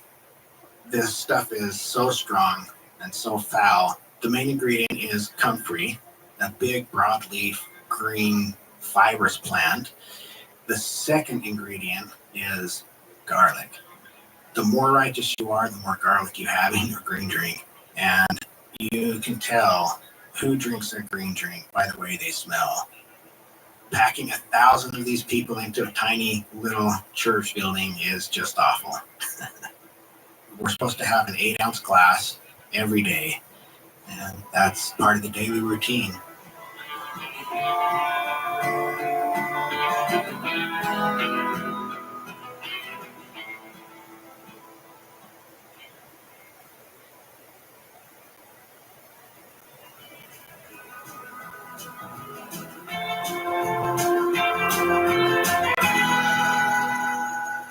All right, real talk for a minute, guys. We love doing and making this podcast, and we are thrilled that it has found a worldwide audience. Shout out to Norway, shout out to China. Also America, we love you too. Right, we love you too. You know, but this show is not a simple chore. No. This is a weeks-long process for each and every episode. Many, many, many hours of me staring at Tyler go into a single episode. We do other things too. Yeah, there's a couple of things, but a few. Mostly I just have to stare at Tyler, and you should give us money for that because That's at least worth $5 a month. Now, look, every contribution helps, even a scant $5. Head on over to our Patreon page if you feel so inclined. guys, we truly do appreciate it. It will help the show continue in the way that you have grown to love. Yep. And now, back to the show. Lindsay? Tell us about the order. Another part of the routine is plain old hard work. When you are part of the order, you work for the order, and that's exactly what Jeremy did. So when did Jeremy start working for the order? Like, out of college, 21, 22? Actually, it was a little bit younger than that. As little kids, you are put into the workforce right away. My first job, I was about 6 or 7 at this time, and every day after school, one of the things we had to do before we could go play is cut 10 or 15 pounds worth of grease rags that the miners would use. I think we were paid 19 cents a pound, and every month that 19 cents a pound was credited to our statements. As Jeremy got older, he was given jobs with more responsibility. Older, like what, 10 and a half? So I was 11 years old and my uncle was 13 years. And we were in charge of all the production for Spiffy Ice. And we had to produce enough ice to service all the gas stations around the valley. We had to make sure the equipment ran. We bagged the ice, palletized the ice. We loaded it onto trucks with forklifts and pallet jacks. So I have Jeremy to thank for those late night ice runs in college. In order, numbers are everything, whether it's how much money you've turned in or becoming a numbered man. Being a numbered man is the most important goal for any man in the order. To earn a number, we have to be good workers, we have to save money, we have to be obedient. Okay, what on earth is a numbered man? So if men work hard, save money, and are really obedient, then they get assigned a number. Then you will use that number to keep track of your transactions. So with my dad being numbered 80, my mom's number would be 810, and my number was 8101. Another number that is important in the order is the age of 8. And to us, that is the age of accountability. When I turned 8, my mom and dad asked me to come into their bedroom. I sat down on the bed with them, and they told me, "You're 8 years old now, and that means that there are some things that we can tell you, but these things are very sacred, and you can't talk about them to anybody. These are just for our family."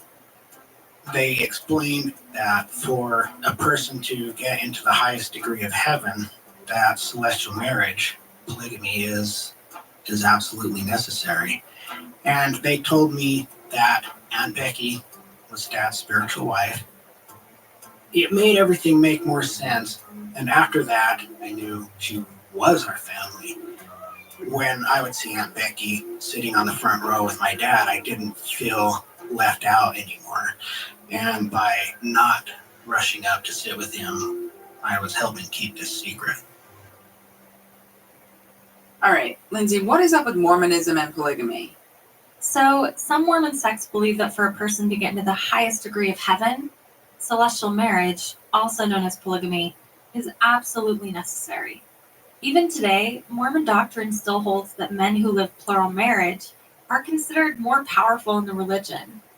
Mainstream Mormons don't really know how to deal with this one, so they mostly just ignore it. But for Jeremy, his dad was automatically more holy because he married a second wife. In the order, the more wives you have, the more righteous you are. The leadership, they just naturally accumulated more wives than anybody else. It was kind of a confirmation that God saw them as a more righteous order member by blessing them with another wife. The leader of the order, Paul Kingston, he's got 27 wives. You know, it's nice to hear that women were treated as three-dimensional, respected equals with desires and needs of their own, not just pieces of property to donate to brainwashed egomaniacs. Yes, finally, women that know their place. Are you taking notes, Liz? Yes, sir. Soon the order started a men's quorum for unmarried boys over the age of 18. They would meet each Sunday, and one day, The lesson plan was to become worthy for marriage. this particular lesson was taught by Daniel. You remember Daniel, the guy who beat the shit out of his daughter. For wanting to divorce his brother? Oh, yes, we remember. Daniel brought this tiny little girl. She couldn't have been more than 5 or 6 years old.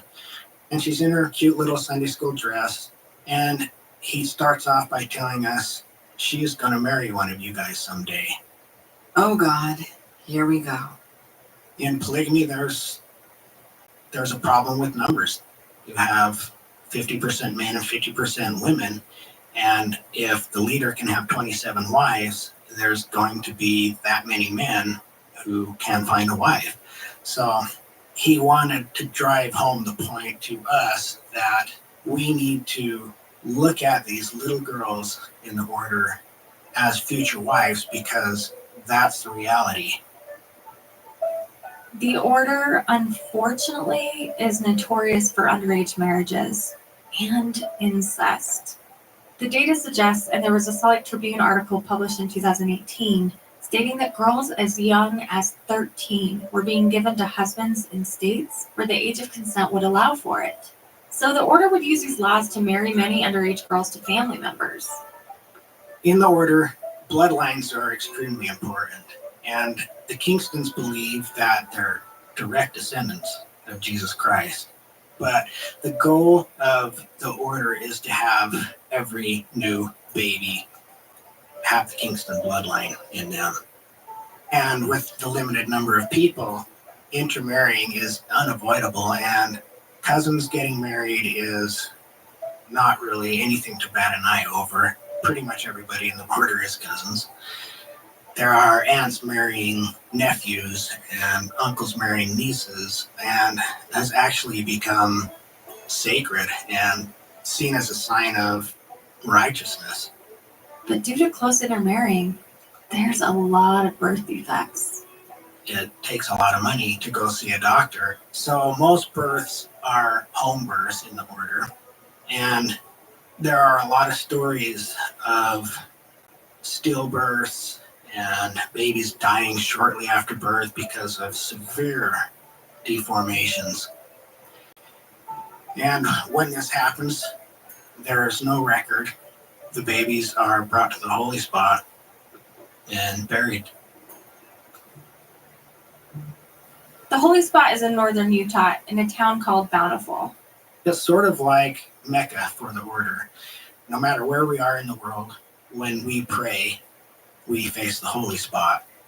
And one of the most sacred tenets in the order is the thing called the law of one above another. The law of one above another, in a nutshell, tells you to obey the commands of the one over you as if they were the highest God in heaven. It's not up to you to question. Ah, yes, the sacred science, in which all doctrine is ultimate truth without question. Jeremy was still a teen when he was promoted and was able to work directly for one of the leaders, Daniel. So Daniel had decided that ostrich meat was going to become more popular than beef, so he bought a flock of ostriches. Ostrich burgers washed down with delicious green drink. One day working on this ostrich pen, about 6:30 p.m., a big thunderstorm rolled in and Daniel called us off the projects. And about 8 o'clock, the thunderstorm finally left, but so had Daniel. So we thought, well, he's gone. I'm sure he doesn't expect us to work anymore. So they all took a drive to a quiet hayfield. We looked up the road and we could see a big dust cloud from a pickup just barreling down the dirt road. We knew it was Daniel, and the speed he was driving, we knew he was mad. He came to a skidding halt in front of us, and he walked up to the driver's seat just yelling. Then he reached into the window and started slapping the driver in the face over and over and over, and hard enough that his head was bouncing off the steering wheel with each blow. I got to see Daniel's dark side more and more. Instead of being that soft-spoken, reverent man that I thought he was, he had a short fuse. And every time it happened, I felt like I was doing something bad and I had let down this great man. Sounds like Jeremy was starting to witness some of the group's hypocrisy.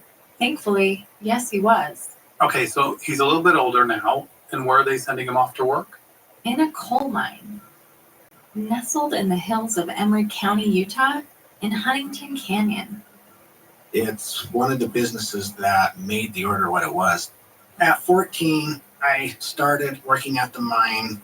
I was now one of these men that I had heard stories about in church for my entire life. The coal miners, they were strong, they were tough, they were brave. And at 17 years old, I was running the continuous miner in an underground mine. I was in high school and kind of scoffed at my advisor when she was trying to get me to plan for my future. I knew that I was going to be a coal miner until God destroyed the earth. The leadership saw me as valuable labor. Dreams of an education and going into a less physically demanding job is not what they had in mind for me.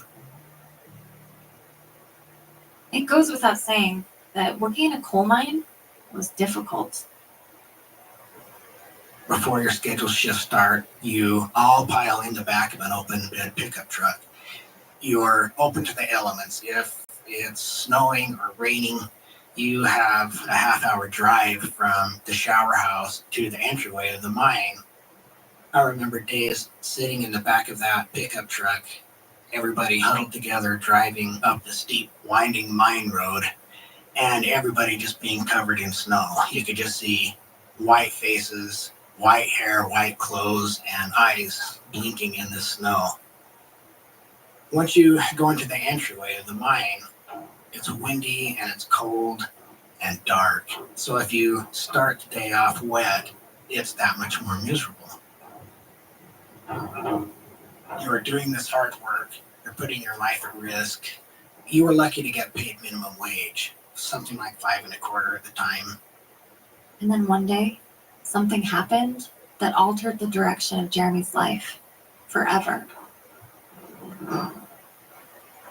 It was May 28th, so it was springtime, just when Utah is coming alive again. We were doing what is called pillar mining. Once you get to the end of a section of coal, you are left with a bunch of big square pillars that are holding the mountain up. So as you retreat, now you start taking those pillars out. From the back to the front, the mountain will cave in where you've removed those pillars. And this causes the mountain to bounce and to bang and to pop. It's just so jarring. The best way I can describe it is being a bug inside of a big speaker, inside of a subwoofer. It just shakes you to your bones.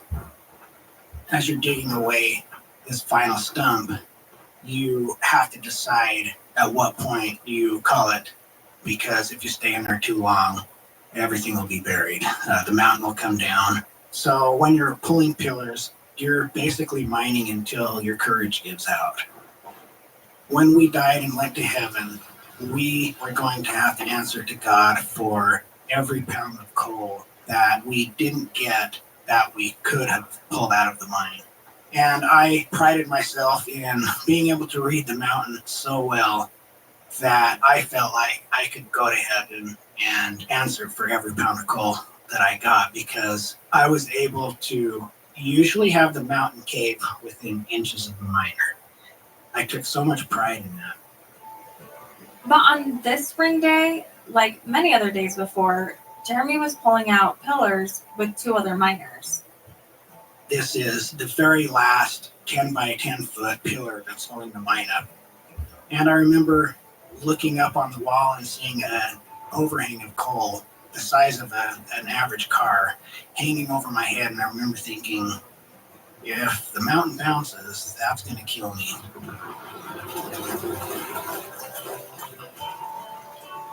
That was the last thing I remembered.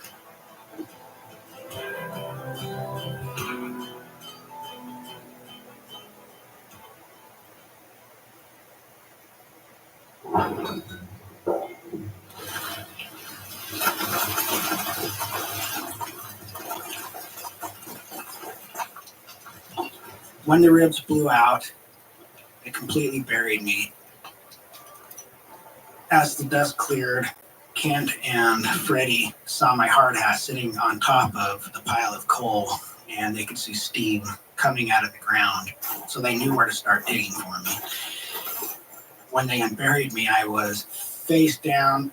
They said I was digging, but if I could have actually dug, I would have been digging myself deeper. But it was my instinct to do that. I was covered in blood. I had serious head injuries, among others. They said I lost consciousness and I collapsed. They loaded me in the back of this pickup and were trying to race me to the surface. There weren't any thoughts in my head. There was no sensation. I couldn't feel pain, but I just remember images. I remember the walls of the mine flew by.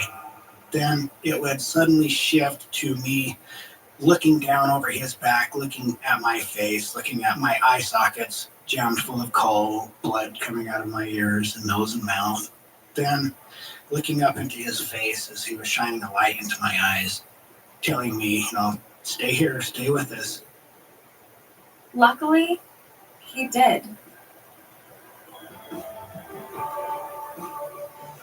The accident was bad enough that I spent about a week in the hospital. I had a lot of visitors from the order, and they would talk about how lucky I was that I was working in an order coal mine because, if I had been anywhere else, if I had been on the outside, God would have let me die. But the irony is that what they said had a reverse effect on Jeremy. Because in that moment, he realized that if he had been anywhere else, God wouldn't have let him die. Because anywhere else, he wouldn't have been working in a coal mine at the age of 17. As time went on and I convalesced, I was away from church. I was away from that constant 24-hour influx of order doctrine. So all the questions and all the spiritual confusion that had been building up, I was able to focus on it. I spent a lot of time studying the group, learning about the history, getting deeper into the theology and religion to get an understanding of why these things that feel so wrong are actually divine and right. I just became more and more spiritually confused. And then I had a mental shift where I decided instead of trying to prove the order right, I was going to just try to find the truth. After I did this, things started to make a lot more sense. What I was being told by the order leadership, they were contradictions, they were lies. I realized that we were being manipulated and taken advantage of and outright lied to. And I knew that I couldn't live in the order anymore. I just wanted to be out of there. So in retrospect, his near-death experience actually saved his life. But he wasn't in the clear just yet. No, of course not, because leaving a toxic, cultic environment often comes with its own set of sacrifices and difficulties. But if I just left, then I was going to lose my family. I was going to lose my mom and dad. I was going to lose my brothers and sisters. And speaking of sisters, remember all that stuff about plural wives and incest? Oh, God. My sisters were of an age to be married off to guys who didn't treat them well as second, third, fourth, fifth wives. And that was absolutely horrifying to me. I knew that I had to do everything in my power to help them see what I did, to help them question what they were being told. I started openly questioning the contradictions or the lies, but I did it in a way that made it seem like I was genuinely confused and looking for answers.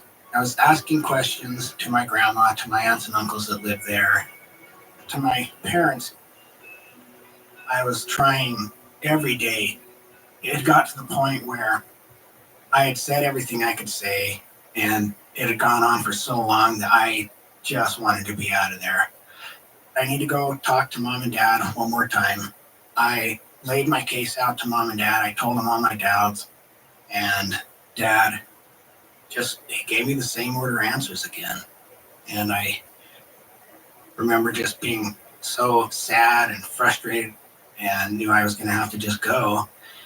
And I looked down, just gritted my teeth, and I was ready to make my getaway. And my mom said, "Ronald, we need to tell him." And the way she said it, I knew that they didn't believe. It was like a weight just lifted off my shoulders. Apparently, his parents weren't as stalwart as Jeremy thought they were. My dad had been asking questions too. He had been a lot further along than I realized. They had also been considering leaving the religion. And he just said, "Oh, what are we supposed to do? Our whole lives, we've taught you kids that this is what God wants, and this is all we know." But they knew they had to leave, right? I mean, the entire family did. Yes, they knew that. But leaving meant losing everything we had worked for, everything we had built up to that point. Not to mention, they had essentially given the order all of their money over the course of their entire lives. Son of a bitch. Getting the money off your statement and into your hands is a tricky thing. When my parents finally announced they were going to leave, the order leadership told them that as soon as they were ready to load up the moving truck, they would give them their savings. So my parents boxed everything up and asked for the check, and he just told them, we didn't get that. Another week, then I'll have your check. Give me one more week, but you need to be ready to move. So the same scene played out. No check. And he did this over and over again. But sometimes, in order to succeed against a manipulator, you have to beat them at their own game. My dad, being one of Paul's best friends growing up, he knows the skeletons in Paul's closet. Remember, Paul is the prophet for the order. He's the brother of Daniel, the one that beat his daughter for wanting to divorce their other brother, David. Yeah, we remember that guy. Yeah, it's the fucked up version of Who's on First. So Jeremy's mother went to high school with Paul. And, well, Mrs. Tucker just so happened to have some heartwarming memorabilia from that time. My mom has a photograph of her on a date with Paul. She's sitting on his lap. This is a cardinal sin in the order. My parents took that picture and blew it up into a 8x12 paper. And on the back side, they put 10 order standards broken by Brother Paul. And number 1, going on a date to a school dance. And then number 2 through 10 had question marks. The implication being that every day a new sin was going to be revealed. So his parents made a bunch of copies. And gave it to my younger siblings to take onto the school bus. As the order kids would get on the bus, my siblings would hand them a copy of this picture. All the pictures made it back home to the parents. And by the end of the day, Paul had called my dad and said, I heard you've been having problems getting your money. Let me see if I can straighten it out for you. The very next day, Paul gave my parents their money. Well played, Mr. and Mrs. Tucker. Well played. And in April of 2001, the Tuckers packed up their belongings, abandoned the dilapidated trailer, and drove out of that canyon for the very last time. The world as we knew it, it was gone. And that was really hard. But at the same time, I felt 100 pounds lighter. I felt like I could float away. And as he left, 18-year-old Jeremy recalled a lesson plan that the order taught. A concept called N value. Which is short for net value. It was a formula where we could figure out how much we were worth monetarily to the order. This formula would factor in our hourly wage, how much the business makes off of us, how efficient we were, and after all these numbers were plugged in, you would come out with your ultimate N value. I always felt like a number. I always felt like a commodity in the order, but this lesson seemed to just really drive it home. For the first time in his life, Jeremy was more than just his end value. Being not just another number, not just another worker, was freeing. Now I could work where I wanted to work. I could go where I wanted to go. If I wanted to buy something frivolous, I could do it. The work part was no problem for Jeremy. It's the other stuff that gets confusing. After leaving a cult, when you re-enter the real world, or in Jeremy's case, enter it for the first time, it's often the little things that are the most jarring. Right, like setting up your Wi-Fi. Mm-hmm. For example, when Jeremy opened a real bank account to hold his real money. The first time I needed to withdraw funds, I pulled up to the bank and was just overwhelmed with anxiety. The world was spinning around me and I was sweating and I was thinking, how can I justify this? I went into the bank and went up to the teller, gave her the withdrawal slip, and immediately started to justify why I was pulling all this money out, telling her I really needed it, I had to have a car to get to work, and giving her all these details. And she just kind of stopped me and said, no, that's nice, but you don't need to tell me.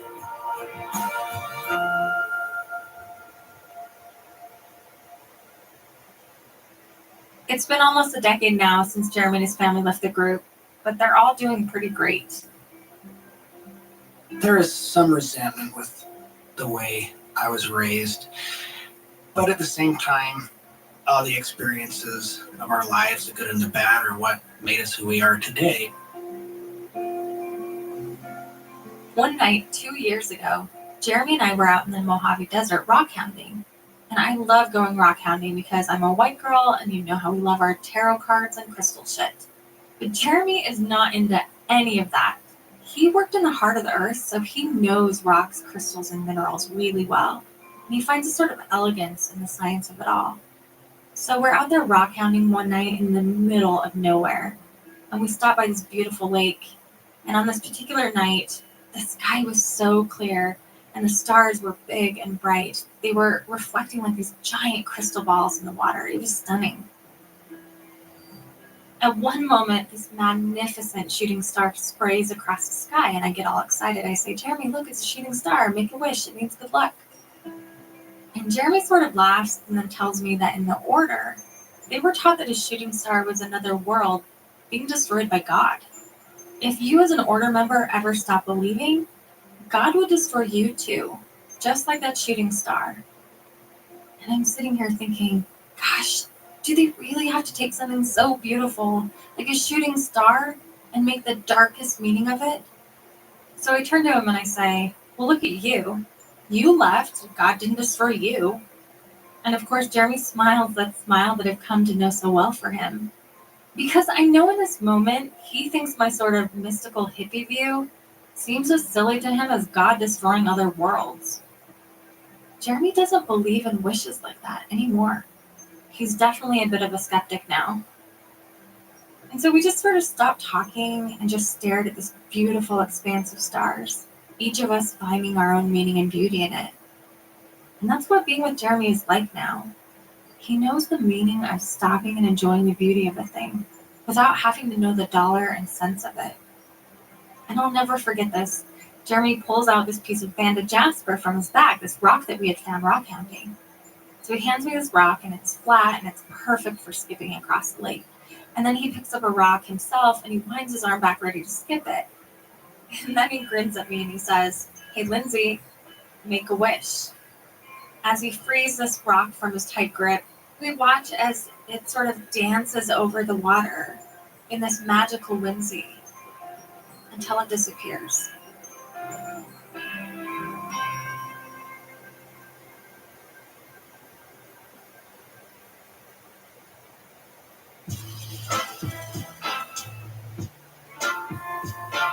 Thank you all for listening to Was I in a Cult? And a very special thank you to our guest producer, Lindsay Hansen Park. You can find Lindsay at yearofpolygamy.com or at the Sunstone Mormon History Podcast. And above all, thank you, Jeremy Tucker, for sharing your story. And for showing us what true courage and survival looks like. And there's lots of courageous stories coming at you soon from Was I in a Cult? However, you will have to wait a couple of weeks for the next episode because our editor joined a cult. Poor Chandler. No, he didn't join a cult, Tyler, because no one joins a cult. I know. Nobody did join a cult. However, we are taking our mid-season break. And guys, yes, you will finally hear Tyler and my personal cult stories in the second half of our season. So you have that to look forward to. We can't wait to be back with you November 24th. With our cult expert and her remarkable story. It's an insult to the people who join cults and who get out of cults to think they were weak. You're not weak. They make you weak. They turn you into a dependent personality. And we shouldn't make fun of them or humiliate them. That could be you. That could be me. That was me. So, I don't know. Just about anybody can end up in a cult. Thank you for listening. And remember, when given the choice between Mr. Pibb and Green Drink, choose the soda. Take out your knife, purify me. Don't spill my life. Crucify me. Was I in a Cult? A story produced and written by me, Tyler Meeson. And moi, Lisa Yokozi. Executive producer is Maya Cole Howard. Supervising producer is Catherine Burt Canton. Audio editor, Chandler Mays. Additional story producer is Ari Basile. And our super fan of this week is Vidi Valentina, or V Trident, as her Instagram goes by. Thank you, V, for spreading the word and sharing our stories with Italy.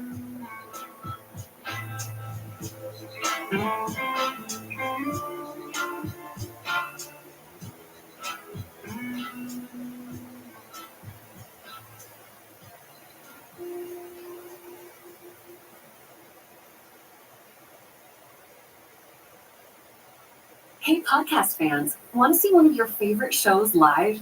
Giggly Squad comes to the Emerald Queen Casino Thursday, March 6th. Laugh along with Hannah Berner and Paige Sorbo as they bring their hit podcast Giggly Squad to the stage. From relationships and horoscopes to TV and personal stories, these two keep it real, raw, and hilarious. Don't miss your chance to catch them live on the Club Giggly 2025 tour. Nothing's off the table. Thursday, March 6th at Emerald Queen Casino, the entertainment capital of the Northwest.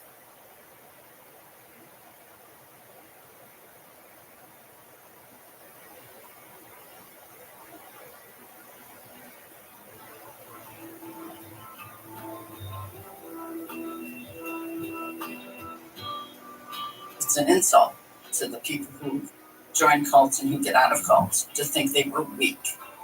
You're not weak. They make you weak.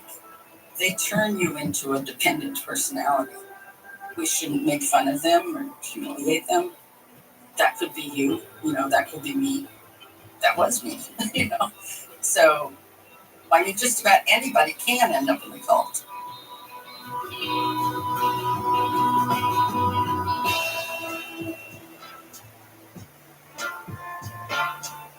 And we're back. This is Was I in a Cult? I'm Liz Iacusa. And I'm Tyler Meesum. Did you miss us, guys? Because a lot can happen in 2 weeks. Yeah, Liz, trends can change. Styles can change. But you look the damn same. Why don't you ever exactly. change? I think I'm wearing the same shirt that I was 2 weeks ago. I think you actually haven't left this room. Well, missed us or not, They missed us. It's not an or not. Missed us. We missed you. We missed you a lot, you guys. And we have a very interesting episode today. But it is slightly different from our other one. Because this one we're going to do completely in Morse code. Just dots and dashes. No, we're not. Not exactly. It's still just our desperate voices. You are welcome. Now, we've been asked a ton of questions about cults from you guys and the stereotypes around the subject. And so we elected to bring in an expert. A master on the subject. I personally learned a ton from this interview. You may know her from the Star's hit miniseries Seduced, which covers the NXIVM cult. Or HBO Max's miniseries Heaven's Gate, the cult of all cults. She has spent a better part of 30 years studying and teaching on the subject. And has authored many important books, such as Take Back Your Life, Recovering from Cults and Abusive Relationships. Her name is Dr. Janja Lalich, and we are so lucky to have her. But Janja is more than simply an expert on cults. She has her own story of being in and out of a 1970s political cult. So we'll start the episode with her story of being in a cult, and then the second half will be the juicy questions and commentary about the subjects of cults themselves. And there will be a test at the end, you guys. So take notes. Liz had a lovely conversation with Janja over Zoom, and they covered some really amazing topics. So I'm just going to sit here quietly. Try not to butt in, and I'm going to finish this piece of pie that I brought with me 2 weeks ago, because you may have not left. It's warm in here.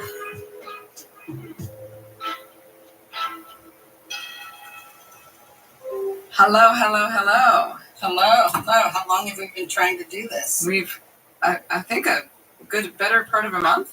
I think so. It's so great to meet you. Yeah, it's good to meet you. Is that a tattoo on your arm?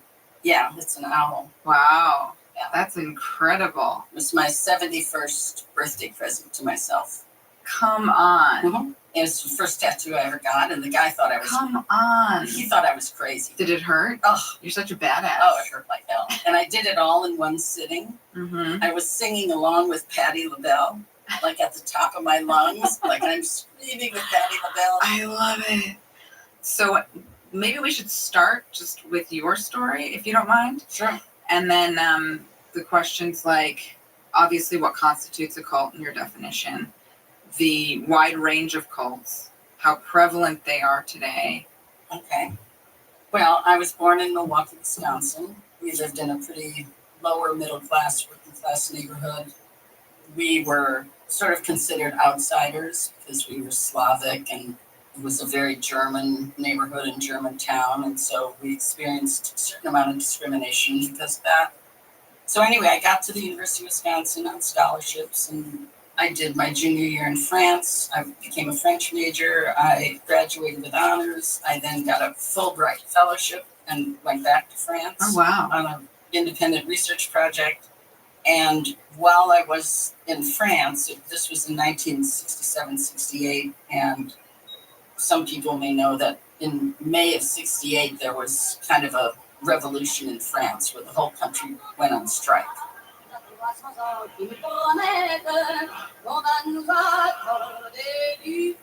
And so I was part of that.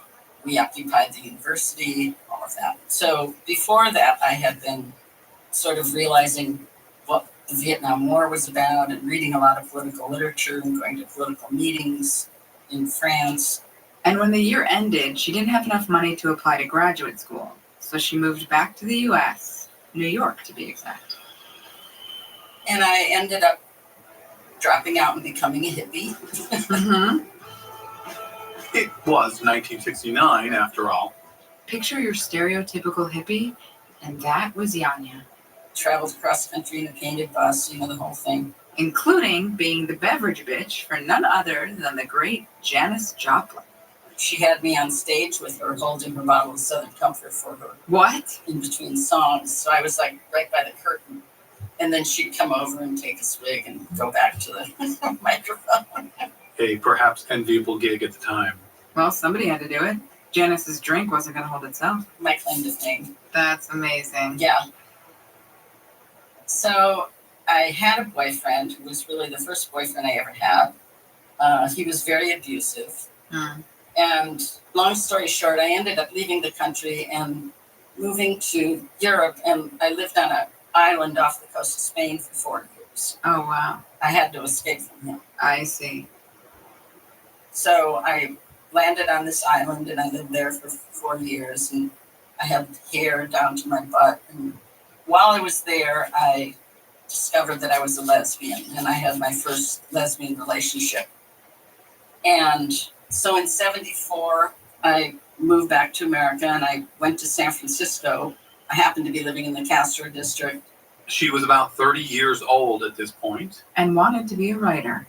I was working part-time at the Progressive Bookstore and I was typing for lawyers. This is in the days of typewriters. I was typing legal briefs. I mean, it was a very heady time in San Francisco then, or in all the big cities after the Vietnam War ended. It was like lefties everywhere were trying to figure out what to do.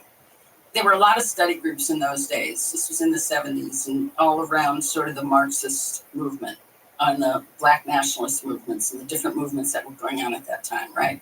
And so people would gather like at their houses and they'd read various revolutionary literature, Lenin and Mao and whoever. I had met a friend of a friend and we'd have coffee. And then one day she said, we have this study group and we're going to study women and the state, the role of women in the state. Would you like to join? The study group was all women and mostly recruited from the lesbian community. Just an innocent little study group. So when I got to the study group, I was pleased to see the people I knew. The readings were intellectually stimulating. Each week, one of us was assigned to lead the discussion of the reading for that week. So when it was my turn to lead the discussion, the praise I got. They just raved about me. They just thought I was the cat's pajamas, right? It was like, you're so wonderful. You're so brilliant.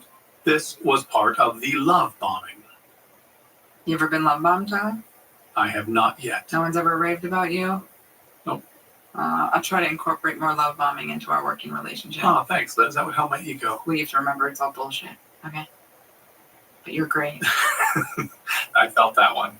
How many people are in this group?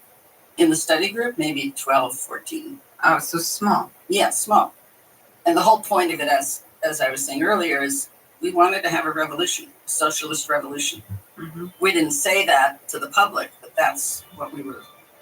So after a few weeks, this friend asked to meet with me again at my house, and she said, "Well, how do you like the study group?" I said, "Oh, it's great." She said, "Oh, well, what are you learning?" And I said, "I've learned that you have to have a vanguard Marxist party in order to make the revolution." And so she said, "Well, what if we told you we have one?" And I'm like, "What?" I didn't realize that there was a group behind this study group, and that's what they were using to recruit. And she said, "Yeah, we have this international organization. It's multinational. Wouldn't you like to join?" And I'm like, "Oh, yeah, sounds great." She said, well, first you have to fill out this application, and then we'll get back to you if you're accepted." It's this little bait and switch, right? So the application, of course, asked you everything about your life, your family, your bank accounts, your passport number, everything about you. So I turned that in, and within a week, I was told that I was accepted. Accepted into a seemingly elite group. And already they have ample information on her. Info that they will then weaponize later if needed. A brilliant cult tactic. I have A-type personality, right? I have the things that cults want. I'm multilingual. I've lived in Europe. I can perform. I'm smart. I'm this. I'm that. Your cult, did it have a name? Yeah, we had a lot of names, actually. Our final background name, the name of the cult itself, was the Democratic Workers' Party. In fact, they had many different names in front organizations. Worker Patient Organization, the Peace and Justice Organization, and U.S. out of Central America. And these groups would work behind the scenes to, initiate a Marxist revolution. Their hope was to convince the hearts and minds of the people. But they were also quite successful in lobbying the government and getting numerous propositions on the ballots. Well, we actually took over, at one point we took over the Peace and Freedom Party, which was a third party on the tickets here in California. And we took them over for a while when we ran somebody for governor. So we did all kinds of dirty deeds like that, beat people up. I mean, nothing super violent. We weren't like bomb throwing radicals. But the leader was a complete megalomaniac, alcoholic, rageful, overweight woman. What was her name? Marlene Dixon. She was a sociology professor, and she taught at University of Chicago. And in November of 1968, Professor Marlene Dixon stood in at a student rally protesting Vietnam. Because of this, 2 months later, the University of Chicago's sociology department declined to renew her appointment for a second term. And the students were not having it. They didn't care for this particular strong-arming, so they rose up against the school. And in January 1969, over 400 students peacefully overtook the university administration building, and they stayed and lived there for 2 weeks. A good old-fashioned 1960s student sit-in. It was seen as a revolt against the treatment of Marlene Dixon, but it was generally a way for the students to air their many grievances against the university. Including its lack of opposition to the Vietnam War. And its poor support of the women's movement and the lack of female professors, among other things. But as a result of the protests, Dixon became something of a folk hero with a small following. And a couple of her former students were in San Francisco in a study group and invited her to come and visit. And so she basically took over the study group, and then she somehow convinced them to start an organization, and then I joined sort of shortly after that. The group was founded by 13 original women. Dixon wrote up the Constitution and was given the title of General Secretary. There were certain rules that I had to live by now, that I had to be available 24 hours a day. I couldn't tell anyone I was in this organization. And then after about a week, I was told I had to choose a new name. So I chose Emma, and after that, I was Comrade Emma. After a while, she was told to quit her job. I was just full-time for the organization. The first couple of years was really exciting, and it was like, I thought I had really found something special, and this was really serious, and all the founders were women. And so this was part of the appeal of our group, was that we were led by women, and we were going to fight sexism and all that. So they sort of brought me up the ranks very quickly. But I had a lot of different leadership positions. Like I was in charge of recruitment. I was in charge of political study. I was in charge of new members classes. I then was told to build a publishing house, so I ran the publishing house. thus exploiting her talents as a writer. Moreover, this publishing house was actually servicing commercial clients like banks and catalogs. And making money doing so. Of course, Yanya saw none of this revenue, but she did feel like she was on the executive board. I was in the inner circle almost the whole time until I couldn't take it anymore. And at her level, you were either fully committed to the cause or you were out. There was no halfway. Full-time staff, never had an outside job. We had a set amount that everyone was supposed to live on. So if you worked, you turned over to the organization everything above that amount. Do you remember that set amount? You know, I think it was like, I don't know, maybe $600. It was below poverty level. So we all lived together in houses, like we'd get a Victorian to rent and we'd cram 6 or 8 people into it and turn the dining room into a bedroom, because we couldn't afford, no one could live on their own or anything like that. Meanwhile, the leader had 2 maids, 2 houses, a bodyguard, and a sports car. All paid for by the sweat of the workers. What a bitch. We had a couple hundred members, full-time members. And how would you guys go about recruiting? In the beginning, it was all through friendship networks. We would have these big picnics in Golden Gate Park, and everybody could invite someone to try to recruit. If you were married, you were encouraged to either recruit your spouse or divorce them. If you had kids and you got divorced, you were supposed to give the kids to the spouse who wasn't in the group. So they didn't want the kids in the group? No kids, because they would get in the way of our work. And this was no 9-to-5 gig with weekends and holidays off. We worked 20-hour days, 7 days a week. When you'd get home from whatever your work was, then you'd have to write reports, a security report, a recruitment report, a self-criticism report, a this report, a that report, and then get up at 5 and go out and be leafleting or selling a newspaper or whatever. We had a newspaper that we put out bi-weekly. It was called The Rebel Worker, and we did all the printing, everything ourselves. So people would be all night up printing, collating, stapling, whatever. We had to sell those, so you'd maybe get 250 newspapers that you had to sell before the next one came out. And you had to turn in that money. And I would take my papers and throw them in the dumpster.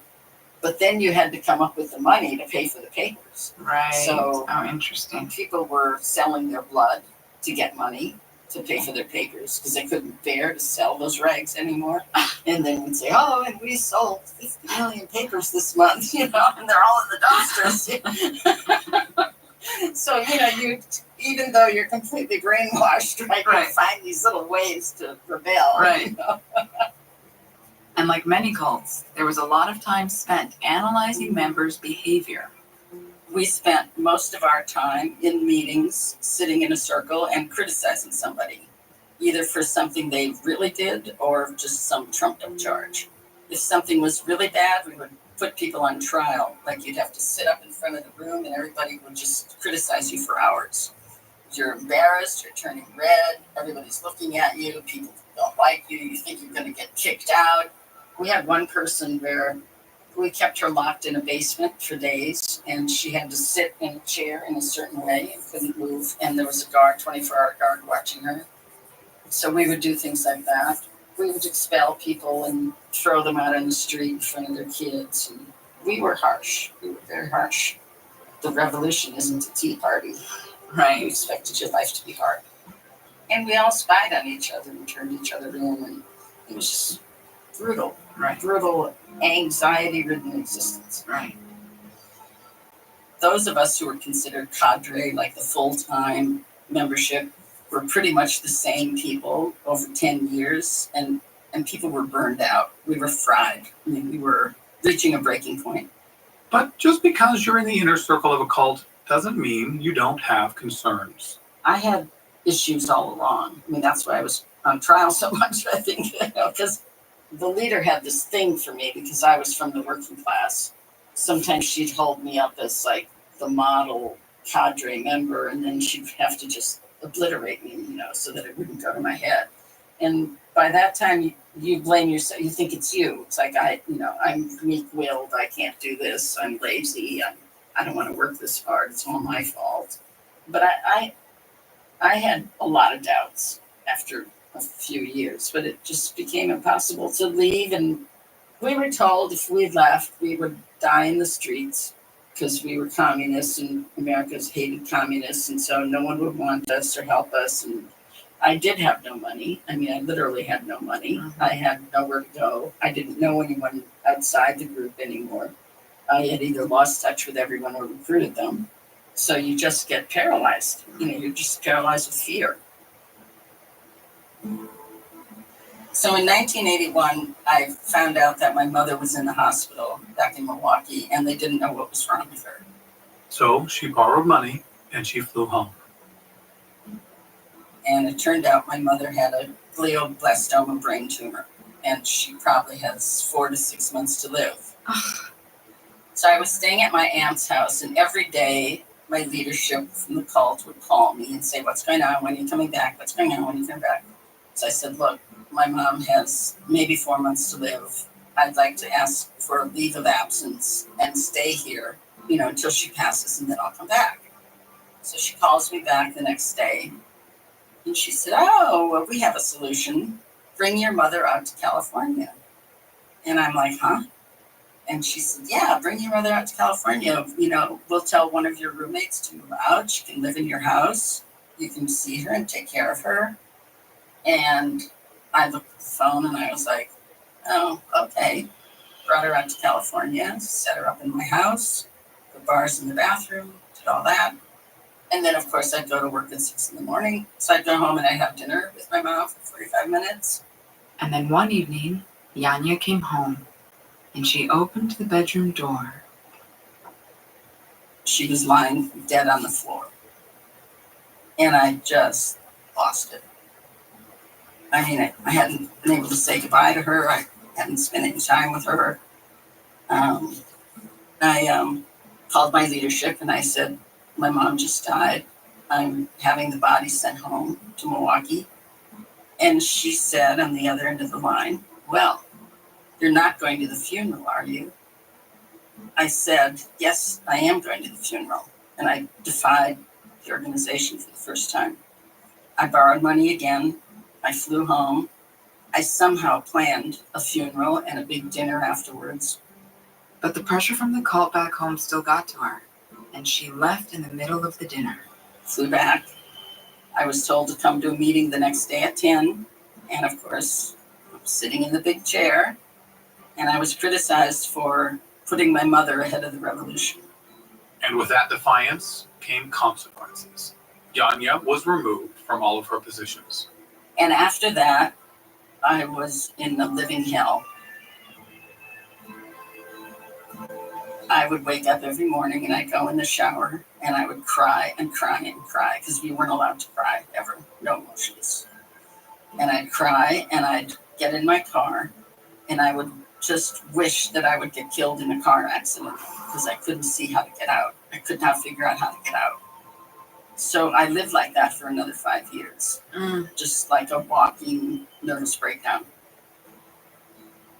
And I wished I could figure out how to get the fuck out.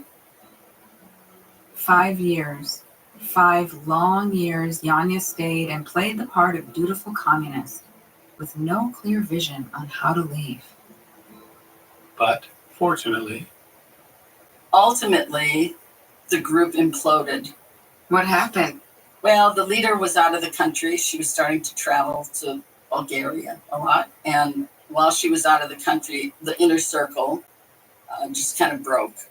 We called together the whole membership and said, "This is fucked up. She doesn't write everything in her name. We actually write. She's an alcoholic, blah, blah, blah."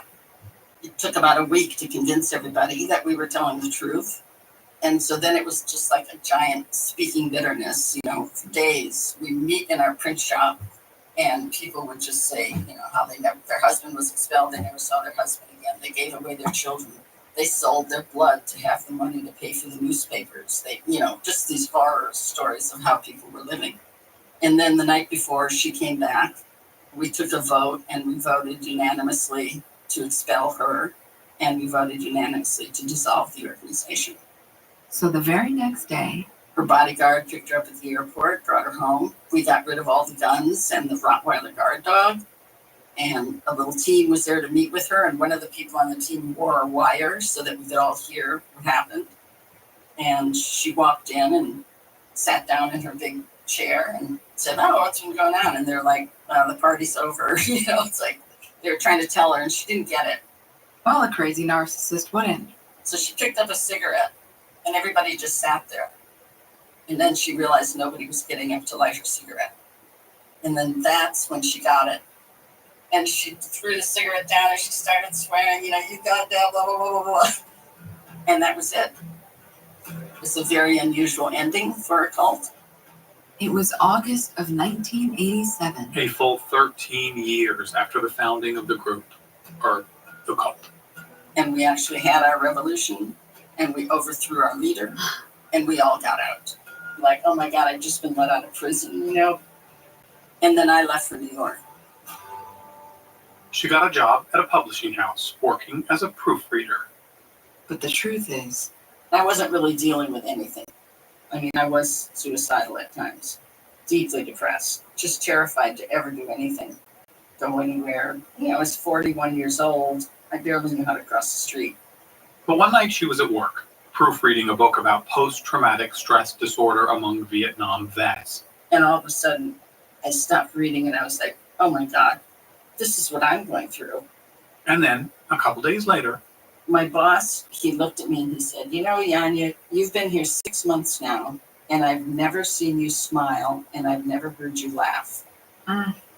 Those two things combined made me realize I had to get into therapy. That there was stuff I needed to deal with. Right. I got this therapist who knew about cult after effects. It was absolutely brilliant. Who literally saved my life. Literally. Wow. So I started trying to figure out, could we have been a cult if we were political? So I'd get these books, and it would be all about religious cult, and I'd make these parallel lists. I'd say, okay, they had Jesus, we had Marx and Lenin. Okay, they had this, we had that, and I said, yeah, we were a cult. We just called it something else, right? At the time, the idea that there could be a political cult was not a mainstream notion. There were a couple of kind of cult awareness organizations that had conferences and stuff, and I started going to those. I remember I gave the first talk ever on political cults, and I met a therapist at a conference, and we talked about writing a book together. And so that was the book that came out in '94, which is Captive Hearts, Captive Minds, about recovery. The book was republished in 2006 under a new title, Take Back Your Life.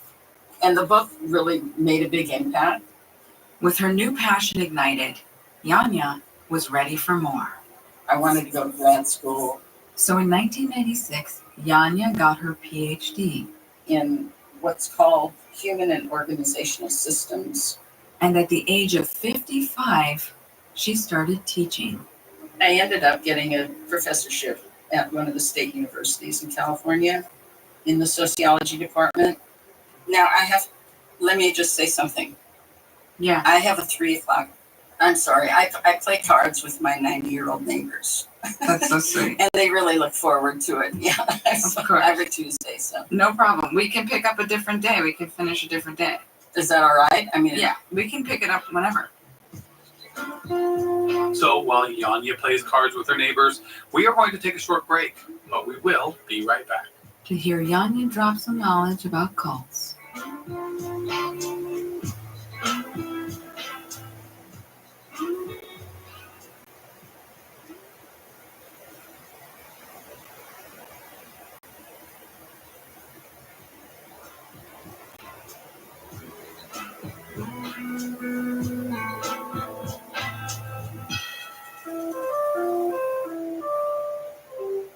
Hello, how are you? Hello. Oh, I'm okay. I'm glad it worked out. It's my birthday today. Oh, well, happy birthday. Thank you. Shouldn't you be taking the day off or something? Not when I get to talk to you.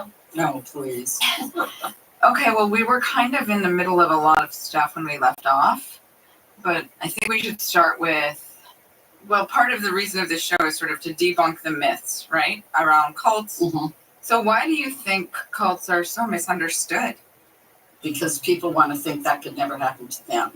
So they want to distance themselves from it, right? And say, oh, it's only crazy, weird people who join cults.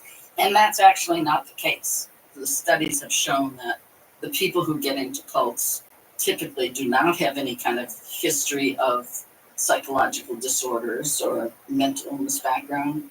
Cults want high functioning, smart, active, talented, creative people. Why? Because they want you to run the businesses, they want you to recruit, they want you to bring in your contacts, they want you to be able to raise money, they want you to do things that will lend legitimacy to the group from the outside.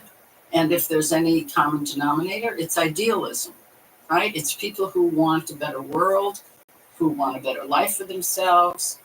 With that said, there are times in our lives where you might be a bit more susceptible.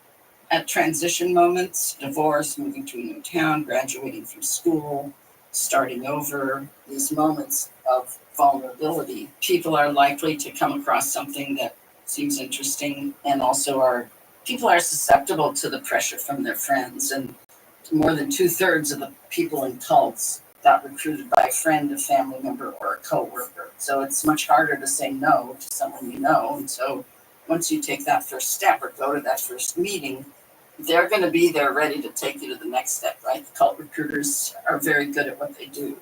So yeah, I think people really need to be on the alert. And how the recruitment process happens is also often misunderstood. I think sometimes people have this idea, like the cult gets you one day and already you're glassy-eyed and gone. And it doesn't work like that. It's a process. So recruitment is a process, indoctrination is a process. The whole idea of the indoctrination process is to attack yourself. It's to tear apart who you are, any self-confidence, any sense of intuition, any critical thinking. It all has to be torn apart.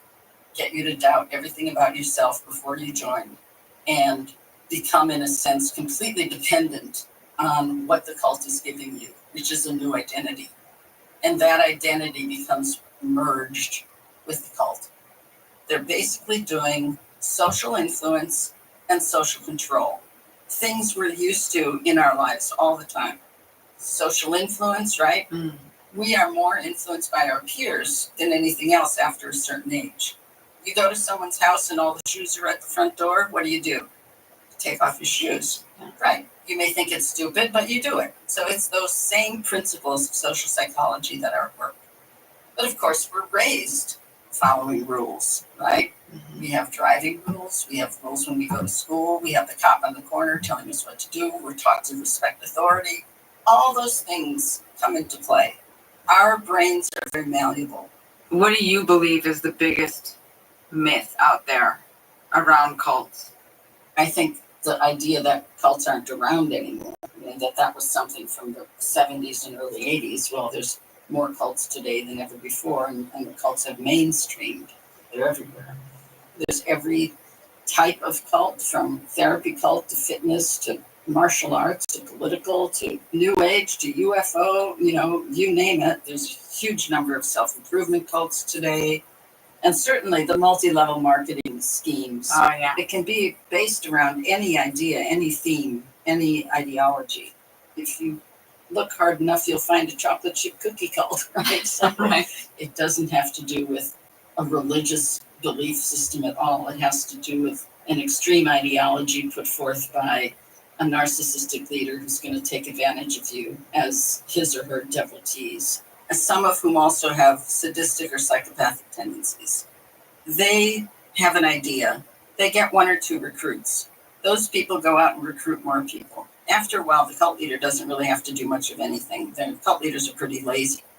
If we think about the relationship with the cult leader as a charismatic relationship, charisma is actually an attribute that you give to someone else, right? You decide that that person's charismatic, right? So right off the bat, we have an imbalance of power in the relationship. And then secondly, you both have obligations. Mm-hmm. The charismatic one has the obligation to stay charismatic in your eyes, right? Your obligation is to completely express your devotion, your 100% loyalty, and you are to help spread the message about what an incredible, wonderful, creative, brilliant person this is, right? Mm-hmm. And so you do that by recruiting, by bringing people to see the guru, and you'll tell everybody, we're all going to get in this room, and the guru's going to come in, and everybody's waiting. Finally, the guru comes in, and they tell you, and when he sits down, there's going to be a yellow halo around him, and you're sitting there, and you're like, what the fuck? I don't see a yellow halo, right? But everybody else is going, so you kind of go, Right. And some people are going to go through that experience, and they're going to leave, and other people are going to respond by what's called in psychology the demand expectation, right? Mm. They prime you for what to expect so that then you see it. So that charismatic relationship really wields a lot of power, especially when you're in a small group situation, right? Do you think cult leaders have any self-awareness, or do you think they just believe their own bullshit to such a degree? Like, This is a bit of a tricky question. I believe probably 98% of cult leaders are straight out con artists and start out that way. Mhm. They're people who love power and they know they're taking advantage of people. And the more they see they can do, the more they try to get away with. And I think what may happen with some of the leaders is that over time, they do become delusional. right. And they do believe their own story. They are narcissists to such a degree that they do believe the world revolves around them. But then wrapped up in that is this desire to control and exploit.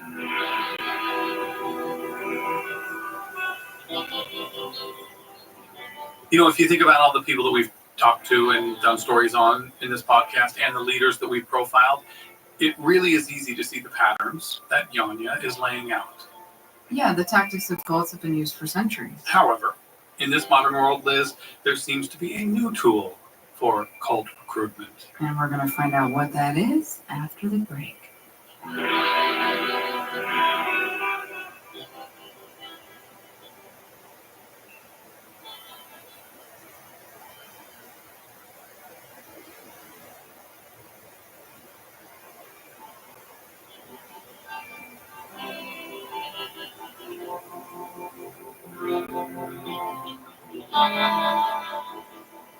What makes a cult a cult? What is the difference between a cult and just like a woman's group?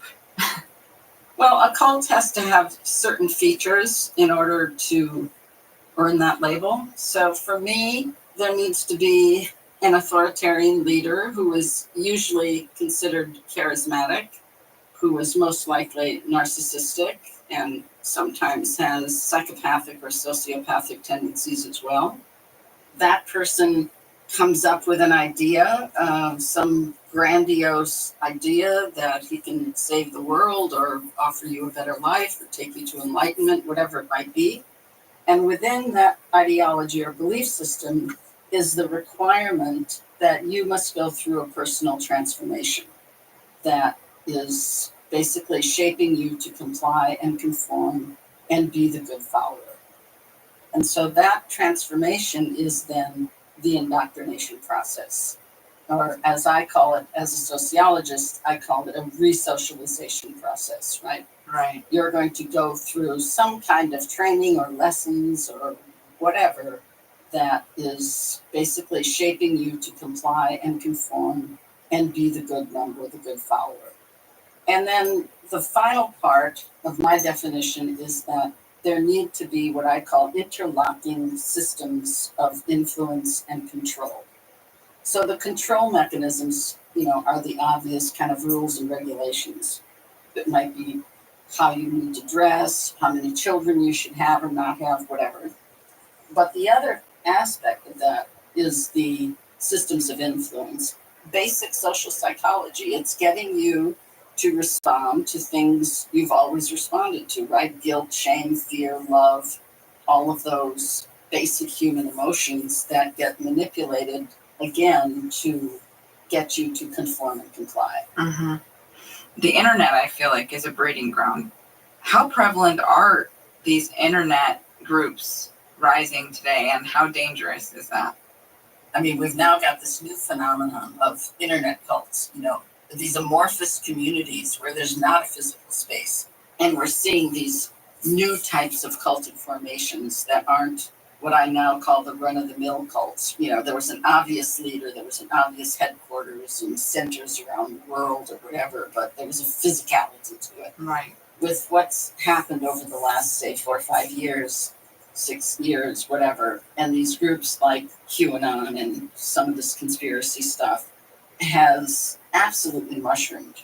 We also had 4 years of a president who basically trained us into this us versus them mentality, and it's sort of tipped over into anything. It's tipped over into the, you know, the recall vote for Governor Newsom here in California. It's the anti-vax movement. It's the people who want to go after the Black Lives Matter movement. It's obviously QAnon and that the deep state, all of that.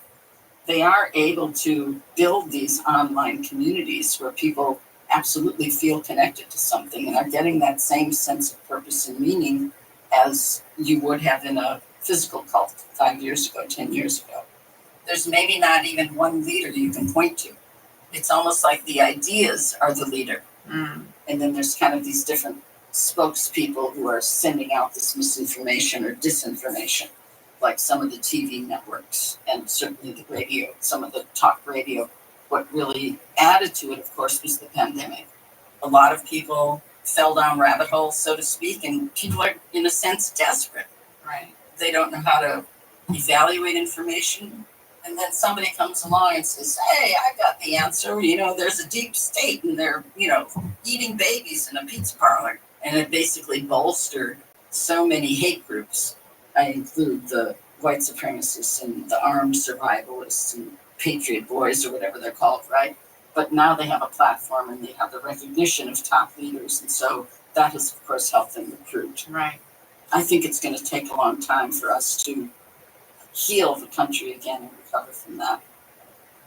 Well, on that note, on that cheery note, it ended up being a lot of right-wing cults that came up. Do you think the left also had a reaction to that and had some left-wing cults have presented from that as well? There still are a number of sort of Marxist-Leninist groups left over from when my group was around, left over from the 70s and 80s, but for the most part, I haven't heard of much. There are the anarchists, the crazy anarchists who wear all black and come and bust everything up, and they've been doing that forever, and it's unfortunate. You know, the left, I have to say, and I'm sorry, the left has just never been very good at getting itself organized. To be fair, one has to clarify that there are extremists and cult-like behaviors and groups on each side of the political aisle. Politics for many is akin to religion, and where you find extreme beliefs, you will often find cult-like behavior. Because extreme beliefs often come with absolutism, which is the antithesis of critical thought and varied opinions. Two things cults work hard to rid you of. So can you just enlighten us a little bit on the notion of one-on-one cults and family cults? Both of those are really prevalent. It's basically, you know, being in a relationship with a narcissist. And narcissistic relationships can go very awry and can be very traumatic. And similarly, in families where you have a narcissistic parent, and the kind of trauma that people experience from those relationships is absolutely the same as if they were in a group cult. And it's, you know, it's very hard to break away from. You know, something that bothers me is the question often presented to those who have been in cults is, well, why didn't you just leave? You know, I feel that that question is used too often, and it's too much of an oversimplistic question. You've been in an abusive relationship, well, why didn't you just leave? Right. You have a shitty boss, why'd you keep working there? You don't like where you live, you should just pack up and leave. Why do you think that the question, why didn't you leave, is so damaging? Because it's a lack of knowledge or a complete denial of the concept of coercion and how coercion is used to get people to do what they ordinarily wouldn't do, and how coercion is used to push people down and keep them from fighting back or speaking out. And so we really need to get people to really understand how subtle coercion can be. You know, think about when you go shopping and you try on a pair of shoes and the shoes don't really fit, but everybody's telling you how wonderful they look and oh yeah, they fit. And no, don't worry, they'll stretch a little bit. And you get kind of pushed into buying these things, and then you get home and you say, why in the hell did I do that, right? It's because you were pressured, Right. right? I mean, that's a simple everyday example. We experience this every day of our lives, from kids on. That's why when we get into these groups, we don't realize how we're being pressured because it seems normal. It's not until you're perhaps in way too deep that you realize, oh boy, this is a mistake. And then it's much harder to get out.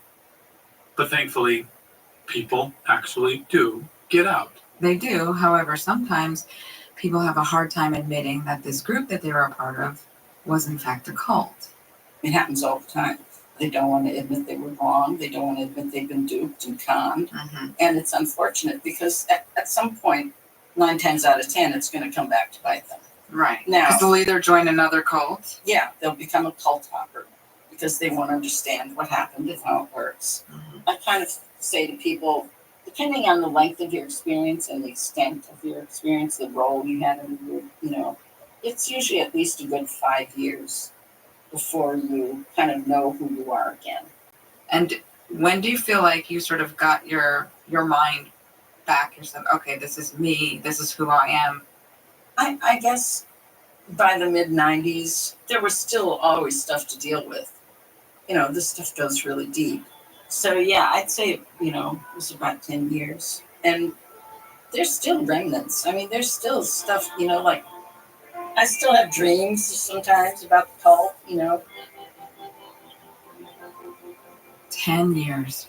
She spent over 10 years living in the cult and then another 10 years deprogramming all that abuse and damage.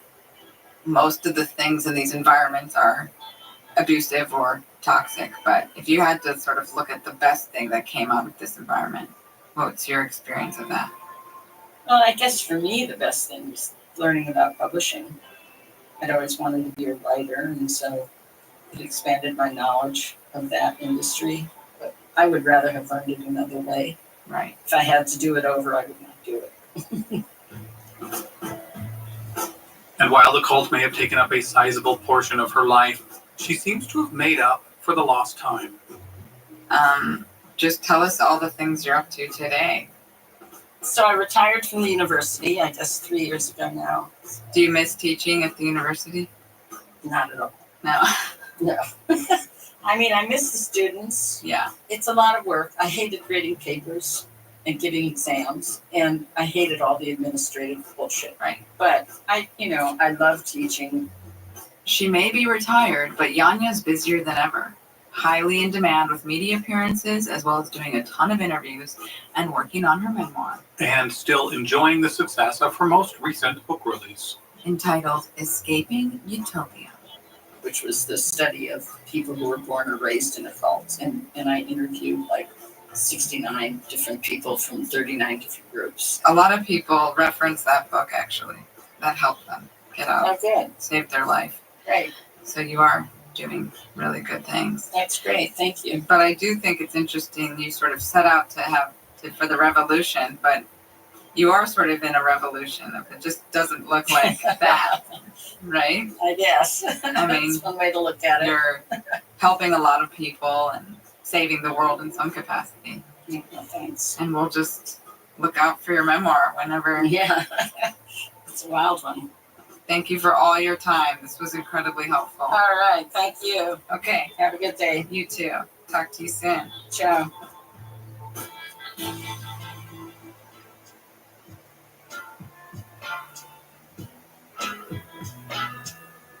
Wow, what an honor. Thank you, Yanya, for taking the time to share your personal story. And your enlightening expertise. We hope everyone listening had at least one takeaway from today's episode. And if you did, we'd love to hear what it is. Feel free to reach out to us, guys. We love hearing from you. You can email us at info@wasiinacult.com.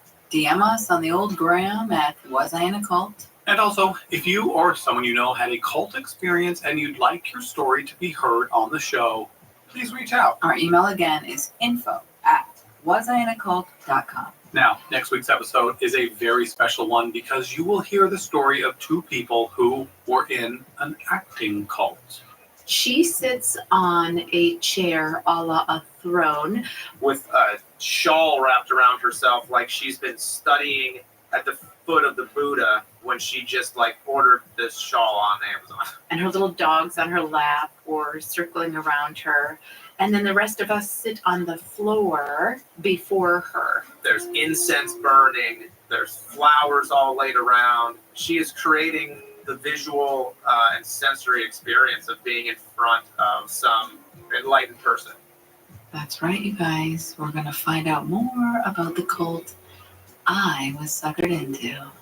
Also, if you're interested, Liz and I were guests on the wonderful podcast Stuff They Don't Want You to Know. And if you don't listen to that show, you should. Because you want to know what they don't want you to know. And you can find a link in our show notes. And if you love us and this show, we need your help. I know how cult leadery of us. We knew it would come to this eventually. You guys did too. We became cult leaders. Look, it is true. In order to continue making the show at the level it demands, we do need your support. So we're just putting it out there to consider a small one-time or monthly contribution to this show so that you can keep getting the stories you love by helping us afford to keep making them. So head on over to our Patreon page for more information. Or visit our website at wasInACult.com and you'll get all the info you need right there. Was I in a Cult is story produced and written by me, Tyler Meeson. And moi, Lizzie Cousy. The executive producer is Maya Cole Howard. And our newly promoted supervising producer is Ari Basile. Congratulations, Ari. Or as Tyler likes to call you, Air. Audio engineer. That's the same old guy, Chandler Mays. Chandler. And our fan of the week comes from Twitter. And she has the handle @SoftBlackGirls. Thank you for spreading the love. We appreciate you. And thank you for listening and spreading the love, everyone. Thank you, guys. See you next week. See you soon. Ciao for now. Kisses on your face, but not on your lips, because that's weird. Yeah, that's the pandemic after Just all. a double cheek kiss, like a good old Italian grandma.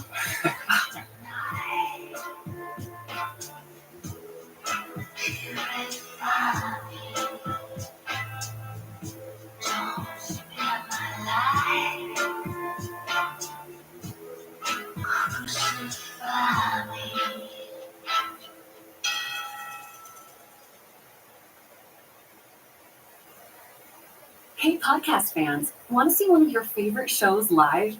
Giggly Squad comes to the Emerald Queen Casino Thursday, March 6th. Laugh along with Hannah Berner and Paige Sorbo as they bring their hit podcast Giggly Squad to the stage. From relationships and horoscopes to TV and personal stories, these two keep it real, raw, and hilarious. Don't miss your chance to catch them live on the Club Giggly 2025 tour. Nothing's off the table. Thursday, March 6th at Emerald Queen Casino, the entertainment capital of the Northwest.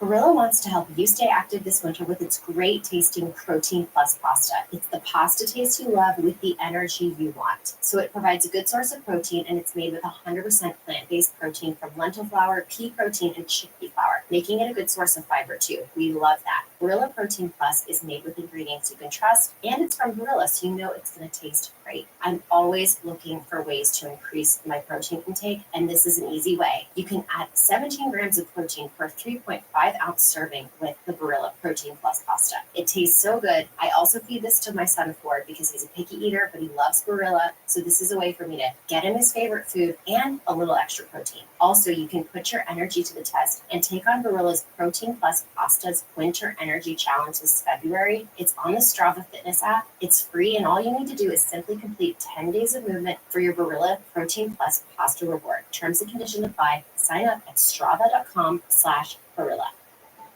Every day, our world gets a little more connected, but a little further apart. But then, there are moments that remind us to be more human. Thank you for calling Amica Insurance. I was just in an accident. Don't worry, we'll get you taken care of. At Amica, we understand that looking out for each other isn't new or groundbreaking. It's human. Amica, empathy is our best policy.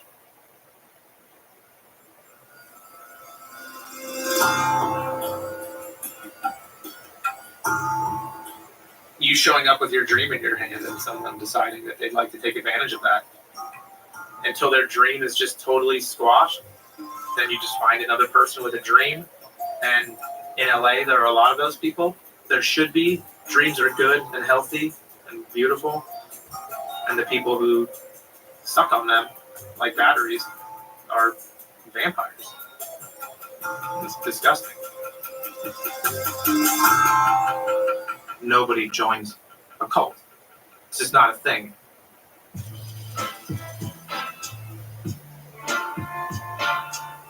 Welcome to Was I in a Cult?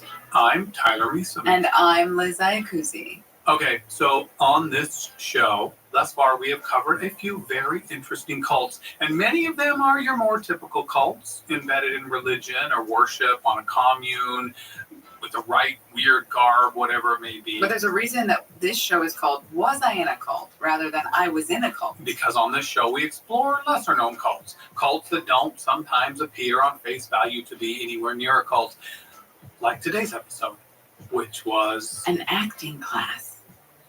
Oh, what? Yeah. A seemingly innocent acting class in the San Fernando Valley, which turned into a cult. I gotta be honest, Liz, when I first heard about this, I didn't believe that an acting class could be a cult. I know. Nobody believes I that. know, but you convinced I me didn't of it believe that. because I was in it, yes, yes, Yeah, baby. yes. Finally, we get a There little we peek behind the go. mysterious dark curtain that is Liz Iacuzzi. But this story isn't really about me. We'll do a show about us later, especially Tyler's mustache cult that he's embarrassed about. I was 15, Liz. I thought I could buy beer with it.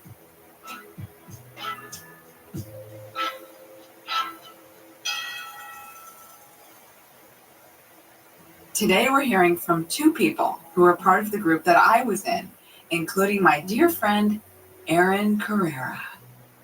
I'm a Pisces. I collect four-leaf clovers. I love dogs. Erin was born in the small town of Sauk Rapids, Minnesota. Oh yeah, Sauk Rapids. The Copper Pony store is one of my favorites. They've got the best sandwiches. A lot of funny accents. She had a pleasant childhood. My family was very nuclear. It was a mom, a dad, and 3 kids, and generally speaking, 1 to 2 dogs. And we lived in a house with a huge yard and a huge garden on the edge of the forest. Church was a big part of Erin's upbringing.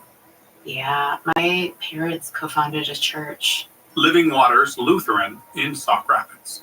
It's ELCA, Evangelical Lutheran Church in America.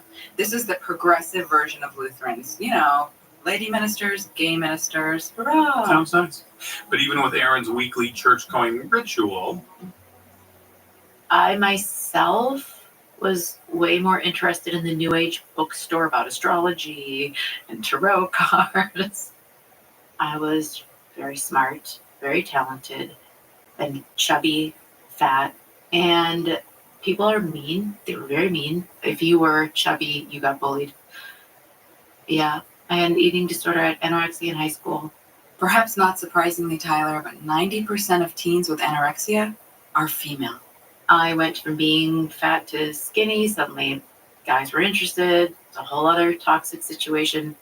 after high school, Erin went to college. 6 different colleges, to be exact. It's not that I have 7 million degrees. It's that my academic career kept getting interrupted by my eating disorder and or other psychological problems. And I would have to drop out. I started a band and I ended up touring all over the US and Europe.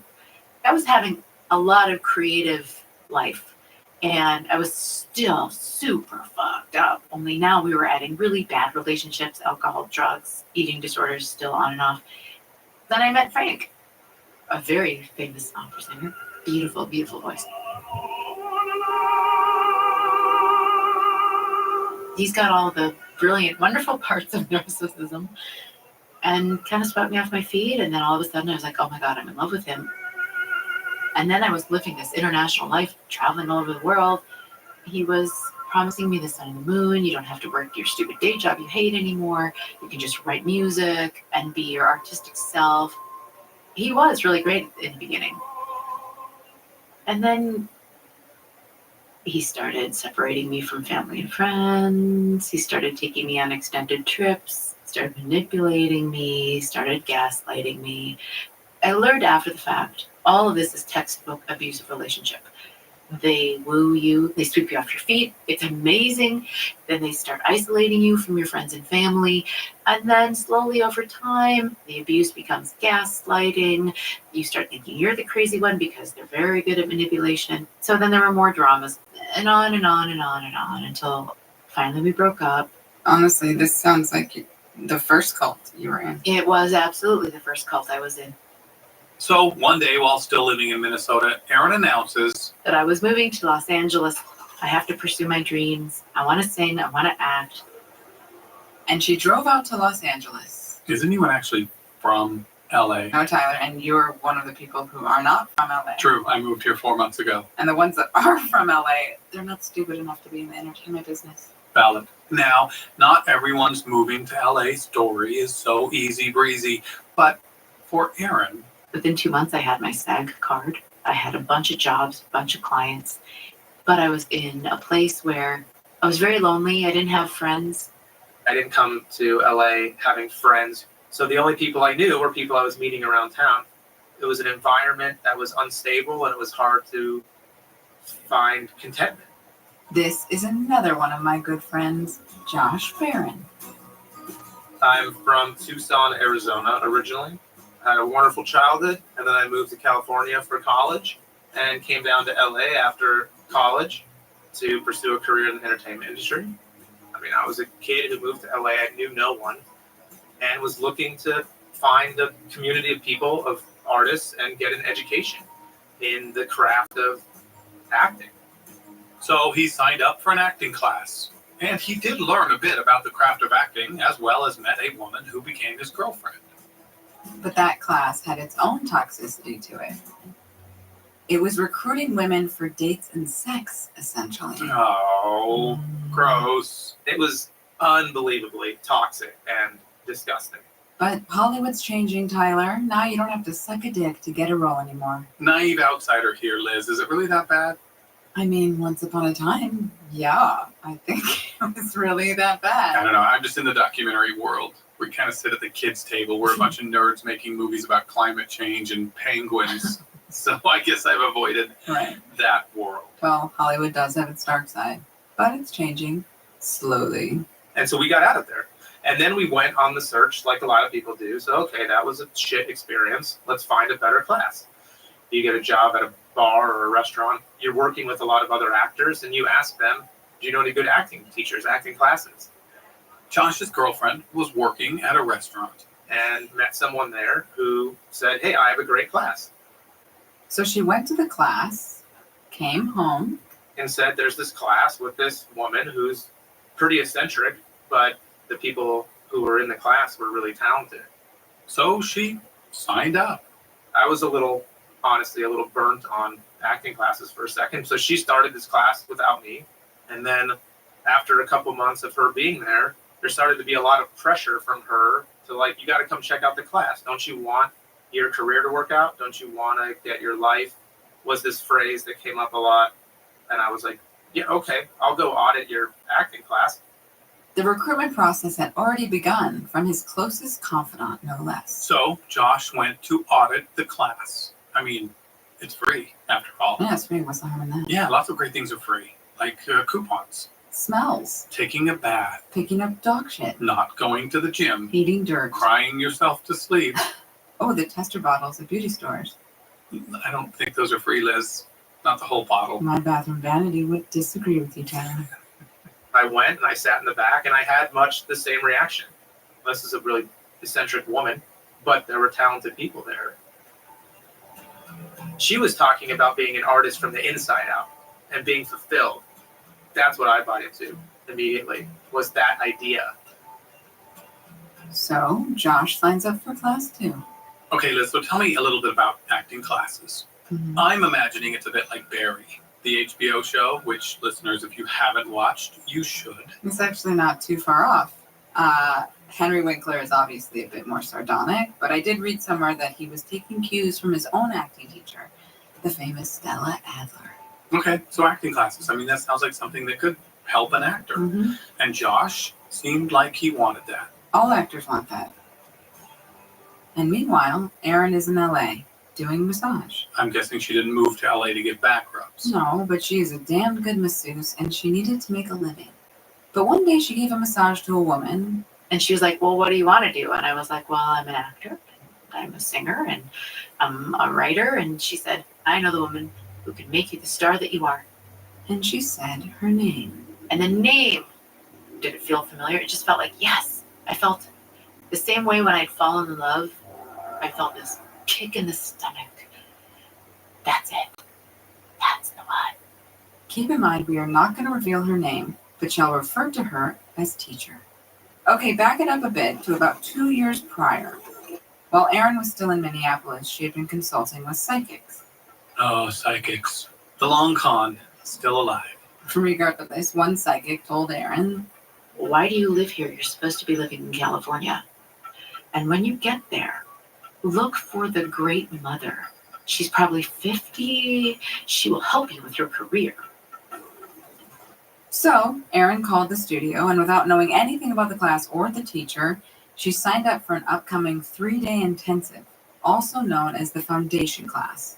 It was $450. And Erin shows up on the day of the class, which at the time was in a cozy living room in someone's home in Van Nuys, California. You know, Tyler, I was there too. Oh, really? And who else was there, Liz? Do tell. Anyone famous? Well, I'm not going to say that a Marvel superhero was in the class with us, but I'm also not going to say he wasn't. Intriguing. I'm not going to say who. You're such a non-name dropper name dropper. I know. Everybody was super lovey-dovey and hugging each other, but nobody knew me. Nobody said a word to me. I just sat down on the couch, which there are people who have places in these courses. You don't take their spot. But I did. I didn't know. And then everybody was like, hush, hush, hush. Oh. And then she came out and she sat on her little throne chair and she looked at everyone. She said, look at all of you. You're all like my little children and I'm your mother. I'm like your mother. And I went, oh, it's her. She's my great mother. She will help me. And there she was, in front of her. This life-changing acting coach led to her by the psychic stars. I remember I was feeling so elated at having found the woman that I thought was going to help me get my life on track. I mean, I had gone from being valedictorian of my high school class with full ride scholarships everywhere I applied to, in my mind, a total loser and wasn't pursuing my dreams. I just thought this was the woman who was going to finally help me. I was really happy. And of course, she was like, who the fuck are you? Who's that angry bitch sitting on the couch? And I was like, how are you, my mother? But it didn't drive her away. It felt like a challenge. And Erin was up for it. My experience with people loving me had been very bad at that point, right? It was kind of like, I will become what you need so that you love me. Okay, who is this lady? She grew up in Hollywood. She was the child of a very successful person and wanted to be an actress herself. And so she studied at an acting class of a very famous acting teacher. An instructor by the name of Roy London.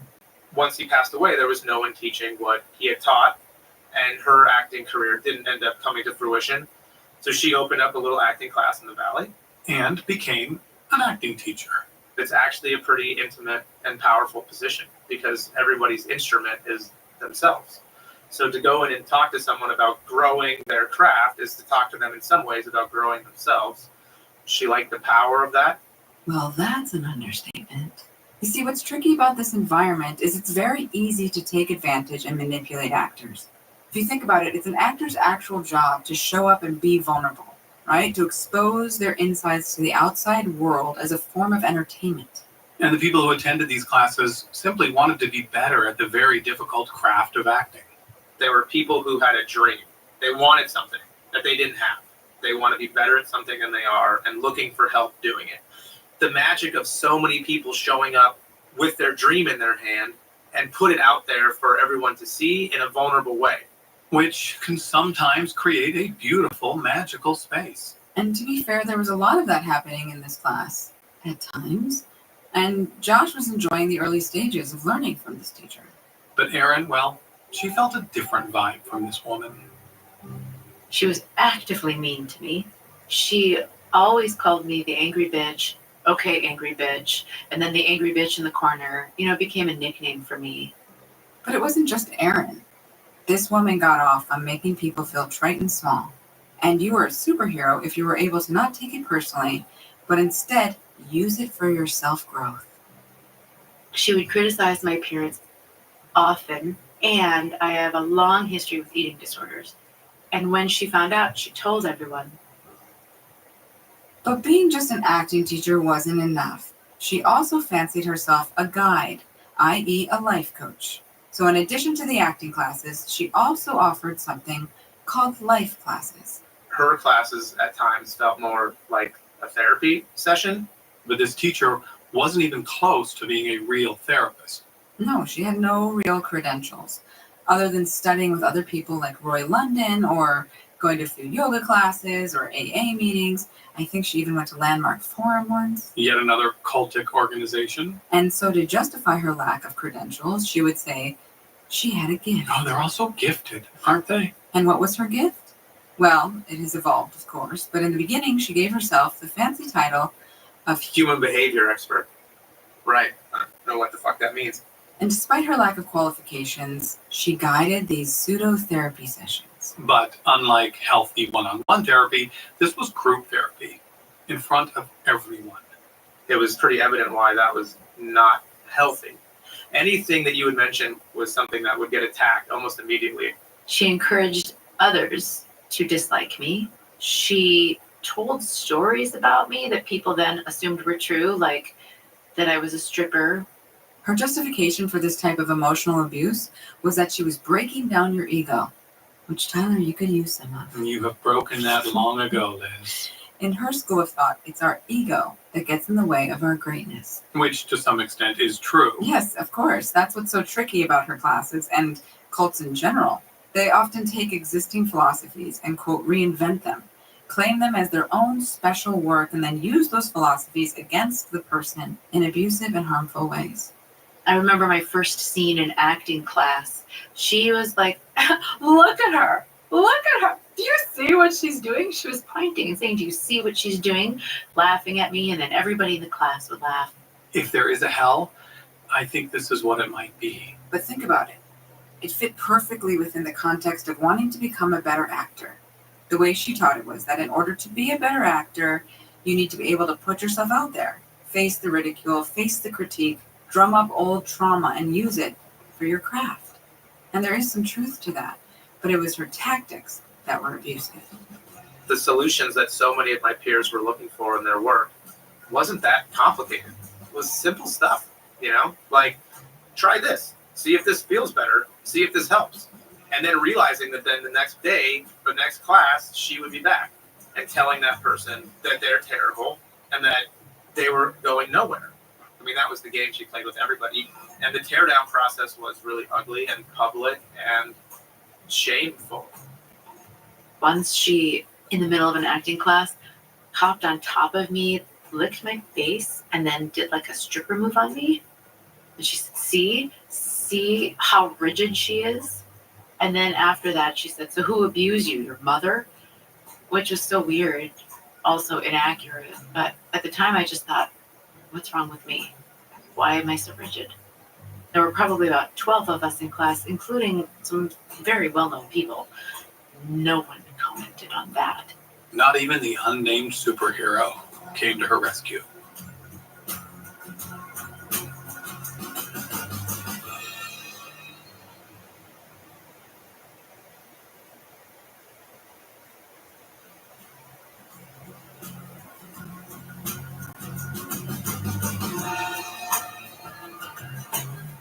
All right, so Josh and Erin are both in this acting class, hoping that the teacher can improve their craft.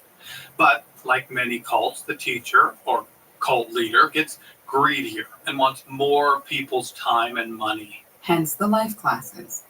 And soon she was leading weekend retreats, women's retreats, men's retreats, couples retreats, and the price tag kept going up. And at one time she decided to have a women's retreat in Ojai, California, where the women would go off together, do a deep dive into what's holding them back. And Josh's girlfriend would often come back from these trips really questioning their relationship. Which is normal in cults to sabotage romantic relationships. What would end up happening next is she would have me do some scene and make out with some other girl in class, because that was what the scene was about. And then knowing that my girlfriend was in the audience watching, going through her own specific bout of insecurity, and then talking about how much it looked like I really loved the girl I was kissing, which was totally inappropriate and shitty. Despite all this, Josh stayed, as did Aaron. It was part of their self-growth, after all. I almost feel like she was doing everything in her power to get me to not come back. But that was all part of this teacher's malignant manipulation. She loved to challenge people. You won't last a week with me, or you could really benefit from this work, but your ego won't be able to hack it.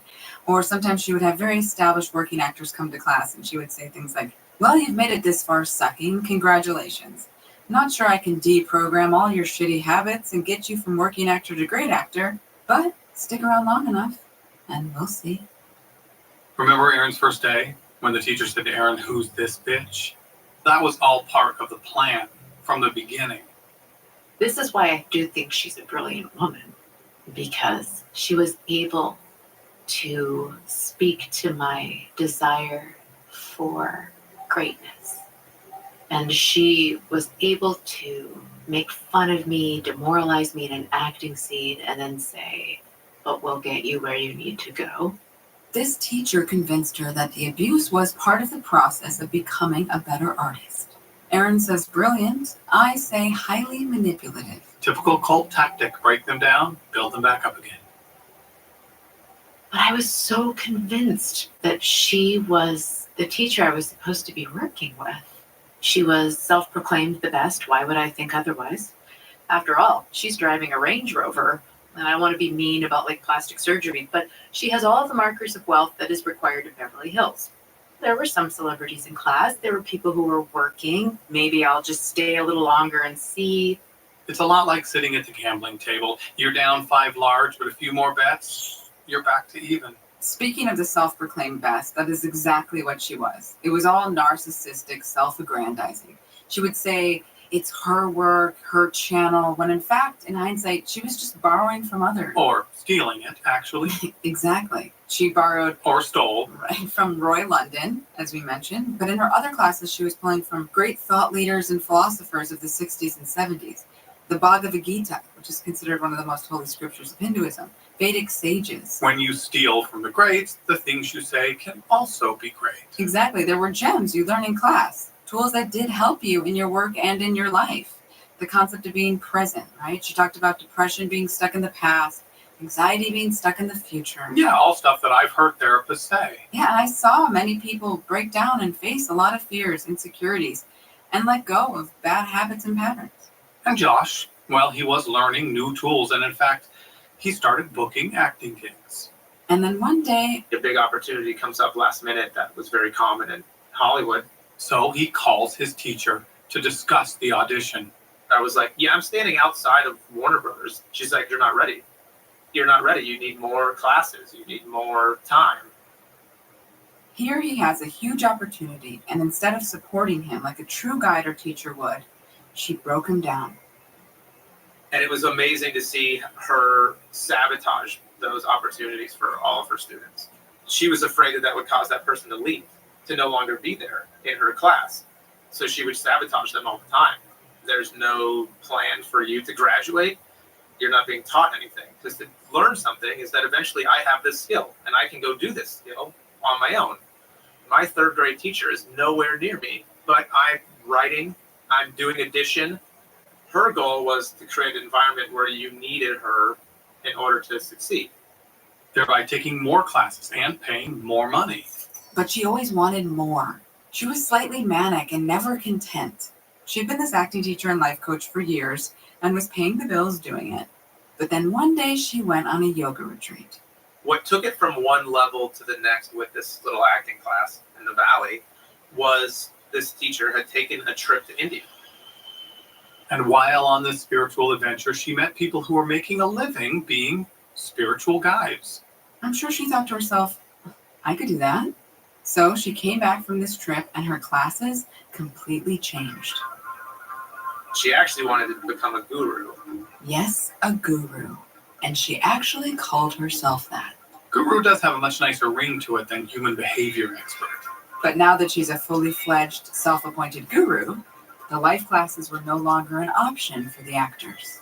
Suddenly, actors in her acting class had to also take and pay for a whole new class. What she did was make it mandatory. You have to do both, because she doesn't want to teach you these skills in acting and then have you have a fucked up life. She justified it by saying she can only take you so deep in the acting class, but you won't get very far unless you're also deepening your life. So if you're not in both classes, well, you are a waste of my time. Her life classes were located when I first started in her living room, and then they moved outside to the backyard where she had built sort of a little gazebo kind of. And she sits on a chair a la a throne. With a shawl wrapped around herself like she's been studying at the foot of the Buddha for forever when she just ordered this shawl on Amazon. Right? Like, it's absurdity. And her little dogs on her lap or circling around her. And then the rest of us sit on the floor before her. There's incense burning. There's flowers all laid around. She is creating the visual and sensory experience of being in front of some enlightened person. And the monitors of the class were answering to her every OCD beck and call. And monitors were who? Recruiters, essentially. They did everything. Organized the classes, collected the payments, got people enrolled in the class, set everything up. They were her bitches, basically. And she was very high maintenance. She had a lot of rules and demands. She needed a specific lip balm in her drawer, flowers in front of her in specific arrangements. And she was so abusive to these monitors. In front of everyone, she would always say, oh, look at her. She's an idiot. Why do I only have idiots working for me? Sounds lovely. So, in addition to berating young unpaid assistants, she would also dole out knowledge, life advice akin to therapy. She claimed she was a channel, Tyler, okay? So please give her the untrained respect she does not deserve. Thank you. And the life class was essentially all of the unlicensed therapy that she was attempting to practice in the acting class, just unmasked. And soon she started to care more about being a guru than being an acting coach. There was a lot more, because there were a lot more people looking for life coaching and gurus than people who want to be actors, even in LA. And her classes were full. Obviously, there were artists, there were actors and writers. There are a lot of professional people, high-powered attorneys and business people. Entrepreneurs, restaurateurs, people who were day trading stocks. Sommeliers, salespeople, school teachers, yoga teachers. It was a lot of really smart people. Looking for growth, looking for a change. Who wanted to make the world a better place through their endeavors. Which, of course, made it an appealing place to be. So I just kept coming, and she just kept getting meaner and meaner, and I kept shrinking and becoming what she was saying. So after 4 months of this, Erin booked a private session with the teacher. Privates, as they were called, were basically 50-minute one-on-one coaching sessions with a self-proclaimed transformational guide. At the very low cost of just $300. Lucky you. And it was the 4th of July. I left a party. I left a yacht, and I drove all the way from Newport Beach to Van Nuys. And she was like, well, why are you here? And I said, well, why don't you like me? She said, because you're an angry bitch. Nobody likes you. And I didn't have it in me to say, well, that's not true, actually. A lot of people kind of adore me. I didn't know how to say that. I was like, well, what do I do? She said, you have to come to India. She talked all the time about India trip, India. That was where real healing and real transformation was possible. Soon it wasn't enough for her to bring the Indian spirituality to the group. She wanted to bring the group to India. For a 2-week deep dive into self, meeting with yogis, monks, gurus, in the birthplace of yoga, no less, Rishikesh, India. The same place the Beatles found enlightenment. That's true. The Beatles actually went to Rishikesh in 1968 for some spiritual enlightenment, but they departed early because they discovered that their guru, named the Maharishi, was having sex with numerous women despite telling everyone to remain celibate. Why is that such a fucking thing? It's cliched, but John Lennon actually wrote a song about it. Go dig out your White Album and listen to Sexy Sadie, but replace the word Sexy Sadie with Maharishi. Brings on a whole new level of song. Maharishi, what have you done? You made a fool of everyone. Oh, you made a fool of everyone.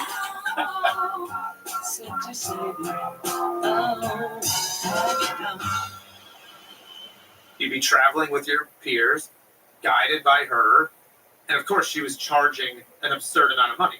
At this point, the trips were about $5,000. Which was a bit more money than Aaron could afford. And I was like, well, I couldn't possibly go. I have no money. I mean, it takes everything to pay for this. She's like, well, I don't know what to tell you. If you want your career, you want a man, you want a life, you want friends, you want somebody to like you, you better be on that plane to India. Josh and his girlfriend were also invited to India. Tyler, everyone was invited to India. I mean, we were broke, my ex and I. A lot of our money were going to these classes, other than my rent and health insurance or whatever. It was the most expensive thing I was spending money on. And then this idea of like, we should go on this India trip. The sales pitches were hard and heavy, and decisions about not spending all the money you had were made akin to you not wanting to take a risk, not being willing to take a leap of faith for your life, for your career. And it didn't matter what that person's circumstances were. If you can't afford to go on a trip, she will insist that you rise up, make a commitment, and let the money come. She would promise things like, I guarantee you will make twice the money after the trip, and you will have all your dreams come true. Wow, That's her financial advice in life class. Once she told one of her students, well, I don't care how you find the money. If you have to, you would sell your car. And then he did sell his car to pay for the trips. I sold a guitar to go on a trip. I sold so much of my stuff. And the teacher would use more than terrible financial advice to coerce. She would enlist others. And I'm pretty sure she sicked a couple of her, what's the word, henchmen? She sicked a few of the recruiters on me. One day, another woman from the class approached her and said, So I heard you're coming to India. And I said, oh, what? No, I can't afford it. She's like, really? Because I see you there. I see you in India. And you know what happened is the very next day, I actually got a check. I had gotten a song placed in a movie. I got a check for $1,500, which was how much the plane ticket was. So she bought the plane ticket. And when the teacher found out, she told her, I respect that hustle. And I'll tell you what, pay as much as you can ahead of time and then pay the rest when you come back. And I was like, oh, loves me. I thought I mistook her desire for my money as she's accepting me. She loves me. She was actually not horrible to me. Oh, Aaron. So Erin borrowed the money from a friend and took every job she could in order to pay for the trip. and Josh, well, the peer pressure also got to him. So he and his girlfriend ended up going on the India trip. 2 of them, actually. They were amazing trips with amazing people who were actually really trying to grow themselves. Were really on missions of like self-exploration in a way that was very honorable as artists. Here we are in India, and I really am actually having some transformational experiences. Were they because of her? I actually don't think so. Because my transformational experiences happened in meditations. The only reason they're related to her is because she was the reason I was there. But while in India, Erin gave teacher a massage. And she realized I was very good at it, and then offered to trade massage for the remainder of the price of the trip. She offered for me to stay an extra week. Erin's value just tripled. She now moved up in the teacher's eyes. There's the inner circle, her and her pets. There's another circle of people trying to become a pet. And then there's this sort of third tier of people who are maybe committed, but not trying to be close. She was now hanging out with the cool kids. I mean, I was really close to her. And there's a rush you get out of being really close to someone, even if the price is high, because you are convinced that she's special. And the price was definitely high, more than just money. My evenings became about massaging her or my regular clients to pay for the trips and to pay her back. I was working so hard all the time that I stopped having time for dating. I stopped having time for friends. I would show up at her house to do a massage. And sometimes, it would be like, oh, let's go shopping first, or let's go have sushi first. And only ever at this extremely expensive restaurant. Oh, let's go see a movie first. Don't you want to get my wisdom during this movie and buy me popcorn? And, I'm literally negative 200 in my bank account. And then at 1 a.m., I'd start the massage. Yeah, that happened many times. If you came to her for advice, she could give you whatever shit advice she had. I have a solution for you. Why don't you drive my kids to school and see if that helps you solve this problem? Why don't you do stuff for me as a form of getting out of yourself? I also did a lot of volunteer stuff for her for free. I transcribed class after class after class for no money to help her to write her book. And then she would read what she had said, and she was like, oh, this is gibberish. This isn't a book. But supposedly it wasn't coming from her. No, it was coming through her. She will say things about herself. I'm a channel. You all think I'm psychic and I'm a guru, but it's just you. I'm just reading your being. I'd rather just be going shopping and then come home and watch a movie. I don't want to have to do this, but I'm here. I'm here for you. I remember her once actually channeling Jesus. Do you remember this? Do you remember this? No. She sat back in her chair and she tucked her chin in and she raised her eyes up. And her voice got very... Sorry. I know, I can't have to do it. I'll laugh at it again. She lifted her eyes up and then she started speaking in this low, strange voice. I'm not doing it well because it sounded more like a croak than a deep voice. She was channeling Jesus from when Jesus was alive. And we all just sat there and listened. Why am I laughing? It's like so ridiculous. We're laughing because who the fuck says Who that? says that shit, and gets right? away with it? Exactly. Like in your living room in fucking Van Nuys, California. I mean...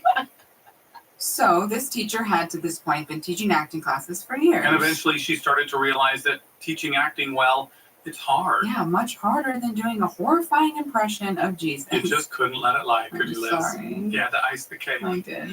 So she deprioritized acting class and she shifted her focus to the life classes. And Josh felt this shift personally. Because I was the one who started teaching her acting classes for her when she started deprioritizing them. And one of the hooks with me was that if I taught for her, then I got my classes for free. Heaven forbid you actually fucking pay someone for doing a job. What a novel concept. The teaching helped me talk about the tools and the craft of acting in a way that I actually think really grew me.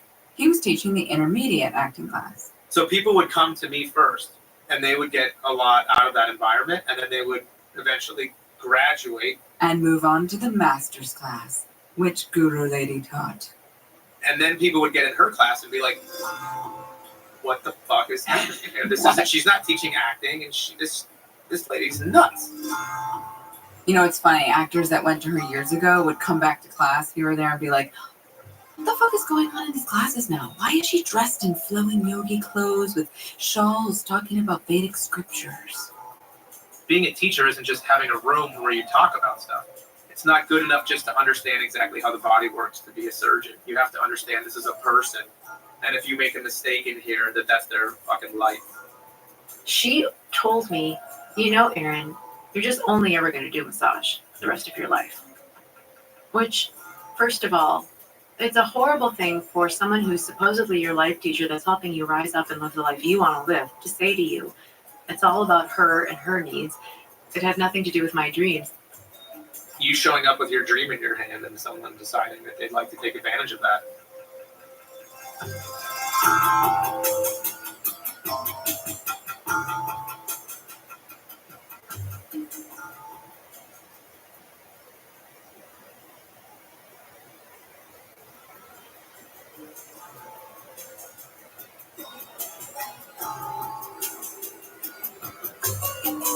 Okay, Liz, how many people were in these classes? I would say at any given time, it hovered right around 40 students. In her mind, she desperately wanted to be the next Marianne Williamson with book deals and large speaking events, but she could never get there. And you were there with Josh and Aaron at the time? I was. Did you ever go on the India trip? I did, more than once, because it was never quite good enough just to go on one trip. All my friends were going. There was a lot of peer pressure.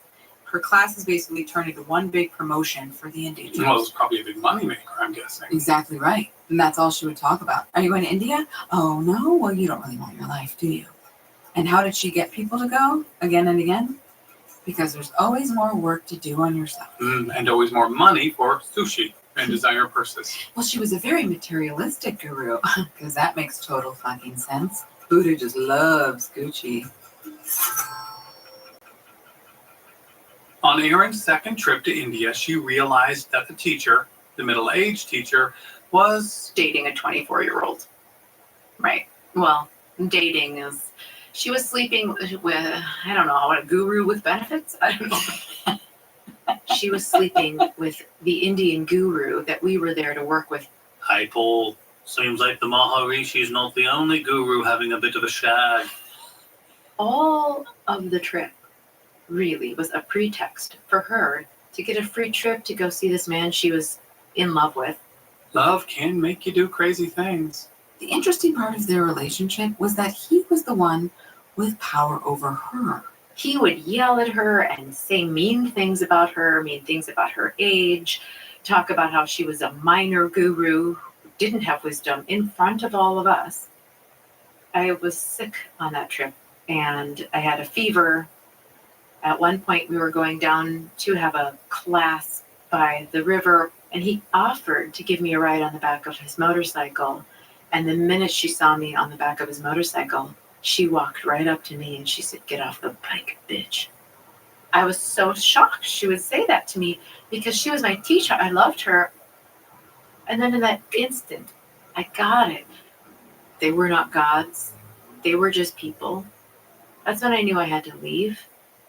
But unlike John, Paul, George, and Ringo, Erin stayed.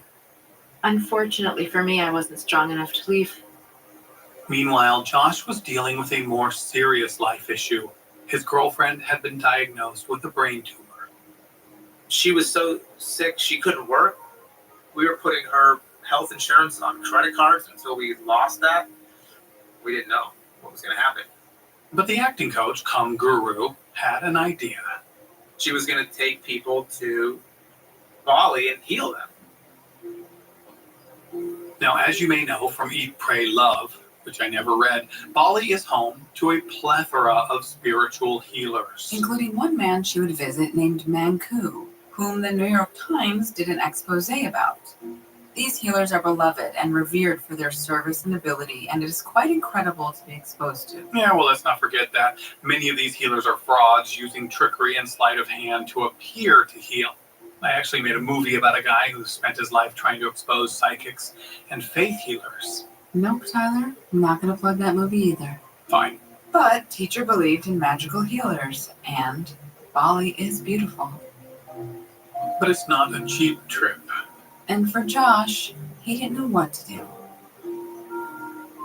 I mean, the girl I loved had a brain tumor, was saying, "I want to go to Bali and see if someone can fix me." And I didn't think it was a great plan, but I also knew what it would be like to tell her no. How do you tell someone who thinks that they could be dying that they want to do one last thing and then you say no? So Josh and his girlfriend spent the money, and she went on a trip to Bali. And then she came back and still had a brain tumor. What this woman was hoping was that she would go to Bali and get cured and then tell everyone that she cured her. And when it didn't happen, she decided to shame this sick girl. She just decided that if she had wanted her life, she could have just got better. But she clearly wants to be sick and shamed her. This was the thing that led Josh's girlfriend to finally leave. She eventually got better, by the way, using mythical healers called doctors. But Josh had new responsibilities within the studio, so he stayed. I now felt like I was teaching this acting class and doing some good and wanting to try and make something good out of this, I was afraid of being unsuccessful, both personally and professionally. It was a fear of not getting what I wanted. And I think that's what kept me there for sure. Part of this cult leader's dirty manipulation is she gets her students to believe that they need her. Yeah, who would I be without her? How would I live? Most of my clients were tied to her. Erin stayed for years and continued going on trips. 2 India trips, 1 Ojai trip, 1 Joshua Tree trip. More classes, more money, more problems. Sometimes it was like, pick or buy groceries. I'm not kidding when I say that. I still stayed with her. I was trying to leave her for years. Which is very common in cults. Many people get to the point where they want out, but they don't know how. Because the fear tactics the cult leaders use to get them to stay have completely taken over, to the point that you have lost touch with your true self. And then I met my partner, and we started seeing each other. He was, God bless, like a healthy person who just saw me and loved me. Her superhero finally arrived. And he started gently asking questions. If she's able to really be this channel, then why does she have these problems? Or why, if it's about rising up and you've been there this many years, why are you actually more in debt now than before you started with her? Basic logic questions. And these basic logic questions were actually quite difficult for Erin to answer. And Josh at this point had been with this woman for 3 or 4 years, but he wasn't doing as well professionally as he would have liked. And he wasn't the only one. He started looking at the people in class that had been there for a long time and realized this program was not producing the successful artists that it was claiming to. And then I was also watching some people leave and become more successful upon leaving. She was actually destroying her own clientele and had to constantly go find new people to destroy. She's just been a thief of dreams. So that's when I left. after years of taking classes, teaching classes, going on trips, and generally subjugating himself to this woman, Josh finally got the courage to leave. And just like that, he was free. But for Erin, she stuck around a bit. She still believed that this woman was the key to her achieving her dreams. And then one day, I gave a concert, and I invited one of my fellows to sing with me, who was a great singer. the next day in class, the teacher talked about the show. She said, yeah, Erin was fine, but how about, and then she named the other student. Wow, a star is born. She blew everyone in the audience away. And then she looked at me, and I didn't react, because any reaction meant you were triggered, and then it would become the subject for class. After class, Erin called her boyfriend and told him what happened. And he goes, honey, I was at the concert, and yeah, she's a good singer, but you were amazing. And I was like, that's not what I need to hear. He's like, yeah, you do. Let me ask you this. How does, and then he named the student, how does she make a living? And I said, her parents pay for her life. And he goes, oh, I see. And how many classes a week does she take with the teacher? Usually both life classes and an acting class. And he said, and does she go on all the trips? I'm just pointing out that she makes a lot of money off of that student. She makes a lot less money off of you. Her actual end game is to continue to keep you needing her for financial sustenance and massages. That's when I got it. And I went, uh-huh. And that was it. Her final blow. So she wrote a letter to the teacher saying she is no longer going to be her student. And she said, I'm very sad to hear this, but I hope I can still get massages from you. So I said, sure. My rate is $130 an hour. Well played, Erin. Well played. So I was with her for, I don't remember how many years, but, and I don't know what to think about it, 5 years. Oh, God. They were both finally free and better for it. But it never really occurred to them that what they experienced might have been, well, a cult. I knew what cults were, but of course this was not Heaven's Gate, right? We were not wearing tracksuits, shaving our heads. I think I felt like this was a very unhealthy woman who was doing very personal, intimate work, and she was doing it fucking terribly. Therefore, I would have said it was a toxic environment. But then Josh started watching documentaries about cults. That's when I really started realizing that this term applies. This was a cult. She's a cult leader. I fell for this. My dream was bigger than my self-awareness, and that was really hard to swallow because I always thought my dream was a positive thing. I mean, even me sitting here now in front of this microphone with you is because I feel honor bound to do it, because I know that other people showed up and stayed longer than they would have because of me, and they got sick from being around her, and I got sick from being around her.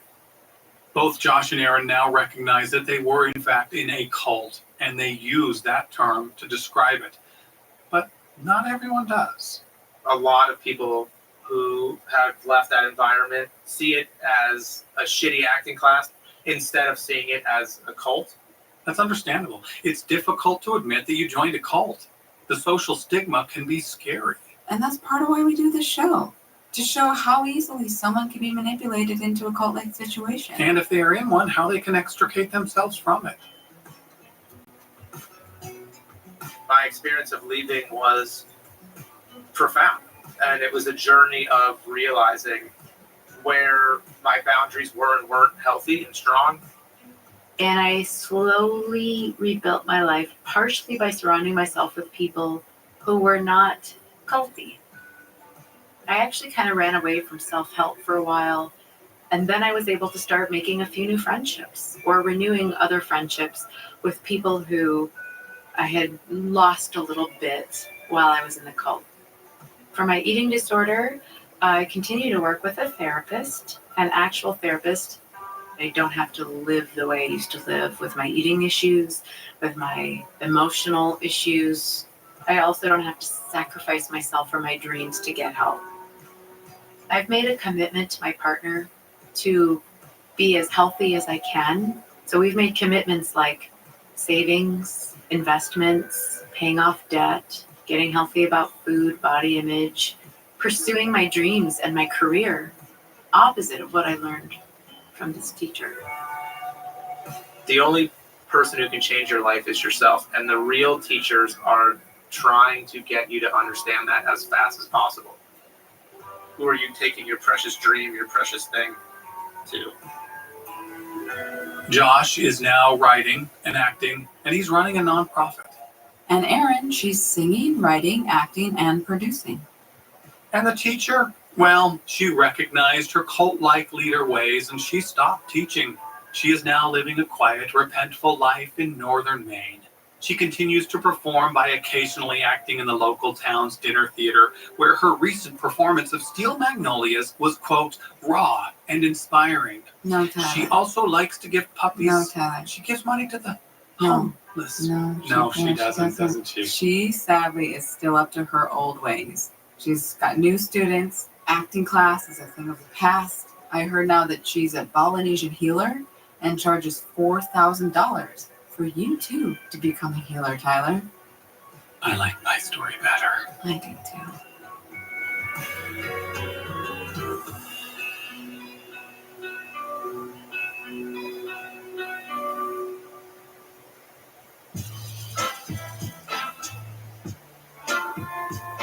Thank you for listening, everyone. And thank you, Josh. And thank you, Aaron, for your openness and bravery. And this unbelievable story doesn't stop here. In fact, in a couple of weeks, we'll hear from 2 other survivors of this group. But next week, we'll hear from a remarkable woman who left the children of God. There's a verse in the Bible that says, I will make you fishers of men. And they took that to mean that all the women were baits and hookers for Jesus. And so you would go out and try and find fish and hook them and then bring them back into the fold. Really, he focused on women using their sexuality to win the world for Jesus. There were references in this episode to eating disorders. So if you or someone you love is struggling with disordered eating and needs help, please visit anad.org for more information. Or if you or anyone you know was in a cult, reach out to us. Your story could be told right here. Email us at info@wasinacult.com. Also, Liz and I were guests on a great show called Pod Sauce. It's hosted by Alicia Renee and Dax Holt. And it's not just a podcast, guys. It's a videotape show, by the way. So you can get on and see that we have faces and limbs. And you can see Tyler's aura, which is a light shade of fuchsia.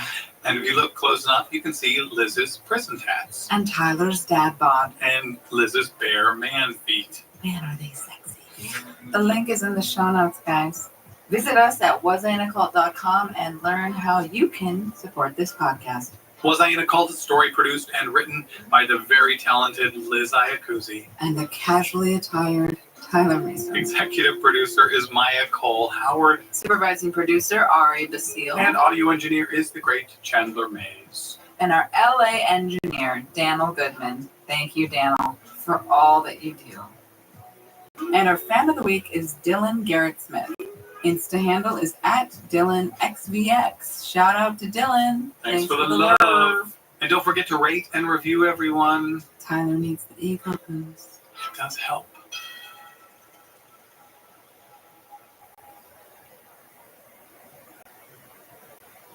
If saving more and spending less is one of your top goals for 2025, like myself, why are you still paying insane amounts of money every month for wireless? Yeah, I'm looking at you. Switching to Mint Mobile is the easiest way to save this year. As the first company to sell premium wireless services online only, Mint Mobile lets you maximize your savings with plans starting at $15 a month when you purchase the 3-month plan. And look, I love saving money. I am a coupon clipper. Mint Mobile is one of the best ways I can do that. Plus, all the plans come with high-speed data and unlimited talk and text delivered on the nation's largest 5G network. So, ditch some overpriced wireless, get Mint Mobile.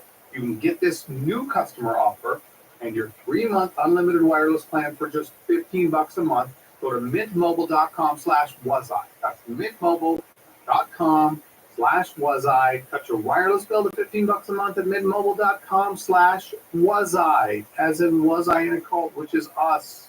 $45 upfront payment required, which is equivalent to $15 a month. New customers on 3-month plan only. Slower speeds above 4 gigs on unlimited plan. Additional taxes, fees, and restrictions apply. See Mint Mobile for details.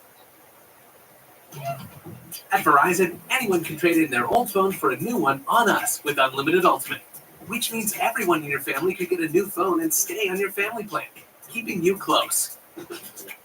Hey, Mom, you see my toothbrush? Yeah, I'm almost done with that. Maybe too close. Trade in and additional terms apply. See Verizon.com for details.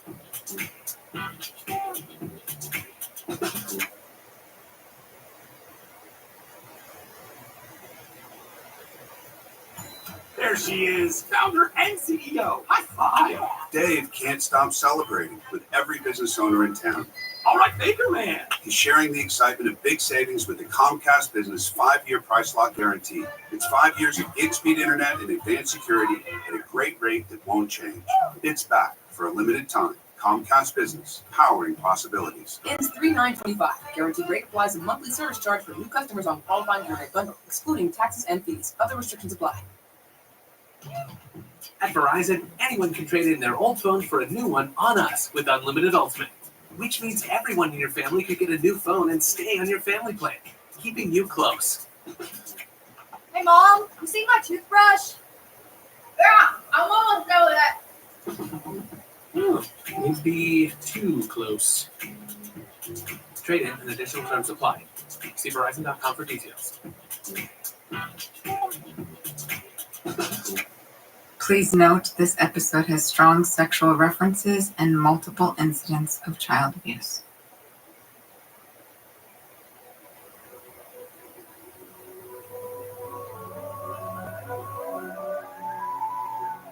PTSD is when you're a certain person and then a traumatic event happens and then there's a post and you're trying to get back to the version of you that you were before, or like somehow you remember that person who you were and you're trying to blend it into who you are now after this traumatic event.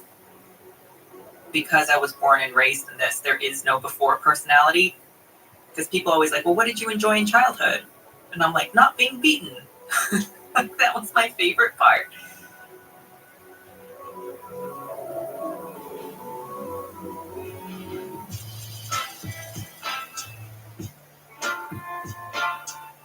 This is Was I in a Cult? I'm Liz Iacuzzi. And I am Tyler Measom. Now, every guest we've had on this show has shared incredible stories. True, and this week's guest is no different. Sometimes these stories of survival are so inspiring that they leave you breathless. This podcast is about showing the remarkable strength of the human spirit. And how even the most harrowing of experiences doesn't have to define who you are. We flawed humans are incredibly resilient and can overcome monumental circumstances. And our guest today is a prime example of just that. But please know that there are very traumatic experiences in this episode, and anyone with an abusive past, tread lightly.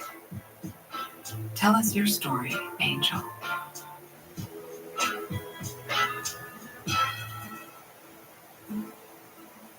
My name is Angel DeSantis, and I guess I grew up in a cult, and that's how I ended up here on this podcast. I was born in China. But in 1990, when she was just 5 years old, her family moved. We moved to Japan, to the most northern part of Japan, called Hokkaido, and because they had this whole philosophy that the nuclear family was very selfish, and God wanted a bigger family than just the nuclear family, they immediately split us up. They, meaning the leaders of the David Berg cult, commonly known as the Children of God. Now, if you're a dedicated listener of this show, you'll notice that a prior episode highlighting Flor Edwards was also part of Children of God. But again, this show is about the experiencer, not the cult. And here is a perfect example of just how individualized the cult experience is. We were always separated from our parents. And I don't remember seeing my younger sisters again until 3 years later. The communes had 60 to 100 people. They would find dilapidated buildings that were about to be torn down, and then they would rent them until they would need to be demolished, or they would just self-demolish. They're always really moldy. They put me in a room with other kids my age, and there were about 6 of us. They would make triple bunks, and they would just like stack 2 triple bunks in a room, or 3 triple bunks, and they would just stack the kids on top of each other. So they were just packed. We had a really, really rigid schedule. We'd be woken up by somebody who wasn't our parent. We would have breakfast. We would all clean, like no matter what age you were, you had a cleaning job. And they would educate you in 2 subjects, math and English. That's it.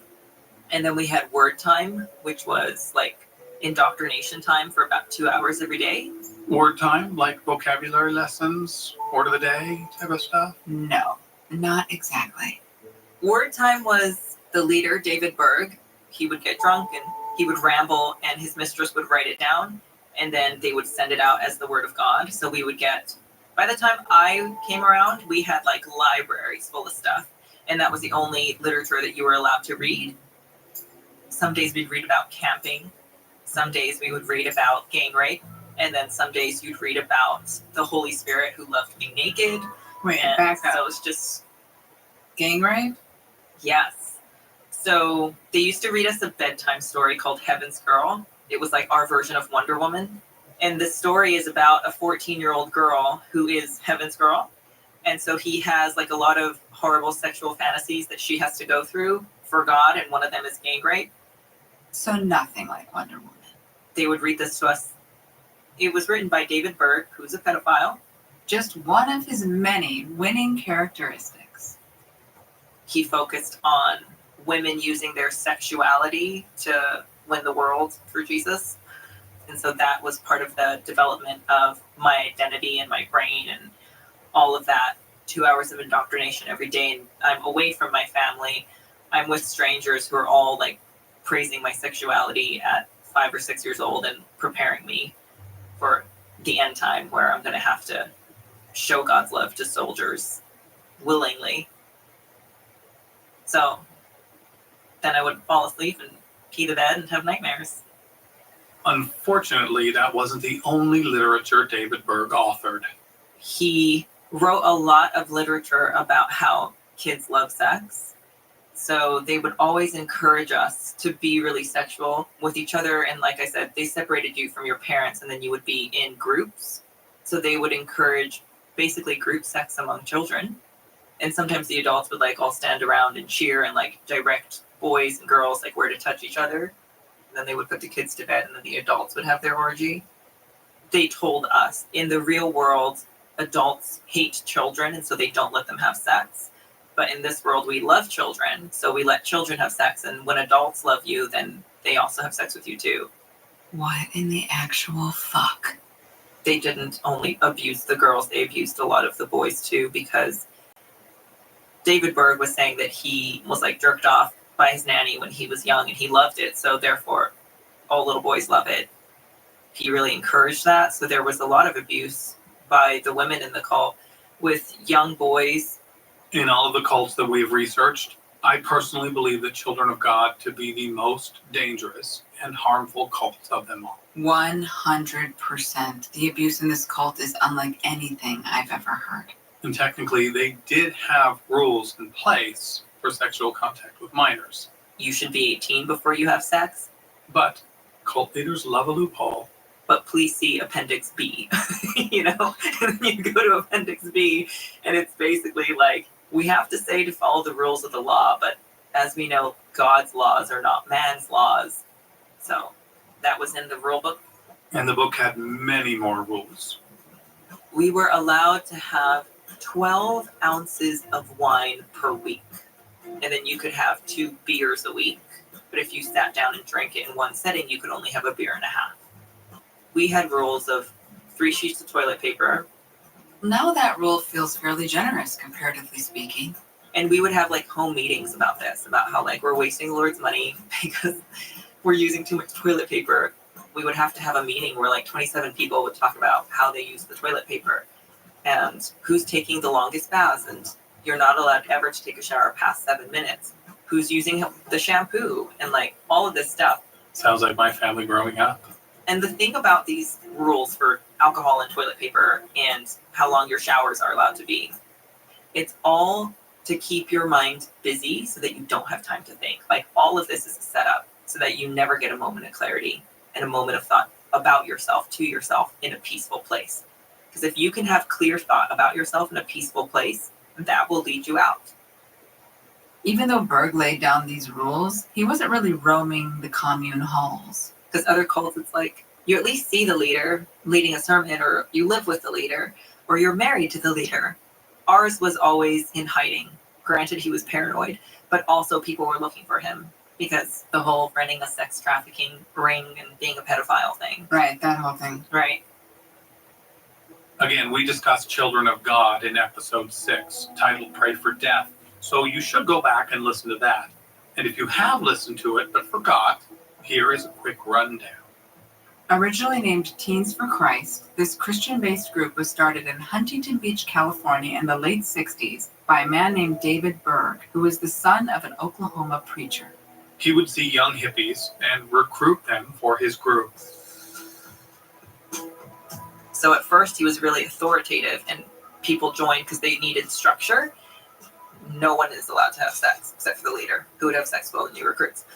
And then he realized, like, oh, it's a bunch of young people. And then he realized that he couldn't keep recruits if all he had was structure. So then he was like, you get to do whatever you want.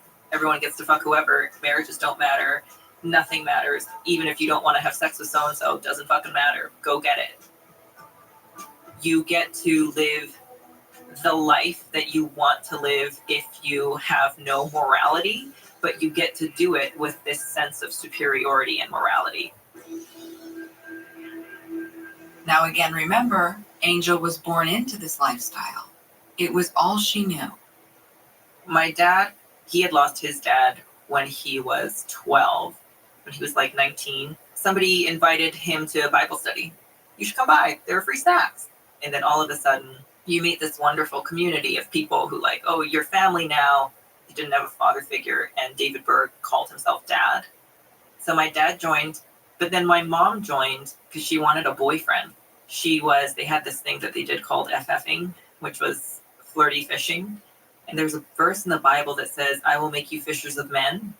And they took that to mean that all the women were bait and hookers for Jesus, and everyone else was fish. So you would go out and try and find fish and hook them and then bring them back into the fold.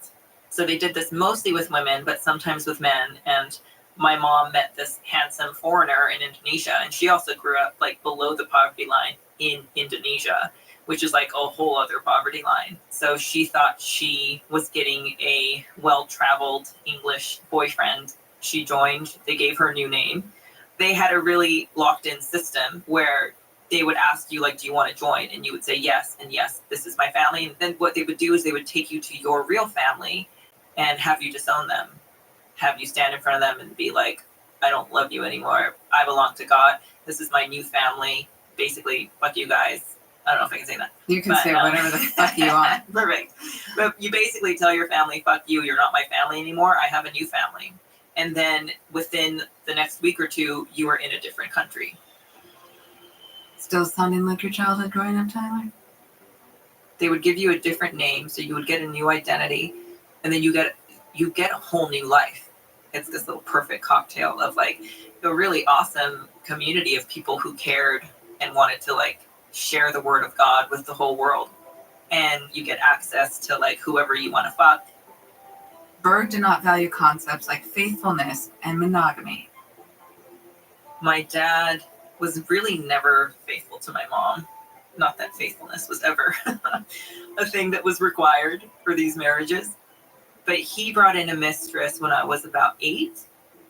She just decided that your husband is now my husband. And she wouldn't leave. And she followed him from commune to commune. That's one way to land a husband. And the leaders told my mom that she was the problem. If you just stopped having feelings of jealousy, you would be fine. My mom was, I think, pregnant with her 5th child. So it's that thing of like, where are you going to go? Even if you want to leave, you can't. Because they would tell the moms, if any woman wanted to leave, they would be like, all right, leave, but you're never seeing your kids again. They could literally put them in other countries, like the next day, and you would never be able to find them. As a woman in the cult, they tell you that you are powerful because you're sexual. That's literally your only option as a woman to be powerful, is to be willing to fuck whoever. And they call it having sacrificial dates because it's a sacrifice of your body. There were certain women who like really wanted power and chased power. And my mom, to her credit, just wanted to be a good mom. So certain women wanted power, but what did power get you? So there were tiers of leadership and you could climb them. So the first tier that you got to was home manager. I made home manager, so I got to be in charge of the schedule. But what most people really wanted was to be a shepherd, because you would be in charge of the emotional and mental pulse of the home. But I knew that in order to be a shepherd, I would have to have sex with people, and I was not willing to have sex with people. So if you're just like an underling, you're not allowed to do anything except say, yes, sir, yes, ma'am. The higher your level of power, the more emotions you're allowed to have. So power got you emotions. And all you have to do to get the freedom to have a feeling is be open to sleeping with anyone. If a leader gets angry, it's justified because it must be God's anger. So I think people also wanted to climb the ladder for that reason. Also, the higher-ups had money. Every commune would send them 20% tithe.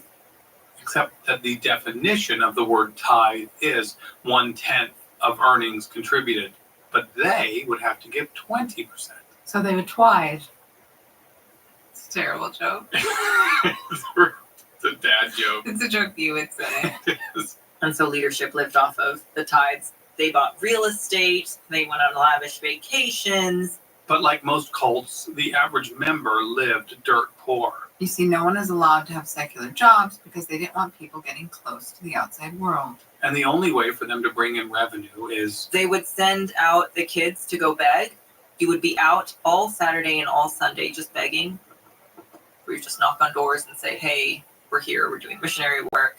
We're from all these different countries. We're doing God's ministry, and these are our kids. And we would sell videos or cassette tapes of like the music or the literature that the family would produce, like inspiring, uplifting quotes and Bible verses, or it would be like songs about God.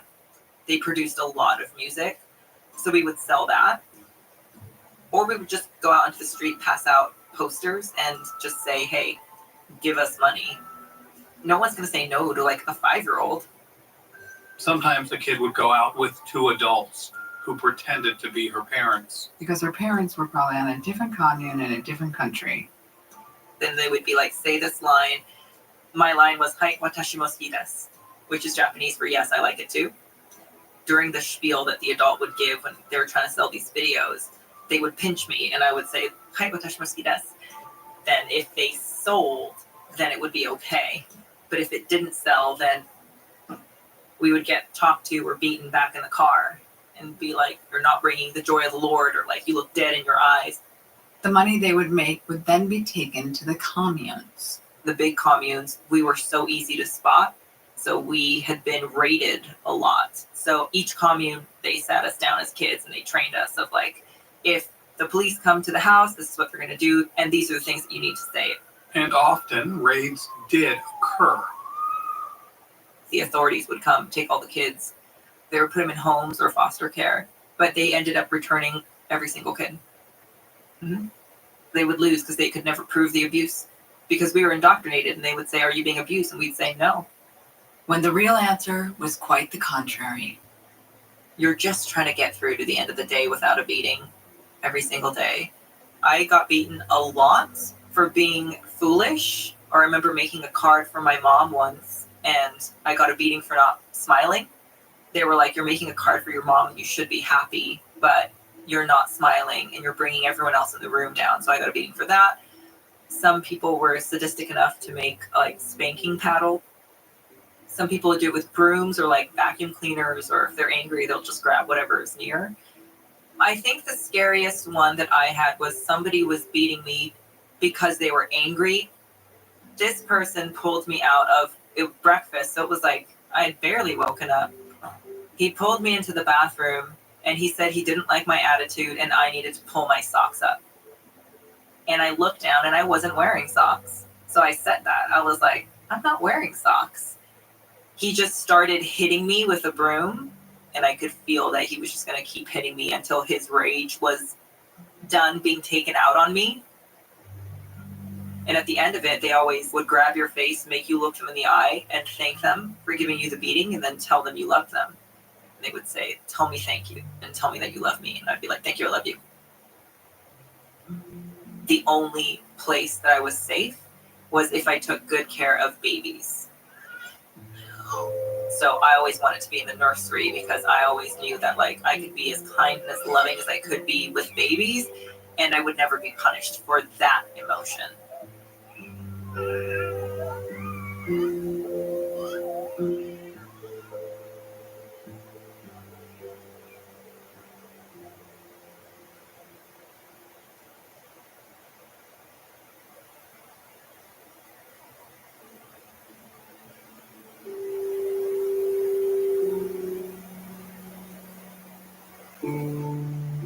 The premise of this whole cult, and I think any sort of cult or movement like this that is so extreme, there has to be an end date.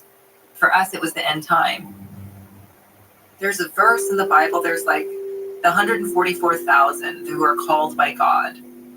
And our interpretation of that was that there are 144,000 people who are going to survive the end of the world, and they're not going to die, they're just going to go to heaven. That's the elite, and that's what we're a part of, and we're a part of God's end time army. So we watched a lot of soldier movies, a lot of Braveheart. Every man dies. Not every man really lives. A lot of this camaraderie of like, we're soldiers of the end. Mel Gibson would be so honored.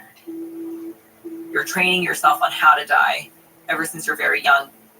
I think I was afraid of dying a violent death, but the death itself part was fine because then I go to heaven. It's a lot of unpacking to do later on in life, we'll say. I remember telling this to my therapist. He was like, "What is the first fear that you remember?" And I was like, "Obviously the gang rape." And he was like, real quick, just how old are you when you were afraid of that? And I was like, 5. And he was like, let's unpack. Let's unpack that. And I was like, oh, that's right. That's not a normal fear for a 5-year-old to have, because I was taught that it was an inevitable thing that would happen to me. I would have to somehow bring the soldiers to Christ through the gang rape, which is the scene that happens in Heaven's Girl. That is what I was afraid of and preparing for, violence by soldiers. This unthinkable fear, of course, was instilled by their leader, David Burke. He had this whole thing that is, if somebody rapes you, let him. You should use it as an opportunity to win these people to the Lord. Like, if somebody's going to rape you, you should give him Jesus. That was how I learned about rape. Like, oh, if somebody tries to rape me, only in their head are they doing something violent, but in my head, I should be giving him Jesus. I was sexually abused as a child. I was 5. There was just something in me that like set off an alarm of this shouldn't be happening, this shouldn't be happening. We were alone. We were in a bunk bed. I was not allowed to make noise. And then the threat, of course, is that if you say anything, then I'm going to do it to your siblings. You know, that's the first instance of love being used against you. And then you learn not to love because it's used against you. And I didn't want to feel that again. And I knew that I had a right to not be forced into sex. Another time that I like narrowly escaped sexual abuse, I was 6. We had gypsy night. The gypsies are wild and free, as you know. And so we all dressed up in scarves, and they encouraged like all the kids to lay down and touch each other. And I was supposed to make out with Peter, another kid in my class, who I did not like. The adults would watch and be happy for us. I remember falling asleep, and I woke up being carried towards my bedroom by an adult. I was wrapped up in a scarf, and I remember being upset because I had like little paper hearts cut out and put on my nipples, and they had fallen off. So I was like all self-conscious of my nipples. There was no teacher in there. My teacher was probably downstairs fucking, and he probably knew that. It's dark in there, and this would be the perfect time. So this adult put me in bed on the bottom bunk. It was like all wet, and I knew that there was pee. This adult came and tried to crawl into bed with me, and it was all wet, so he kind of recoiled. He was like, "Did you pee the bed?" I said, "Yes, I peed the bed." And he was disgusted with me, then stormed out of the room. And I remember being like, I knew what I had just avoided. It wasn't my pee. It was the boy above me who would have night terrors, and he would pee. And he would pee his bed a lot. And so I was used to being peed on, and I was used to waking up in either my pee or his pee. And that is how being peed on by another boy in my class saved me. Wow. Yeah. Thank God for Peter's pee. For real. If you'll excuse me, I'm going to go hug my children. Those are the worst memories, for sure. What is your best memory? We would go to parks, and they would just let us play. And those were really happy memories for me. Like being in the river, being able to like make flower crowns. I wouldn't be able to wear them because if I wore them, I would get in trouble because then that was me trying to be glamorous. But I could make them. So now looking back, the good memories for me, they feel much lighter because now I understand the amount of darkness that was surrounding them. One can imagine growing up in this tortured environment is enough to break a child. My first attempt to take my life was when I was 12. I was standing on top of the roof, on top of the commune, and it was high enough that I could jump off of it. I was trying to, there were 2 cars parked, and I was trying to aim, because I was like, I know if I land on the car, then I'm just going to break a leg, and then I'm going to get in trouble for jumping on the car, and I'm probably going to be beaten for, like, hitting the car. So I was, like, trying to see if I could aim between the cars, and then I heard the baby wake up, and I was like, God damn it. Went to go get the baby.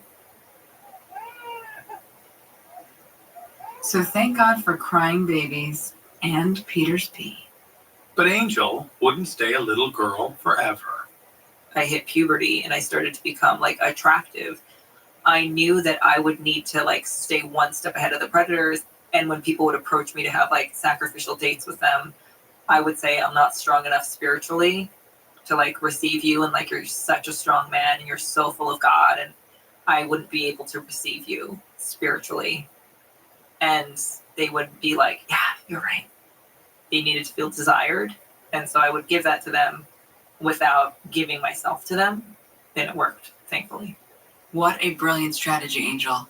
Stroke a man's ego to successfully escape unwanted advances. But not every man took the rejection so easily. One time, when she was 20 years old, this one guy wanted to have sex with me, and he was married, his wife was pregnant, and he had asked every single girl in the commune for sex. They called it a date. And he had asked me for a date, and I went, and you had to pray about it. So you couldn't say yes or no. Jesus had to say yes or no. So she prayed. And then the prophecy that I got from Jesus was, if you're not ready, then you don't have to be ready. And I was like, great, that's a no. So this person came up to me during like a dance night. He was like, hey, did you pray about it? And I was like, yeah, I did actually. And Jesus said no. And he like grabbed me by the shoulders and shoved me against the wall. And he was like, Jesus didn't say no. You're going to pray about it again. And you're going to get a yes, because Jesus is not going to say no. And he walked off. She went and told the home leader all about it, who was also pregnant at the time. She was in the same position as this dude's wife. So she was a little bit more empathetic. She got really upset, and we ended up having a whole united prayer against this dude and his pregnant wife. What's united prayer? Oh, it's the shame circle. It's where we get together, we all lay hands on you, and we're all going to pray against you. Then I would list out all the problems that I think you have, and then we would all create like a beautiful chain of prayer for you, and we would basically have a mini little exorcism for you.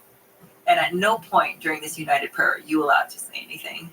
You just have to sit there and be thankful that we are praying for you. And he and his wife were in this circle? Yes. What did she do wrong? She was complicit. Like, she let him ask everybody for sex. And if she didn't let him ask everybody for sex, she would be wrong. But she did, so she's also wrong. Because isn't everything at the end of the day the woman's fault? So they both got prayed against. Nobody had sex with him? No. When I was praying against you during United Prayer, I would have to claim a verse and a spirit helper to make my prayer as powerful as possible. So when praying, they would enlist the services of an angel, also known as a spirit helper. But they wouldn't settle for just any run-of-the-mill angel. They outsource to famous angels. Like Michael the Archangel is one, Billy Bojangles is one, Elvis Presley, clearly, right? Marilyn Monroe, Nixon, Rasputin, basically celebrities. Celebrities that you would think that would be the evilest of them all, you would think. Well, now they're forgiven in heaven and they're repentant. Right. And they're helping us from the spirit world. Right. So we had a lot of spirit helpers. She continued to move from commune to commune. All while narrowly dodging sexual predation. She went from Tokyo to Mexico and eventually San Diego. And it was there where she met someone. I met him the day that I landed in the commune. He was lovely. He was also born and raised in the group, and they immediately fell into a relationship. He said he wanted to marry me, but we both knew that that didn't mean anything in the context of a cult. Mm-hmm. So he was like, I want to leave, and then let's get married. So we left. I didn't leave because I had seen the light or I had had questions. I left because I loved a boy. And that's it. Leaving was terrible because you leave your family, you leave your whole world, and you leave everything that you know in exchange for something that is not that much better.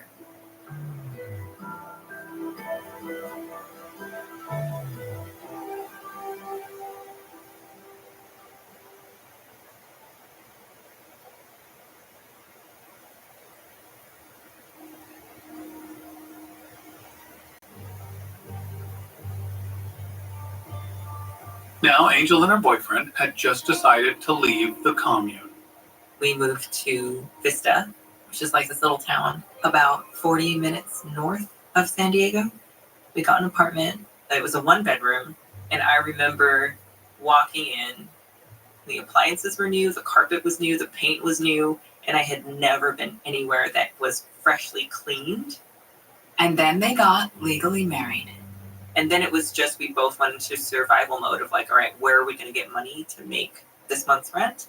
Neither of us have job history, credit history, education, nothing.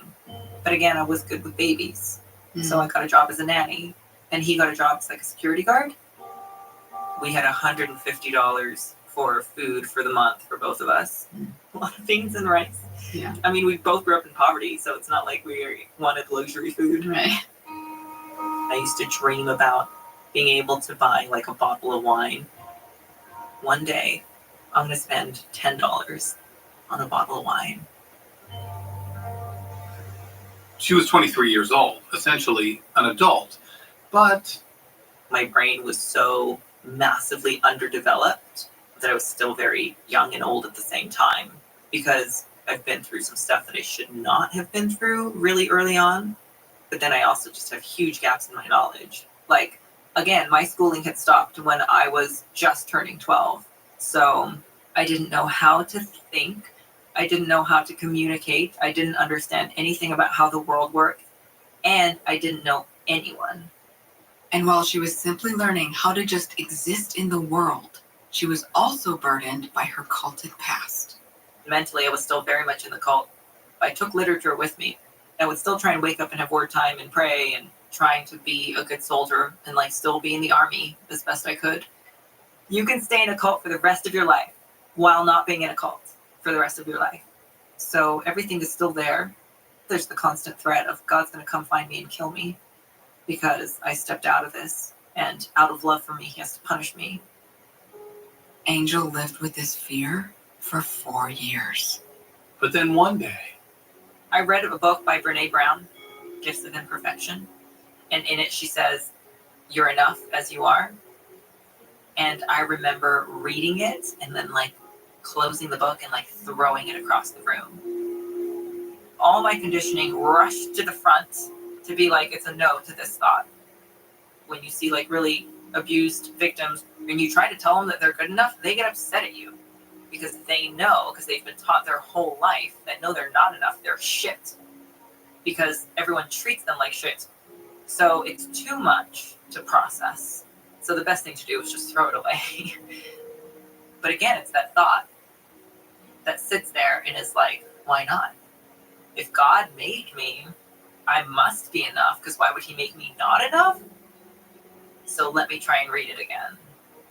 And I read it over and over and over and over. The sentence.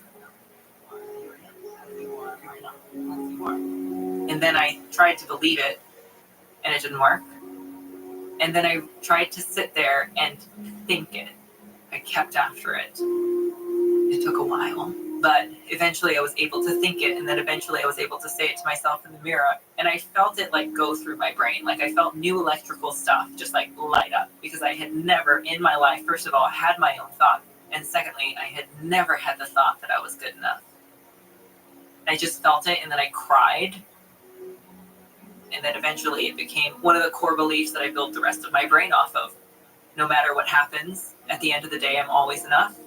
And that's just never going to be called into question ever again.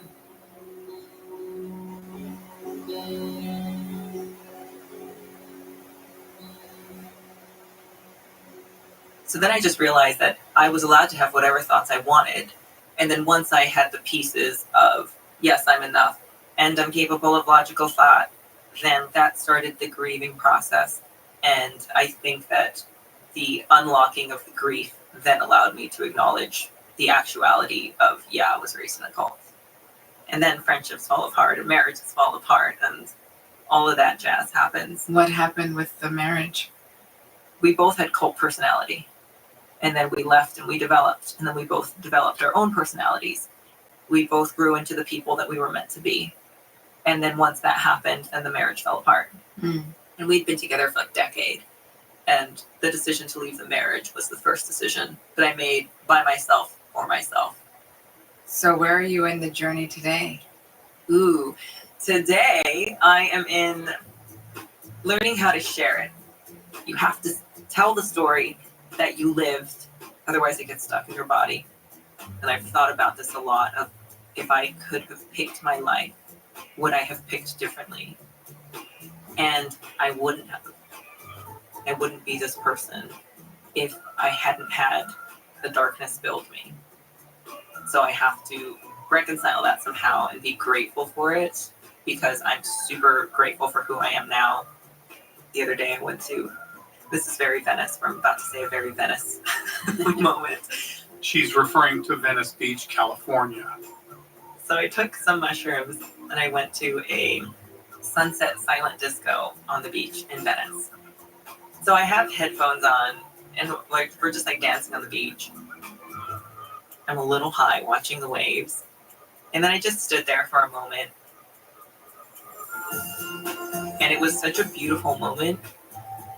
It was also a moment of just overwhelming gratitude. I had to go through so much healing in order to have that moment of gratitude. My bright spots are so much brighter because I know how much it took to get there. And then I cried. Yeah. I think that life is meant to be long enough to recover, and I'm just super thankful that it was. Mm-hmm. You can only go up. If you've had a bad experience at the beginning of your life, like, you literally can only go up from there. And I think that's really thrilling.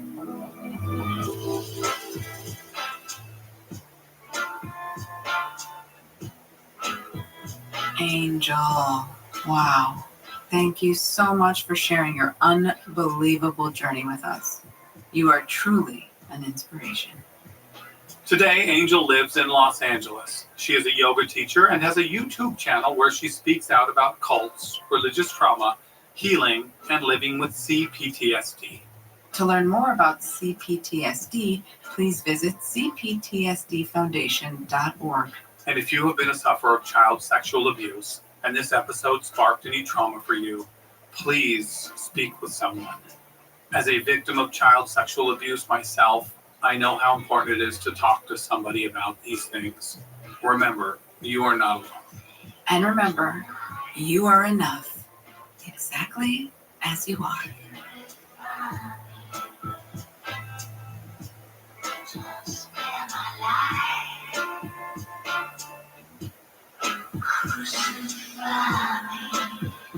We'll be back next week with a bit more of a lighter episode. 2 more survivors of Liz's acting class cult. They are 2 remarkable women, and they're my friends, and they're hilarious and very open. Okay, if I want to truly get everything I'm here to get, I have to believe everything. I mean, I just went full on. She called me her daughter and would say she gave birth to me. She was my guru. She had me convinced at one point that if I wasn't for her, I wouldn't be in the Pussycat Dolls. I got the job 2 years prior, and we were already at the height of the success, but she took credit for it. Until next week, tell me thank you and tell me you love me. Not happening, Tyler. Fine.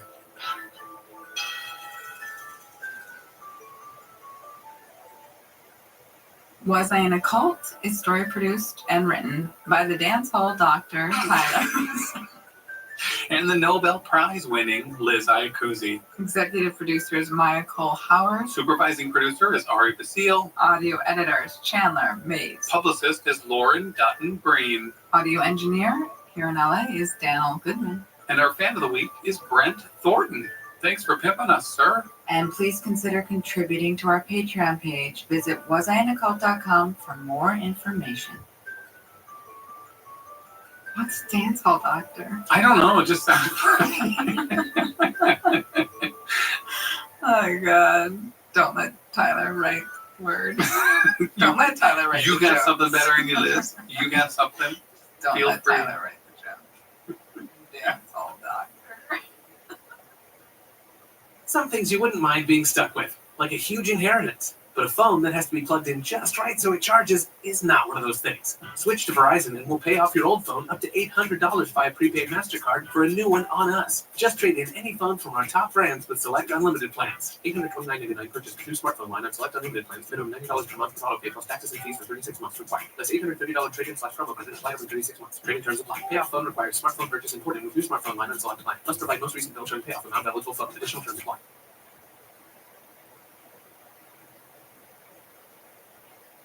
At Amica Insurance, we know it's more than just a car. It's the two-door coupe that was there for your first drive. The hatchback that took you cross-country and back. And the minivan that tackles the weekly carpool. For the cars you couldn't live without, trust Amica Auto Insurance. Amica. Empathy is our best policy. Some things you wouldn't mind being stuck with, like a huge inheritance. But a phone that has to be plugged in just right so it charges is not one of those things. Switch to Verizon and we'll pay off your old phone up to $800 via prepaid MasterCard for a new one on us. Just trade in any phone from our top brands with select unlimited plans. $829.99 purchase new smartphone line on select unlimited plans. Minimum $90 per month with auto pay plus taxes and fees for 36 months required. That's $830 trade-in/promo credit applied over 36 months. Trade-in terms apply. Payoff phone requires smartphone purchase imported with new smartphone line on select plan. Must provide most recent bill showing payoff amount eligible phone. Additional terms apply. You just talking to that mic? Hey, 1, 2, 3, 4, 5. Oh my god, I'm so fucking tired. Alrighty. Holy shit, pregnancy really makes you fucking tired, dude. It's wonderful. I lost contact with my vagina and my feet, but other than that, we're good. Can I put that on the episode? Yeah. That's going to be my cold open. This has nothing to do with being in a cult, but she has no contact with her vagina or her feet. My husband tells me it's still there and intact, so we're good.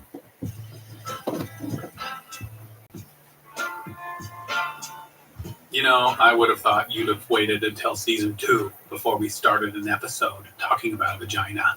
You should lower your expectations of me, Tyler. Welcome to Was I in a Cult? I'm Tyler Meeson. And I'm Degenerate. And today we're going to loosen the reins a bit because we're talking to two wonderful friends of mine. Whoever thought we'd be sitting in a podcast recording studio talking about our experience of how we met. This is crazy. Wild.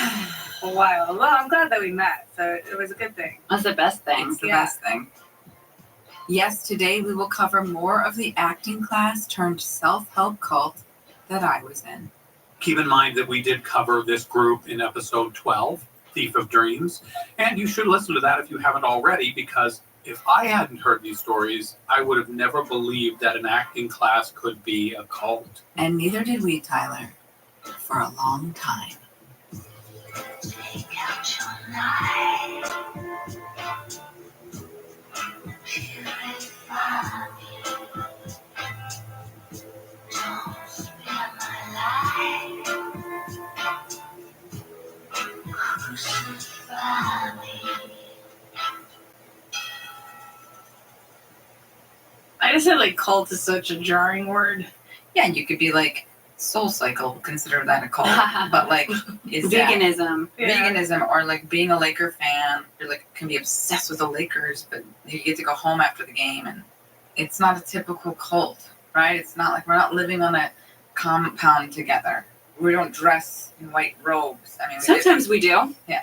We wore Indian garb and we became vegetarians and we started meditating and we were still, allowed to go home, but the mind control was so thick that we would go back to our homes very different.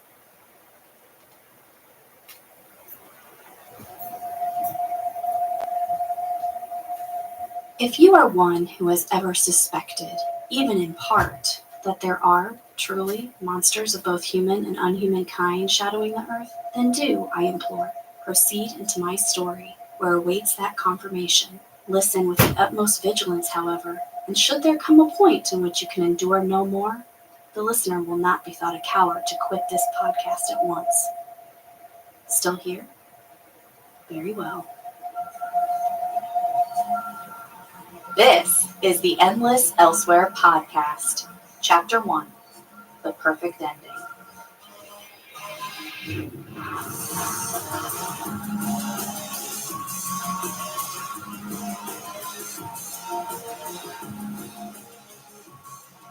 What you just heard was an excerpt from a book, slightly reworked for our purposes.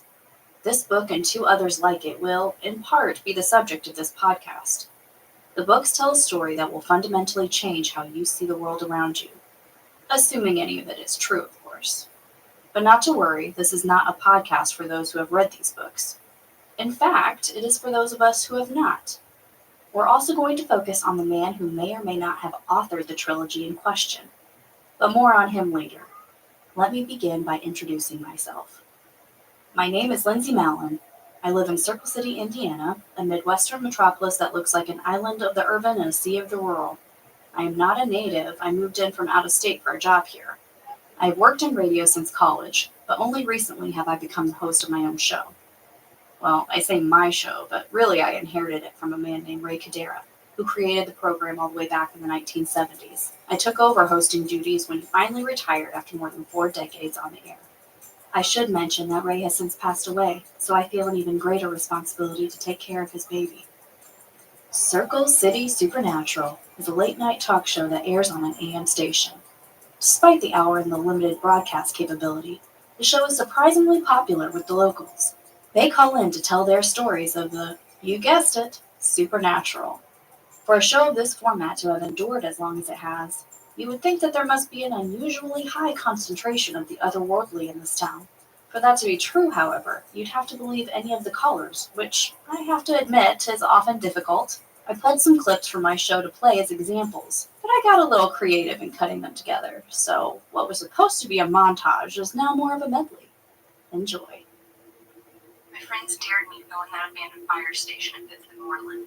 You know, haunted one. I had to get all the way upstairs and shine my cell light through one of the windows to prove I'd gone farther in than just the front door. Well, I did it. I heard my friends cheer from the street. But then I heard something else. Something in the room with me.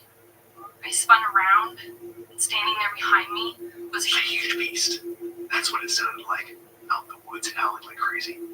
I scrambled from my tent and looked around. The fire was dying by then, but it was still enough light to reflect in the eyes of something off in the trees. It was coming toward me. I didn't think. I just turned and ran. But I didn't get far before I hit a log and tripped, falling into The toilet! It came right up through the plumbing. I thought it was a snake at first, but it was like on a squid, you know, a tentacle. It whipped around, splashing bowl water everywhere. Well, I snatched up the plunger and started hitting at it. But the thing grabbed me, wrapped right around my arm, pulling me out of my car. The light was all around me now. I couldn't move, but I felt myself hovering through the air. I was being taken up, into a dream. At least I thought it was when I bolted upright. I wasn't in bed, though. I was in the cemetery. I climbed to my feet and looked around. I couldn't remember how I had gotten there. Then I turned and looked at the grave I'd been lying on. The name on the headstone. It was Elvis Aaron Presley. Now, I'm not saying it was him for sure who I saw coming up at Walmart, but at the same time, that's exactly what I'm saying. If I'm wrong, well, so help me out. Burn down the barn. That was all I could think to do after I trapped that giant bird thing in there. I never did get a good look at it. Guess I never will, but at least. My mother's in a better place now. I just wish she hadn't left me her doll collection. They always creeped me out as a kid, but I had to keep them because they were hers. I put them in a box down in the basement, and really, I should have just thrown them in the trash, because that night, they got out and killed everybody. Did you see that documentary about the escaped circus lines? I was here in Circle City way back when. It happened after a witch put a curse on the ringmaster. That part they left out of the documentary. Well, in the chaos, some lanterns got knocked over and started a fire. Whole big top burned down to the ground. If you go out there late at night, and if you listen real close, sometimes you can still hear very faint like. On the chair,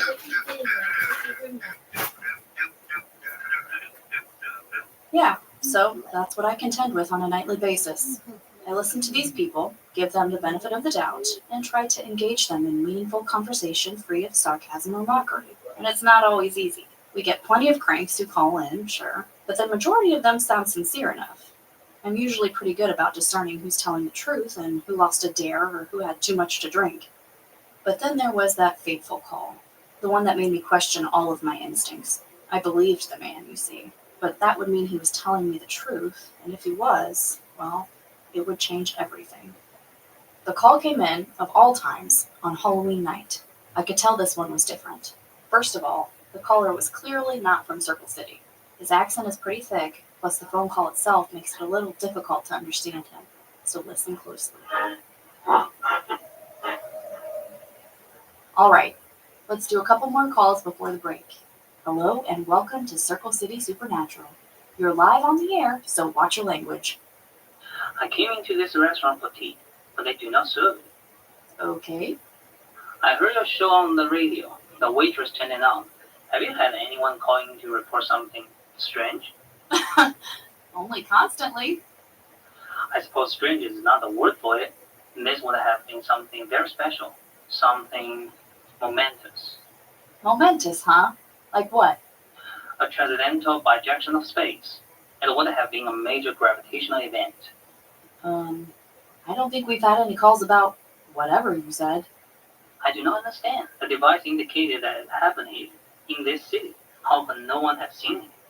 Well, what would it have looked like? Like nothing ever seen on Earth before. Well, maybe at least once before. I didn't catch your name. I'm Dr. Bingwen Zhao. Doctor, huh?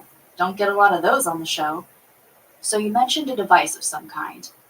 An old one, yes. That had not been used in many years. I was working in a facility where it is housed when there was a sudden power loss. Something was draining the facility's energy. I traced the source of it to a sub-level, a storage area for unused parts and equipment. I found a machine, a massive one that had been built into the wall, and had turned itself on. What was this machine, Doctor? I do not know exactly, but it seemed to have traced the event I spoke of. According to the readings, the phenomenon occurred in a Circle City just last week. This is why I came, but I can find no one who witnessed. What was this facility, Doctor? And what kind of work did you do there? I'm not permitted to say, but then I'm not permitted to speak about any of this. Okay. You mentioned that maybe this, whatever this was, may have happened once before. How do you know? There was a very old note taped to the device, from the last time it was used, I believe, and had a name on it. The paper was yellowed and then the ink faded, but I could still read it. What was the name, Doctor? Doctor? Are you still there? Was the device used for this man? And did he make the journey? Is a traversable wormhole truly possible? A wormhole? If this is so, then he did the impossible. I'm a scientist, a genius even. But if this man was able to do what I think he did, then he was something else altogether. Something more. Who was this man? His name was Dr. Edwin Landau Pendergast.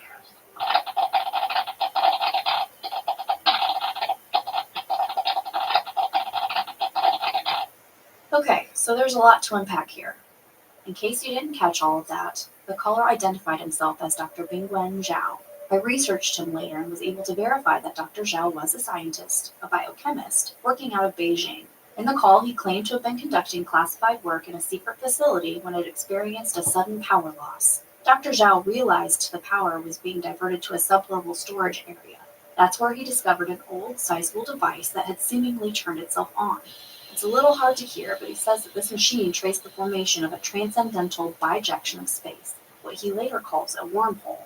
I'm sure my listener is familiar with this term, from pop culture at least, as being a theoretical portal to elsewhere. According to the machine, this wormhole formed here in Circle City, to which Dr. Zhao then traveled to investigate. He says he was looking for anyone who may have witnessed it, but found no one. That's why he called into my show when he did. Dr. Zhao was hoping someone had reported a sighting to me, but this was the first time I had heard of it. Dr. Zhao said this event would have been something big. Momentous was his word, but curiously, no one seems to have seen it. Near the end of the call, he speculates that the portal had opened at least once before, which I suppose makes sense. I mean, why else would someone have built a device to detect and track wormholes if they had never appeared before? As for its previous use, Dr. Zhao claims he found a yellowed note on the machine, the faded ink bearing the name of a man who Dr. Zhao, obviously brilliant in his own right, exalted as something more than a genius. And then, just as he recited this name, the station was hit with mysterious interference. That's what you heard at the end of that clip. To this day, we have yet to discover the source of that disruption, let alone how it cut into our signal. Our engineer has been with the station since the 80s, and he'd never seen anything like it. My producer assumed it was faulty equipment, which is honestly a possibility. The station is very old and it hasn't had an update in maybe ever, but for me, the timing was just too perfect to have been a random malfunction. I am often trying to convince my callers that the crux of their seemingly supernatural experiences can be attributed to mere coincidence, but in this case I just couldn't take my own advice, especially because our signal came back just after we lost the call. When on the air again, I asked for Dr. Zhao to phone us back, but we never heard from him again. I have to wonder, did something happen to him? Was he silenced in a more permanent way than my show was? And just for speaking a name, why? What harm is there in the utterance of a single name? I actually began to research the name as soon as we went to the next commercial break that night, even before I researched Dr. Zhao himself. My producer thinks that I've been on the air with the crazies for too long, that I've been infected by their paranoia. She could be right about that. Or the whole thing could have been, if not a coincidence, an elaborate hoax. It wouldn't have been the first time in our show's history, but I don't think so. No, there was something to this. Someone, somewhere, didn't want us hearing anything more about that name. That name. Did you catch it? It's a bit hard to hear, I know, so I suppose I should repeat it for you. Edwin Lydell Pendergast. Huh. I half expected something to happen here in the recording booth when I said that. Before I go on with what I discovered and where my investigation took me, this is probably a good place to explain why this is a podcast and not a segment on my radio show. As has been proven already, a live broadcast can be cut off. But when you put something on the internet, it tends to spread and duplicate too quickly to be contained. Besides, what I uncovered in just those first couple of weeks made me realize that there was a huge story here, too big for radio. That said, I am using the station and its equipment for recording this so that we get the best sound quality. My producer and our engineer have agreed to help me cut all this together and even put music to it all for the benefit of you, my audience. This is also an appropriate time to state that I am not a reporter. Not even close. Frankly, I have no idea what I'm doing. I work in radio, sure, but I've never studied journalism. But unlike reporters, people like to talk to me. They want to talk to me. That's why I'm so good at my job. I can get pretty much anyone to open up. That's basically my superpower. However, that power was going to be tested by the man who eventually, resignedly, became my partner in all of this. The supposed author of those books that I mentioned at the start. Remember those? Well, when I researched the name of Edwin Lydell Pendergast, the only place I found it was in a trilogy of novels. So, fiction. This wasn't even a real person, but the book's author was, and he was a local. My producer knew of him. Apparently everyone did.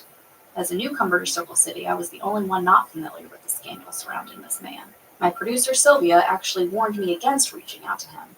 Her concern did not dissuade me. Quite the opposite. It piqued my curiosity and I demanded to know everything. I could easily tell you what Sylvia related to me about the author, or what I found online myself, but I think I'll leave it to Adam Horowitz instead. Adam Horowitz runs the Atom Bomb channel, a bi-weekly amateur investigation blog based here in Circle City. Obviously, you won't be able to see the video, but it's essentially just a slideshow, various photos of the author in public. They're almost like those pictures you see of Bigfoot. There's a lot of wide angles of an unfocused figure striding away in the distance. For a guy who tries to keep a low profile, he sticks way out. He's very tall and wears mostly black, a lot of tattered denim mostly. He has a ducktail beard, and his eyes are usually hidden under the wide brim of an older style hat. He basically dresses like a scarecrow. It's weird, but he's an author, so I guess it goes with the territory. In the one clear close-up image of him, I was surprised to find that he was about my age. I guess I'd expected him to be a much older man based on his vocation, and yeah, he wasn't bad looking. Anyway, with the permission of Mr. Horowitz, I'm going to play the audio from his vlog for you now. what is a very good summation of a now infamous author.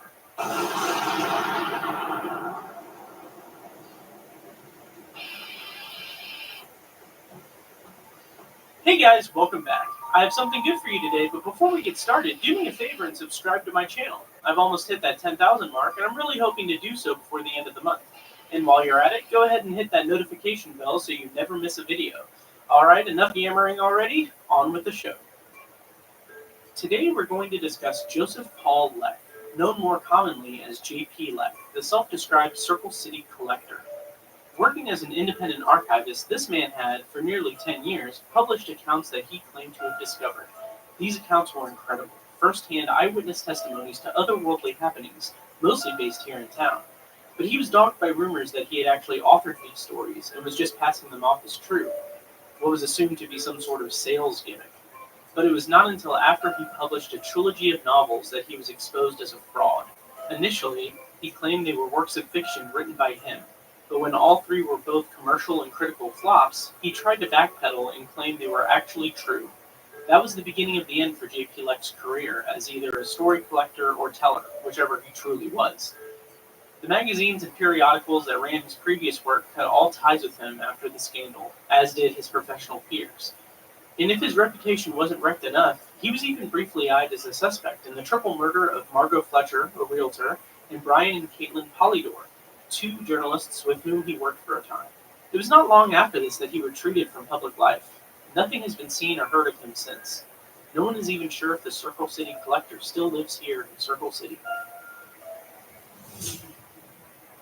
So that's J.P. Leck, who, as far as I knew, wasn't even in town anymore. But I really needed to talk to him. So I put on my deerstalker and started sleuthing. I didn't start with his 3 novels, but rather with the other stories that he claimed to have found over the years. The local magazines that Adam mentioned, they had back issues, which I was able to get my hands on. I read as many as I could, looking for clues about the man. You see, he had provided contextual and supplemental information about each story he published. He would research them and try his best to validate each, typically failing because of the supposed supernatural quality of each account. In his earliest work, he was very guarded, but JP began to reveal more and more about himself in later publications, as they became increasingly personal to him.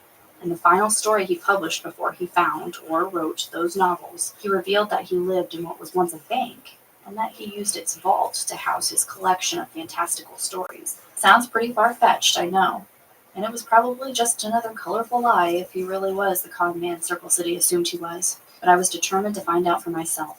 I was maybe the only person left in town who was willing to give him the benefit of the doubt. Remember, that's my job after all, to listen to unbelievable stories. So after a whole lot of digging and legwork that I will not bore you with, I discovered Leck's secret lair. To maintain his privacy, I will not reveal the location, and don't bother trying to find it either. From the outside, you would never guess that the place had once been a bank. It's a dilapidated, nondescript structure nestled into others just like it. I didn't know what to expect when I showed up completely unannounced and knocked on the door, but I did record it.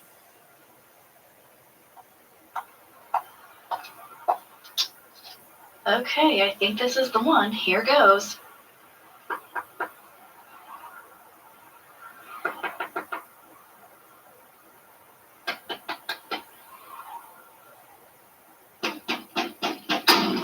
What do you want? Okay, let's pause here so I can explain my reaction. The door was torn open, and there was this... I described him as tall earlier, but he's even taller in person. Maybe more so to me since I'm a lowly 5'2". He's so tall that when he first opened the door, he looked around, then down to where I stood below him on the stoop. We just sort of stared at each other. Neither one of us sang a word. In my earlier description of JP, I mentioned that he was rather rough-looking. He was even more so now. His beard and hair had grown out. His clothes were disheveled. This was a man who'd stopped caring. His gaze hardened as he waited for me to explain myself. I had honestly forgotten why I was there, alarmed as I was by this giant hermit. It was something I heard in the background that snapped me out of it. There was a TV on in the bank somewhere, but when I asked about what he was watching, he turned and switched it off with the remote in his hand. On this episode of The True Believers, Danny, Kurt, and Aaron journey to the small town of Spargo, California, to explore the ruins of the Strangledeep Manor and its history of ghostly goings-on. What will they find inside the walls of this legendary haunting? Is that? What do you want? Are you JP Leck, the Circle City collector, author of... What do you want? Don't worry, I'm not a reporter or anything. I'm... The host of Circle City Supernatural. Yes, I know. Yeah, how'd... I recognize your voice. You're recording? Is this for your show? No, it's for a podcast I'm working on. How did you find me? Tenacity. Can I come in? I need to talk to you. About? Important stuff? Goodbye. About Edwin Lydell Pendergast. You read the books. No, someone called into my show and said that name, only to be mysteriously cut off. When I researched him, it led me to your books, which you said that they were true. Are they? If so, maybe we can prove it. Maybe we can prove you're not a... What, a complete fraud? Look, I have no interest in clearing my name or helping you in any way. Please do not come here again. Okay, so clearly I had come at JP with the wrong incentive. He truly did not care that he would be forever remembered as a charlatan, or pretended not to care anyway. I'd have to think of something else he wanted in exchange for his time. And then I did. I gave it a couple of days, then returned to the bank with this new offer, but getting him to hear it proved rather challenging. I told you that I'm not interested. Please stop coming here. Wait, listen, I have... Look, lady, I'm trying to help you out here. The last time others got involved in this thing, it ended very badly for them. You're talking about the Polydors, those journalists who were murdered? Like I said the other day, I'm not a reporter, JP. Please just give me a few minutes. I think we can help each other. I told you I do not care what people think of me. Yes, I know. That's why I have something different to offer you. Like what? I've been reading your early work, the stories you collected and published before you wrote those books. I discovered the books, and what of it? You talked extensively about how you came upon those stories. You had to hunt them down on your own in the beginning. But then when you started to build a following, you called on readers to find them. You had a P.O. box that they'd mail them to, and that worked much better, right? It did. So how many more people will hear you with this podcast? You've talked about stories, and even evidence for those stories sitting in basements and attics, boxed away and buried. People have these things and may not even realize it. If they hear this, they may dig these things out and drag them into the light of day. This podcast could lead to a whole wealth of new stories for you to publish. Maybe it could be a second chance for you. I don't do that kind of work anymore, and I don't plan to return to it. Okay, dude, settle down with the whole, I don't do that kind of thing anymore. Look, I can't help you. Please just go. What's your problem? I came here doing my best to show you that I'm serious, and you just blow me off. Is it me? You don't trust me? Frankly, no. As a rule, I never trust a beautiful woman who repeatedly comes to my door expressing interest in my work. I only know you from the radio, and an on-air personality, it's rarely that What of a the actual smart host. guy. So how am I supposed to know what your real angle is in any of this? So, you think I'm beautiful? I didn't say that. You know, Expressing interest in my work. Look, I can't help you. Please just... all the new stories for you to publish. How do you say you think that this girl works for the CIA? Just like this guy did. Maybe it could be a second chance for you. I don't do that kind of work anymore, and I don't plan to return to it. Okay, dude, settle down with the whole, I don't do that kind of thing anymore. Look, I can't help you. Please just go. What's your problem? I came here doing my best to show you that I'm serious, and you just blow me off. Is it me? You don't trust me? Here. Frankly, no. As a rule, I never trust a beautiful woman who repeatedly comes to my door expressing interest in my work. I only know you from the radio, and an on-air personality, it's rarely that of the actual host. So how am I supposed to know what your real angle is in any of this? So, you think I'm beautiful? I didn't say that.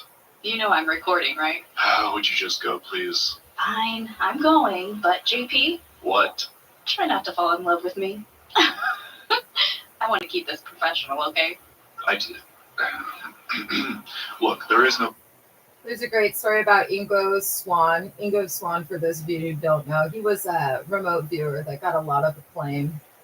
And then he kind of ended on a bad note because everyone who knows him will tell you that he was not a liar. He was an honest guy.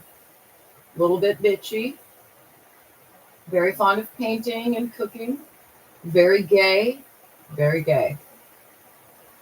Freddie Mercury level gay. And in the end, he claimed that some people from the government came and they took him and they blindfolded him and they took him to an alien base and he got zapped by some sort of electrical prod that traveled through the air. And anyway, and he died. But in that last year that he was alive, at one point in time, the CIA sent this girl that was like, absolutely, I think any guy probably would be like, I want to have sex with her, to Ingo's house. And Ingo opened the door and she said, I'm so and so, I want to talk to you about your work. And Ingo was like, look at the fucking CIA sending these beautiful girls. I'm gay. I am gay. He's like screaming at her that he's gay and saying, fuck the CIA. Very funny story. Very funny story. The lady claimed she didn't work for the CIA and she grew old and fat. Just know this. We are done after today. I do not expect to ever see you again, okay? Goodbye. So that was that. He wanted nothing to do with me or my investigation. But you know what? I went back the next day, and he let me in. Superpower! I will give you one interview and then you leave me be. Agreed? Oh, totally. 100%. Fine. Come in. I followed him into a vestibule, which led out into what was once the lobby of the bank, but it didn't look like one anymore. In some long ago time, JP had turned it into a private study. He had warmed the place as best as he could. Heavy drapes hung over the front windows that looked out into the street, and a series of faded rugs lay sometimes overlapping across the linoleum floor. The place would have been respectable if not for the mess. He'd not cleaned his dwelling in some time. I pretended not to notice. Then I saw the television that I had heard yesterday. It was strapped to an old AV cart, the kind they used to wheel into your classroom for a video presentation in school. It wasn't often used. It probably sat in the nearest closet most of the time. I could tell my host was more of a reader. How could I tell? Towering bookcases were shoulder to shoulder against every wall, their shelves double stacked and buckling. It was a private library to rival any other. I was amazed and found myself drifting over to have a look at some of the old volumes. I ran my finger along the spines, pausing on Revel Tersis. Is that Latin? Do not touch that. Sorry. I didn't mean to shout. I'm sorry. It's just those books are very old, very fragile. I understand. Hands to myself. So did you want some coffee or something? Please. Cream and sugar if you have it. JP had a kitchenette sectioned off from the rest of the room, and he disappeared into this for a couple of... Also, I just want to add, that wasn't Ingo Swan's only alleged alien encounter. He also had an alien encounter repeatedly with a group of female matriarchal alien overlords who let him into their spaceship or whatever. I think it was a spaceship. Maybe it was their space base. Because even though he had a penis and they really hated men for some reason, he was an exception.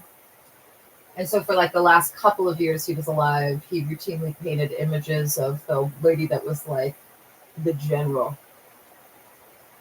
I say lady, but they very much look like alien images.